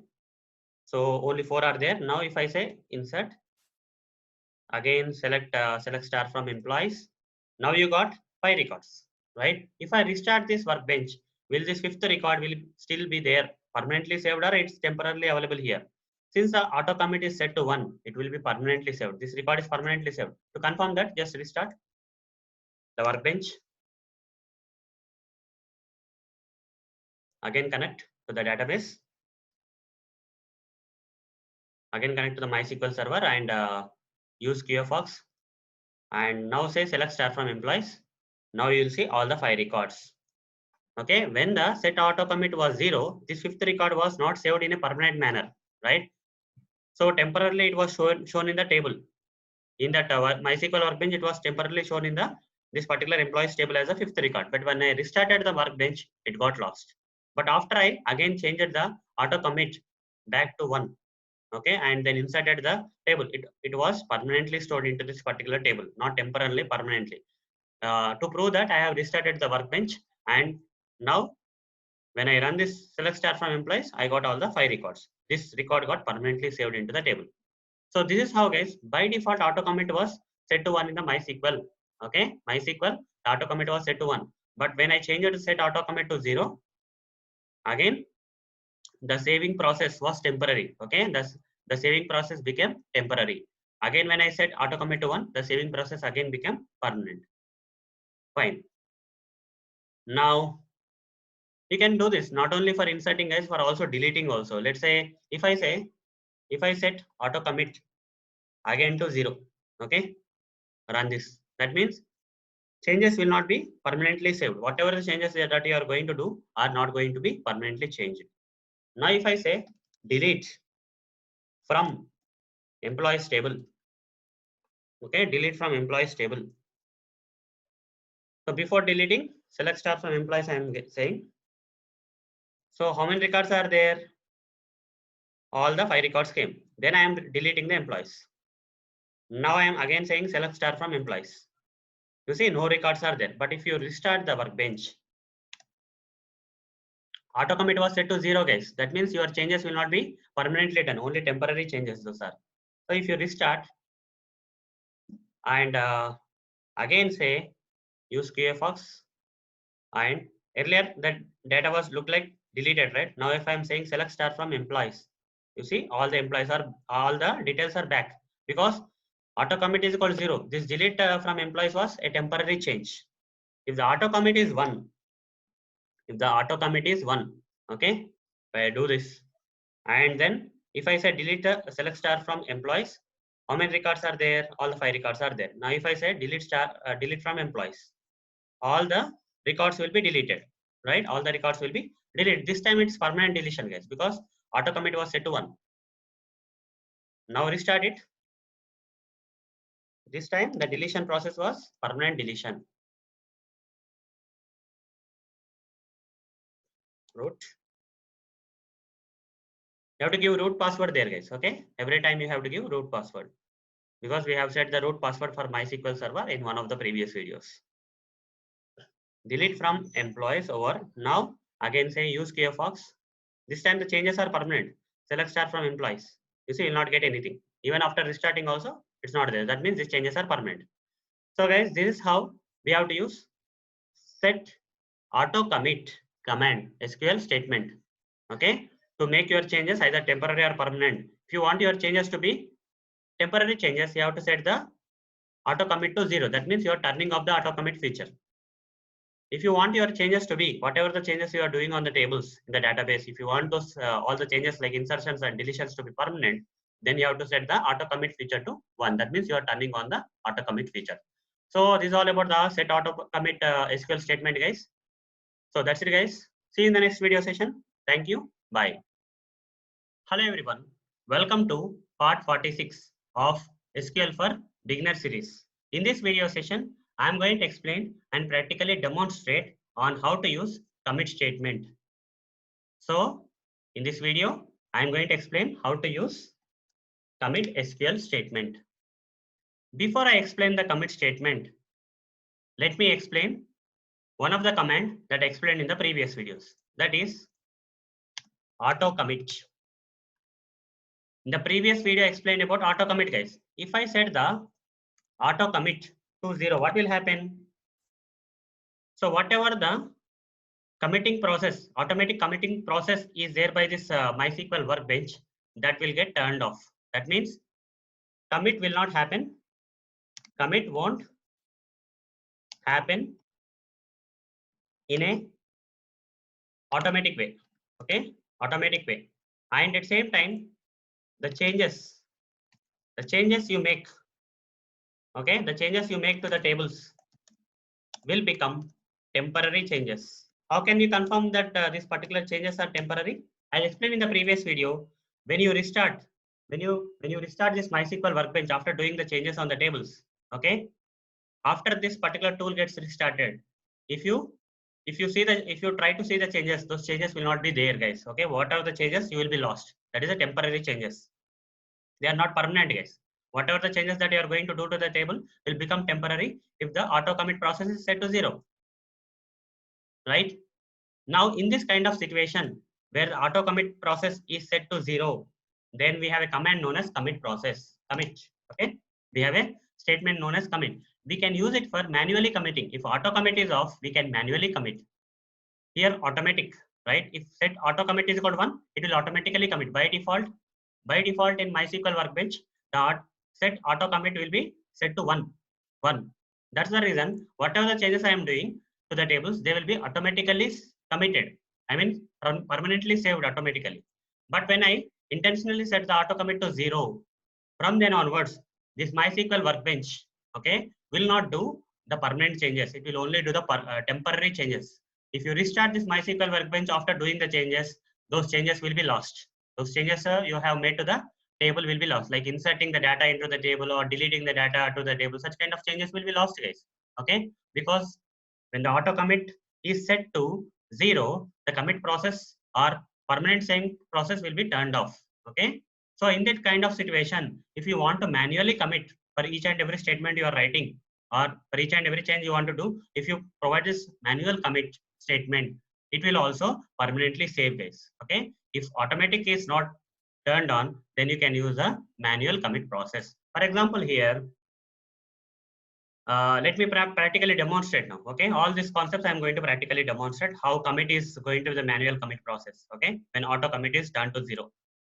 Now here, let me use the QFox database, guys. How to use QFox, I have to say. Then run this. You see QFox database, out of all these 4 databases got selected now. You can perform all the operations on the any of these tables of this particular database. So let's say if I show tables, what will happen? All the tables which are there in the QFox database will be current selected database will be displayed. Run this. You see only employees table is there in this QFox database. That's fine. Now I would like to run this statement. Select star from employees table. Okay, table name is employees. I would like to see whether there are any records available in this employees table. Run this. As you can see, there are no records here, guys. Okay, only the column names are getting displayed. Under that, no table records are available. That's fine. Now, before I do any changes to this particular table, this table is employees table, guys. Having the columns ID, name, experience. Employees table having the ID, name, and experience columns. But this table doesn't have any records or data. Now, before doing any changes to this particular table, I am setting the auto commit process to 0. That means committing is turned off. Commit process is turned off now. Okay, auto committing process is turned off. Whenever you do some changes, those changes will not be by default permanent. They will be temporary by default. Okay, so run this. So it has been successfully ran. Now auto commit is set to 0. Now if I say insert into, okay, insert into employees table, values as, let's say 1, Arun, 12 years of experience. Okay, if I run this statement, this particular record will get added into the employees table in a temporary way. It's not permanent because auto commit is set to 0. In that case, it will be temporary change. Temporary. Run this. It got inserted. If I say select star from employees, it will this particular MySQL workbench will display the record that got just now inserted. But this record is a temporary record. It's not a permanent saving into this particular table. This record is not permanently saved into this particular table, guys. Because auto commit process is 0. That means committing is not automatically happening. Permanent saving is not automatically happening. So to confirm that this particular record is not permanently saved, I have to restart this workbench. Just restart the workbench. Again connect to the MySQL server. Root is a password, guys. Okay. Now use QFox. QFox database got selected. On that, let me run the select star from employees. You see, whatever the record that we thought like it got added to the table is now not displayed. Okay, because this auto commit process is turned off. It's set to 0 means turned off. Okay, it has not permanently saved. Now what I'm going to do is again I'm going to insert, guys. Okay, insert into same record I'm going to insert. Run this. Now after running this, I will use a commit statement. Okay, commit statement. This is the I'm manually committing, guys, because the automatic commit process is turned off. I am manually running this commit statement. If I run this, whatever the change I just now did, that is inserting into employees values, this particular record will become permanent. Commit means you are saving. For example, if you want to go with the real-time example, if you open a Word document, guys, okay, open a Word document, write something, okay, write my name here. If I just close it and don't save, what will happen? Don't save into the document permanently. What will happen? Again, when I open the document, okay, again, when I open the document, that change will not be there. But if I save it, no matter how many times I open the document again, whatever the changes I have done, those will be there. The same thing here also. Okay. Since I have committed it, okay, this particular thing, I saved it, permanently saved into the database, database table. Now, select star from employee. It's now permanently saved, guys. To prove that it is permanently saved, I have to restart the MySQL workbench again. Workbench. Again connect to the MySQL server. Now again say use QFox. If I run the select star from employees, then if I get the record, that means it is permanently saved. You see, this time it got permanently saved because we have manually committed it. When the auto commit process is turned off, you can manually commit whatever the changes you want. You can manually commit, guys. So this is how, guys, we have to use the commit statement in SQL statements. Okay, in SQL we have to use a commit statement like this to do the manual permanent changes whenever auto commit process is turned off. Now let me, okay, for the future sessions, guys, let me set the auto commit to 1 again. Okay, because I want the changes to be permanently saved. Every time I do something, I don't want to say commit like that. Okay, I don't want to use commit every time. If the auto commit process is already turned on, then I don't have to worry about the commit thing, right? because all the changes will be permanently saved automatically. So now it's done or not? Set auto commit is equal to 1. Run it. Yeah, it's done. Fine. So guys, this is all about the commit statement. So that's it, guys. See you in the next video session. Thank you. Bye. Hello everyone. Welcome to part 47 of SQL for Beginner series. In this video session, I am going to explain and practically demonstrate on how to use rollback statement. So how to use rollback statement in SQL. So what is the purpose of the rollback statement? The purpose of the rollback statement is to revert the temporary changes done on a particular table. What does this mean? Revert the temporary changes done on a particular table. Let's say set auto commit is set to 0. What will happen, guys? Set auto commit is set to 0. Whatever the changes that you are going to do on the table, they will be temporarily saved, not permanently saved, right? In the previous video, I explained what is the purpose of the set auto commit 0. Okay, you are turning off the auto commit. By default, auto commit is set to 1. But when you set the auto commit to 0, all the changes that you perform will be temporary changes. Okay, all the changes that you perform on the table will be the temporary changes. Okay, but after performing, okay, so when set auto commit is equal to 0 and you perform some changes, okay, let's say you after setting the auto commit to 0, you perform some changes to the table. Okay, type of changes like examples for the changes are inserting the record, okay, deleting the records, whatever it is, modifying the things and all those stuff. Okay, all these are nothing but changes. Let's say you perform this kind of changes. After setting the auto commit to 0, you perform some changes. These changes are not permanent. These are not permanent changes. Okay, they are temporary changes. These are temporary. These changes are temporarily saved into the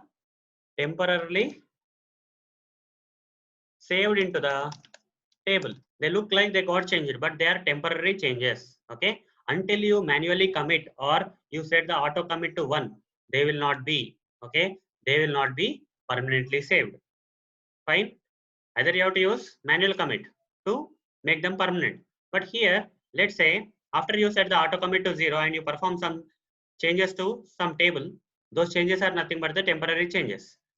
After doing this kind of temporary changes, if you use rollback statement, okay, after performing these temporary changes, if you do this rollback statement, we will go to the previous state of the table. That means all these temporary changes will be removed. Okay, they will be ignored or removed. We'll go back to the original state of the table, and you will not see the temporary changes. Okay, it's like reverting the temporary changes. Rollback is a statement used for reverting the temporary changes in the table. Fine. Let me explain more about this particular thing in a practical way. So I will use QFox database. Use QFox. Run this. QFX database got selected. Under this, I will find out what are the different tables available by using this command. Show tables. Run this. So only one table is there, guys. Employees table. So before doing any changes on this particular employees table, I will set the auto commit option to 0. What will happen when I say auto commit option to 0? Whatever the changes that you are going to do on this employees table will become temporary changes. They are not permanent changes. Okay, let me run this. Set auto commit is equal to 0 got executed. Now, whatever the changes that you are going to do on this employees table or any other tables under this QFox, they are going to be temporary changes. Okay, not permanent. Now, before doing any changes, I would like to see what exactly is there inside this employees table. What is existing data inside this employees table? Select star from employees. Okay, run it. You see here only one record is there. Under this table, there is only one record. Okay, in this kind of situation, I am going to do one change on this particular table using the delete statement. Delete from employees. What will happen when I say delete from employees? All the records under this table will be deleted. This is a change or not? Deleting is also a change. And this deletion is going to be a temporary change because auto commit is set to 0. You are not committing or permanently saving the data. Deleting the data. Delete from employees. When you run this and again select star from employees, what will happen? All the records got deleted. Okay. Now say rollback. Now say rollback and run it. Rollback got executed. Select star from employees. You see, you got the data back. That means this deletion, temporary change, that is deletion, got rolled back and we got our record back. This is a temporary change, guys. Okay, this is a temporary change. Fine. Let's do one more thing.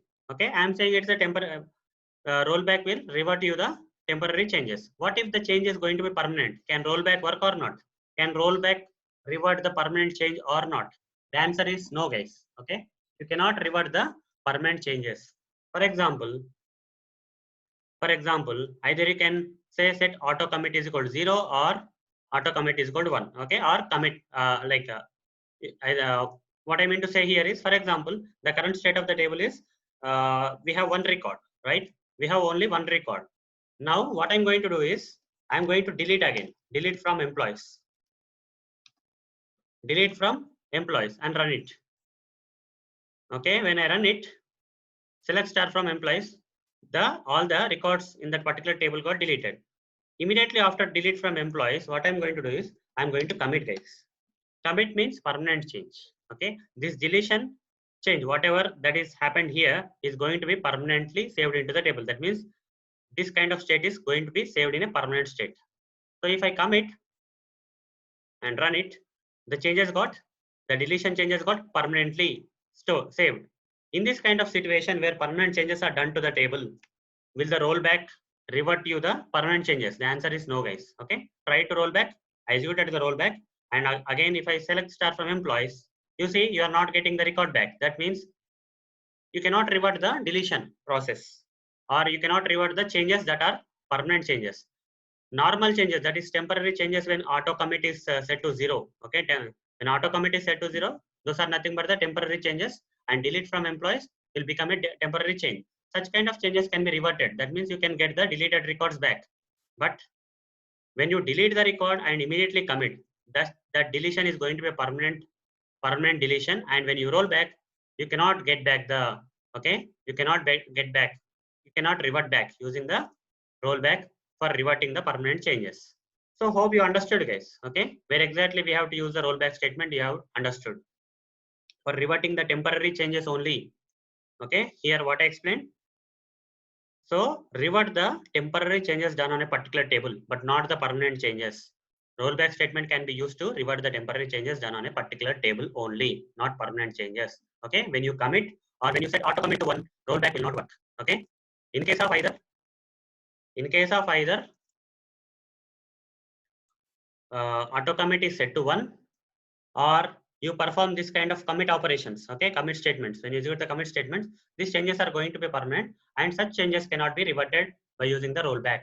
Okay, by using the rollback. So I am setting the auto commit to 1 again, guys. Okay, so that it will not be disturbing us in the future videos. So set auto commit to 1. Fine. So that's it, guys. See you in the next video session. Thank you. Bye. Hello everyone. Welcome to part 48 of SQL for Beginner series. In this video session, I am going to explain and practically demonstrate how to use truncate statement. So in this video session, I am going to explain how to use truncate statement in SQL. Before I practically demonstrate this truncate statement, let's understand it in a theoretical manner.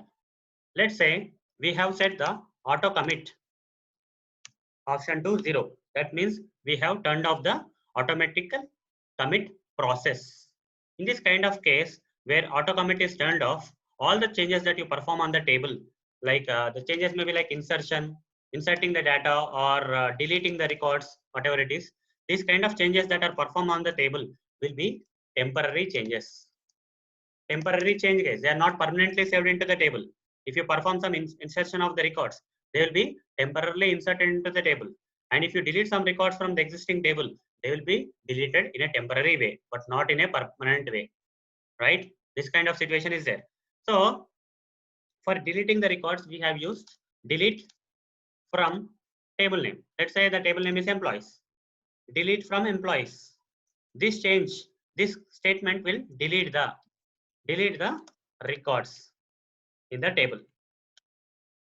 But this particular change is a temporary change, not permanently deleted from the table, guys. Okay, because the auto commit is set to 0. That means all the changes will be temporary changes. Now in this case, in this kind of situation where auto commit is set to 0, if I use, instead of delete, if I use truncate table employees, if I use this statement, instead of delete from employees, which will delete all the records in a temporary way when auto commit is set to 0, right? But in this kind of situation where auto commit is set to 0, if I execute this truncate table employees, this will also perform the deletion of the records. Okay, here also, here delete from employees also, all the records will be, all the records, table records will be deleted. Similarly, when I say truncate table employees also, here also all the table records will be, all the table records will be deleted. Here also same thing. But the difference between delete from employees and truncate is that by default, delete from employees is of temporary change. Okay. If auto commit is 0, it will do the temporary change only. It will not permanently delete the records from the table. But coming to truncate table employees, no matter auto commit is set to 0 or no matter auto commit is set to 1, truncate will permanently delete the records from the table. Okay, it doesn't matter when the auto commit is either 0 or auto commit is set to 1. It doesn't matter for the truncate. By default, truncate is permanent deletion of the records. Okay, that's the difference between the delete and truncate, guys. In order to understand the truncate statement, you have to understand the difference between the delete and truncate. When auto commit is set to 0, delete will do the temporary change. But even after the auto commit is set to 0, truncate will do the permanent deletion of the records. That's the only difference, guys. Let me practically demonstrate this thing for you so that you can understand in a better way. So I will say use QFox, so that I would like to work on the QFox database out of all these 4 databases. So run this. Now QFox database has been selected. After this QFox has been selected for use, we have to, let's say, show tables. If I run this show tables, all the tables which are there in this particular QFox database will be displayed here. Only one table is there, that is employees table. Now I would like to see what are the existing employees. I mean existing records in this select star from employees. Are there any data inside this employees? I just want to check. Run this. There's no data, guys. There are no records under this employees table. Let me insert. Okay, insert into employees values 1 comma Arun comma some 12 years of experience. Okay, according ID, in place of ID I gave 1, in case of name I gave Arun, in case of experience I gave 12. Fine, run this. Now select star from employees. This is a permanent change or a temporary change? It's a permanent change. By default auto commit will be set to 1, guys. Okay, in MySQL the auto commit will be set to 1, so all these changes will be permanent. Let's confirm. Close this and relaunch the workbench. After restarting also, if you can see that particular newly inserted record, that means it is a permanent change. Okay, permanently inserted into the table. So yeah, it's loading. So connect to the MySQL. Root is the password, guys. Okay, now it got connected. Now if I say select star from employees, if I get that particular, sorry, I have to first select the QFox. Here selection has been gone. QFox database selection has been gone. First select the database, then say select star from employees. You see the record that we have inserted is permanently saved. Even after restarting also, this particular record is there. That means this particular newly inserted record is permanently inserted into the table. That's fine. Till here, fine, guys. Now if I set auto commit, at this moment, if I say set auto commit to 0, that means whatever the changes that I am going to perform on this particular table are going to be temporary changes, right? So after I set the auto commit to 0, if I execute this auto commit to 0, now if I do any changes to this particular table, those changes are going to be the temporary changes. Let's say if I say delete from employees, okay, delete all the records from the employees table. Only one record is there, so that one record has to be deleted. When I run this, did it run? So run this again. Yeah, delete from employees got executed. So when I say select star from employees, you see no records are there. But this particular change is a temporary change because auto commit is set to 0. And so delete from employees will be a temporary deletion only. It's not permanent. If you use the rollback statement as explained in the previous video, what will happen? I'll get my records back because those changes are temporary changes. Those deletion is a temporary deletion only. It's not a permanent. So if I say rollback, I'll get my record back. That's how the rollback works. What if I instead of delete, I use the truncate table employees. Okay, instead of delete from employees, so the both operations are same. Delete from employees will delete all the records from the table. Truncate table employees will also delete all the records from the table. What is the difference? Here deletion is temporary deletion when auto commit is equal to 0, but here truncate does the deletion in a permanent manner. Irrespective of whether auto commit is 0 or 1, the truncate will delete the records permanently. Okay, it doesn't matter whether auto commit is 0 or 1. Okay, so let's run this. Now the record 1 is there in this table. Now at this point of time, I am saying truncate table employees. All the records in the table has to be deleted. Select star from employees. You see no records are there. So if I run this rollback and again select star from employees, still I will not get, guys. Okay, still I will not get. But when I deleted and then roll back, I got the record. But when I truncate and roll back, I'm not getting the record. That means this truncate will permanently delete the records. Okay, even though auto commit is set to 0. So guys, this is all about the truncate statement. Now let's set the auto commit to 1 so that it will be useful for us in the upcoming videos. Okay, the upcoming videos are better to have the auto commit by default as default option. That is auto commit is equal to 1. Whenever needed, we'll change the auto commit to 0. But every time by default option is auto commit is equal to 1. Okay, commit should happen automatically by default. So it will not affect the future videos. I'm just changing back the auto commit to 1 again. Okay, for the future videos purpose. So this is all about the truncate statement, guys, and how it is different from the delete statement. Okay, so that's it, guys. See you in the next video session. Thank you. Bye. Hello, everyone. Welcome to part 49 of SQL for Beginners series. In this video session, I'm going to explain and practically demonstrate on how to use single line and multi-line comments. So in this video session, I'm going to explain how to use single line comments in SQL statements and multi-line comments in SQL statements. So before I practically explain or demonstrate how to use the single line comments and multi-line comments, let's first understand what exactly are comments. Comments are nothing but text, guys. Okay, text or statements which won't be executed.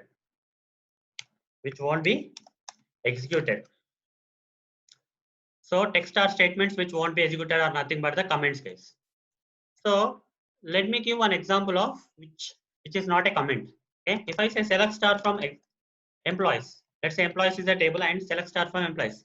This is a SQL statement. When I run this statement, when I run this particular statement, will it be executed or not? It will be executed, guys. But if I provide comments as statements, these comments will not be executed. Okay, will not be executed. That's one thing. Then what is the purpose of comments? Why we have to use comments, guys? Now we know what are comments. Comments are the statements or text which won't be executed. That's fine. But what is the purpose? Why we need such kind of text which won't be executed when you execute? The purpose here is there are two reasons. Okay, there are two reasons why we need comments. The first reason is, okay, the reason or purpose, first reason for using the comments is to explain the underlying SQL statements. To explain the underlying statement for better understanding. This is one reason. Okay, just to explain what the below SQL statement will do. For that reason, we may use comments. Second reason is Second reason is to convert an executable SQL statement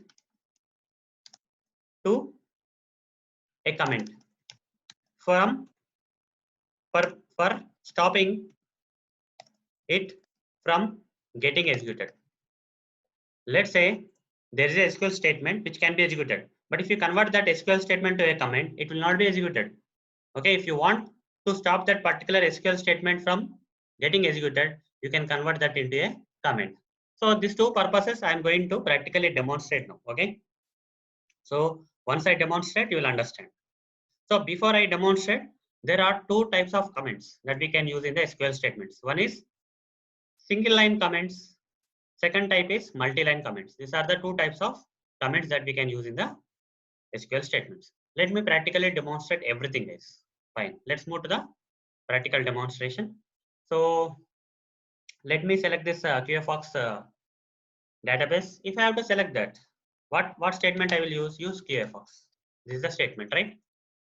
So use QFox. When I run this, it will select this particular database. Fine. Now, before this statement, I would like to provide a comment. I would like to provide a comment. This is a single line comment.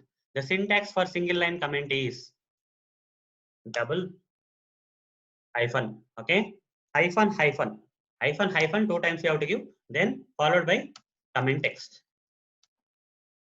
Followed by comment text. So this is the syntax of the comment, guys. So here before this executable SQL statement, I would like to write a comment like this: hyphen hyphen hyphen hyphen.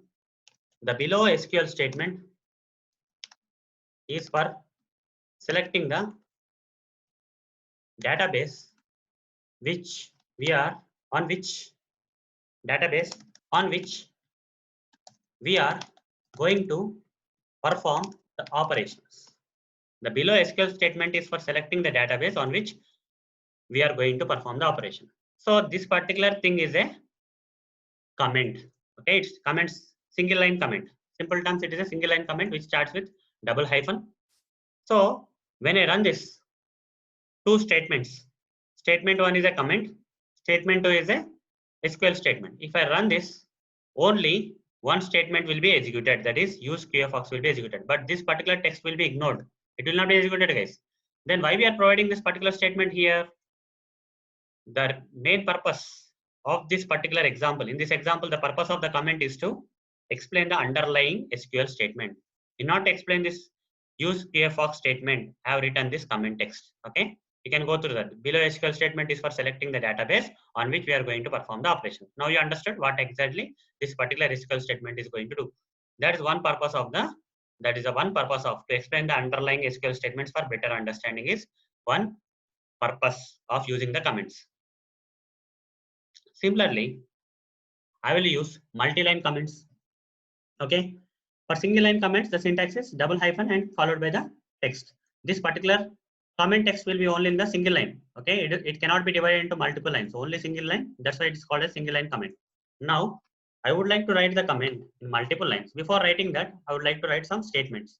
Okay, show tables is one SQL statement I wrote here. Another SQL statement also I would like to write, that is select star from employees. There are two SQL statements here. On the top of this, I will write a multi-line comment. Okay, the syntax is, it will start like this, guys. Okay, the syntax will be, the starting of the multi-line comment will be / followed by the asterisk symbol, and line 1 comment, and then line 2. Once you are done with the multi-line comment, you can again provide asterisk symbol and then /. Okay, /. So / line 1, line 2, *. Fine. Here I'm writing the same thing. *, / and here the comment text will start. The below two SQL statements will perform the below specified, the below operations, let's say. Okay, operations.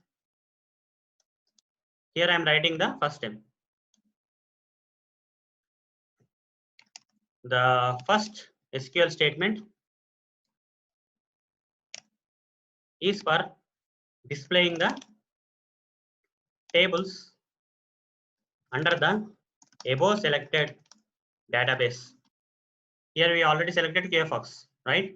So under this QFox database, how many tables are there? Those will be listed. Then the second SQL statement is for retrieving all the records from the employees table, right? From the employees table, how many records are there? All the records will be retrieved by this statement. Now I would like to end the multi-line comment by using asterisk symbol and forward slash again. Forward slash asterisk symbol and for asterisk symbol and forwards.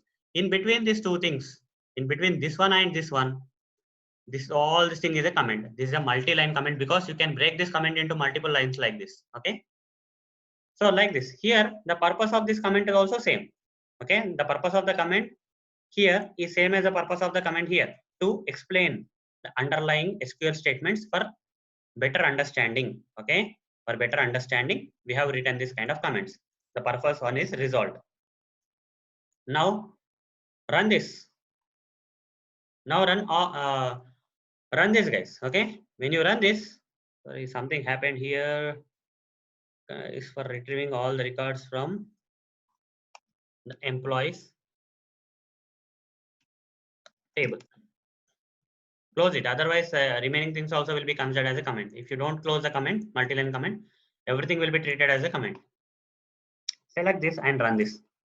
You see, only select star from employees got executed. Select star from employees got executed, right?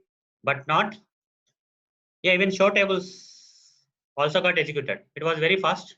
First, I will say use QFox. After that, show tables with comment I am running. First, show tables got executed, but it was very fast. So it displayed something, and immediately the next SQL statement got executed, and we got the empty table because there are no records in this employees table. That's fine. Two statements got executed, but this multi-line comment didn't get executed, right? The multi-line comment will not get executed. Fine. The next purpose. Now the next purpose of using the comments is to convert this. This is executable, right? If I say, if I run this, it will be running, right? Use QFox has run. Use QFox has run just now. Now, if I say, if I put double hyphen before this use QFox, this executable statement will be converted into a comment, guys. Now, if I run this, it will not be executed. Suppose there is a requirement for you where there are 100 SQL statements, and in that 100 SQL statements, you want to ignore some 2 SQL statements. Okay.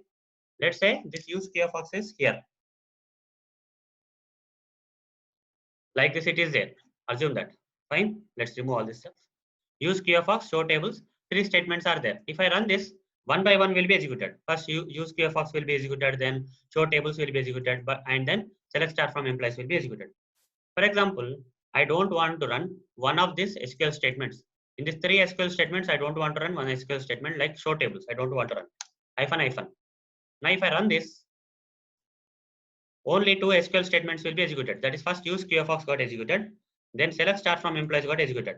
As you can see, these 2 got executed, but show tables didn't get executed because I converted this executable SQL statement into a comment.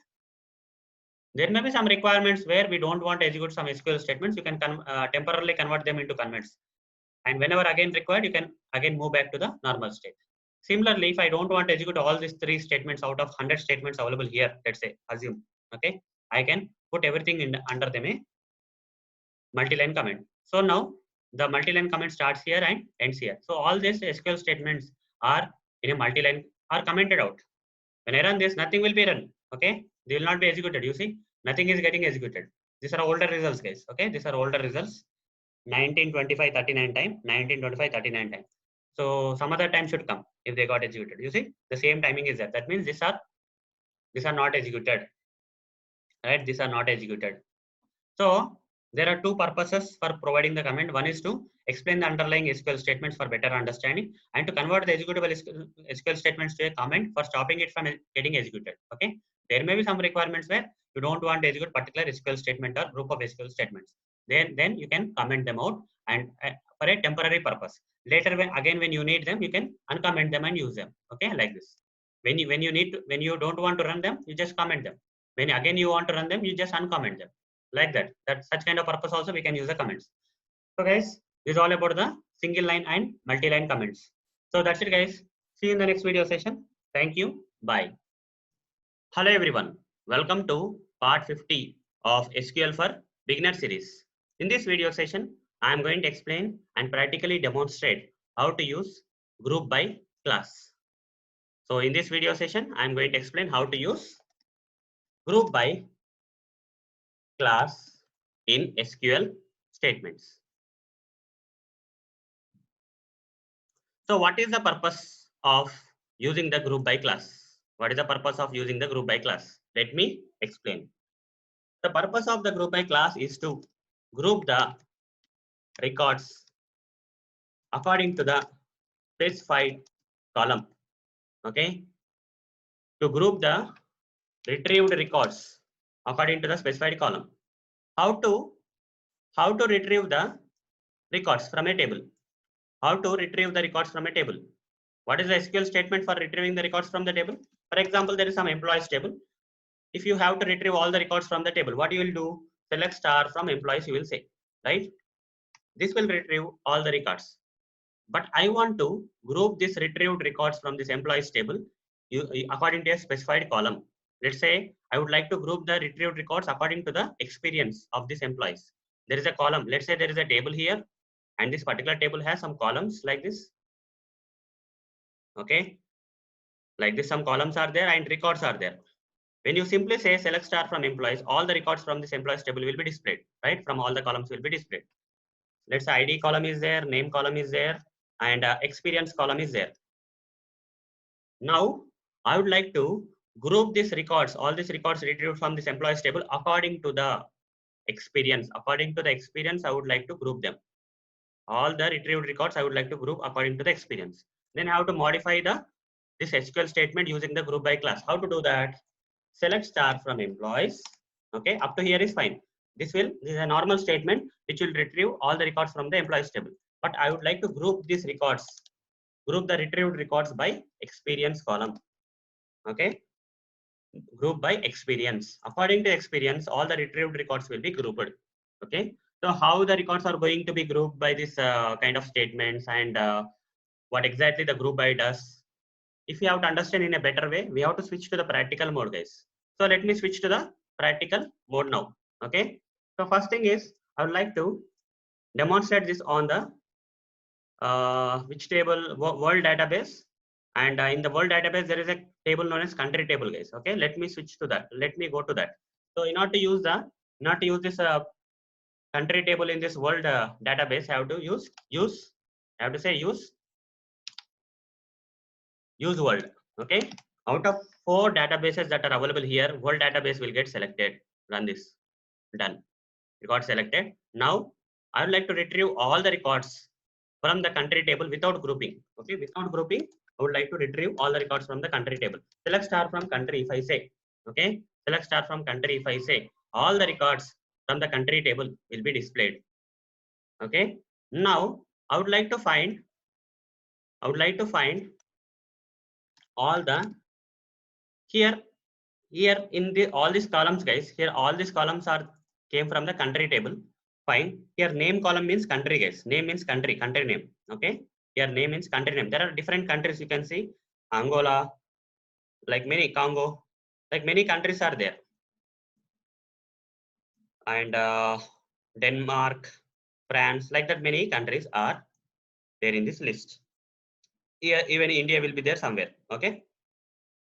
This is how the list will come. That's fine. Now I would like to only display the country names from the country. For that I have to say select name from country. Only the data from the country column, that is name column, will be displayed from the country table. Run this. Only country details will come. But now I want like to find out. Okay, I would like to now find out how many countries are there. Okay, in the world, how many countries are there? So count, I have to use a function known as count, guys. Okay, I explained about this count function in one of the previous videos, how to use that in SQL statements and all. If I say select count of name from country, all the all the countries count will be displayed here. Okay, what is the count of the countries which are there in the world will be displayed. So how many countries are there? Select count of name from country. Any mistake I did? Okay, select star from country again. Run this. Game. Select name from country. Run it. Yeah, it got displayed. Now count of name. Okay, run this. You see, I got the count as 239. Okay, total 239 countries are there in this country table. Now, my requirement is to group this count according to the continent. For example, if I run the select star from country, here a lot of countries are there. So they are like, as you can see, Afghanistan is in Asia. Again, UAE is also in Asia. Then Armenia is also in Asia. Like that, many countries are there in Asia. I would like to group these countries. Okay, I would like to find the count of these countries according to the continent. I don't want the complete count in the world, complete count of the countries in the world. I want to find out the count of the countries in each and every continent. How many countries are there in Asia? How many countries are there in Africa? How many countries are there in Europe continent? How many countries are there in North America? Like that, I want to. For that, I have to simply add the statement group by. Select count of name from country, group by continent. Okay, continent is a column, guys. This column name. Okay, I'm grouping this all this data according to the continent. Run this. Now, continent n is missing here, guys. Let me write it properly. Run it. You see, count of the countries from different continents got grouped and displayed here. But I'm not able to find this 37 is from which continent. For that, simply you can add continent here. Okay, here or before, whatever it's possible. Select count of name, comma, continent from country, group by continent. Okay, run this. Now, North America has 37 countries. Asia has 51 countries. Africa has 58. Antarctica has 5 countries, like that. Okay, you can get the list. So this is how we can use group by, guys. Okay, this is how we have to use group by. So this is how the group by works. And along with this, you can try, guys. Okay, you can try how to use group by with this payment. Okay, so one more example I will give. Let's use this payment table under the Sakila database. In order to move to the Sakila database, you have to first use it. Use Sakila. It will select the database. Now you can perform operations on any particular table that is there under the Sakila database, payment table, let's say. Okay, so I would like to retrieve all the tables from all the records from the payment table. Run this. So all the records from the payment table got displayed here. Many records are there. Total good number of records are there. Okay, so I would like to find the, here you can see amount is there, right? Amount. I would like to find the amount only. I would like to only display the amount. Amount from, select amount from payment table. I don't want to display all the records from all the columns of this payment table. I would like to display all the records from amount column of the payment table. Run this. Same example, guys. I'm repeating with a different database and table. That's it. Okay. So here all the amounts we got. Now if I say select count of, select sum of amount. Okay. I would like to add all this amount. Total, how much amount is there? I would like to find in this particular table. So sum function we have to use. I explained more about sum function in one of the previous videos, guys. So run this, select sum of amount. Total sum of all the records in this payment table is 67,416.51. Okay. Now I would like to categorize this sum. So let me go back, select start from payment. I would like to find the sum of the amount, not for the entire table, but according to the customer ID. For customer ID 1, how much sum of amount is there? I would like to find. For customer ID 2, how much sum of amount is there? Like that I want to find, guys. For that, I have to say select. Okay. Same thing, select sum of amount, group by customer underscore ID. I have to say. Okay. Then you will not get the complete sum of this entire records in the table. You will get the sum of amount of the records which got grouped by customer ID. For customer ID 1, how much sum of amount is there? Only that will be displayed. Okay. So not the total sum of the table. So some customer ID has 118 as some other customer ID has 128 as some. I just want to find out the customer ID also. Here you can add the customer ID, customer underscore ID comma, okay. Select customer ID comma sum of amount from payment group by customer ID. If you run this, the customer ID 1 has the total sum as 118, customer ID 2 has total sum as 128. Like that, according to the different customer IDs, we got different sums. So this is how, guys, we have to use group by class. This is how we have to use a group by class in SQL statements for grouping the retrieved records according to a specified column. So that's it, guys. See you in the next video session. Thank you. Bye. Hello everyone.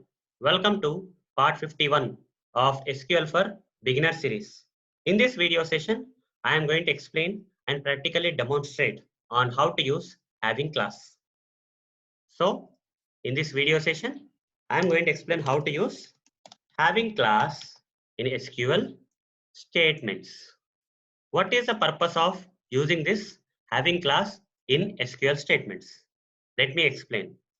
For example, if you want to retrieve all the records from the table, what you will do?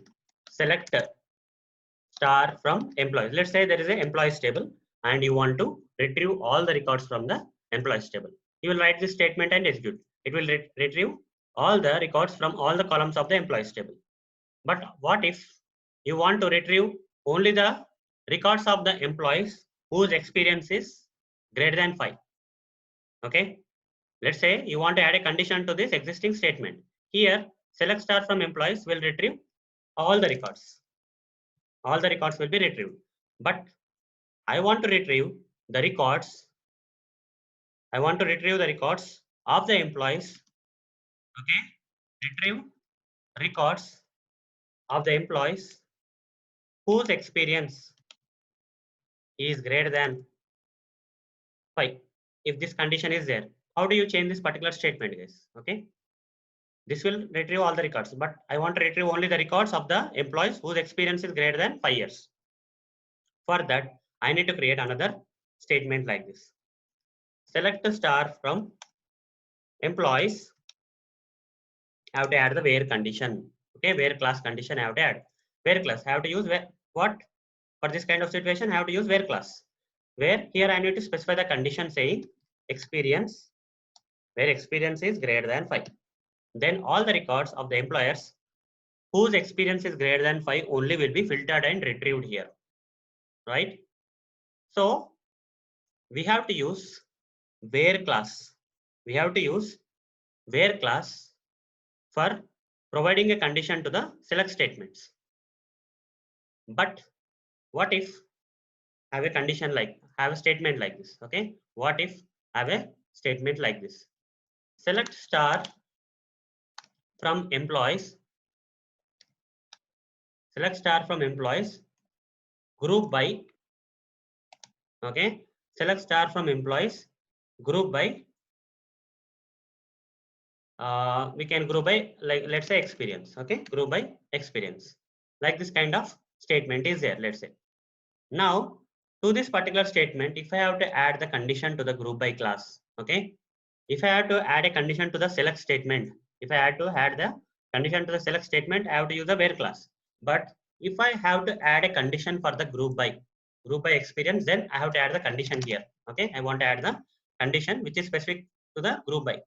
Then where class cannot be used. We cannot use where here. Okay, after group by, we cannot use where here. So what we have to use for such kind of requirements where group by is applied and you want to group by based on some condition. Okay, see this group by class is already explained in the previous video, guys. In the previous video, I already explained how to use this group by class. So after grouping, and if you want to group something based on some condition, if you want to group, okay, here where class is for filtering the records based on some condition, right? Select will retrieve the records and you can filter those retrieval records using the where class condition. So where is related to select. But if you are grouping some records and you want to add a condition on how to group the records, okay, you want to add a condition on how to group the records, then we have to use like having class. Okay, having class we have to use. Having select star from employees group by experience, having some count of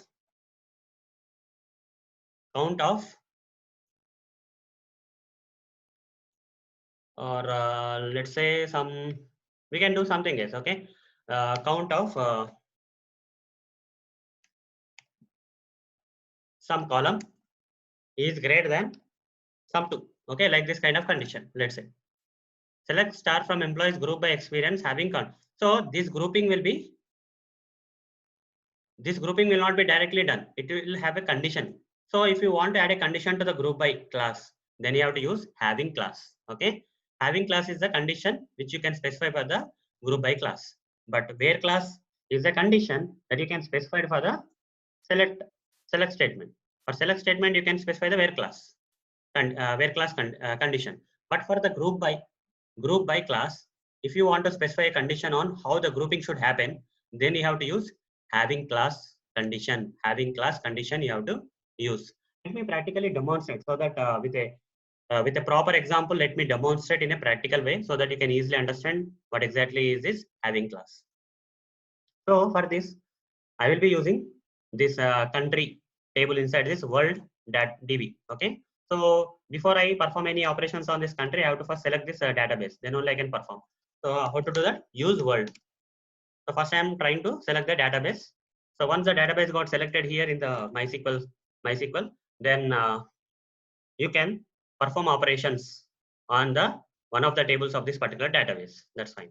Now I'm saying select star from country. Select star from country. It will retrieve all the records.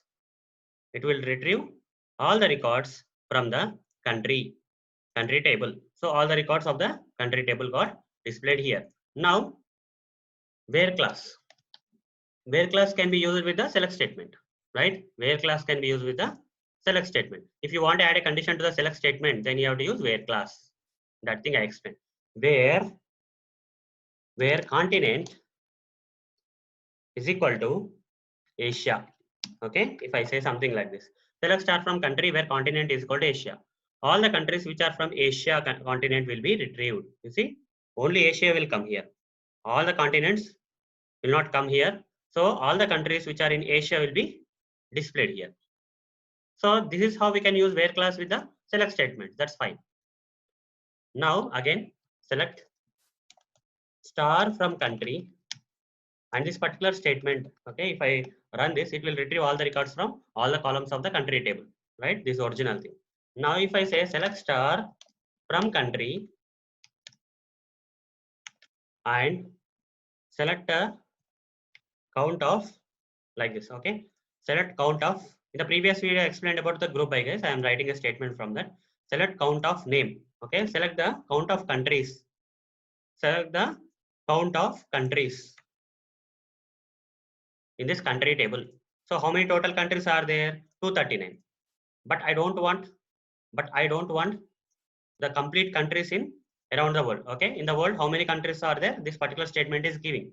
But what I want is, I want to retrieve the count of countries in each and every continent.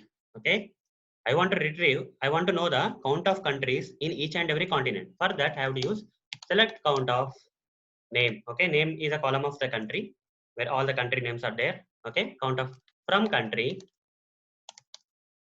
The requirement here is I want to find the count of countries in each and every continent. How many countries are there in a particular continent I want. Okay.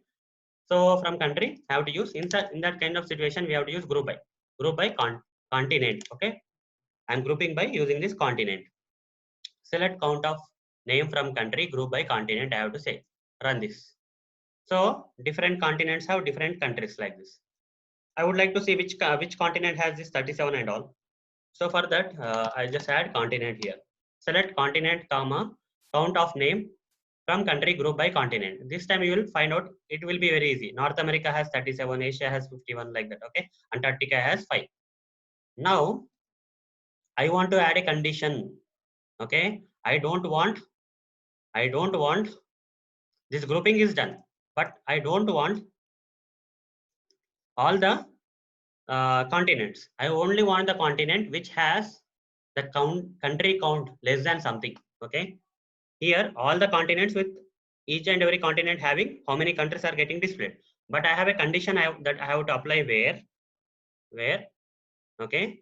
So a particular continent should have this many number of countries only. I mean, such like less than this one or something like that. Let me explain.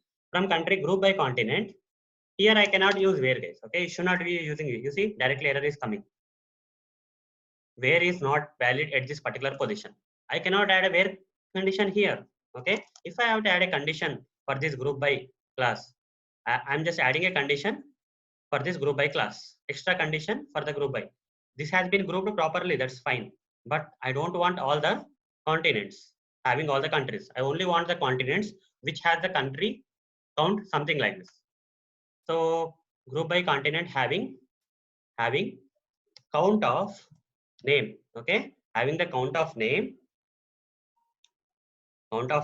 less than 15, let's say. Okay, only the continents, I want to display only the continents whose country count is less than 15.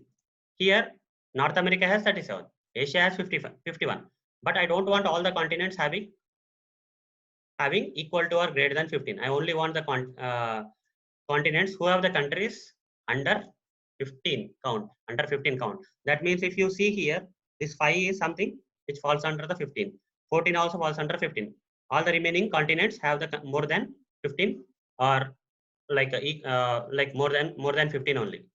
So if I run this, you see only 2 continents having the countries count less than 15 got displayed here.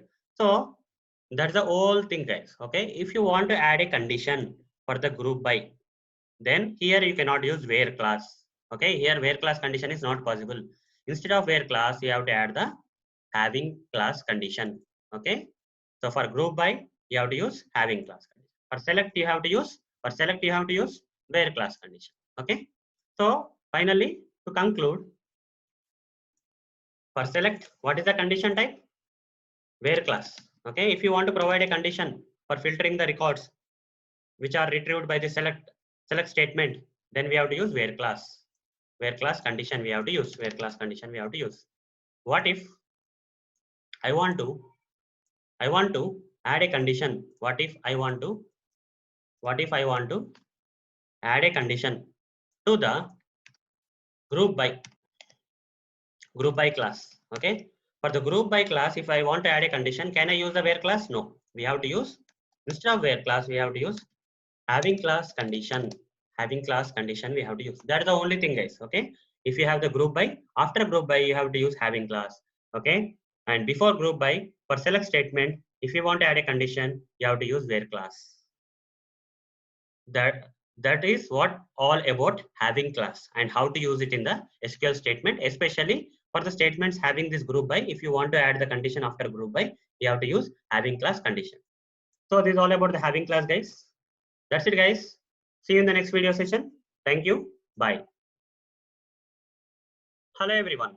Welcome to part 51 of SQL for Beginner series. In this video session, I am going to explain the sequence of using different classes like where class, group by class, having class, and order by class in SQL statements.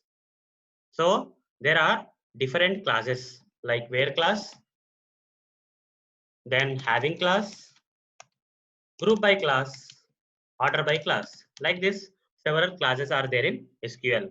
And I have explained all these classes, different classes, separately in the previous videos of this video series. In this video session, I am going to explain the order in which, okay, the order in which we have to use the above classes in SQL statements. Let's say I have to write a single SQL statement. I have to write a single SQL statement. And I want to, in this particular single statement, SQL statement, I want to have all these 4 classes. All these 4 classes I want to write down in a single SQL statement. That is where class, having class, group by, and order by class should be there in the single SQL statement. Is it possible? Yes, it is possible, guys. Yes, it is possible. But what will be the order? Will where class will come first, or will order by class will come first, or group by will come first, or having will come first? what is the order? What will be the order? The order is first where class will come. Okay, first where class. After where class, we have to use group by class. Okay, after where class, the second order is the second item in the sequence is group by. After group by, we have to use having class. After having, we have to use order by class. Okay, this is the order, guys. First where, then group by, then having class, then order by class. Let me practically demonstrate how to use all these four classes in a single statement and in this particular mentioned order. Okay, let's practically see this. So here we have four databases, that is QFox, Sakila, Sys, and World. I would like to use the World database and I would like to work with this country table as part of this example. So for that, I have to first select the database in which the country table is there. That is use World. When I use World, this World database, out of all these databases got selected. Now I am allowed to perform any operations on any tables directly. For example, I would like to perform operations on this country table. Let's say I would like to write a normal statement like select star from country. Okay, general statement like select star from country. So when I run this, it will retrieve all the records from all the columns of this country table, right?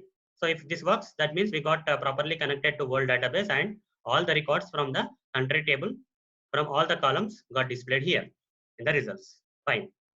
Next thing is I would like to use where class now. Okay. In this SQL statement, I would like to use where class. Select star from country where surface area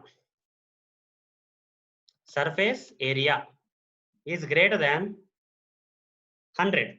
Okay, here some country has a surface area as 193, some country has 65,000, 6,52,000, and some other country has 96, 468, 800 like that, right? I would like to have the countries list filtered according to the surface area. All the countries who have the surface area greater than 100 should be displayed. So all these are 100. Here 96 is something will not be displayed, guys. Okay, when I run this, you will see all the countries here in this retrieval list having the surface area greater than 100 only. Here 193 is greater than 100, 468 is greater than 100. You will not find any other things less than or equal to 100. Greater than 100 only. If the surface area is greater than 100 only, then only that country's list got displayed here. That's the first thing.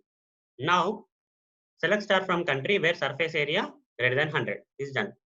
Now I would like to group all these countries. Okay, I would like to group. So next thing I would like to do is group by. Okay, group by continent. So here I am going to change this as count of name. Fine. Select count of name from country where surface area is greater than 100. Okay. Group by continent. What does it mean? So as explained in the previous video, group by is used for grouping the records, right? Grouping the records according to a specified column. Here I would like to group all these records according to the column, and here what should be grouped according to this according to this continent column. What should be grouped? I would like to count the number of countries. Okay, I would like to get the count of the countries in each and every continent. For example, in Asia continent, how many count of countries are there? How many countries are there? In Africa, how many countries are there? Like that. Okay, so run this. The count of countries in each and every continent got displayed here. Because of this group by only this is possible, as explained in one of the previous videos. Now I would like to know for which continent this particular count is coming. For that, let me add a continent name here. Okay, continent comma column name, continent comma count of name. For this particular continent, these are the number of countries which have the surface area greater than 100. Okay, and all these are like grouped by continent only, right? All these records. Now we have only got something around 7 records we got, because there are 7 continents. In this particular table, entire table, there are 7 continents. That's why we only got 7 records, because we are grouping a continent. Now if I run this, that group by continent, okay, first continent North America, 35 countries are there who are having the surface area is greater than 100, like that. Okay, then that's fine. Now another condition I would like to put on the top of the group by. I would like to put another condition, that is having condition is this continent count, this countries count in that particular continent should be greater than 30. Okay, should be greater than 30, then only display. Count of name, having count of name is greater than 30. Greater than 30 only, you have to display that continent. Okay, here, run this. You see, only 4 came this time. Out of 7, only 4 continents displayed whose count is greater than 30, whose country's count is greater than 30. So North America, Asia, Africa, Europe came. Now, one more thing, one more class I would like to add to this particular single SQL statement. That is, I would like to order this count in ascending order. Okay, here 35, 50, 57, 42. Some random order is there, right? First 35 is there, then 50k is there, 57 is there, again 42 is there. But I would like to have this thing in ascending order. That means lowest number to the highest number. After 35, I need to get 42 here.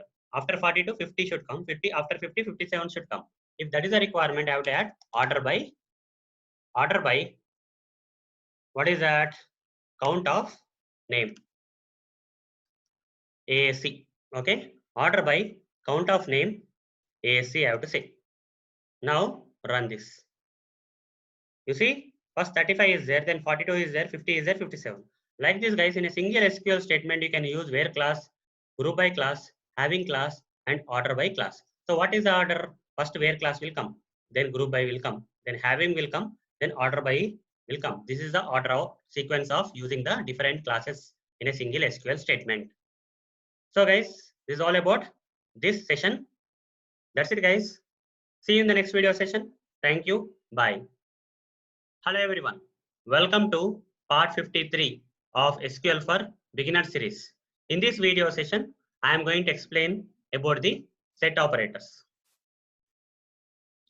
In this video session, I am going to explain about the set operators. So, before I explain further, we have to find out what is the purpose of the set operators.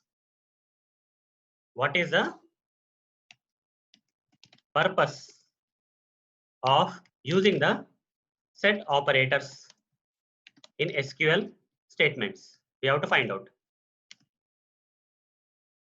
So let me explain in a detailed way. For example, there is one table here. Okay, there is one table. Let's name this table as EMP1 table. EMP1 table is there. And there is another table also. There is another table also. Let's name this table as EMP2. There are two tables. Suppose if you want to retrieve the data from the EMP1 table, what you will do, guys? You will write the statement like select star from EMP1. What will happen when you run this or run or execute this particular statement, select star from EMP1? It will retrieve all the records that are there in this EMP1 table. Now, what if I want to retrieve all the records from the EMP2 table? Similar kind of statement I have to write. Select star from EMP2. I have to write. Okay. Select star from EMP2. This will retrieve all the records from the EMP2 table. But this so far good. But if I want to retrieve, okay, instead of using the separate statements, if I would like to retrieve the data from both these tables, EMP1 and EMP2 together, okay, if I would like to retrieve the records from EMP1 table and EMP2 table together as a single result set, here one set of records are coming, here another set of records are coming, but I want this both records to come here at a time from two tables. Okay, at a time from more than one table, I would like to retrieve the records. How to do that? By using the set operators, we can do that. That is, what we are going to do is, we are going to do something like this. Select, for example, these two tables are there. How to use set operators? Let me explain. Select star from EMP1. Okay, this will retrieve the records from the first table, right? Now here, I will use set operator. Okay, some set operator I will use here, followed by again select star from EMP2. How many select statements are there? Two select statements, which are used along with select star from EMP1, set operator, select star from EMP2. That means this is now a single statement, not two statements. Okay. So here when I say simple select star from EMP1, it will only retrieve the records from only EMP1 table. If I say select star from EMP2, it will only retrieve the records only from the EMP2 table. But if I say select star from EMP1, set operator select star from EMP2, it will retrieve the records from both the tables. Okay. We'll get a result of records which are from both the tables. That is EMP1 table and EMP2 table will be displayed here. So this is the purpose of the set operators, guys. There are different type of set operators. Now we understood what is the purpose of the set operators, but there are different set operators that we can use in SQL statements. So what are the different set operators we have that we can use in the SQL statements? One is union operator. Second one is union all operator. Third one is intersect operator. Fourth one is minus operator. Like this, we have four operators: union operator, union all operator, intersect operator, and minus operator. So how these operators are different from each other? Let me explain. So let's take another example. Let's say there is a table, guys. Okay, I'll take very simple example. So here, let's say this is EMP1 table. This is EMP2 table. Two tables are there with the names EMP1 and EMP2. Let's assume that only one column is there in this particular table. Okay, only one column is there in this particular table. Here in EMP1, the column name is ID. In EMP2, the column name is NUM. Okay, something. Now there are some records. Like this, there are some records in the EMP1 table and EMP2 table. The EMP1 table, there are records like 1, 3, 5. Okay, 1, 3, 5. Here we have records like 2, 3, 4. 2, 3, 4. 1, 3, 5, 2, 3, 4. Like that kind of records are there. Now, if I use union operator, so if I say select star from employee, select star from EMP1, what will happen? If I say select star from EMP1, what will happen, guys? This 1, 3, 5 will be retrieved. Okay. If I say select star from EMP2, okay, select star from EMP2, it will retrieve 2, 3, 4. Here 1, 3, 5 will come, here 2, 3, 4 will come. But if I say select star from EMP1, if I have to use union operator, how to use? Select star from EMP1 union. I can move it to next line if I want. I can break this. Select star from EMP2. Like this I can use. So select star from EMP1 union select star from EMP2. So I am using two select statements and I joined these two select statements with this set operator known as union operator. In this kind of situation, what kind of result we'll get? When we use union, what result we'll get? We have to find out. Okay. So for that, let me draw a diagram here.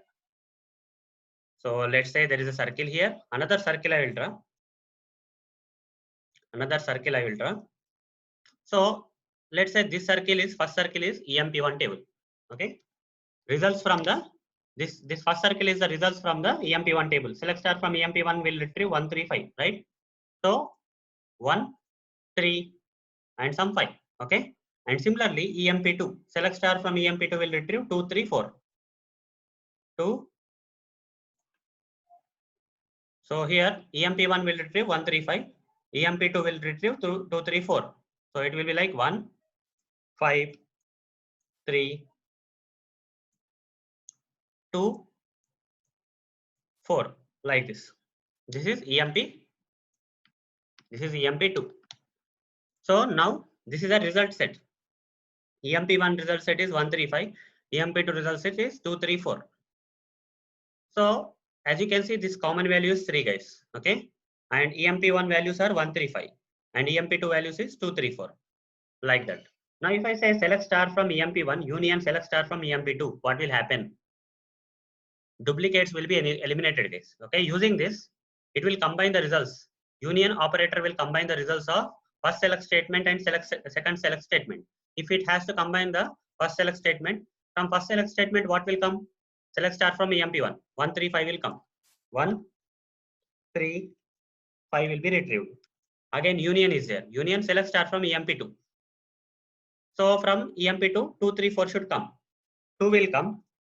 When try to take 3 from this select statement, 3 is already there, right? From EMP1, 3 already came. So 3 will be ignored. Then 4, like this. So the result set, okay, this is the result guys. This is the result of this select star from EMP1 union select star from EMP2. So 1, 3, 5 will come. 2, 3 is already came. So it will be ignored. 4, 1, 2, 3, 4, 5 will come. Okay, all the values without any duplicates will be there. That is a union operator. Now, what about union all? Second operator. If we use union all operator, in place of union operator, if I use union all, select star from EMP1, union all, select star from EMP2. In this kind of situation, what will happen is, union all will not ignore the duplicates. Okay. Select star from EMP1, what results will come? 1 will come, 3 will come. From EMP1, what are there? 1, 3, 5 are there. 1, 3, 5 will be there. Okay. And union all, select star from EMP2. From EMP2, 2, 3, 4 are there. 2 will come from second table. 3 already came, but union all will not ignore the duplicates. That means 3 will again come. Okay. 1, 3, 5, 2, 3, 4. This is the result of the union all. In case of union, this duplicate, 3 duplicate will not be allowed. But in case of union all, even though the duplicate value already exists, it will again retrieve the value. That means 1, 3, 5, 2, 3, 4 will come. So 6 values came. This is union all. What about if you use another operator, that is intersect? What will happen? In case of union all, in the place of union all, if I use intersect operator, intersect, okay, select star from EMP1, intersect select star from EMP2. What will be the result? The result will be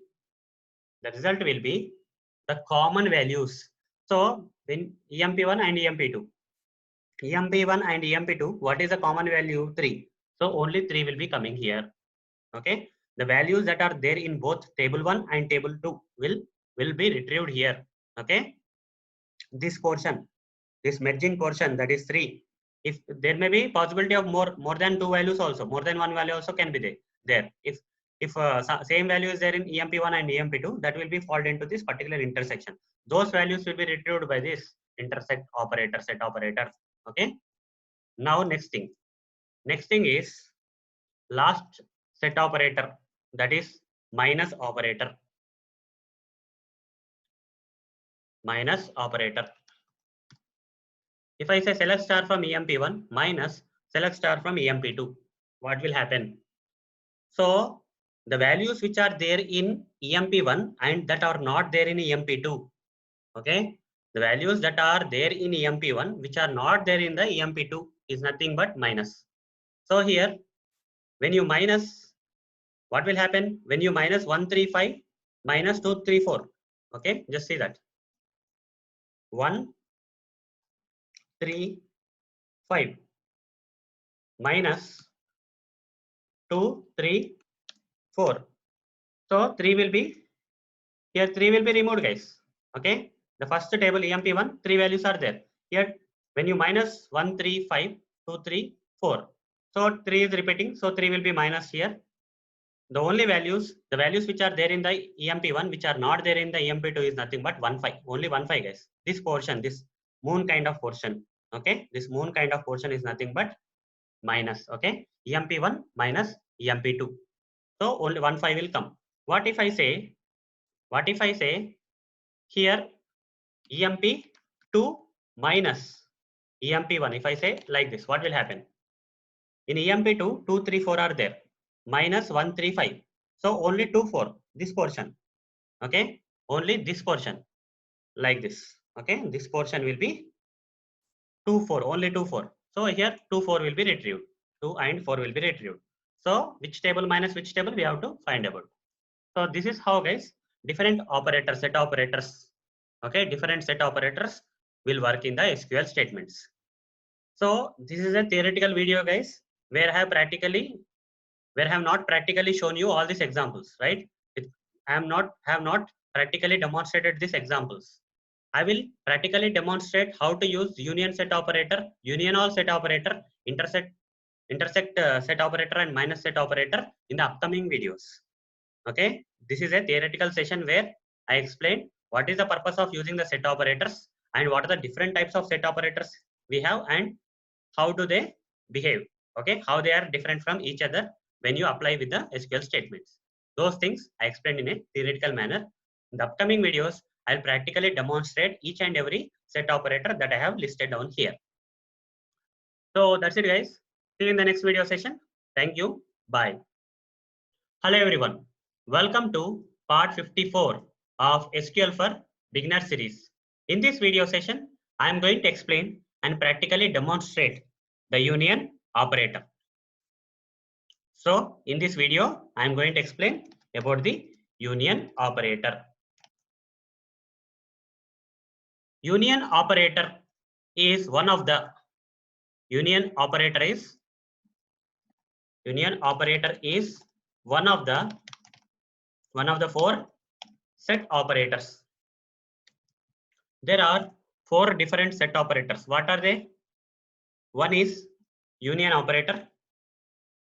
The next set operator we have is, there are four set operators.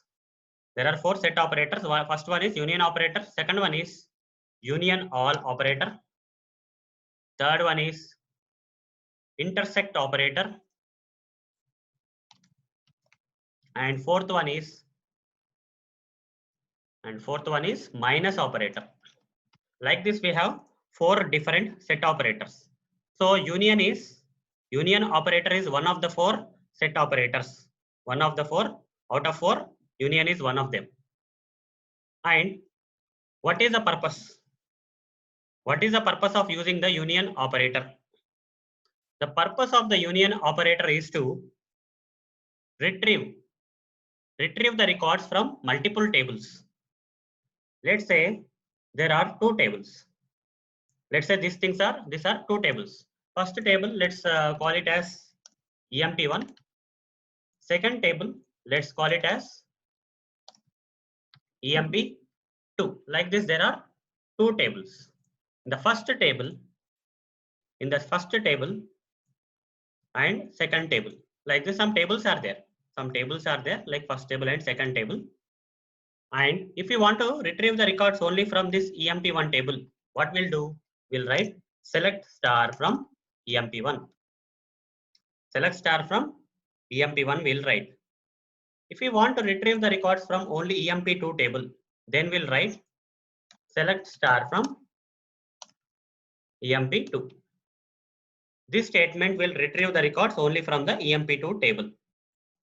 Now, if I want to retrieve the records from both the tables at a time, I would like to retrieve both the records from both the tables.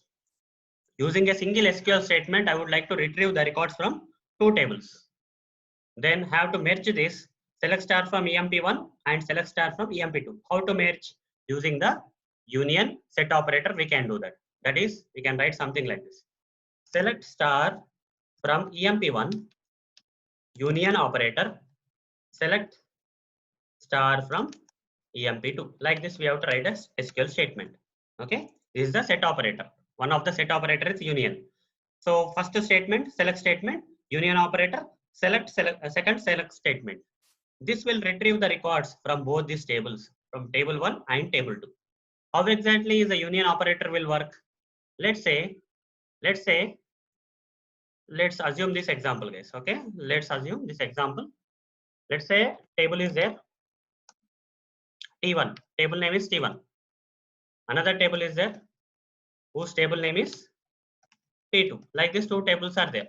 Okay, T1 and T2 tables are there. let's say only one column is there in this particular tables. Okay, just to make your understanding simple, I'm just providing only single column. In this T1 table, I have ID column. In the T2 table, I have NUM number column. Okay, number column is there in one table and ID column is there in another table. In the T1 table, I have the record something like this. Okay, let's say here we have 1, 3, 5. Here we have 2, 3, 4. Like this values are there, like this records are there. So if I say select star from T1, what will happen? Select star from T1. What will be the result? The result will be 1, 3, and 5. This will be the result 1, 3, 5. Whatever the records that are there in the T1 will be retrieved. If I say select star from T2, what will be the result? The result will be 2, 3, 4. This will be the result from this select star from T2 table. Okay, T2 table. Fine. Now if I say select star from T1 union select star from T2, like this. Okay, single statement. Two select statements are there in the single statement. Select statement 1, select statement 2. In between, union operator is there. Select star from T1 union select star from T2. Here two tables are there. From two different tables we are retrieving the records. So using the union operator. How the union operator will work in this kind of case? For this, let's draw this diagram. Very easy to understand using this diagram. So this is T1 guys. Okay, this is T2. Now here in T1 we have 1, 3, 5. 1, 5, and here 3 I am writing. And in T2 we have 2, 3, and 4, like this. Now if I say select star from T1, 1, 3, 5 is there. Select star from T2, other side, 2, 3, 4 are there. 1, 3, 5, 2, 3, 4. How many values are there? 1, 3, 5. So 6 values are there. Here 3 values are there. Here 3 values are there. Are there any duplicate values in between these two sets of values? In 1, 3, 5 and 2, 3, 4, are any duplicate values are there? Yes. 3 is duplicated here, right? 3 is somewhere here. It's a duplicate value. So this will be coming only once. Okay, 3 will be coming only once. So we'll be getting all the values that are there in this diagram. Okay, all the values that are there in this diagram will get. That is 1, 2, 3, 4, 5. Total 1, 2, 3, 4, 5 will be the result. 1, 2, 3, 4, 5 will be the result. Okay, here 1, 3, 5 is there, 2, 3, 4 is there. The combination of 1, 3, 5 and 2, 3, 4 with the help of union operator is 1, 2, 3, 4, 5. The duplicate value 3 will not be, 3 will be ignored. Only one time it will come. The duplicate value 3 will again, it will not be like this. Okay. So 1, 2, 3, 4, 5, 3. It will not be the result, guys. Okay. If you use union operator, this duplicate value is ignored. Only one value. Okay. If this 3 is duplicated, only one time it will come here. Here you see 3 is only one time, not two times. So duplicate values will not be allowed in the results. That is 1, 2, 3, 4, 5 will come. That's the purpose of the union operator, guys. With the help of union operators, we can eliminate the duplicates, right? We can eliminate the duplicates. Instead of getting the same 3 twice here, we only got the 3 once. That means the duplicate got eliminated. Duplicate value 3 got eliminated. Only the one time 3 got allowed. Okay, 1, 2, 3, 4, 5 will be the result. So let me practically demonstrate various examples on this union operator so that you will understand all this concept in a better way. So for that, let me go to this MySQL workbench where we have 4 databases here, right? So I will use QFox database for this. Use QFox.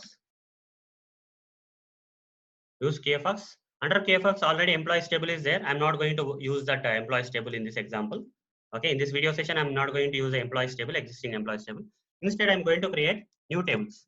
Create table T1. Okay, create table T1. The brackets say ID and data type as int. ID is the name of the column and only one column is there with the name ID and it has the data type as int. Let's run this create table.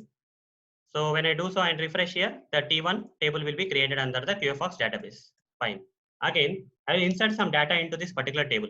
Insert into T1 values. Insert into the table name, that is T1. Just now created table is T1. Into that I am inserting the values like only one column is there. So 1, run this. One column got one row got inserted. If you say select star from T1, the inserted record will be displayed here. You see, only one value under the ID column got displayed here. Similarly, I am going to insert another record into the T1 table. This time 1 3. I am going to insert 3. Similar thing, guys. Okay, ID with 135. I want to insert into T1 table. So run this. Now there will be 2 records. First record value will be 1. Second record value will be 3. Similarly, another record I will insert into T1 values 5. Okay, 5. Run this and select star from T1. You will get 135 inside this under this ID column of this T1 table. So this is enough. Okay, this is enough for the T1. Now I'm going to create another table. Create table T2 with NUM as the name and int as the data type. Column name is NUM and its data type is int. So insert into T2 values. Here I'm going to insert 2. Okay, first let me create this table. Run this. Table got created and insert into T2 with the value 2. Now if I say select star from T2, only one record we have inserted into the T2, that is the value 2. So that 2 will come here. Similarly, let's insert more records. T2 values. Okay, values 3 again. Okay, here also in T1 also the value 3 is there. T2 also I am just trying to insert the same value, that is 3. Run this. Select star from T2. Run this. 2 3 came.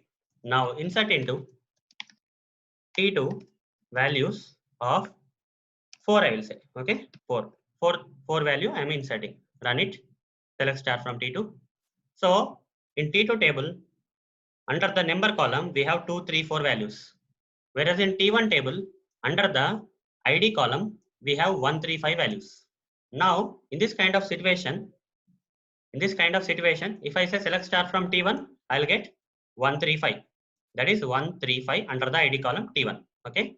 If I say select star from T2, I am getting 234 under the number column of T2. Right. Now the time has come for us to use a union operator. What will happen if I use a union operator? The duplicates will be eliminated. All the records from both the tables. Here in the first table there are 3 records. In the second table also 3 records are there. So how many records should come? 6 records should come. But there is a duplicate known as 3 here. 3 is duplicated here. So duplicate will be eliminated if you use this union operator. Now these 2 statements, select star from T1 statement, take this statement here and copy here, and other statement is select star from T2. Okay. So the first statement is ending at T1. I am removing the semicolon so that it will not end. And here I am adding the union operator. Select star from T1, union, select star from T2. This is a single statement or not? You can convert. It is a single statement, guys. You can write in a single line also. Okay. Select star from T1, union, select star from T2. How many select statements are there? First select statement and second select statement. In between that union operator is there. For better understanding, you can break it into 2 parts. They are like into new lines. Select star from T1, union, select star from T2. So using this union operator, the records from both T1 table, all the records from the T1 table and all the records from the T2 table will be retrieved. But union operator will eliminate the duplicates. If there are any duplicates which are already there, 3 is already there in the T1. Okay, when you say select star from T1, 135 will come. Again, when you say select star from T2, again 234 is going to come, but 3 is already there in the existing 135. So it is a duplicate value, it will be eliminated. So we'll get the result as 13524. 13524. This 3 is a duplicate, so it will be eliminated by the union operator. Run this and see whether we are getting the same result or not. 13524. So the second 3 is a duplicate value, so it got eliminated by the union operator. So we are getting the records from both the tables, but the duplicates are not allowed by this union operator. Duplicates are not allowed by this union operator. That's how the union operator works. Fine. So here, to make your understanding simple, I have only use a single column. Okay, single column. Here, instead of star here, we can use select ID from T1. In the T1 we have ID column, right? Select ID from T1, union, select number. Okay, number column. Only one column, right? So okay, you can directly use like this. Select ID from T1, union, select number from T2. So like this, if you run this, the same result you will get 13524 without any duplicate. Eliminate duplicate 3 value will be eliminated, and only this 3 value will come only once. 13524 will come. So instead of six records, we got only 5 records because one record is a duplicate of the existing value. Okay, but that is there in the other table called T1. So like this, union operator is going to work and is going to combine these two select statements to get the results from two tables and eliminate the duplicate values at the same time. Now, so far we have used only single column just for understanding purpose. Now let's use multiple columns. Okay, 2 columns or 3 columns like that. Okay, let's use the 2 column. So for that, let's clear this stuff. You can drop, guys. Okay, we are done with the T1, right? So drop table T1. This will delete the table. Run this table T1 one is gone. Okay, so refresh. T2 is already also there. So let's drop T2. Drop table T2. Even T2 will be removed. So both the tables got removed. Now freshly create another table. Create table EMP1.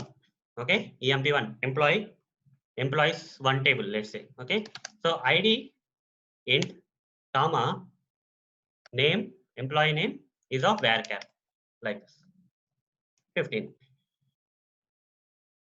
So another like this particular table I'm newly creating, which has 2 columns, that is ID column and name column. Now this particular table is going to be like this. Let me diagrammatically draw also at same time. Create table EMP1 ID int name varchar. So the table is like this. The table name is EMP1. It has 2 columns. It has 2 columns. First column name is ID. The table I am creating has the first column name as ID, and the other column name is name column like this. So in this table I'm going to insert few records. Okay, I'm not inserted here. I just created the table for now. I just created the table, that is EMP1 table, having the ID as int, a data type, and name as varchar data type.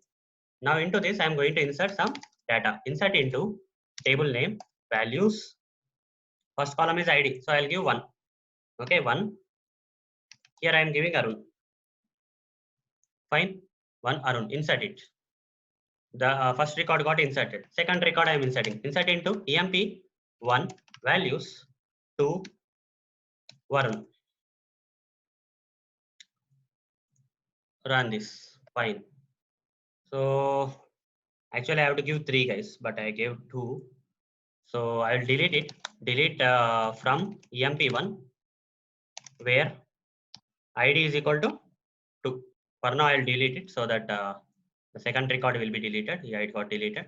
Now if I say select star from EMP1, only one record will be there, that is 1 Arun will be there. Now I am trying to insert second value. Insert into EMP2, sorry, EMP1 values 3 comma Varun.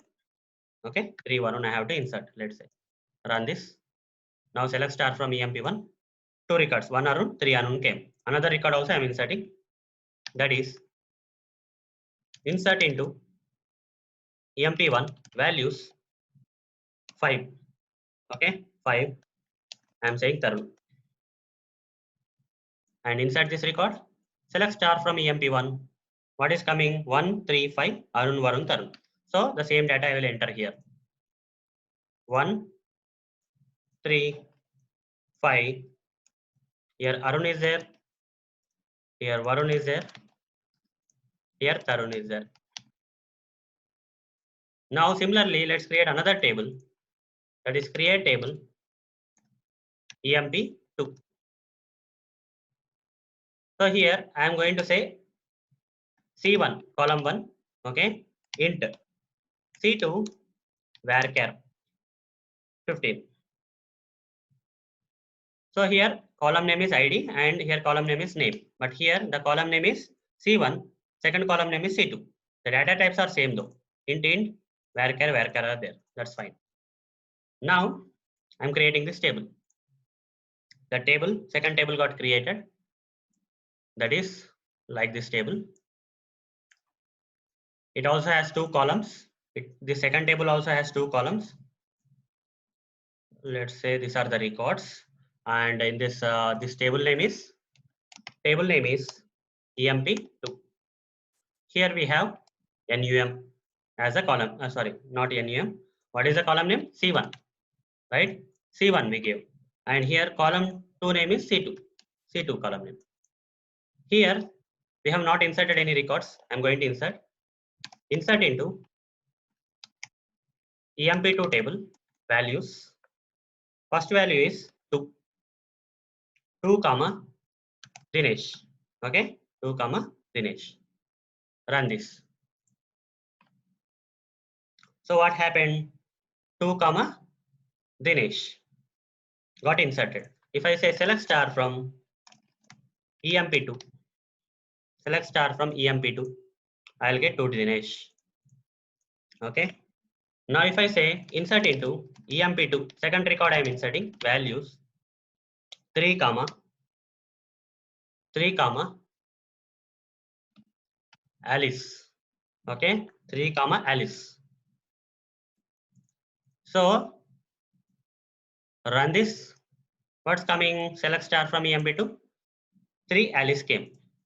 Now insert into emp2 values 4 comma Kiran. 4 comma Kiran. This is the third record I'm inserting.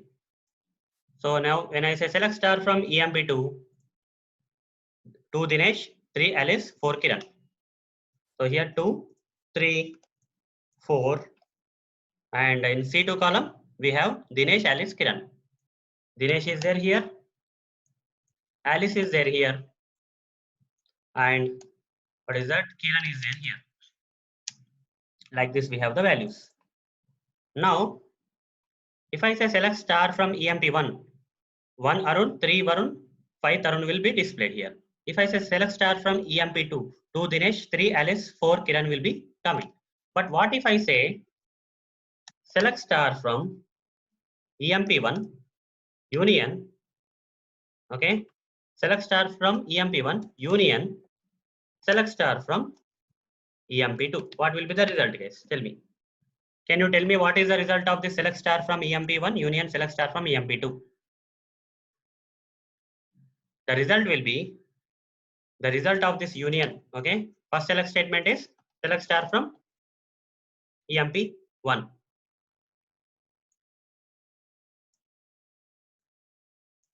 Select the star from emp1. Okay, like this. This side we have select star from emp2. So in between we have the union operator. This is a single statement, and we have the union operator in between these two select statements. Select star from emp1 will retrieve first this from left to right, it will be executed. Select star from emp1 will retrieve first like this, A Arun. Okay, A Arun will be retrieved, followed by 3 Varun will be retrieved. Then since we have said asterisk symbol here, select asterisk. Asterisk means all column values should be retrieved. That is 1 Arun, 3 Varun, and finally 5 Tarun will be retrieved. That's fine. Now union operator came in between, so we have to even execute this statement as part of the single statement. Select star from emp2 will retrieve 2 Dinesh. Is 2 Dinesh duplicate of any existing values? No. So 2 Dinesh is allowed. 2 Dinesh is allowed. Let me move it here so that we can see everything. So after 2 Dinesh, because 2 Dinesh is not there here, the next record is 3 Alice. 3 is already there. Is it a duplicate or unique? 3 is already there, guys. Okay. So this record 3 is already there here. Here 3 is there. Again here 3 is there. Will this be considered as duplicate? No, guys. 3 Varun is different from 3 Alice. Right? 3 plus Varun is different from 3 plus Alice. That's why it will be allowed. 3 Alice will come. Okay? Because 3 here we set star. All columns. Okay? So combination of the columns we have to see as a duplication. So here 3 Varun will become 3 Varun. And 3 Alice will become 3 Alice. 3 Varun is different from 3 Alice. Like that it will be treated. Then 4 Kiran will come. Like this, all the records from both the tables will be retrieved in this kind of example. Okay, 1 Arun, 3 Varun, 5 Tarun, 2 Dinesh, 3 Alice, 4 Kiran. Because 3 Varun is different from 3 Alice. Like this, all the records will be displayed. Let's run this and see. You see all the records. 1 Arun, 3 Varun, 5 Tarun, 2 Dinesh, 3 Alice. So even though 3 is there, 3 plus Varun is different from 3 plus Alice. Okay, that's why it's not treated as a duplicate. And union operator has not eliminated because 3L is different from the 3 Varun. Like that. Now what if I do a small change to this particular table? I will do a small change to this particular table. That is, here for the ID 3, the value is Alice. But in the first table, for the ID 3, the value is Varun. What if I change the Alice to Varun here in the second table? Update EMP2. Okay. Update EMP2. Set column name is C2 is equal to Varun. Set, I'm just updating this Alice in this EMT2 table to Varun now. Set C2 where ID is equal to 3. I already explained how to update the existing value in the table, right? Using this update statement in one of the previous videos. If you run this, so some error came here. What is saying unknown column ID. So it's not ID, right? C1, right? So I have to say C1 here. Okay. So update EMP2 table, set the C2 column. Okay. C2 column to column value to from Alice to Varun we have to change. How we know that this is Alice? Because C1 is 3. For C1 is called 3. Alice is there. We are going to replace this Alice with Varun. So like this we have to run it. So now it got updated, guys. Now if you say select star from EMP2, the records will be 2 Dinesh, 3 Varun, 4 Kiran. So here instead of Alice, what is there? What we have updated in this particular table in employee 2, Varun we have updated.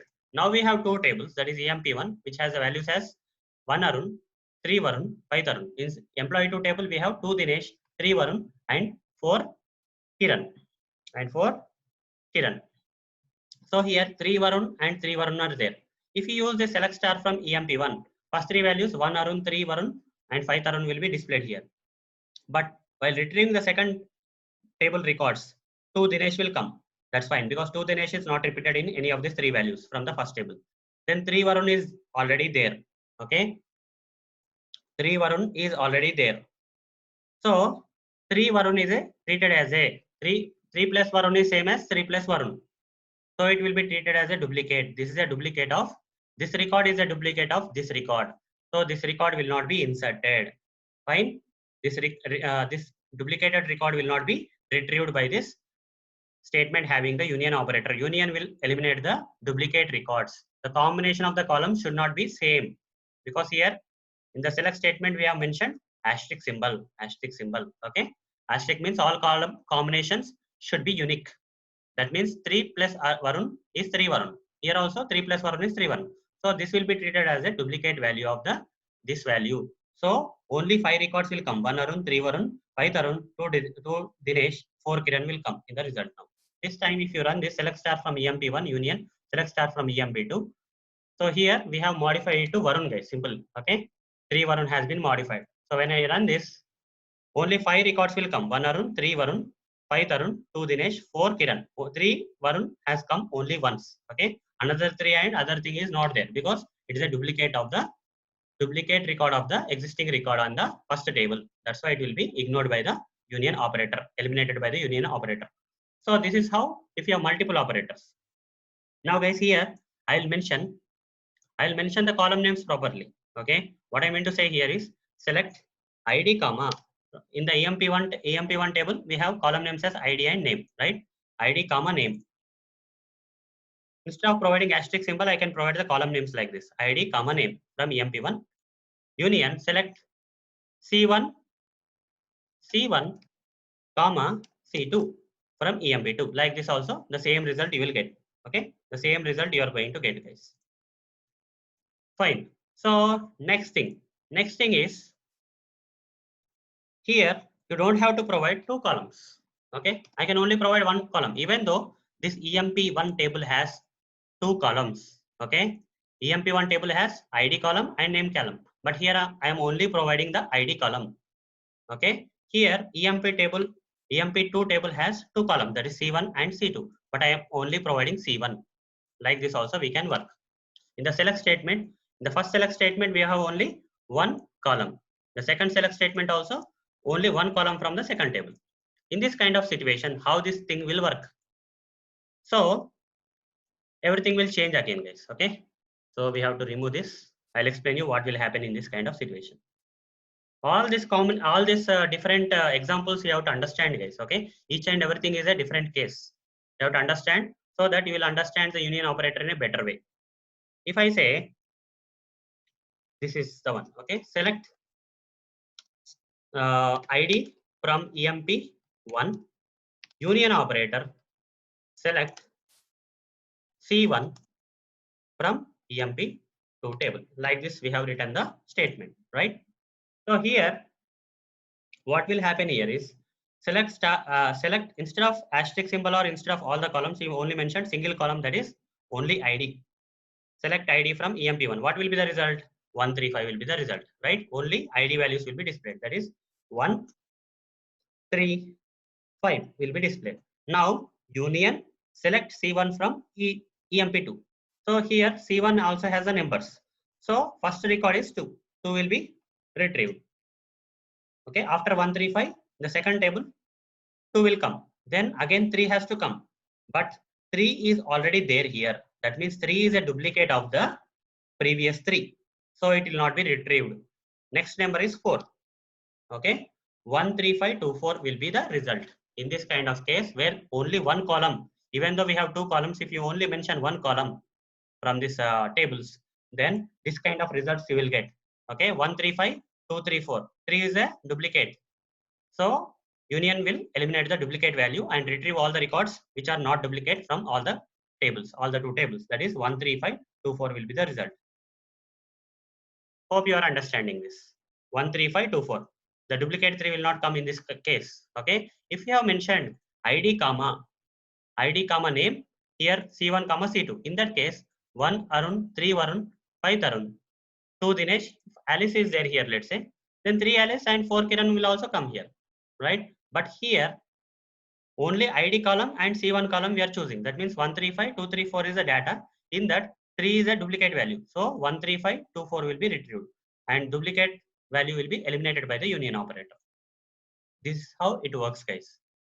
Now, what if we have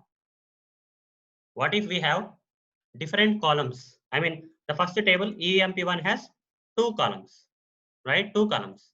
Another table, if it has three columns, what will happen? Let's find it out. So I'll remove this. I'll just move it down. I'm creating another table. Create table EMP3 where ID. Here EMP3 has C1 as int, C2 as varchar, and again C3 as int. So how many columns are there? Here in EMP1 we have two columns. In EMP2 EMP3 we have three columns, C1, C2, C3. Three columns are there. Run this. I'm creating a third table. Insert into EMP3 values. Here I'm going to specify 2 Dinesh 12. Okay, like 12. This value is 12. Again, insert into EMP3 values 3 comma 3 comma, let's say Varun, comma, 5, sorry, 5. Then insert into emp3 values 4 comma, Kiran comma, 7. So we already created the employee emp3 table. Now I'm inserting all the records. Now if I say select star from emp3, all the 3 records that got recorded inserted in the emp3 will be displayed here. 2 Dinesh 12, 3 Varun 5, 4 Kiran 7. So here in place of emp2 we got another table, that is emp3 table. Okay, here we have emp1 table and another table I created, that is like this. It has 3 columns guys, not 2 columns. 1 column, 2 column and 3 column. So in this there are some records. There are some records. Table emp3. This is emp3 table. First column name is C1, second column name is C2, third column name is C3. The first column, the value is 2, 3, 4. Here we have Dinesh. Here we have Varun. Here we have Kiran. And experience is or C3 is 12, 5, 7, let's say. Okay.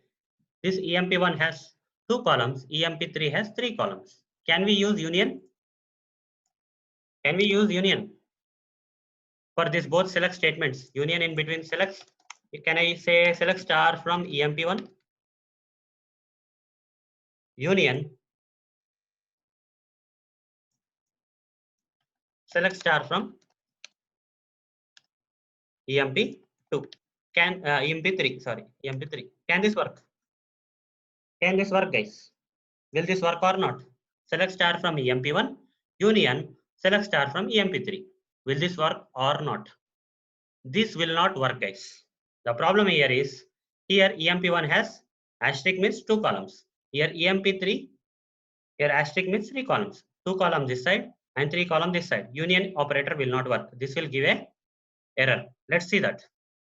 So what I mean to do is just removing all this stuff. So here we have only 2 tables, EMP1 and EMP3, where EMP1 has 2 columns, EMP3 has 3 columns. In that case, can I apply the, if the 2 tables have different columns, different number of columns, and if I provide select asterisk from EMP1 union select asterisk from EMP3. Okay, like this. This statement will not work, guys. You see, you got an error saying that different number of columns. This table has 2 columns, this table has 3 columns. So they are not matching. But there is a way, guys. The way is, you should not be using this asterisk symbol here. Okay. Let's say, I will say select ID, comma, name from EMP1, followed by union select C1, comma, C2 from EMP3. Okay. Even though EMP3 table has 3 columns, I am only providing 2 columns. Okay.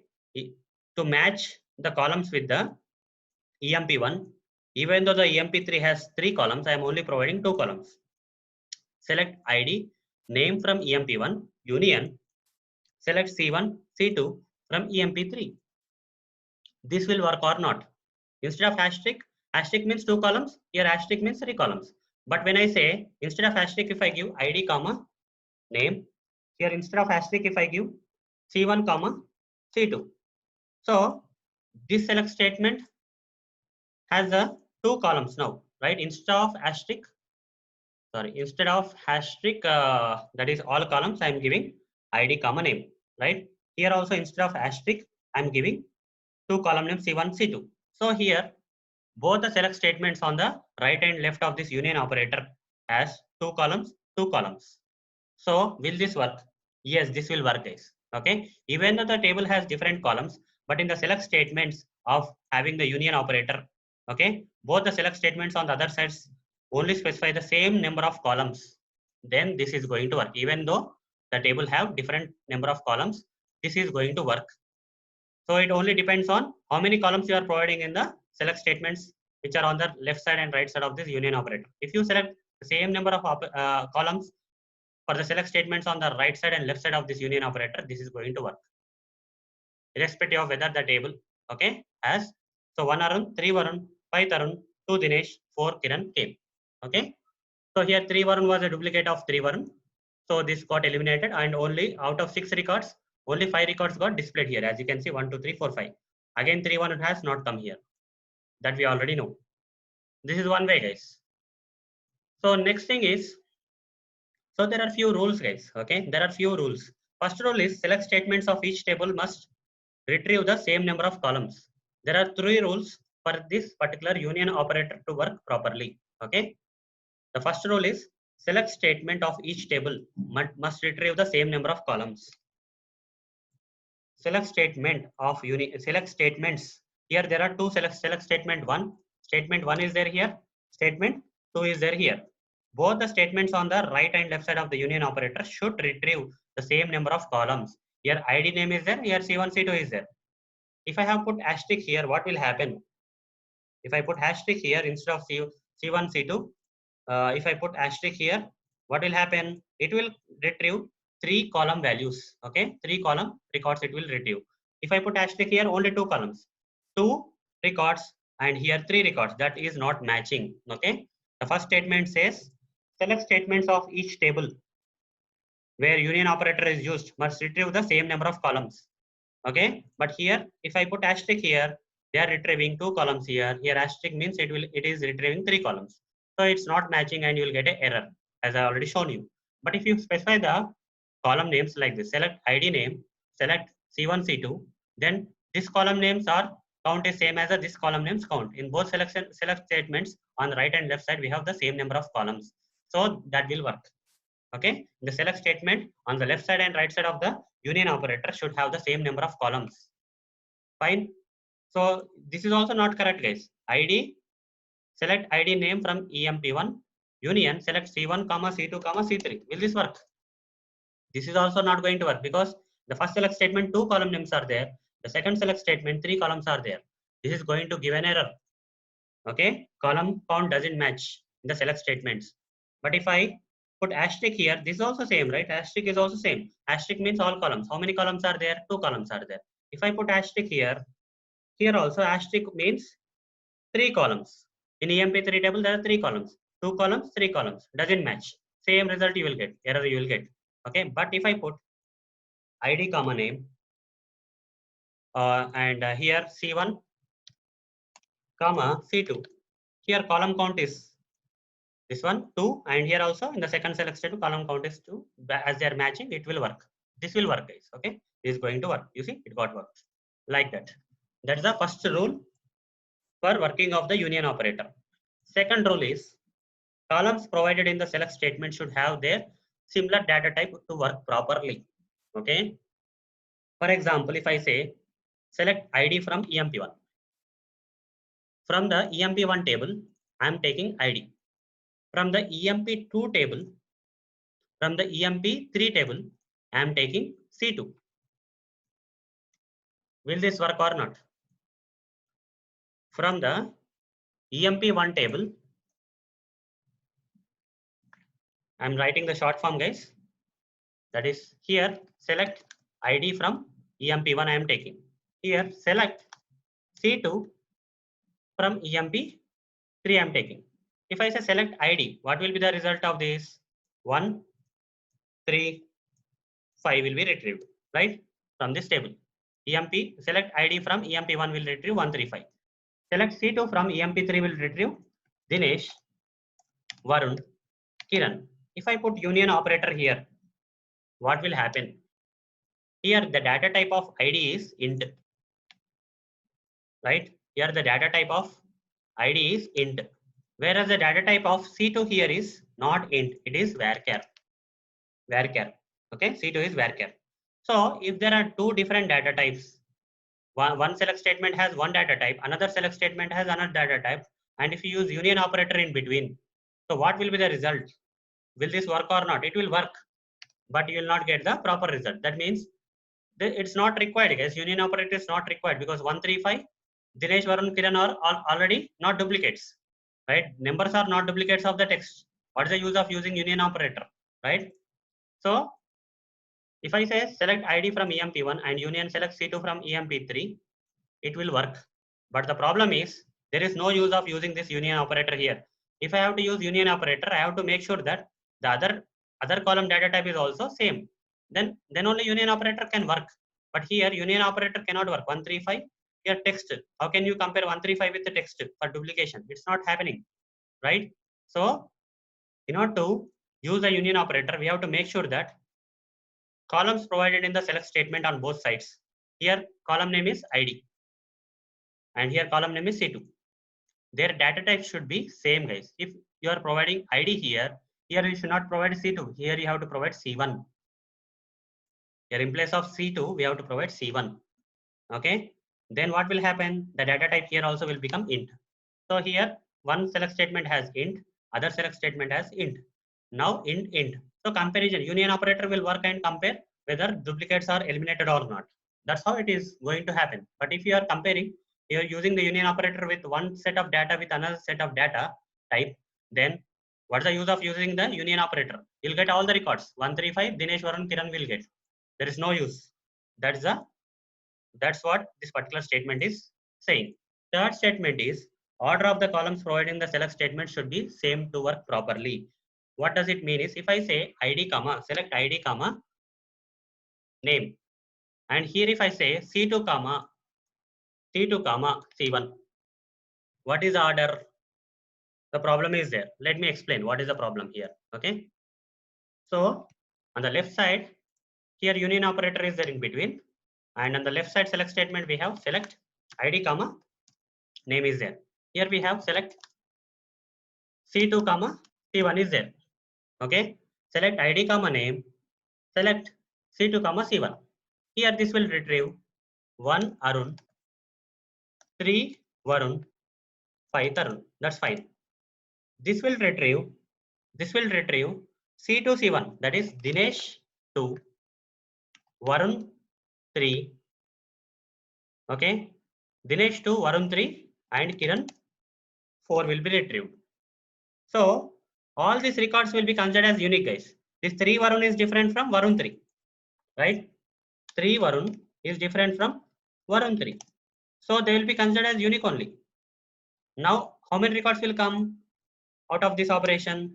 1 Arun, 3 Varun, 5 Tarun, Dinesh 2, Varun 3, Kiran 4. Like this, the records will be coming, guys. The problem is this Varun 3 is not the duplicate of 3 Varun because the order is not correct. If you have mentioned the proper order like C1, C2, which are matching with the ID, name, then this would have been worked properly. Okay, that's the reason, guys.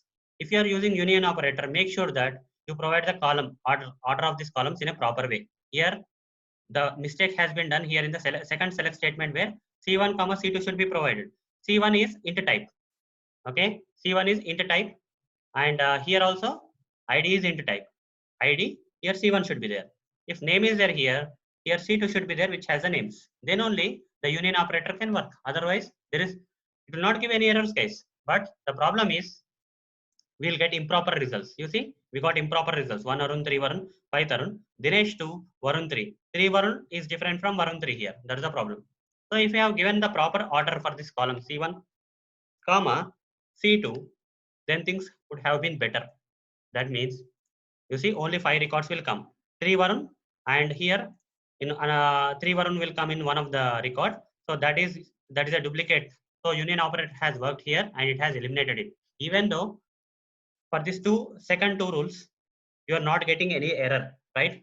For the second two rules, you are not getting any error. But if you improperly use the union operator, there is no need of using it. Okay, the union operator will not work properly as you are expecting. Okay, as you are expecting, the union operator is not going to work. That's the problem. So better to make sure that the columns on the either side of the union operator in the select statement should have the same data type. and the same order also. Okay, ID comma name. If you are providing, then C1 comma C2 you have to provide. That order of the columns in the different select statement is also important. These are the three rules we have to follow, guys, to get the better results with the union operator. And the main purpose of the union operator is to eliminate the duplicates. To eliminate the duplicates from the while retrieving the data from the multiple tables. So this is all about the union operator, guys. Hope you understood. In the next video session, I'll explain about the next operator, that is union all operator. That is the next set operator. So that's it, guys. See you in the next video session. Thank you. Bye. Hello everyone. Welcome to part 55 of SQL for Beginner series. In this video session, I am going to explain and practically demonstrate on how to use union all operator. So in this video session, I am going to explain how to use union all operator in SQL statements. So what is union all operator? What is union all operator?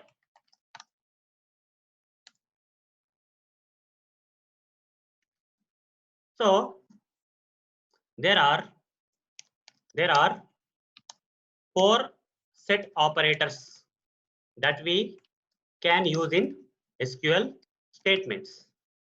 There are four set operators that we can use in SQL statements. That is union operator, union all operator, intersect operator, and minus operator. These are the four set operators that we can use in the SQL statements.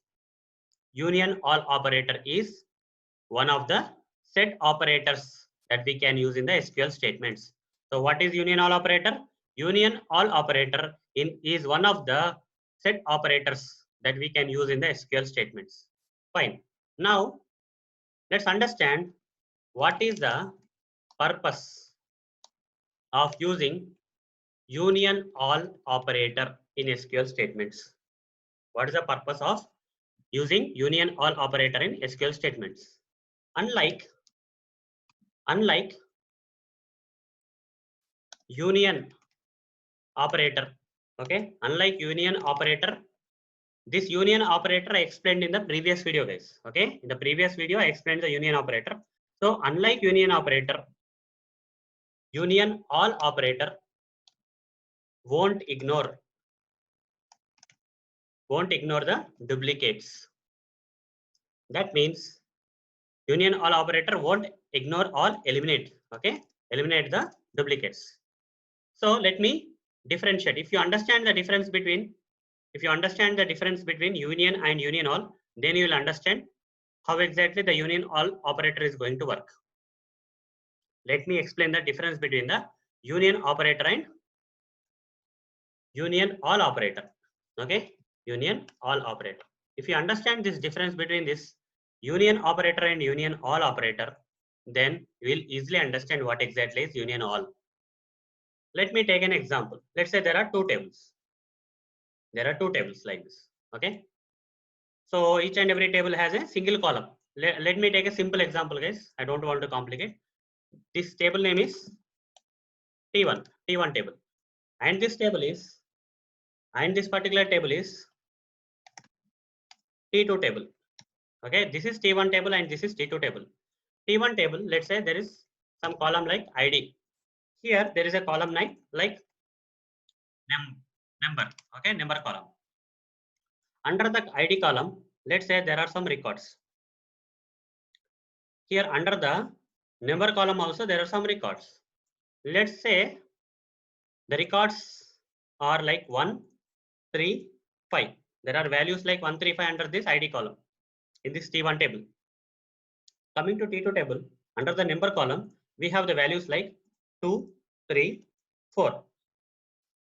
If I use union operator, okay, so the statement will be something like this. Select star from T1 or select ID from T1. Select ID from only one column is there. So select column name from T1 union select what is that number column. Here we have number column. Select column name from T2. If you say something like this, with the union operator, if you specify here, okay, if you specify the union operator here, then what will be the result? The result will be first select ID from T1. Select ID from T1. So it will retrieve these three values from T1 table. 1, 3, 5 will come, right? After that union, you are combining this select statement with another select statement. Second select statement says select number from T2. From number also we need to retrieve the records. So 2 will be retrieved. And while trying to retrieve 3, guys, while trying to retrieve 3, it will check whether 3 is already came or not, right? In case of union, 3 is already there. In the first table itself, 1, 3, 5, 3 already is there. In second table also, again 3 came. So that is going to be the duplicate. This union operator is going to eliminate the duplicates. It will not retrieve the 3 again. Okay, only one time 3 will be retrieved. For second time it will be eliminated. Now directly it will retrieve 4. After 2, again 4. 3 is already there. So like this. So union operator will eliminate the duplicates. It will only retrieve the unique values, not duplicate values. Fine? Fine. Then what about the union all? In case of union all, if you have the same statement, okay, the same statement is there. The same statement is there like this. Select, okay, select ID from T1. Okay, the same statement. Select ID from T1. Here union is there, but here union all is there. In place of union, we are using union all. Select ID from T1, union all. Select number from T2. So what is the difference between this statement and this statement? Here in this statement union is there, in this statement union all is there. Okay, here union is there, here union all is there. But if I execute this particular statement, how the records are going to be retrieved? So first select ID from T1. So it will retrieve something like this. So first is from T1, 1, 3, 5 will be coming. 1, 3, 5. Followed by union all. Second statement will be executed. That is select number from T2. That is 2, 3, 4. 2 will come. Will 3 come or not? 3 will also come, guys. The difference here is union all will not eliminate the duplicates. Union will eliminate the duplicates. It will not allow you to enter the duplicate value again, right? But coming to union all, even though this 3 is a duplicate of this 3 in the first table, it will retrieve this 3 again. Okay, duplicates are allowed in case of union all. So 1, 3, 5, 2, 3, 4. How many records are there? 1, 2, 3, 4, 5, 6 records. Total records came here. But coming to this union, only 5 records came where duplicate was eliminated. So what is the difference between union and union all? Union will eliminate the duplicate values. Okay. Whereas union all, while retrieving the records from multiple tables, okay, union will eliminate the duplicate values. If already a particular value is there, it will eliminate the duplicate value.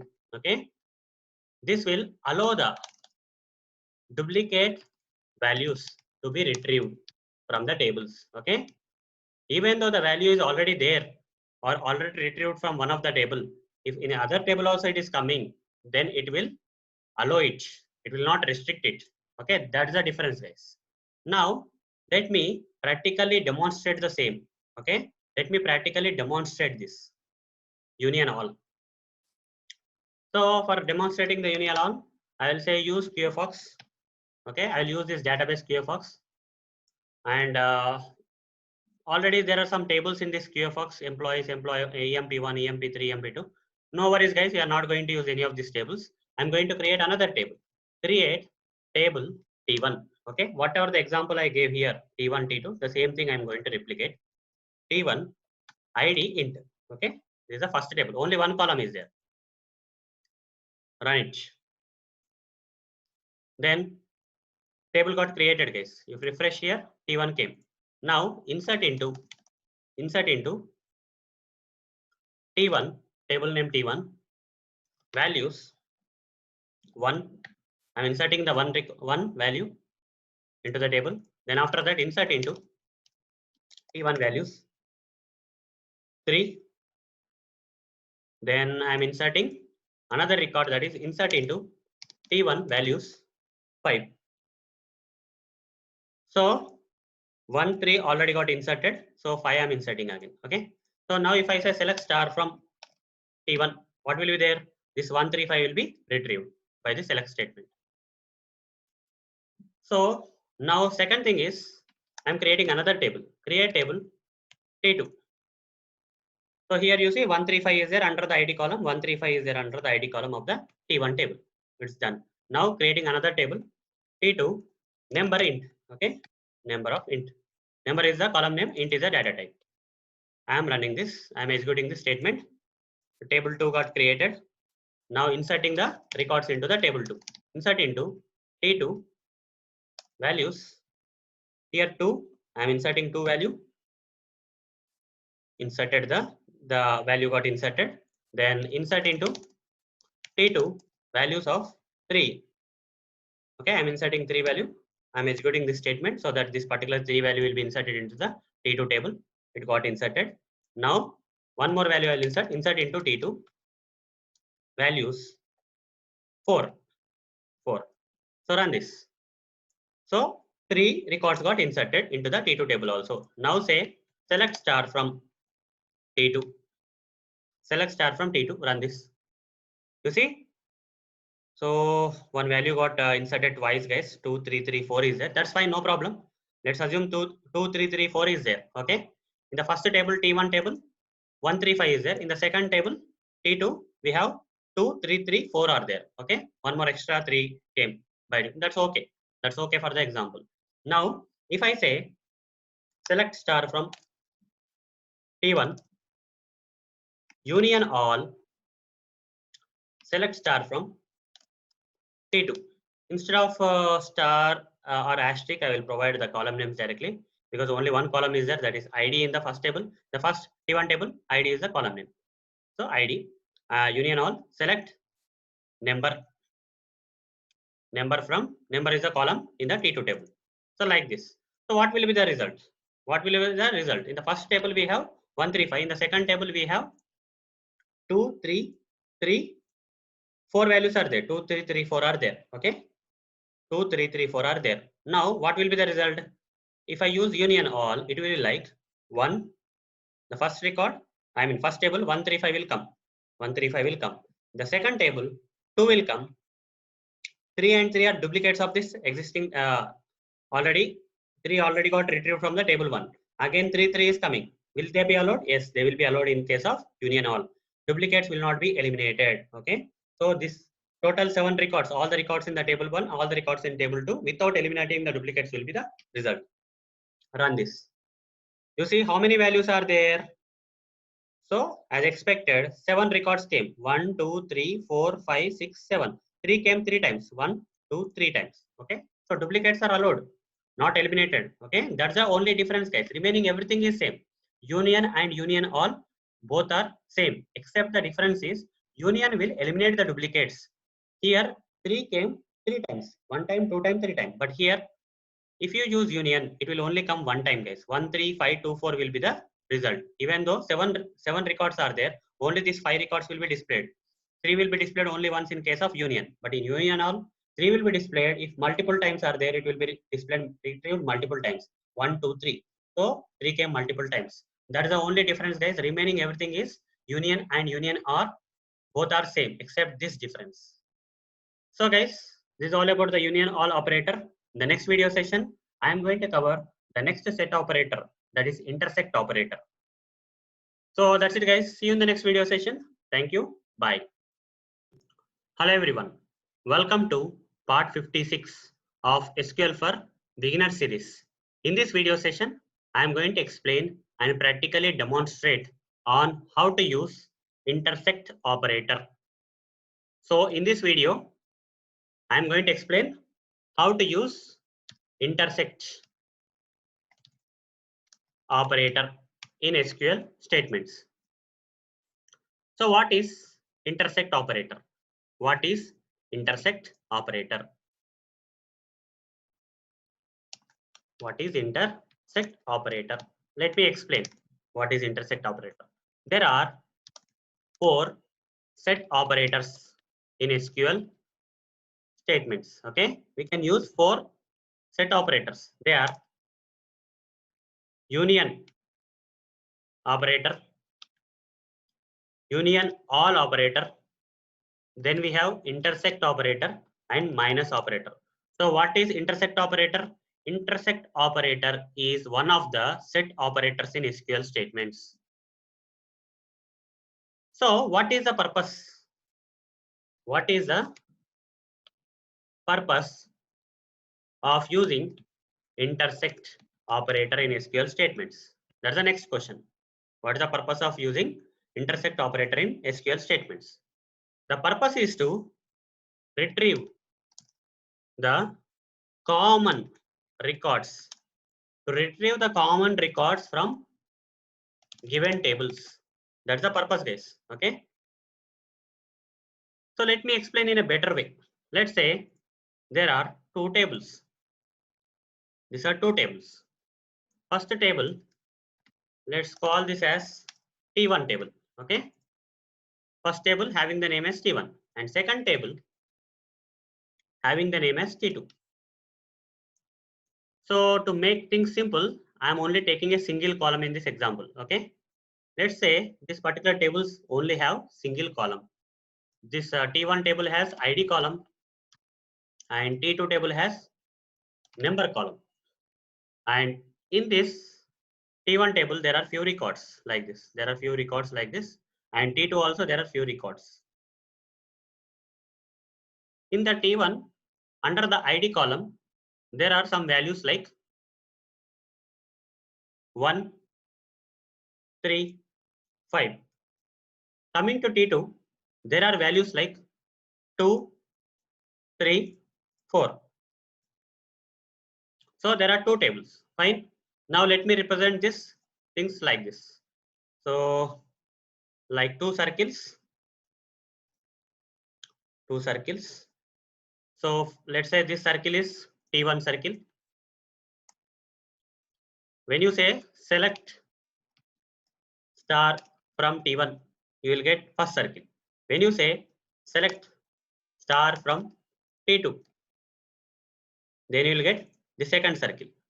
So when you say select star from T1, you will get 1, 3, 5. Here when you say select star from T2, you will get 2, 3, 4. What is the common value, guys?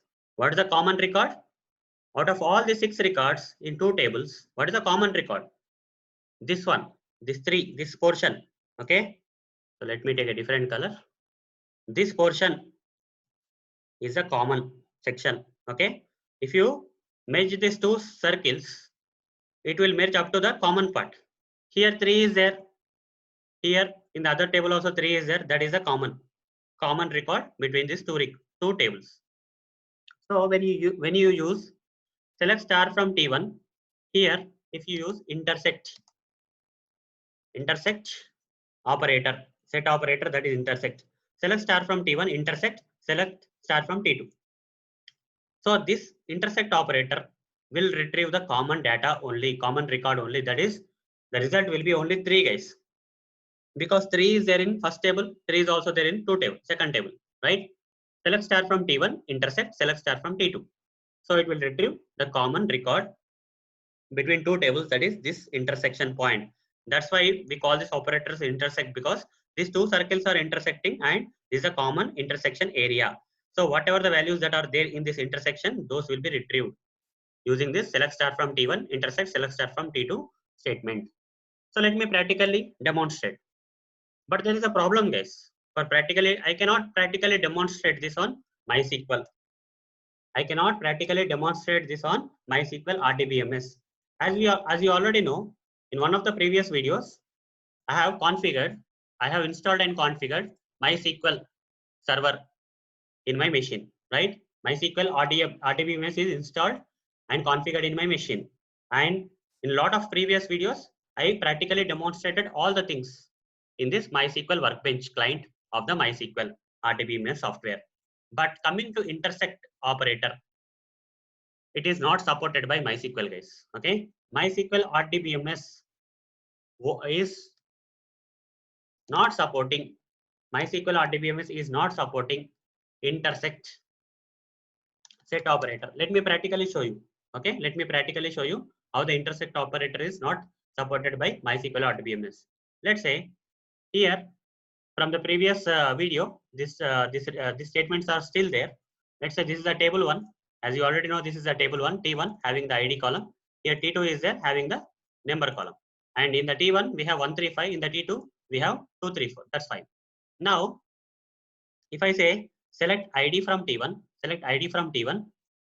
In the previous video I explained about union all. But in place of union all, if I try to add intersect, okay, select ID from T1, intersect operator, select number from T2. You see, when I added this intersect, I'm getting an error. Okay, and this has not turned into a keyword. It's not a keyword now. It's a normal text. So it will not work, guys. When you run it, you will get an error. Okay, you have an error. That means intersect operator is not supported by the MySQL RDBMS software. So what is the solution then? Where can I practically demonstrate this intersect operator for you? So if I have to demonstrate this intersect operator, then MySQL is not supporting. So what is the RDBMS software that can support this intersect operator, set operator? Oracle SQL RDBMS software. Okay, Oracle SQL RDBMS software supports this intersect set operator. Okay, RDBMS SQL RDBMS. Okay, Oracle SQL RDBMS software is supporting this intersect set operator. But the problem is I have to install and configure this Oracle RDBMS software in my machine, right? Which is not there in my machine.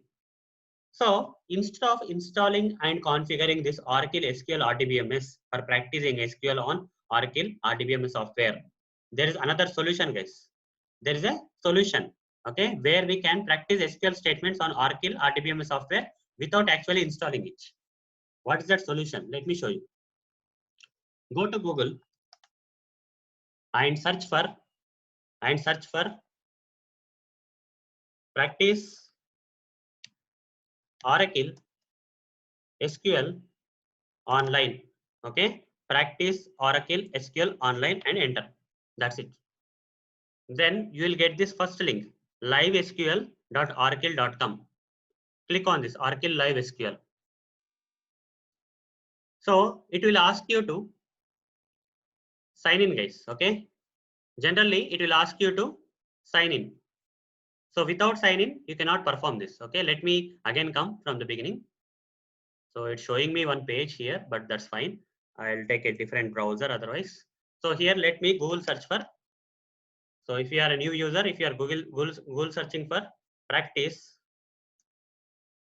Oracle, okay, you have to type Oracle SQL online. Then you will get that URL, whatever I was saying. So it's not searching. Yeah, livesql.oracle.com. Click on this. Then when you click on this URL, it will take you to Live SQL. Okay. Now here you will find something like start coding now. Okay, start coding now. Click on this start coding now. When you click on the start coding now, it is asking you to sign into the Oracle account. You already have a Oracle account, guys. Okay, I already have a Oracle account with me. If you don't have, you can create an account and sign in here. Follow the same process, create an account, follow the same process and sign in here. Since I already have, I'm just trying to sign in. I'm giving my username and password to sign in. Signing in. So it got signed in. It got signed in now. Now I am getting this SQL worksheet where I can enter the SQL statements and then practice the SQL on which RDBMS software? Oracle software. Okay, Oracle RDBMS software. I can practice SQL. I don't have to install or configure Oracle RDBMS software in my machine, like MySQL, like I did with MySQL. Okay, so online itself I can do that. So it is very easy, right? So let's move ahead and try to see whether this intersect set operator is supported in the Oracle RDBMS software or not by executing the queries having that intersect operator in this Oracle RDBMS live software. Okay.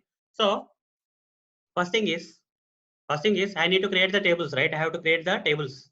What tables? These two tables, T1 and T2 tables, having the ID column and records as 135, and T2 having the number column with the records as 234. I have to do that. Then only I can work. So create table T1 ID int, data type as int. Column name is only one column, and column data type is int. So run this. Here table got created. We got the result as table created. That's fine. Now, so insert into T1. Okay, as a table got created, I am inserting into T1. Insert into T1. What values I have to insert?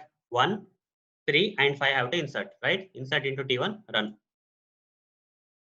So, sorry, table name is, sorry, here I just made a mistake in this particular statement. Insert into T1, I have to space values I have to say, then only it will be inserted. Run. You see one row got inserted with the record 1. That's fine. Next time I would like to insert 3. Insert into T1 values 3. Run. Second row got inserted. Then with the third record value should be 5. Insert into T1 values 5. Run it. So that also got inserted. Now let me check whether all the required records got inserted into the T1 table or not. Select star from T1. Run this. So you will get the result as ID under the T1 table has ID column under which 513. Okay, 135 or 513. 135 or 513 got inserted. That's fine. Now let me create another table. Create table T2. T2. So the column name is number and data type is int. Run this. Invalid identifier. Okay. So maybe here I will give num. Okay. Create table name and num. Okay. Number int. Is there anything I am missing or any problem? Yeah, table got created with T2 and this column is num. Okay. So now second thing is I have to insert into T2 values. Okay, what values I have to insert? 2, 3, 4 I have to insert. 2, insert 2, run. Record got inserted. 3, next time is 3, run it. It got inserted. Then 4. So it also got inserted. Now select star from T2 table. So all the records from the T2 table will be retrieved. So 2, 3, 4. So here we got the T1 table with ID as 135, T2 table with the number column as 2, 3, 4 in this particular Oracle RDBMS software.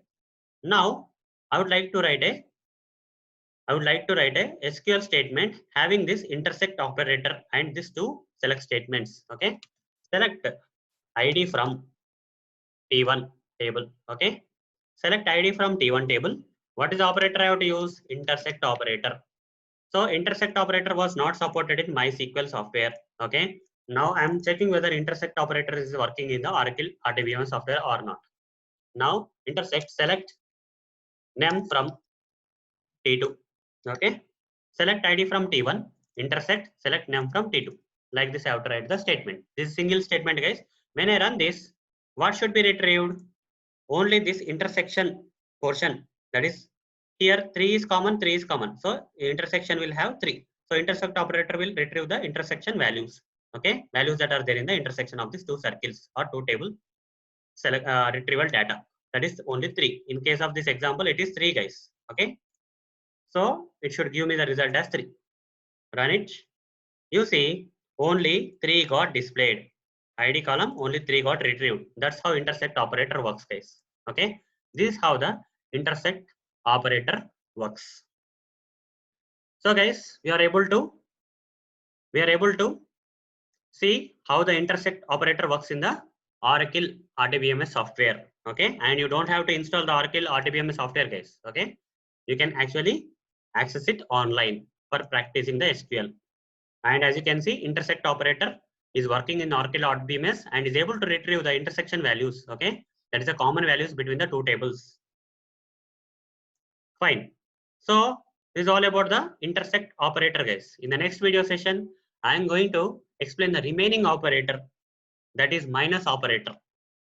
Only one set operator is left out of 4 set operators, guys, that is minus operator, which I am going to explain and practically demonstrate in the next video session. So that's it, guys. See you in the next video session. Thank you. Bye. Hello everyone. Welcome to part 57 of SQL for Beginner series. In this video session, I am going to explain and practically demonstrate on how to use minus operator. So in this video session, I am going to explain how to use minus operator. What is minus operator?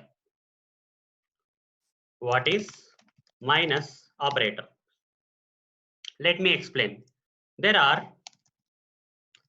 4 set operators that we can use in SQL statements.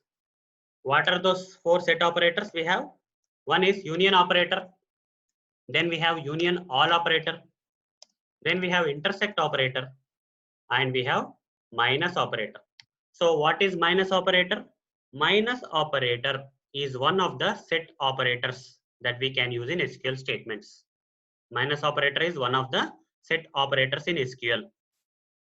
Now, what is the purpose? What is the purpose of using the minus operator in SQL statements? Let me explain in a detailed manner.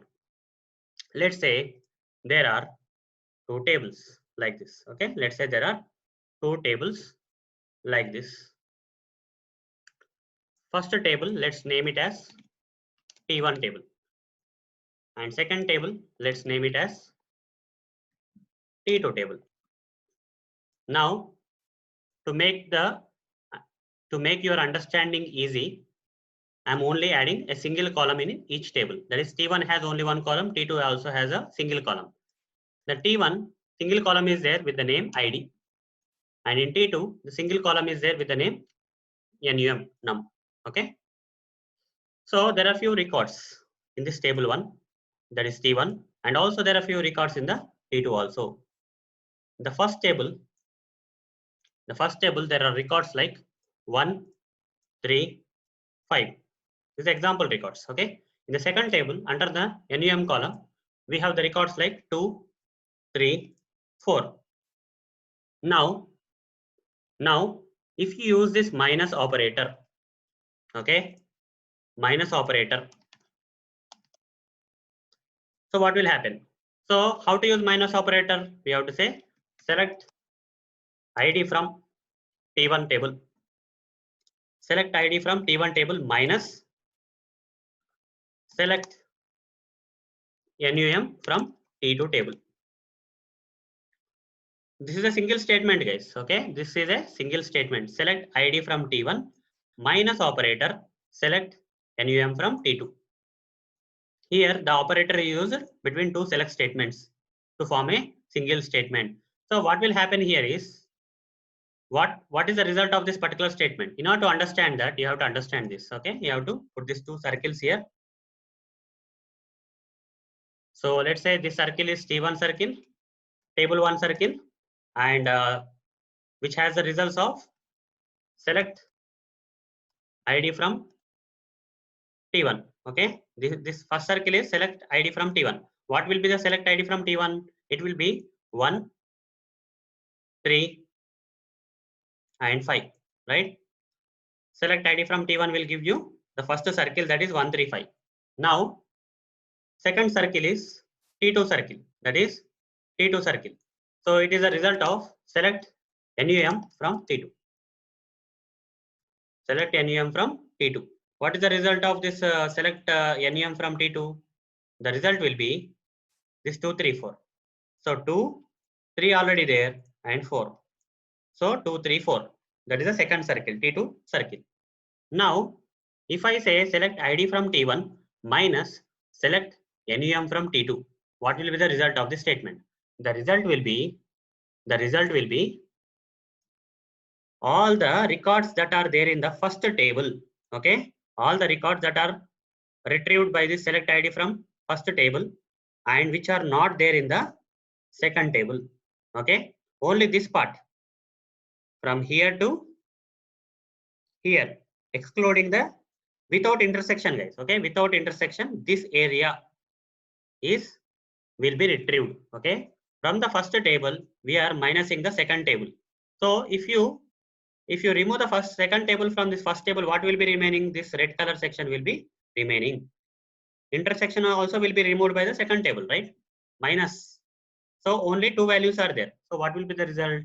1 and 5 will be the 1 and 5 will be the result of this select ID from T1 minus select name from T2. Okay. Second table records will be minus from the first table records. So remaining records will be only first table records which are not there in the second table records, that is 1 5. 1 5 will be the result. What if I do this minus in a different way? That is select ID from, select NUM from T2, select NUM from T2 minus select ID from T1. If I do something like this, what will be the result? Here, first select statement has T1 minus second select statement has T2. But here the order got reversed. Select NUM from T2. First table is T2 and second table is T1. You are minusing the first table from the second table. Okay, T2 minus T1. So if you do something like this, what will happen is the records that are there in the T2 table, which are not there in the T1 table. Okay, you will minus the T1 table from the T2 table. What will be the result, guys? Can you see what? Can you actually guess what can be the result? The result can be only this part. Okay, this part only, guys. So the values that are there in the second table, which are not there in the first table, because we are saying T2 minus T1, T2 minus T1. You are minusing the table 1 from table 2. So remaining will be 2, 4. The result will be 2 and 4. Okay, this will be the result. So now hope you understood how the minus operator works. But guys, if I have to practically demonstrate you the minus operator, it's going to be difficult because minus operator is not supported by MySQL RDBMS software. Okay, minus operator is not supported in MySQL. Minus operator is not supported in MySQL RDBMS. All the previous videos that I explained it on the MySQL only. In one of the previous videos, I explained how to install and configure MySQL, and thereafterwards, all the different topics I practically demonstrated in the MySQL. But here the problem is MySQL won't support the minus set operator. Let me practically show you how the minus operator is not supported here. Let's say here the previous data is still there here. As you can see here we have used one of the set operators like union on. In place of this, if I try to use minus, you see you are getting error. And this particular text is like in black. That means it's not a keyword. So it's not getting supported. Okay, minus is not supported. If you try to run also, you will get an error, guys. Okay, error saying that this minus is not supported by MySQL. Then what's the solution? Though minus operator is not supported in MySQL, but the other RDBMS software like Oracle RDBMS software is supporting minus operator. Then what we have to do? So again, we have to install and configure Oracle RDBMS in our machine. But there is another way, guys. Okay, there is another way. Without installing and configuring Oracle RDBMS in your machine, you can practice SQL on this Oracle RDBMS software. How that is possible?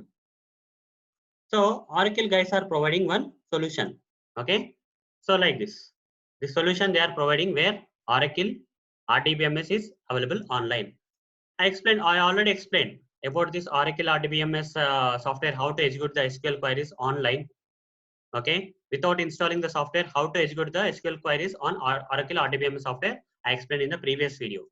So this is the Oracle Live SQL, guys. You don't have to install any Oracle RDBMS software. Simply you can reach to this particular URL and execute the queries here. All these things I explained how to get here, I explained in the previous video. You can refer to the previous video if you want to come to this particular place. Okay, of Oracle Live SQL practice page. Fine. Now here I'm going to, since minus operator is not supported by MySQL, I'm trying to demonstrate that on the minus operator in Oracle Live SQL by checking whether that is supported or not. In the previous video, we have already added two records. Okay, two tables. That is, if you say select star from T1, okay, table 1 we added already. If I say select star from T1, all the records from table 1, that is table 1 has ID, under that we have 135. Same thing, guys. Okay, table 1 T1 ID column 135. Same values 135 are there, ID column T1. Similarly, we have already added T2 in the previous video also. We created T2 here in the Oracle Live RDBMS software. Run it. So here we have NUM column with values as 234. NUM column with 234 values. Now, if I say select ID from T1, here I am going to use minus operator. Minus select NUM from T2. If I run this, what will be the result? Select ID from T1 minus select NUM from T2. 1 and 5 should be the result because 1 and 5 are there in the first table, and okay, this 1 and 5 belong to the first table and these are not available in the second table. That's why only 1 and 5 will come. First table minus second table. So remaining will be 1 5, guys, this red color portion. So 1 5 should be the result. Let's see whether we are getting the proper result or not. ID only 1 5 got retrieved. So whatever I said is true. Similarly, if you change this from T1 to T2 and this T2 to T1, reverse way, I am minusing the second table. Okay, I am minusing the, from the second table, I am minusing the first table in a reverse way. Earlier, I minus the first, I minus the second table from the first table. Now I am minusing the first table from the second table. So T2 minus T1. When you say T2 minus T1, along with this intersection, everything will be minus from the table 2. Only the remaining part will be this green part, guys. Okay, only the values that are specific to the table 2 and that are not available in the table 1. That is 135 are available in the table 1, which are not there in the table 2. Only 24 are available in the table 2. So 24 should be retrieved. Run it. T2 minus T1 should be. So what's happening? So here the problem is I have to change the columns. Here select NUM from T2 I have to say. Select ID from T1 I have to say. Okay. So run this. Now I'll get NUM 24. So 24 is the result. Whatever we expected is correct.